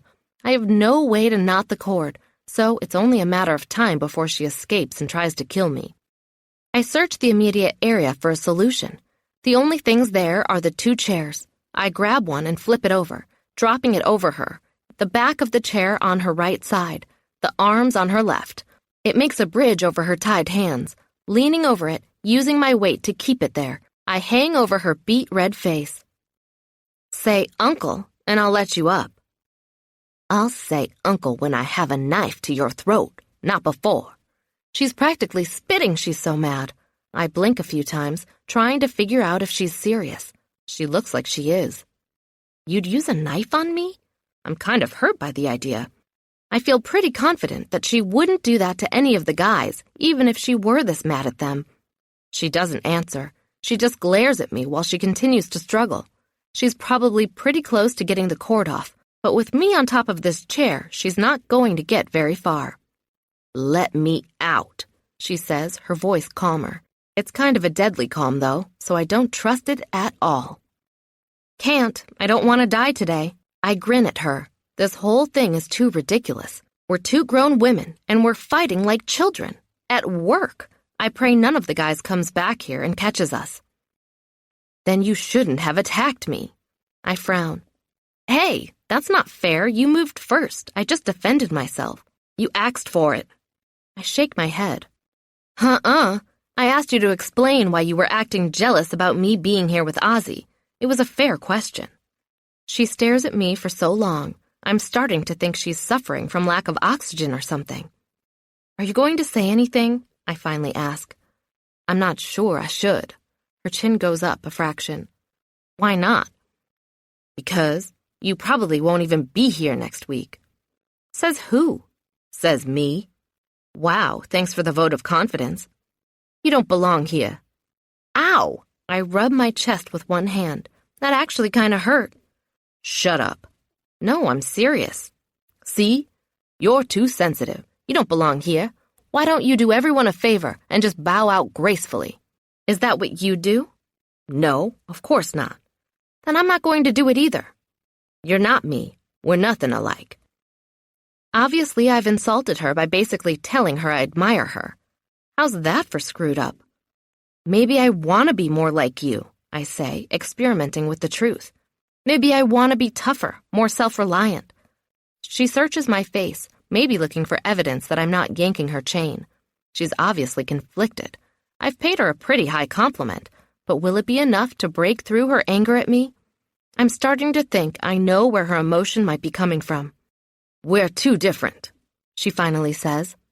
"Oh, I don't know about that." I ease some of my weight off the chair. "I'm new to the team, but I care about everyone here. I respect all of you a lot. I know how hard you work, how loyal you are to each other. I know you all want to make Ozzy proud and that he's a great boss. I know, until I got here, you were the only woman on the team, and now things are going to change with 2 women being here." When she looks away, I know I've figured it out, or at least I've come close. "But it doesn't have to take anything away from you, from your accomplishments, from your skills." "You fly the parrot better than I do," she whispers. Tears gather in the corner of her eyes. I can tell it makes her angry to show that small weakness. Her expression becomes mutinous again. "So, you kick ass better than I do." I try to smile, but she glares at me anyway. "Says the girl sitting on me with a chair. You tied me up with my own headphones, May." "You called me May." I reach down and poke her on the nose. She's so cute when she's mad. It makes me happy that she left that Bo Peep stuff behind. Slip of the tongue. She's trying to hold on to her anger, but I'm not going to let her. "How about if we make a deal?" I propose. "What deal?" "I promise to show you how to fly that stupid thing, and you can give me a chance to prove myself worthy of your respect." She looks anywhere but at me. A tear slips out of her right eye and travels down into her hair. "I don't need another friend," she finally says. Her eyes move to meet mine, and she's glaring again. "I'm not asking you for your friendship. I'm asking for your respect." It makes me sad to say that, but it's true. If she doesn't want to be my friend, I can't force her to. I'm not sure I've ever been so clearly rejected, though. I wasn't kidding before. It hurts. "Earn it, and you'll have it," she says, letting out a long hiss of air after. "Just give me one chance." "Done. Now let me up." The devil takes control of my mouth again. "Not until you say, 'Uncle.'" She glares, but I just keep on grinning. Her voice comes out low and threatening. "If you ever tell anyone I said uncle, I will stab you while you sleep." I laugh. "Say it, or Ozzy's going to be serving you dinner under this chair." Her teeth grind together for a few seconds before she finally speaks. "Uncle, now get the hell off me." I push off the chair and stand back, waiting for the angry mess of a non-friend to get up and attempt to kill me. But she doesn't do anything to me. She just gets up, rights the chairs, and untangles her headphones from her wrists. When she's done, she sits down, puts the equipment on, and starts the recording again. I cautiously take my seat and press the button on the video, watching her out of the corner of my eye as I get back to work. The ninja sneak attack that I'm expecting for the next 3 hours never comes. Chapter 48. "Are you ready?" Dev asks, coming across the warehouse and rubbing his hands together. I put my hand in my purse and wrap my fingers around the taser inside. "Ready for what?" "Car shopping." He looks confused. "Isn't that what we're going to do now?" I pull my hand out of my purse. "Yeah, sure, of course. What did you think I was talking about?" He points at me and winks. "Mental games. Good. I like your style." I roll my eyes as we walk over to his car. "I don't have a style." "Oh, yes, you do, Bo Peep. Trust me on this." He's chuckling as he folds his frame into the big old car. I get in next to him and cringe at how heavy the door is. That circuit workout killed me. I'm going to be sore on top of my already sore spots. At this point, I feel like I'm never going to recover. Everything, every muscle, every bone, every cell in my body hurts. He reverses out of the warehouse, and I think about what he said, what Tony said, and how everyone seems to act when I'm around, even Ozzy. You guys call me Bo Peep, and I have to tell you, it really doesn't feel like much of a compliment. Dev turns the wheel by spinning it around and around on the heel of his hand. It takes about 5 revolutions to turn the car just 90 degrees. "It is a compliment. Or maybe it's more just an observation of a really good cover." "What do you mean?" He purses his lips. How to put this in a way you'd appreciate." "You don't have to worry about offending me," I say. "Tony's already gone there." "No, I'm just trying to come up with a way to show you. I know." He points into the air. "What do you think about when you see Ozzy?" He glances at me, waiting for my response. My eyes bug out of my head. Is this a trick question? An opener for a conversation about how I slept with the boss? Ugh. "What do you mean?" I feign a casualness I do not feel. "He's standing there in his shirt and jeans, boots, haircut, and that military style. What comes to mind when you see that?" Okay, so I can't say total hotness in this situation, even though it's the truth. Dev is trying to lead me somewhere else. Commando? My face starts burning. I mean military guy, not no underwear guy. Dev laughs. "Excellent." He glances at me and smiles before putting his eyes back on the road. "Exactly. That's what everyone sees when they look at him. He sticks out like a sore thumb. He looks threatening, like someone you should keep an eye on. He cannot walk into a situation and be invisible. It's just impossible. I look at Dev's lanky legs. Probably hard for you too, huh? Exactly. He's a sore thumb and I'm a sore arm. No way can I go anywhere undercover. I'm only good for when bodies need to be brought places in trunks or for driving a getaway car. And every once in a while to provide a distraction. Are you saying I could go undercover? He laughs. Hell yeah, you can. I sigh in defeat. Are you saying I look like a minivan mom who has nothing going on? He frowns. No, not exactly. I look out the window, trying not to be hurt by that. I know being a mom is a greater calling than being a badass, but that doesn't mean I want to be there anytime soon. What I meant is that you can blend. If you want to be a minivan mom, you can be one, with the right hairstyle and clothing. But if you want to be a femme fatale, you could be that too. I look over to see if he's messing with me, but he appears serious. He continues. Some leather pants, high heels, different hair. Easy. Done. And yet still, no one would see you as a threat. Because I'm a woman? Because you have a disarming nature about you. He smiles and reaches over to pat my arm. Don't sound so sad about it. It's a huge asset in our business. I shrug, slightly mollified. I guess being an asset isn't so horrible. No, trust me. Being an asset is everything. Ozzy's only cover with this group was the Harley thing. Too many people get around in this town to try going out again too soon. He's out of the game now, for a long time, and I was never in. We just had Tebow, Tony, and Lucky before. Now we have you too. A little fear trickles into my stomach. For going undercover? He shrugs. More for just being around and not being obvious about it. Dev drives out toward the main road that will bring us to the area of town known for having lots of car dealerships all grouped together. I nod. Okay, I guess I can accept that. The minivan is great because you can haul all the surveillance equipment around in it, the dogs, and of course, if we need someone to blend, nothing blends better than a chick in a mom van. I sigh loudly. And now we're back to me being the doggy sitter and the soccer mom. He laughs but doesn't reply. After a few minutes pass in silence, I realize that this is the best time for me to pry information from an unsuspecting victim. He's trapped in this car with me for at least another 15 minutes. So, what's the deal with Tony anyway? I ask. What do you mean? He rests his wrist on top of the steering wheel. The other arm is on the open windowsill. Is she in love with Ozzy? Why was she so against me being around? Ozzy? He snorts. Hardly. He's not her type. I frown. That's what she said, but I can see him glancing over at me out of the corner of my eye. What? I ask. You don't get it, do you? Get what? I hate when everyone else is in on a secret and I'm not. Why Ozzy isn't her type? Then it hits me. Oh, is she I can't say it. I feel really stupid now. A what? He's obviously enjoying my discomfort. The words barely come out. I feel like such a prude. A lesbian? He laughs really hard and really loud. What? I'm embarrassed now. That was hard for you, I can tell.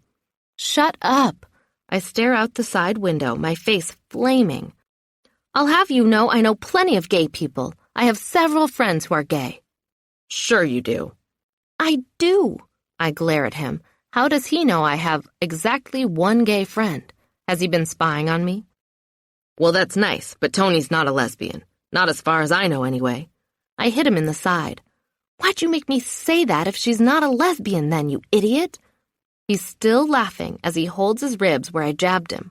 When he finishes, he sighs with pleasure. Oh, man, that was awesome. He glances over at me. I just like seeing you squirm. You're a weirdo.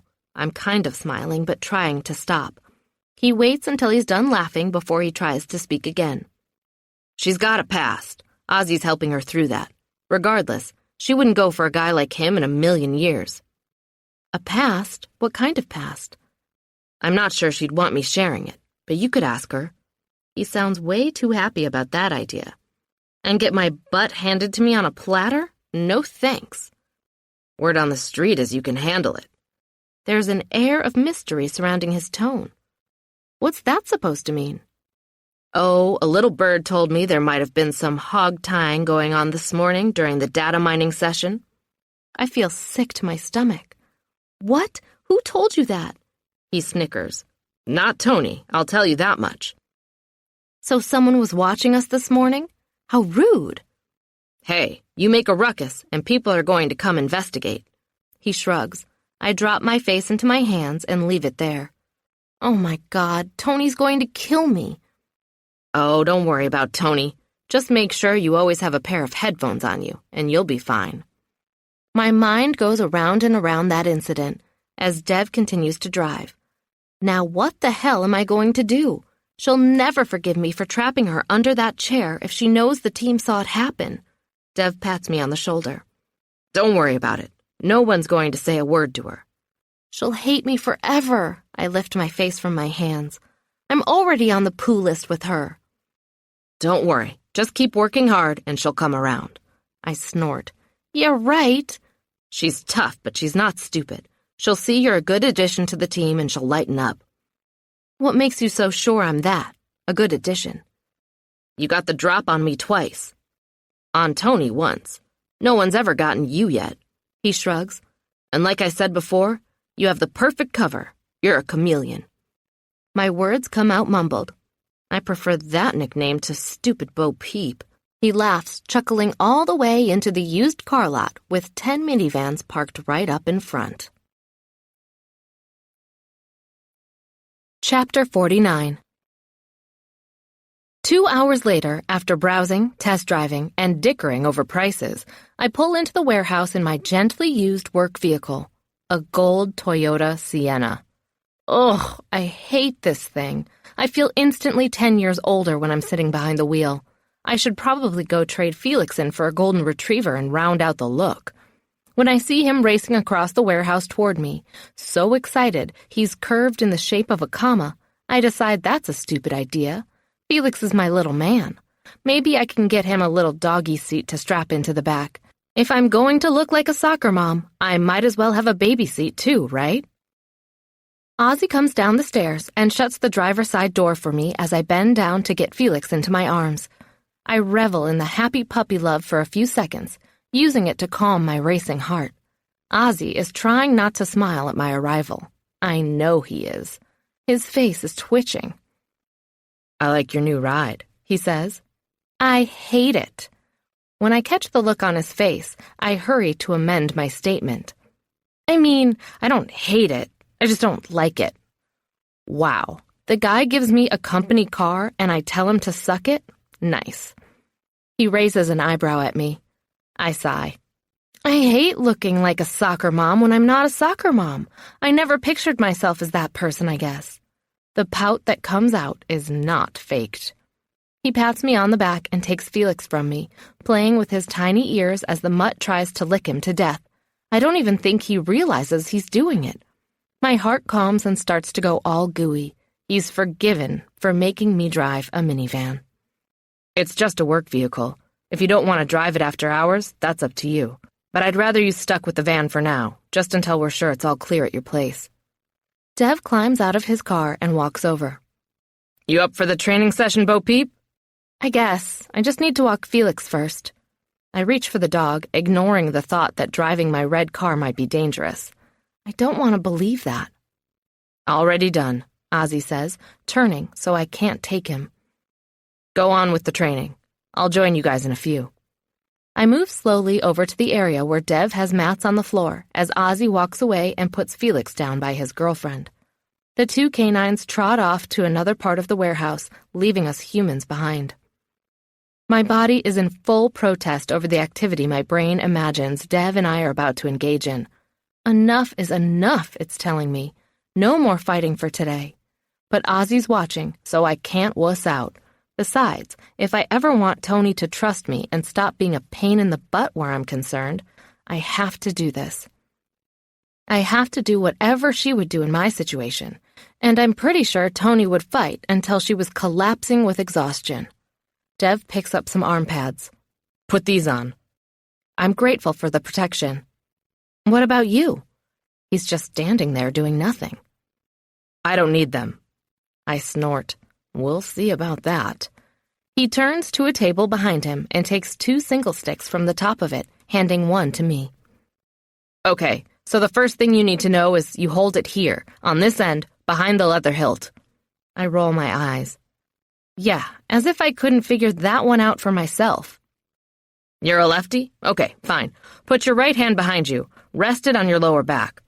I copy his moves, feeling more vulnerable with just one arm out. Why like this? I ask. Helps you build your muscles used for balance, and it keeps your other arm from being broken with the stick. Oh. Broken? Is he crazy? I think I'm going to just stop asking questions from now on. Scared? He asks with a twinkle in his eye. I lift my chin. No. Are you? I jab at him with my stick a couple times. Even to my unpracticed eye, it looks less than smooth. He laughs. Hardly. I hold the stick up in front of my face. Move your hand up farther. You want some stick exposed at the end, so you can use it to butt into someone who gets too close. I thought I was going to whack someone who gets too close with the long end. It's not always that easy, he says wryly. I move my hand up the stick a bit. Don't hold it too tight, your hand will cramp. Okay, not too tight. The stupid thing sags in my hand. Tighter than that, though. Just enough that you can hold it steady. Too tight, and you're going to telegraph your moves to me, and you don't want to do that. No, definitely not. Okay, first rule, keep your stick moving. He starts swaying around his face, his shoulders, and then his lower body. My moves are decidedly less graceful. Why? Because it's better. You don't want to be caught off guard. Plus, your strikes can come faster. He moves his feet a little. Keep that body moving, too. I don't want you falling asleep on me. He reaches out and smacks my stick hard enough to almost knock it out of my hand. Hey, I wasn't ready. Always be ready. He's practically staring holes in me right now, and I'm really glad I have the arm protectors on. Remember the acronym BEDS, he says, taking some steps to the side. I counter his moves in the opposite direction. Beds? Yes, beds. Those are your defensive options. Block, evade, deflect, and strike. I say them a few times in my head. Okay, got it. Beds. Ready, block. He comes at me with his stick overhead. Ah! I duck down and hold my stick up horizontally without conscious thought. His stick cracks down on top of it, rattling my arm bones. Good. Do it again. Block. His stick comes at me once more. I block him again, only without screaming this time. Excellent. Evade! He swings the stick at me sideways, and I jump out of the way. He's moving too fast for me to think and decide what to do next. I'm just functioning on instinct right now. Perfect. Here I come again. I jump again, but put the stick down too. His weapon hits it hard. Hey, that would have hurt. I yell, getting mad that he's playing so seriously. Better not get hit then. He's prowling around the mat, looking for a chance to come after me. My heart is beating like crazy as I wave my weapon around. Keep moving, keep moving, keep moving. A part of me wants to run out of the warehouse screaming, but the rest of me wants to teach him a lesson. How dare he teach me like this? What happened to the wax-on, wax-off method? The Karate Kid didn't start off kicking people on his first day. What's deflect? I yell, trying to distract him from the kill. A mix of evade and block. Meet the stick, but send it off in a non-lethal direction with its own force. I have no idea what he's talking about. The panic is rising up in me. I'm sure he's about to attack again. If I vomit on my opponent, do I win? What about the last one? I ask, my breath coming in gasps. Strike? That one's self-explanatory, he growls, and then he comes for me, stick raised. I step to the side and meet his stick as it comes down, trying to make it bounce off to the side. Instead, it comes the other way and hits my shoulder. Ow! That hurt, goddammit! I nearly trip on myself trying to get away from him. My striking arm feels dead now. I can barely raise my weapon. Say goodnight, Dev says, circling around and stepping toward me. I lift my weapon up to thigh level and put my other hand on top of it, making a big letter T. Time out! No timeouts. Just death to the loser. He lets out a really loud war cry and comes for me. I drop my right arm and throw the stick into that hand. Dev's arm is above him as he prepares to take a swing designed to bring me down. I swing the single stick now in my right hand at his ribs as hard as I can. The look on his face when I make contact is comical. Shock, pain, anger, pain again. I jump out of the way as he trips on his own feet and goes down to the mat. His single stick drops from his hand and rattles across the concrete floor as he curls into a ball. "Oh, shit," he moans. "I think you cracked my rib." I lean on my single stick, bent over trying to catch my breath. I don't know how much of my inability to breathe is from the workout and how much is from being scared to death. I can't believe I just did that. "Sorry," I huff out between respirations. "Don't apologize," he groans a few times. "Damn it, did I see you switch hands?" "Yes." "What the hell? Are you ambidextrous?" I cringe. "A little?" He moans and then he starts laughing. Then he moans some more. "Oh, shit, that hurts." The door above the stairs opens, and Ozzy comes down with Tebow. When they see us below, they pick up the pace, jogging across the floor to where we are. "What happened?" Tebow asks. He says I cracked one of his ribs. Tebow has to turn around so Dev won't see him smiling. Ozzy crouches down and puts his hand on Dev's shoulder. "Can you get up?" "With a little help from my friends," he says. His voice expresses his pain very clearly, making me feel even worse. "I'm so sorry, Dev. Really, I shouldn't have hit you so hard." He leans up with Ozzy's help. "Don't apologize." He holds his hand on his ribs. "That was awesome. Told you. Perfect cover." He winces as he tries to move. "Hospital?" Tebow asks Ozzy. "Get him up first. Let me take a look." Together, they get Dev on his feet. It's not an easy job since he's at least a full foot taller than Tebow. Ozzy does most of the work. He runs his hands gently over Dev's ribcage. Dev stands slightly hunched over, still wincing. "What happened, man?" Tebow asks him. "She tricked me." My jaw drops open. "Tricked you? I did no such thing." I point my stick at him. He just jumped right into the training. No wax on, wax off, nothing. Just whack, whack, whack, block, evade, defend. "Deflect, not defend," Dev says. "Whatever. You came at me too fast. I didn't have a choice." I drop my gaze to the mat. I feel guilty. Why? I don't know, since I was just defending myself. I'm just glad I didn't have a taser handy. I would have electrocuted him and whacked him with my stick. "What's going on?" Tony asks from the top of the stairs. "Bo Peep got to drop on Dev," Tebow explains. Tony shakes her head in disgust and walks back into the room upstairs. Great.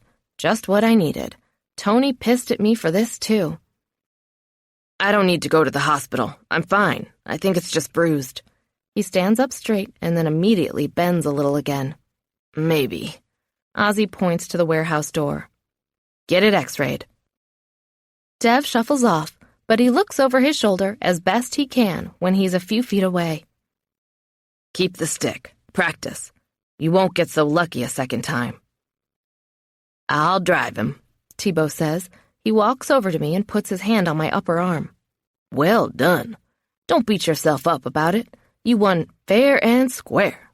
I try to smile, but it comes out more like I have stomach pains. "Thanks, Tebow." He winks. "Don't mention it. It's not often we see the giant brought to his knees." I try not to feel proud about being the one who did it, but it's kind of hard when he calls Dev a giant. He is pretty big. Our fight probably looked like the legendary David and Goliath death match. I catch Ozzy watching me when Tebow is getting into the car with Dev. "What?" I ask. He shakes his head, his expression a mystery. "Nothing." "Can I go home now?" I say, almost pleading. I look over at my Sonic. I need a shower, I need to change clothes, and I'm tired of all this fighting stuff. He walks over and puts his hand on the back of my neck, leaning down to look me in the eye. "Your home is here now, remember?" I blink a few times but don't reply. Mixed emotions overwhelm me. I'm happy, scared, and sad all at the same time. I think it's possible I'm PMSing. Oh yeah, I forgot. Go on up. Do whatever you need to do. The afternoon briefing starts in an hour. I nod. He's probably going to want to review what I saw on the tapes today, so I guess my day isn't over yet. I walk over to my car, but only to put the single stick inside. I'll practice later, when I'm gone from here. Maybe I'll have time to go see Jenny. She'll get a kick out of the primitive weapon. And I know for a fact that Sammy will want to hit some trees or lawn furniture with it. Getting up the stairs is an adventure. I have to use the railing to pull myself up. I've definitely overdone it. No sex for me tonight. How is Ozzy going to feel about that? Does he expect sex from me now? Is he thinking about it too, the way I have been all day? He's probably way cooler about it than I am. I'm sure he can handle working and living with me without losing his mind, unlike me. Emotions rise up and start to overwhelm me. What in the hell am I doing here? I can't live with Ozzy. I can't get into stick fights with coworkers. This is ridiculous. I'm a wedding photographer, for God's sake. I pull my phone out of my pocket when I reach the top of the stairs and pull the door open. I need some sister therapy stat. Jenny picks up on the second ring. Thank goodness. Hello, little sister. What's up? I walk through the kitchen without saying anything to Tony. Just calling to chat. I wait until I'm in the bedroom with the door shut before I start to cry. Chapter 50. Hey, what's up with the tears? She asks, making me cry harder. Whenever she acts like my mama, that's what happens. Total boober baby every time. I talk around the weeping. I don't know. I just need to hear your voice and have you tell me I'm not being a stupid idiot over here. Over where, honey? She doesn't know what happened last night, and I'm pretty sure I shouldn't tell her. She'll make me move into her house, and I can't do that. If there is a threat against me, which I highly doubt there is, I can't bring it into her home. She really is a soccer mom. Or she will be when one of her kids decides to start playing that sport. I'm at work, I explain. Why are you crying at work? Were they mean to you? I laugh through the tears. No, they weren't mean. They're very nice. Except for Tony, but we won't mention her. So what's the deal? Are you on your period? No. I wipe my nose with my hand and then look around for a tissue. I pull one from a box on the nightstand. I spent the night here and had massive sex with Ozzy. Whoa, massive sex? Is that different than regular sex? Duh, obviously. She's already got me smiling. Tears are still coming, but at least I'm not sobbing anymore. Okay, so why is that making you cry? I sigh, trying to push through the sorrow. Can I be honest with you? Yeah. I mean, without you freaking out on me? There's a 3-second pause before she responds. Did you do anal sex? Is that what this is about? Jennifer Alexandria Wexler. No, that's not what this is about. When I get over my shock, I laugh again. She's nuts. Okay then, what is it? Jeez. She giggles too. I can't explain to her why I'm upset if she doesn't know the whole story. I hate that I have to tell her anything that might make her worry, but I don't have a choice. I need advice because I don't trust myself to make the right decision on my own. My heart is biased in favor of Ozzy. Last night, my house alarm went off. There was an intruder on the property. Oh no. Her laughter stops, replaced by concern.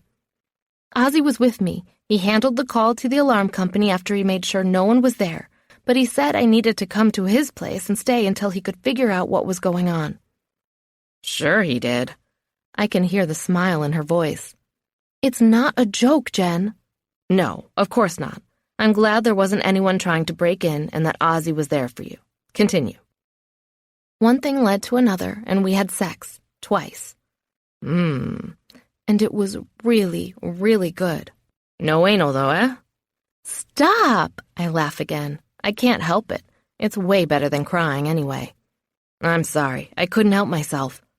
Anyway, today was just my second day of work. So there I am, working with him, the whole time thinking about what we did last night. As I'm sure he was. How do you know that? How could he not? Men think about sex over 100 times a day. Or is it 1,000? I can't remember. Anyway, it's a lot. And you don't think he was reliving those moments with you? Imagining all the ones he wants to have in the future? Please. The guy probably had a raging hard-on all day long. I don't know. Well, I do. He did. Trust me. He's probably imagining you bent over the toilet right now. Wow, that's sexy. You have no idea what's sexy to a man. They're sick puppies. I'm starting to get scared about how you know all this. What can I say? Miles talked too much. Ew, not all men are like Miles. Yes, they are. They all are. So what else? Why are you crying? I shrug. I'm not sure. It's your period. Has to be. No, it's not. I think it's just overwhelming. I changed jobs just days ago, started working with a team of really nice but slightly crazy people. I'm sleeping with my new boss, living in his house, for God's sake. My dog is in love with his dog. It's crazy, nuts. Who does this kind of stuff? That does sound a lot more interesting than my life. You know what I did today? No, what did you do today? I wiped my nose again and let out a big sigh. I'm feeling better already. I removed a hairball from the shower drain that was the size of a baseball. Ew. I can totally picture it. My sister has really long, thick hair. That's disgusting, Jen. I'm so not glad you told me that. I thought about mailing it to Miles, but then I didn't. Probably a good move. We wouldn't want him having you declared legally insane. If he doesn't come get these kids from me this weekend, he's going to learn all about legally insane, trust me. If he doesn't show, I will. I go all warm thinking about my sister and her kids. At least some things never change. I can always count on them for love bundled up in a whole lot of noise. And what does the man in your life think of all this? Jenny asks. The man in my life? What man? Felix. Oh, I picture him and Sahara sleeping together. He's in love with Ozzy's dog. He doesn't even sleep with me anymore. Wow, that is serious. I know. I think you should trust Felix's judgment. Really? It's kind of crazy, but that makes a lot of sense to me. Felix has never let me down. I don't know. Don't dogs have a sixth sense about people? I think about it for a second. He does have his preferences. He hated that one boyfriend of yours, remember? I snort. How can I forget? The guy was a felon, a fact he neglected to mention when I first met him. Good thing your sister is a computer whiz who can do background checks. I smile. Saved my butt again. Yeah, well, I'm here for you. Always. Thanks, sis. So you're going to stick this out? She asks. I nod, feeling way more confident about it than I was 10 minutes ago. I am. I'm worried I'm going to get my heart destroyed when he figures out we're really not at all that compatible, but until then, I guess I'll just enjoy myself. Yeah, do that. Great idea. You can't live life always worried about what might happen tomorrow. That's pretty much what he said. See? He's obviously very smart. When are you going to bring him around to meet the kids? Can I? Should I? Isn't it too soon? I don't see how it can be too soon if you're sleeping with him. I guess it means you're serious about him, and that's what matters. Maybe I'm just sleeping with him because I'm wild and free and live life by the seat of my pants. Yeah, right. How long did it take your last boyfriend to get in your pants? 4 months. Exactly. Obviously, this Aussie guy is different. Bring him over tomorrow if you feel like it. I have the lasagna already made. I chew my lip, considering the offer. I'll let you know. Okay, listen, Sammy's been quiet too long, so I better go. He's probably beheading all his sister's dolls again. Wow, that's not freaky at all. He's a boy, she sighs. Boys are so different from girls. Okay, better go lock him up. Thanks, Jenny. I really appreciate you putting up with my mania. It's not mania. You're just being a girl, and you're allowed to act like one. Love you. Love you more. Bye. She hangs up before I can respond. Damn it, I hate when she wins the love you more game so easily. I send a quick text before shutting my phone off. Me. Love you more. Ha! Chapter 51. I use a wet washcloth to erase the signs of my breakdown, and then I return to the kitchen with renewed vigor and determination, joining Ozzy and Tony at the table. Lucky comes in as Ozzy starts to talk and sits next to me. Did either of you get any data today worth discussing? Ozzy's addressing Tony. Not sure. I wrote a few things down. She pulls a legal pad out of a folder and runs her finger down the page. I think someone must have opened a window at some point, because I started picking up conversations inside the house, too, I think.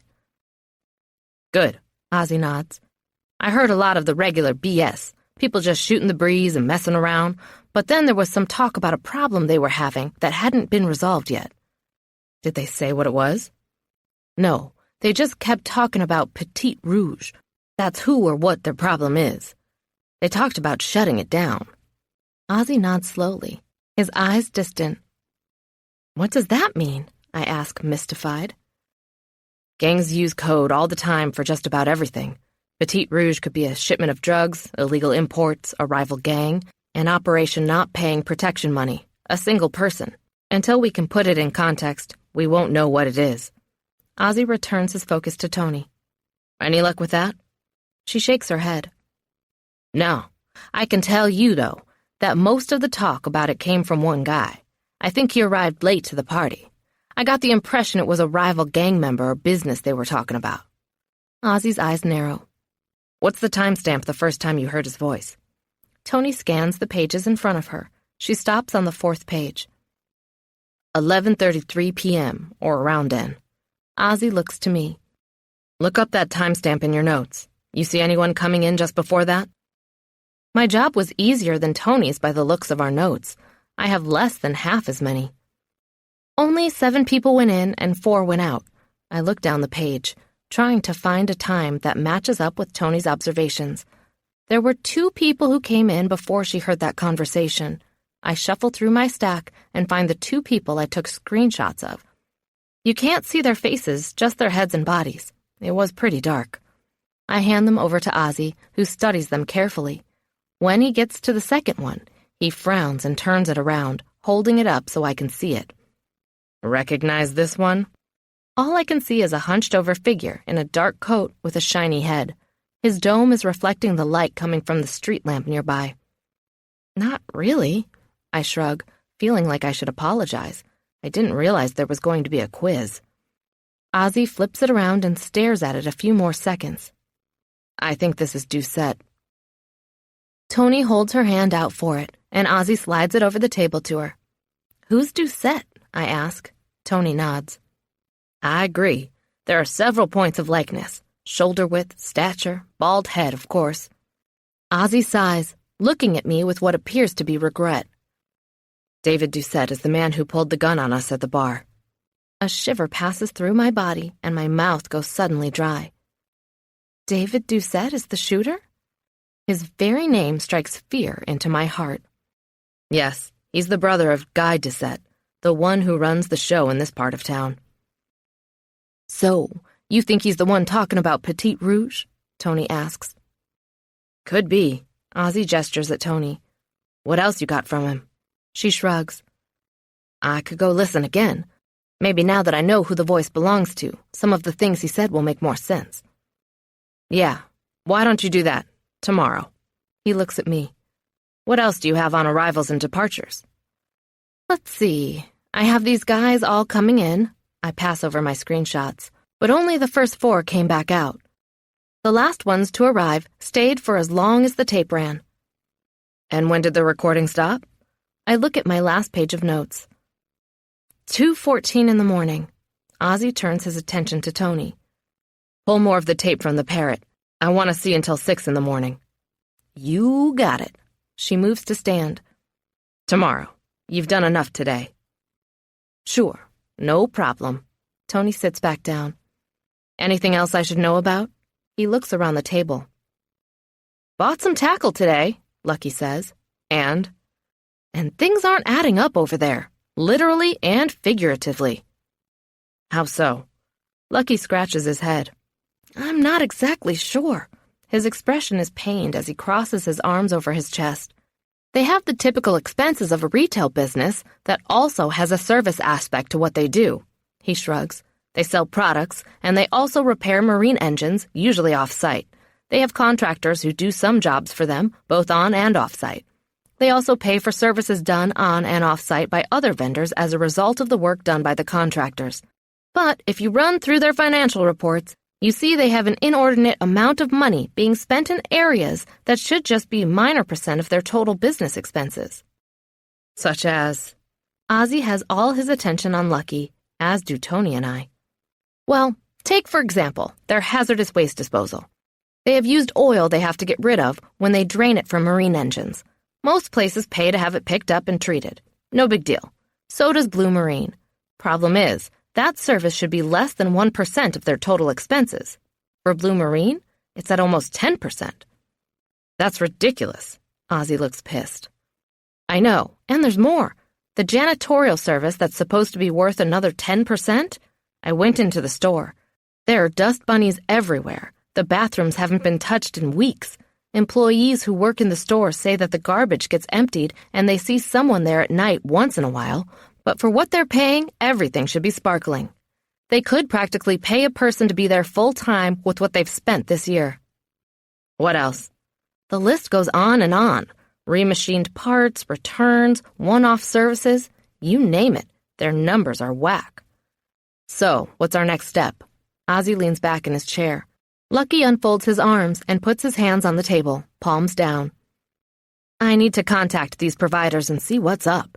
If it's just a matter of a terrible business manager who doesn't know how to shop around, then fine, we can fix that. But I'm afraid it's something more. He shakes his head with disappointment. You know how hard it is to prove embezzlement without a confession. Well, Blue Marine is worried it's something more, too. That's why they hired us. Talk to the service providers and let me know what you find out. If we need a confession after all is said and done, we'll get one. Just get me the evidence to bring to the conversation. You got it. You want me on this now? No, tomorrow. Everyone's done for the day. Ozzy stands. You guys can take off. I'm sure Dev and Tebow will be at the hospital for at least a couple hours. We'll pick this up tomorrow at 8. All the chairs scrape back at the same time as we get to our feet. You're here with me tonight, he says, looking at me.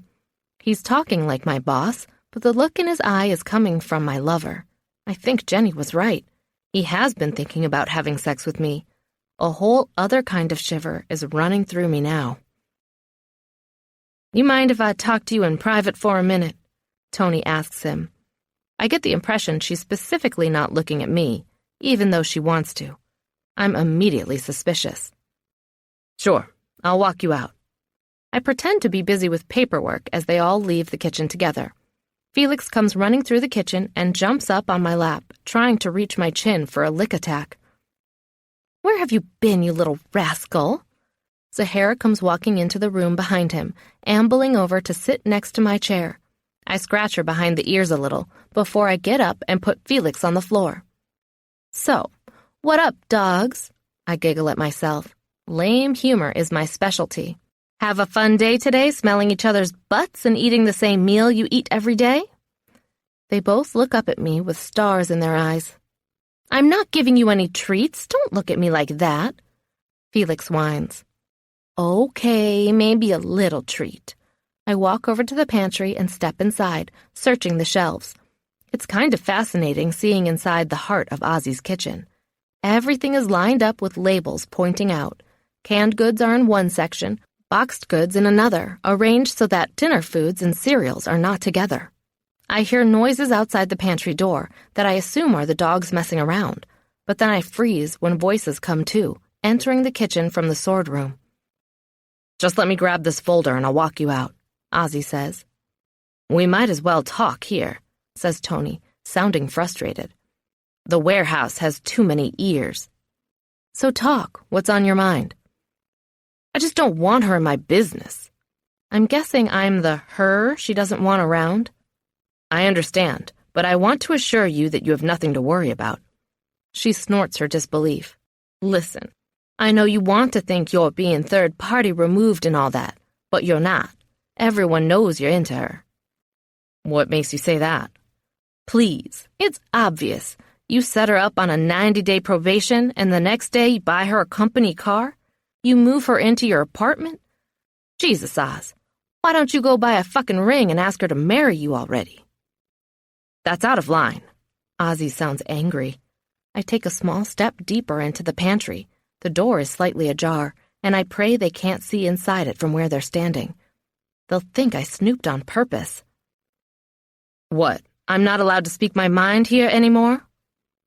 You can speak your mind. I just don't appreciate you getting involved in my personal life, or what you think is my personal life. If it's not your personal life, why don't you explain why she's getting all of this special treatment?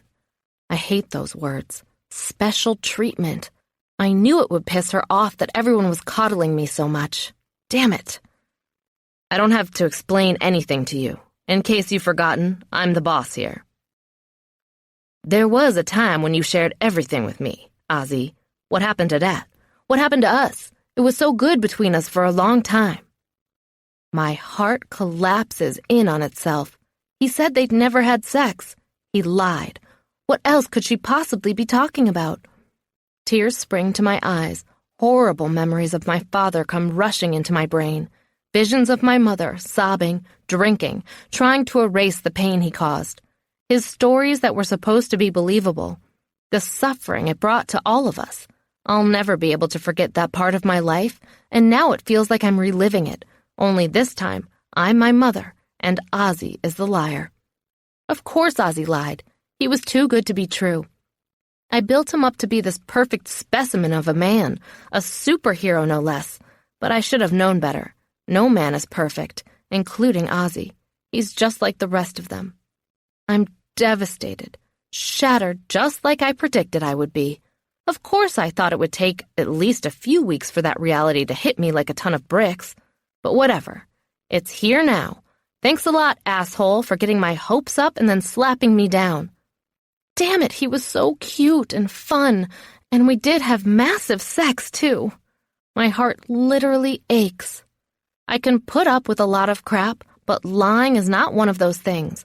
Not only was my father a lying cheat, but so was Jenny's husband, Miles, which is why his butt got kicked to the curb last year. I hate that I've already slept with Ozzy. Twice.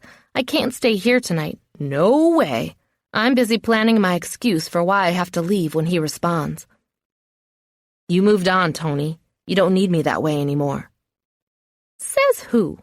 Says me. And you. You're the one who pulled away, not me, and I think it was the right thing to do. Because she's here? No, because it just is.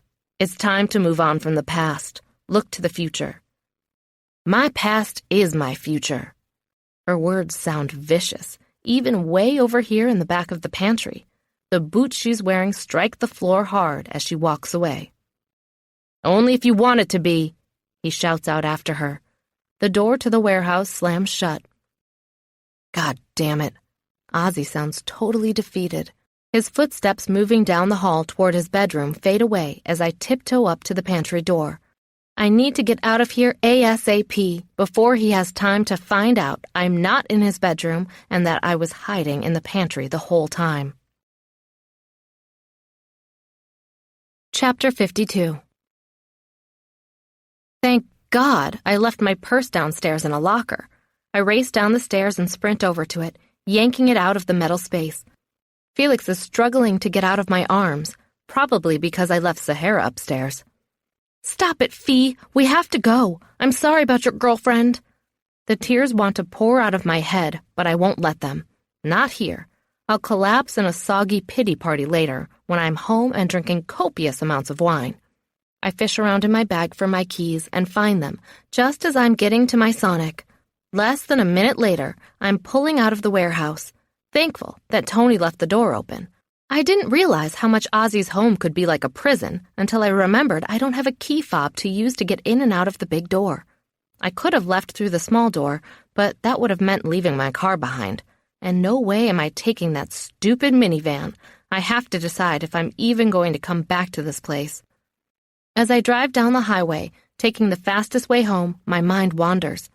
Can I work at Bourbon Street Boys if Ozzy and I are no longer together in a sexual way? Can we step back into the boss-employee relationship? I think I can. I want to anyway.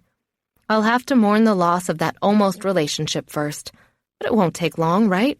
A couple months, tops. Thinking about going back to wedding photography is positively depressing. At Bourbon Street Boys, I felt like I had an exciting life, for once. People admired me for things that came naturally to me. Every minute of the day, there was something new happening. My muscles are sorer than sore, sure, but soon they'll be strong, and then I'll know how to protect myself out here in the world where things can get pretty damn crazy. I nod. Ozzy and I can do this. We can decide to be adults about it and acknowledge that things will be better if we're not involved. Then he and Tony can get back together, and I can keep my job. She'll stop hating me when she sees that I'm happy to give him up, and we can maybe even learn to be friends. I burst out in choking sobs. Why did he lie? Why didn't he just tell the truth? I liked him so much. I probably loved him already. Oh, how I hate myself right now. Why do I have to be so gullible? It makes me angry enough that the tears stop. Give Ozzy up? How am I going to do that? Can I pretend I never heard about his lie and make myself not care that he did it? When I try to imagine saying the words, goodbye forever, or hearing the words, sorry, but it's not going to work out, I want to bawl like a baby all over again. Why? Why, damn it? Why did he have to be so amazing and such a liar, too? Why can't the inside of a man match the outside, like, ever? I grip the steering really hard and shake it. It's actually my body flying back and forth, but it feels good taking my rage out on the faux leather cover. I yank the wheel hard to the right, driving up into my driveway way too fast. I have to slam on the brakes to keep from ramming my garage door. I've for sure left skid marks on the ground. Good. I'll need something to keep me busy for a while after today. I'll get down on my hands and knees and scrub that rubber off for the next week. I'll have the cleanest driveway in New Orleans. My hair swings into my face with the force of my stop, and Felix flies off the seat and lands on the floor. When he gets his feet under him, he looks up at me, and I swear I can see disappointment there. I'm sorry, baby. I'm just upset. You know I drive horribly when I'm in a bad mood. He's still glaring. Don't worry. You'll see Sahara again. I'll work it out. My voice catches on the last word. Somehow. Walking up the front sidewalk with Felix under my arm, my feet are practically dragging. I don't want to be here alone, but I don't want to be at work. I can't look at Ozzy right now. I need to calm down before he starts lying to my face. And I can't go to my sister's place. She'll try too hard to cheer me up, and I'm not in the mood. I need to wallow in my pain for a little while, own it, live in it like a second skin, so that when Ozzy begs for my forgiveness, I won't cave in. I do that too easily. I need to toughen up. Something tells me Ozzy will have amazing powers of persuasion. I walk in the door and throw my stuff on the ground. My purse, the single stick Dev told me to keep and practice with, and the folders I had at the table. Felix I lower to the ground gently, of course. He didn't do anything wrong. He's guilty of the same crime I am. Loving too much, too fast, too easily. I don't know why I grabbed all that stuff from work. I guess my heart wants to pretend I'm still working at Bourbon Street Boys, even though my brain is telling me to quit. Stupid heart. Trying to get itself trampled and not just massively bruised. I've got the wine out and glass of it halfway to my lips when Felix starts barking like a crazy fool. And then it hits me. The house alarm never went off when I walked in. What happened to the beep, beep, beep? I lower my glass very slowly to the counter, pricking my ears for any sounds that might explain Felix's agitation. I hear nothing, but he is pissed for sure. If I didn't know better, I'd surmise he's looking out the front door windows that stretch from ceiling to floor. Usually he stands sentry there, so him barking at things like grass moving or a car driving by isn't normally a big deal. It's just that he's so enthusiastic about it this time. He sounds mad, and Felix never sounds mad. And he usually gives up after 3 or 4 barks. Suddenly, he yelps really loud and then stops. A whine follows. I've only heard that noise once from my boy, when he pulled a back muscle jumping off the couch as a puppy. My heart stops beating. I'm pretty sure someone just kicked my dog, and the only someone who would kick an adorable Chihuahua mix like my Felix has to have a black heart and an empty husk for a soul. I want to call the dog to my side and shove him in a cabinet where he can't get hurt, but I don't want to alert the dirtbag who abuses animals to where I am.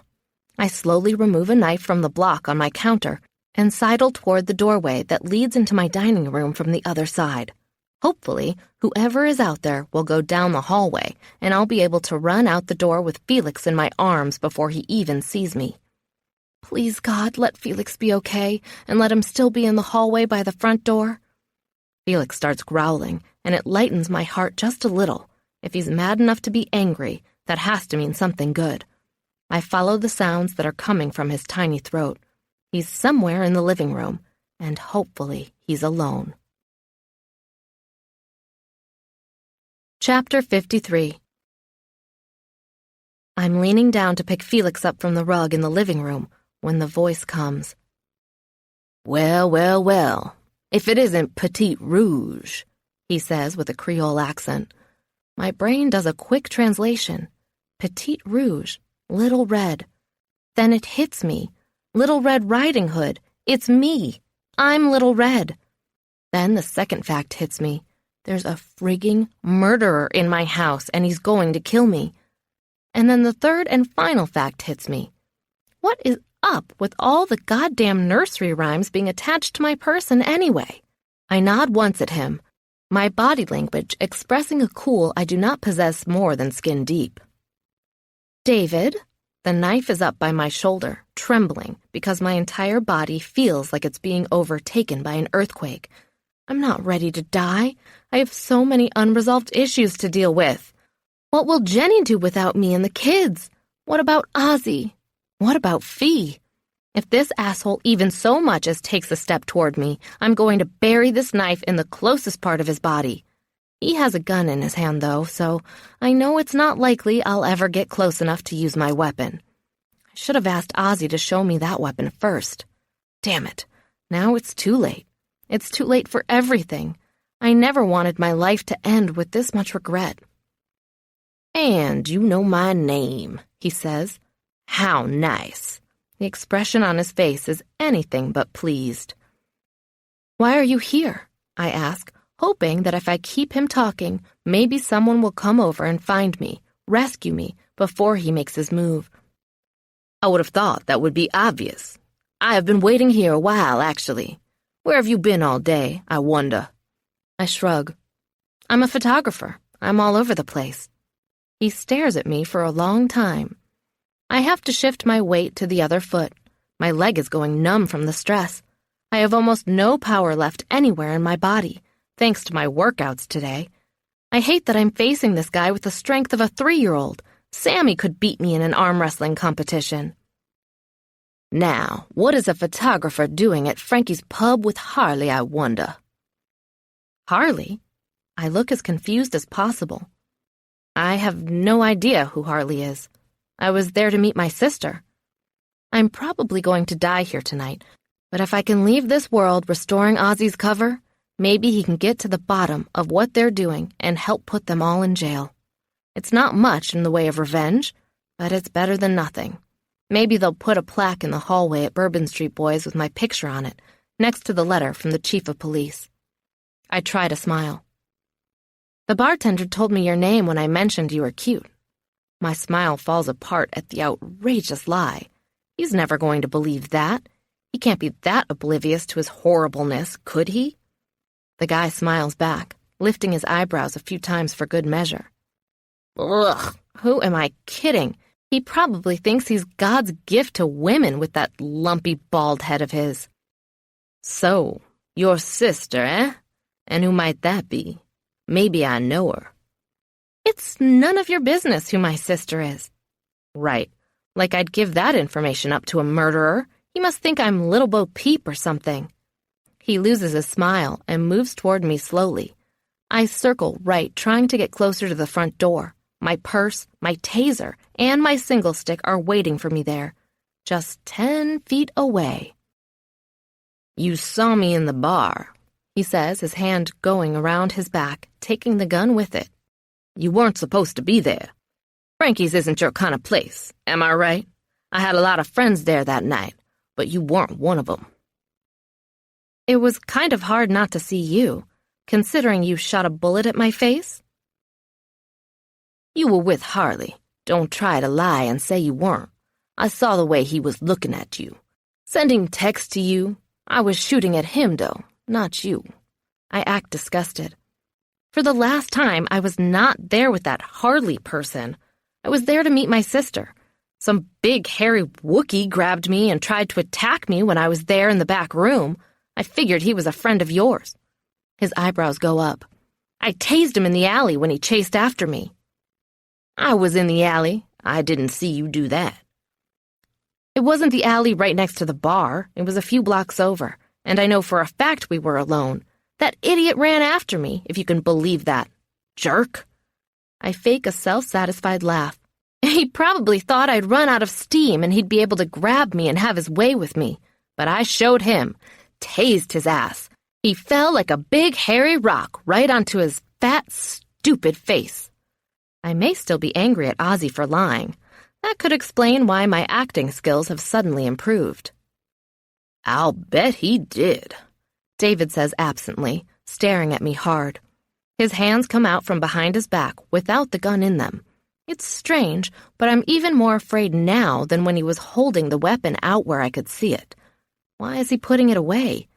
Is he letting me go? Does he believe my lame story? He takes a step toward me. You look so innocent. His voice has gone softer. So pretty in that pink shirt. I look down at my chest. I'm wearing a polo shirt that I bought last year for my birthday. It reminded me at the time of cake icing. Thanks, I say, taking another step to the right. I think. Why don't you put that knife down, and we'll just talk? He holds out his hands like he's innocent. I put my gun away. See? No harm, no foul. He's smiling at me like I'm Little Red Riding Hood for real, and it's creeping me way the hell out. What big teeth you have, grandfather. He has pointy incisors like a vampire. I can almost believe those monsters are real with him standing there in his black jeans. But in this story, they'd be demons, because there is nothing sexy about this vampire with a gun in his waistband. Ugh. Yeah, okay. I glance at the doorway, and then the shelves next to the entrance to the room. I guess I could put the knife down on the shelves over there. I give him an apologetic smile. I paid a lot of money for these, so if it's okay with you, I'd rather not put it on the floor. He gestures to the bookcase. Go ahead. Be my guest. He smiles again, bigger this time. I turn my stance into one that doesn't appear as wary and walk slowly over to the shelves, acting like I'm not watching him out of the corner of my eye. Just keep your eyes on the pink shirt, psycho. Pink shirt. He stands up straighter and moves into position behind me. He's a few feet away when I catch sight of Felix lying in the hallway where he's dragged himself. He's on his side, panting, his head angled up to look at me. He whines when he sees me staring at him. Felix! I yell, putting the knife on the shelf and then running over to bend down by him. Yes, I'm worried for my puppy's life, but I'm also trying to get nearer to my weapons so I can serve up a nice heaping helping of revenge on the man who hurt my baby. He's fine. I just tripped on him when I was walking down the hall. I grind my teeth together to keep from responding how I want to. I touch Felix's little head gingerly, calculating how fast I can jump to the side and grab one of my weapons before David figures out what I'm doing and gets his gun out to shoot me. Taser or single stick? Single stick or foot to the testicles? Decisions. Stand up. David's just 2 feet away, his tone telling me he has plans for me. I'm absolutely sure I do not want to know what those plans are. My dog is hurt, I say, panicking. I won't get to my purse in time. That leaves the single stick, but that's no match against a gun. He'll be fine. Stand up. I point at my purse. Do you mind if I call my vet really quick? My phone is in my purse. He laughs. So was your pepper spray, I'm sure. Stand up. This is the last time I'm going to say it. I slowly get to my feet, taking a step toward the front door as I do, limping a little and bending down to touch my knee. Ow! Darn it, leg cramp! I pretend to have difficulty putting pressure on my leg. I take 2 half-limping steps to the side. The single stick beckons. Oh, poop! I have a Charlie horse! He smiles at my choice of words. Asshole. He really does think I'm Little Bo Peep in a pink shirt. That makes me angrier than that stupid gun he has in his pants. I'm not an airheaded girl standing in a field with nothing better to do than watch a bunch of sheep eating grass, damn it! You know, if I had just met you in a different place, at a different time, he says, I think we could have hit it off. He reaches down and grabs at his crotch, squeezing it. It's then that I realize he's aroused. Oh, God, I think I'm going to be sick. He's going to rape me, isn't he? I smile back, trying like hell to keep all the fear and disgust I'm feeling out of it. Really? That's so sweet. No, it's really not. It's really, really, really awful, asshole. My legs go wide, and I gasp with all the drama I can muster. Oh, my leg! I fall to the floor and land on the single stick. Disney would totally recruit me for one of their kid shows if they could see me now. I'm so not believable at all. He growls and reaches for me. That's enough fucking around. Get over here. He has me by the pant leg, and he's dragging me toward him. The single stick feels awesome in my hand, like I was born to swing it. I yank it off the floor and bring it around with as much strength as I have left in me. Arrgh! I scream, relishing the strong thunk I hear when it makes contact with his leg. He yells in pain as his knee buckles. Keep moving, keep moving, keep moving. Dev's instructions race through my head. I bring the stick up and smack him on the head with it when he bends over to grab me again. Urgh! He falls forward and lands on my lap. I emphasize every word that comes out of my mouth with another whack from the stick, hitting him on the head, shoulders, back, and arms. Get, whack, off, whack, me, whack, you awful, whack, scumbag, whack. He finally stops moving, and I pause the abuse to wriggle out from underneath him. Scrambling to my knees, I crawl over to my alarm system, using the door handle to get to my feet. All the lights on the keypad are out. Of course, I scream, glancing back at David. You destroyed my security system, you asshole. He's very still. Oh, God, please don't let him be dead. I tiptoe over and take the gun from his back where it was tucked into his belt. It's much heavier than I expected it to be. Opening the front door, I throw it out onto the front lawn. Just as I'm about to close the door, Ozzy's truck pulls into my driveway. I take a step toward him, but then I collapse, my legs going out from under me for real this time. I land on the porch in a puddle of tears. Ozzy! I screech, reaching out a hand to him. Again, very dramatic, but much more believable. So, of course, Disney won't want me now. He jumps out of his door and sprints over to me, his face fiery red and his body appearing twice its normal size. Sahara is right behind him, growling, barking, and drooling like a mad hound from hell. My heroes! I weep with relief. They've come to save Fee and me. I've never been so happy to see someone in my entire life. I don't care if he loves Tony. I will forgive him anything now. Chapter 54. Turns out, there's nothing to forgive. Silly me. I'm only telling you this because I don't want you to think I'd lie to you, Ozzy says, holding me in his arms in his bed. We're fully clothed, just coming down from the craziness that was being at the police station, questioned for hours about what happened, and then being at the vet to find Felix there just out of surgery to repair a broken leg. He will come home in a couple days when they're sure he can walk on his pinned limb. If you want to lie to me, you can, I say, patting his massive chest. You saved me today. I look at the clock. Or yesterday, technically. First of all, I don't want to lie to you. Ever. He takes my fingers and kisses them. Lies are not a good foundation for a solid relationship. I smile like the Cheshire cat, but say nothing. He's on a roll, and I don't want to interrupt. A relationship? Whee! Second of all, I asked Tony if I could discuss something that relates to her, and she gave me her blessing. So you didn't have a relationship with her? Not like you're thinking, no. I was her sponsoring employer while she was on parole. She finished that parole a few months ago. She's on her own now. Parole? I nearly sit up at that, but Ozzy's strong arms hold me down. Yes, parole. She's a convicted felon. Whoa. I probably should have known that before I antagonized her so much. What did she do? She killed someone. A man. I'm finding it hard to say what I'm thinking. I can't see her doing that. I mean, she's tough and she's hard, but she never struck me as being so cold-blooded. She's not. She was a victim of pretty severe domestic violence that started when she was 15. She killed her abuser during one of his attacks. It was self-defense, but she was convicted of manslaughter. Why? Because she did a really good job of killing him. Let's just put it that way. Wow. Of course I'm curious as hell about the details, but I'm not going to press for them. I know how much a sacrifice of her privacy this was in the first place. Besides, it doesn't matter. I respect her for sticking up for herself. I'm glad she killed him well. At the same time, I'm glad I didn't kill David Doucette. Giving him a concussion is bad enough.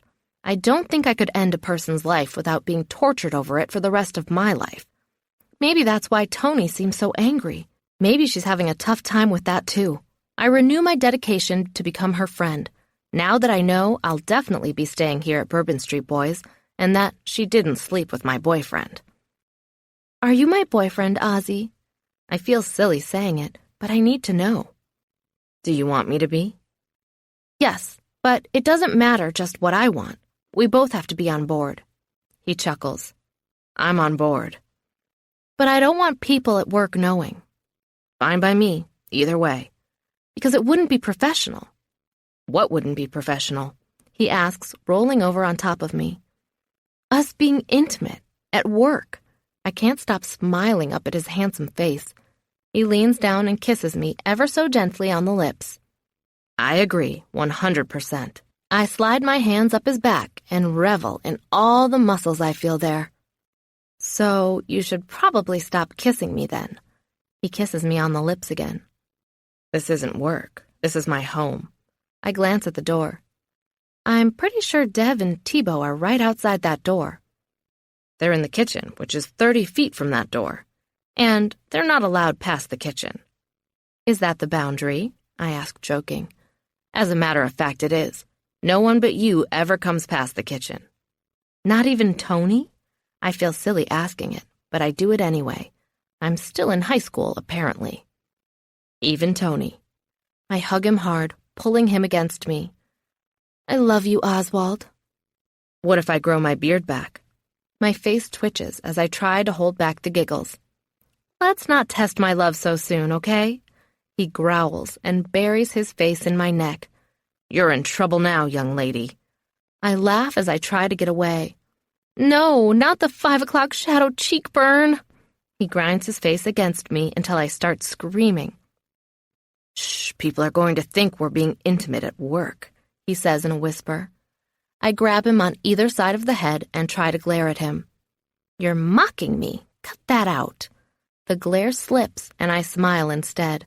I love that he's so playful, but only with me. Everyone else sees him as this big, bad commando guy who never jokes around, but I know who he really is. A big teddy bear who'll do anything to protect those he loves. Do you love me? I ask him, staring deep into his eyes. What do you think? He grins at me, leaning down to kiss me again. I turn my head to the side so he can't get to me. I think you'd better tell me if you don't want me driving home tonight. He laughs really loudly and flips himself over, dragging me with him. I'm now straddling him on top. I love you, little Bo Peep. Hope you can handle it. I reach down and press the cleft in his chin. Stop calling me that stupid name. I can't be mad at him for real. He just confessed his love for me, a love I already knew was there the minute I saw him racing up my driveway to save my life. How about Little Red Riding Hood? He asks. Do you like that name instead? I reach down and grab one of his nipples, preparing to twist it.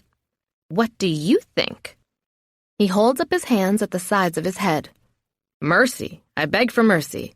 I'll call you whatever you want me to call you. Just don't give me a twister. I loosen my hold and sit back satisfied. I think I'd like to be called. He sits up all of a sudden and then flips me onto my back once again. Looming over me, he gets that sexy look in his eye that I remember from the other night. Electricity zooms through my body as I wait for his next words. I'm going to call you mine. May Mine Wexler. I don't think that's going to go over very well with the team. Tough. You're mine, and I get what I want. I get a sly look of my own. And what do you want, boss man? He climbs off me and lies on his side, propping his head up with his hand. I want you to take off all your clothes. What if I'm too sore to have sex? I'll be gentle. What if I'm too scared? I'll ease your mind. What if I'm worried you'll break my heart? I'll show you that you're crazy to think that. He reaches over and puts his hand on my cheek. I don't tell just anyone I love them, you know? You don't? No, just the girls who I want to stick around. Now, get up off this bed and take your clothes off before something bad happens. I have to bite my lip to keep from smiling too hard. Something bad? Like what? He growls and rolls on top of me. I scream out a laugh that comes from the deepest part of me and wrap my arms around him. I'm going to drown in whatever he's offering me tonight and wake up tomorrow in his arms. I've made my decision. He might have come to me as a wrong number, but he is most definitely the right guy.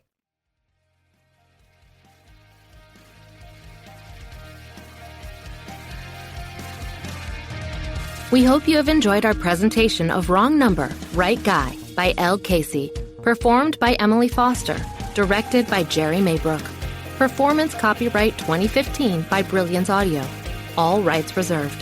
For further information concerning this program or other Brilliance Audio titles, please call the following toll-free number, 1-800-222-3225, or visit our website at www.brillianceaudio.com. No part of this recording may be played for an audience or reproduced in any form. It may not be streamed, downloaded, broadcast, or copied without written permission. Address all inquiries to Brilliance Audio, P.O. Box 887, Grand Haven, Michigan 49417.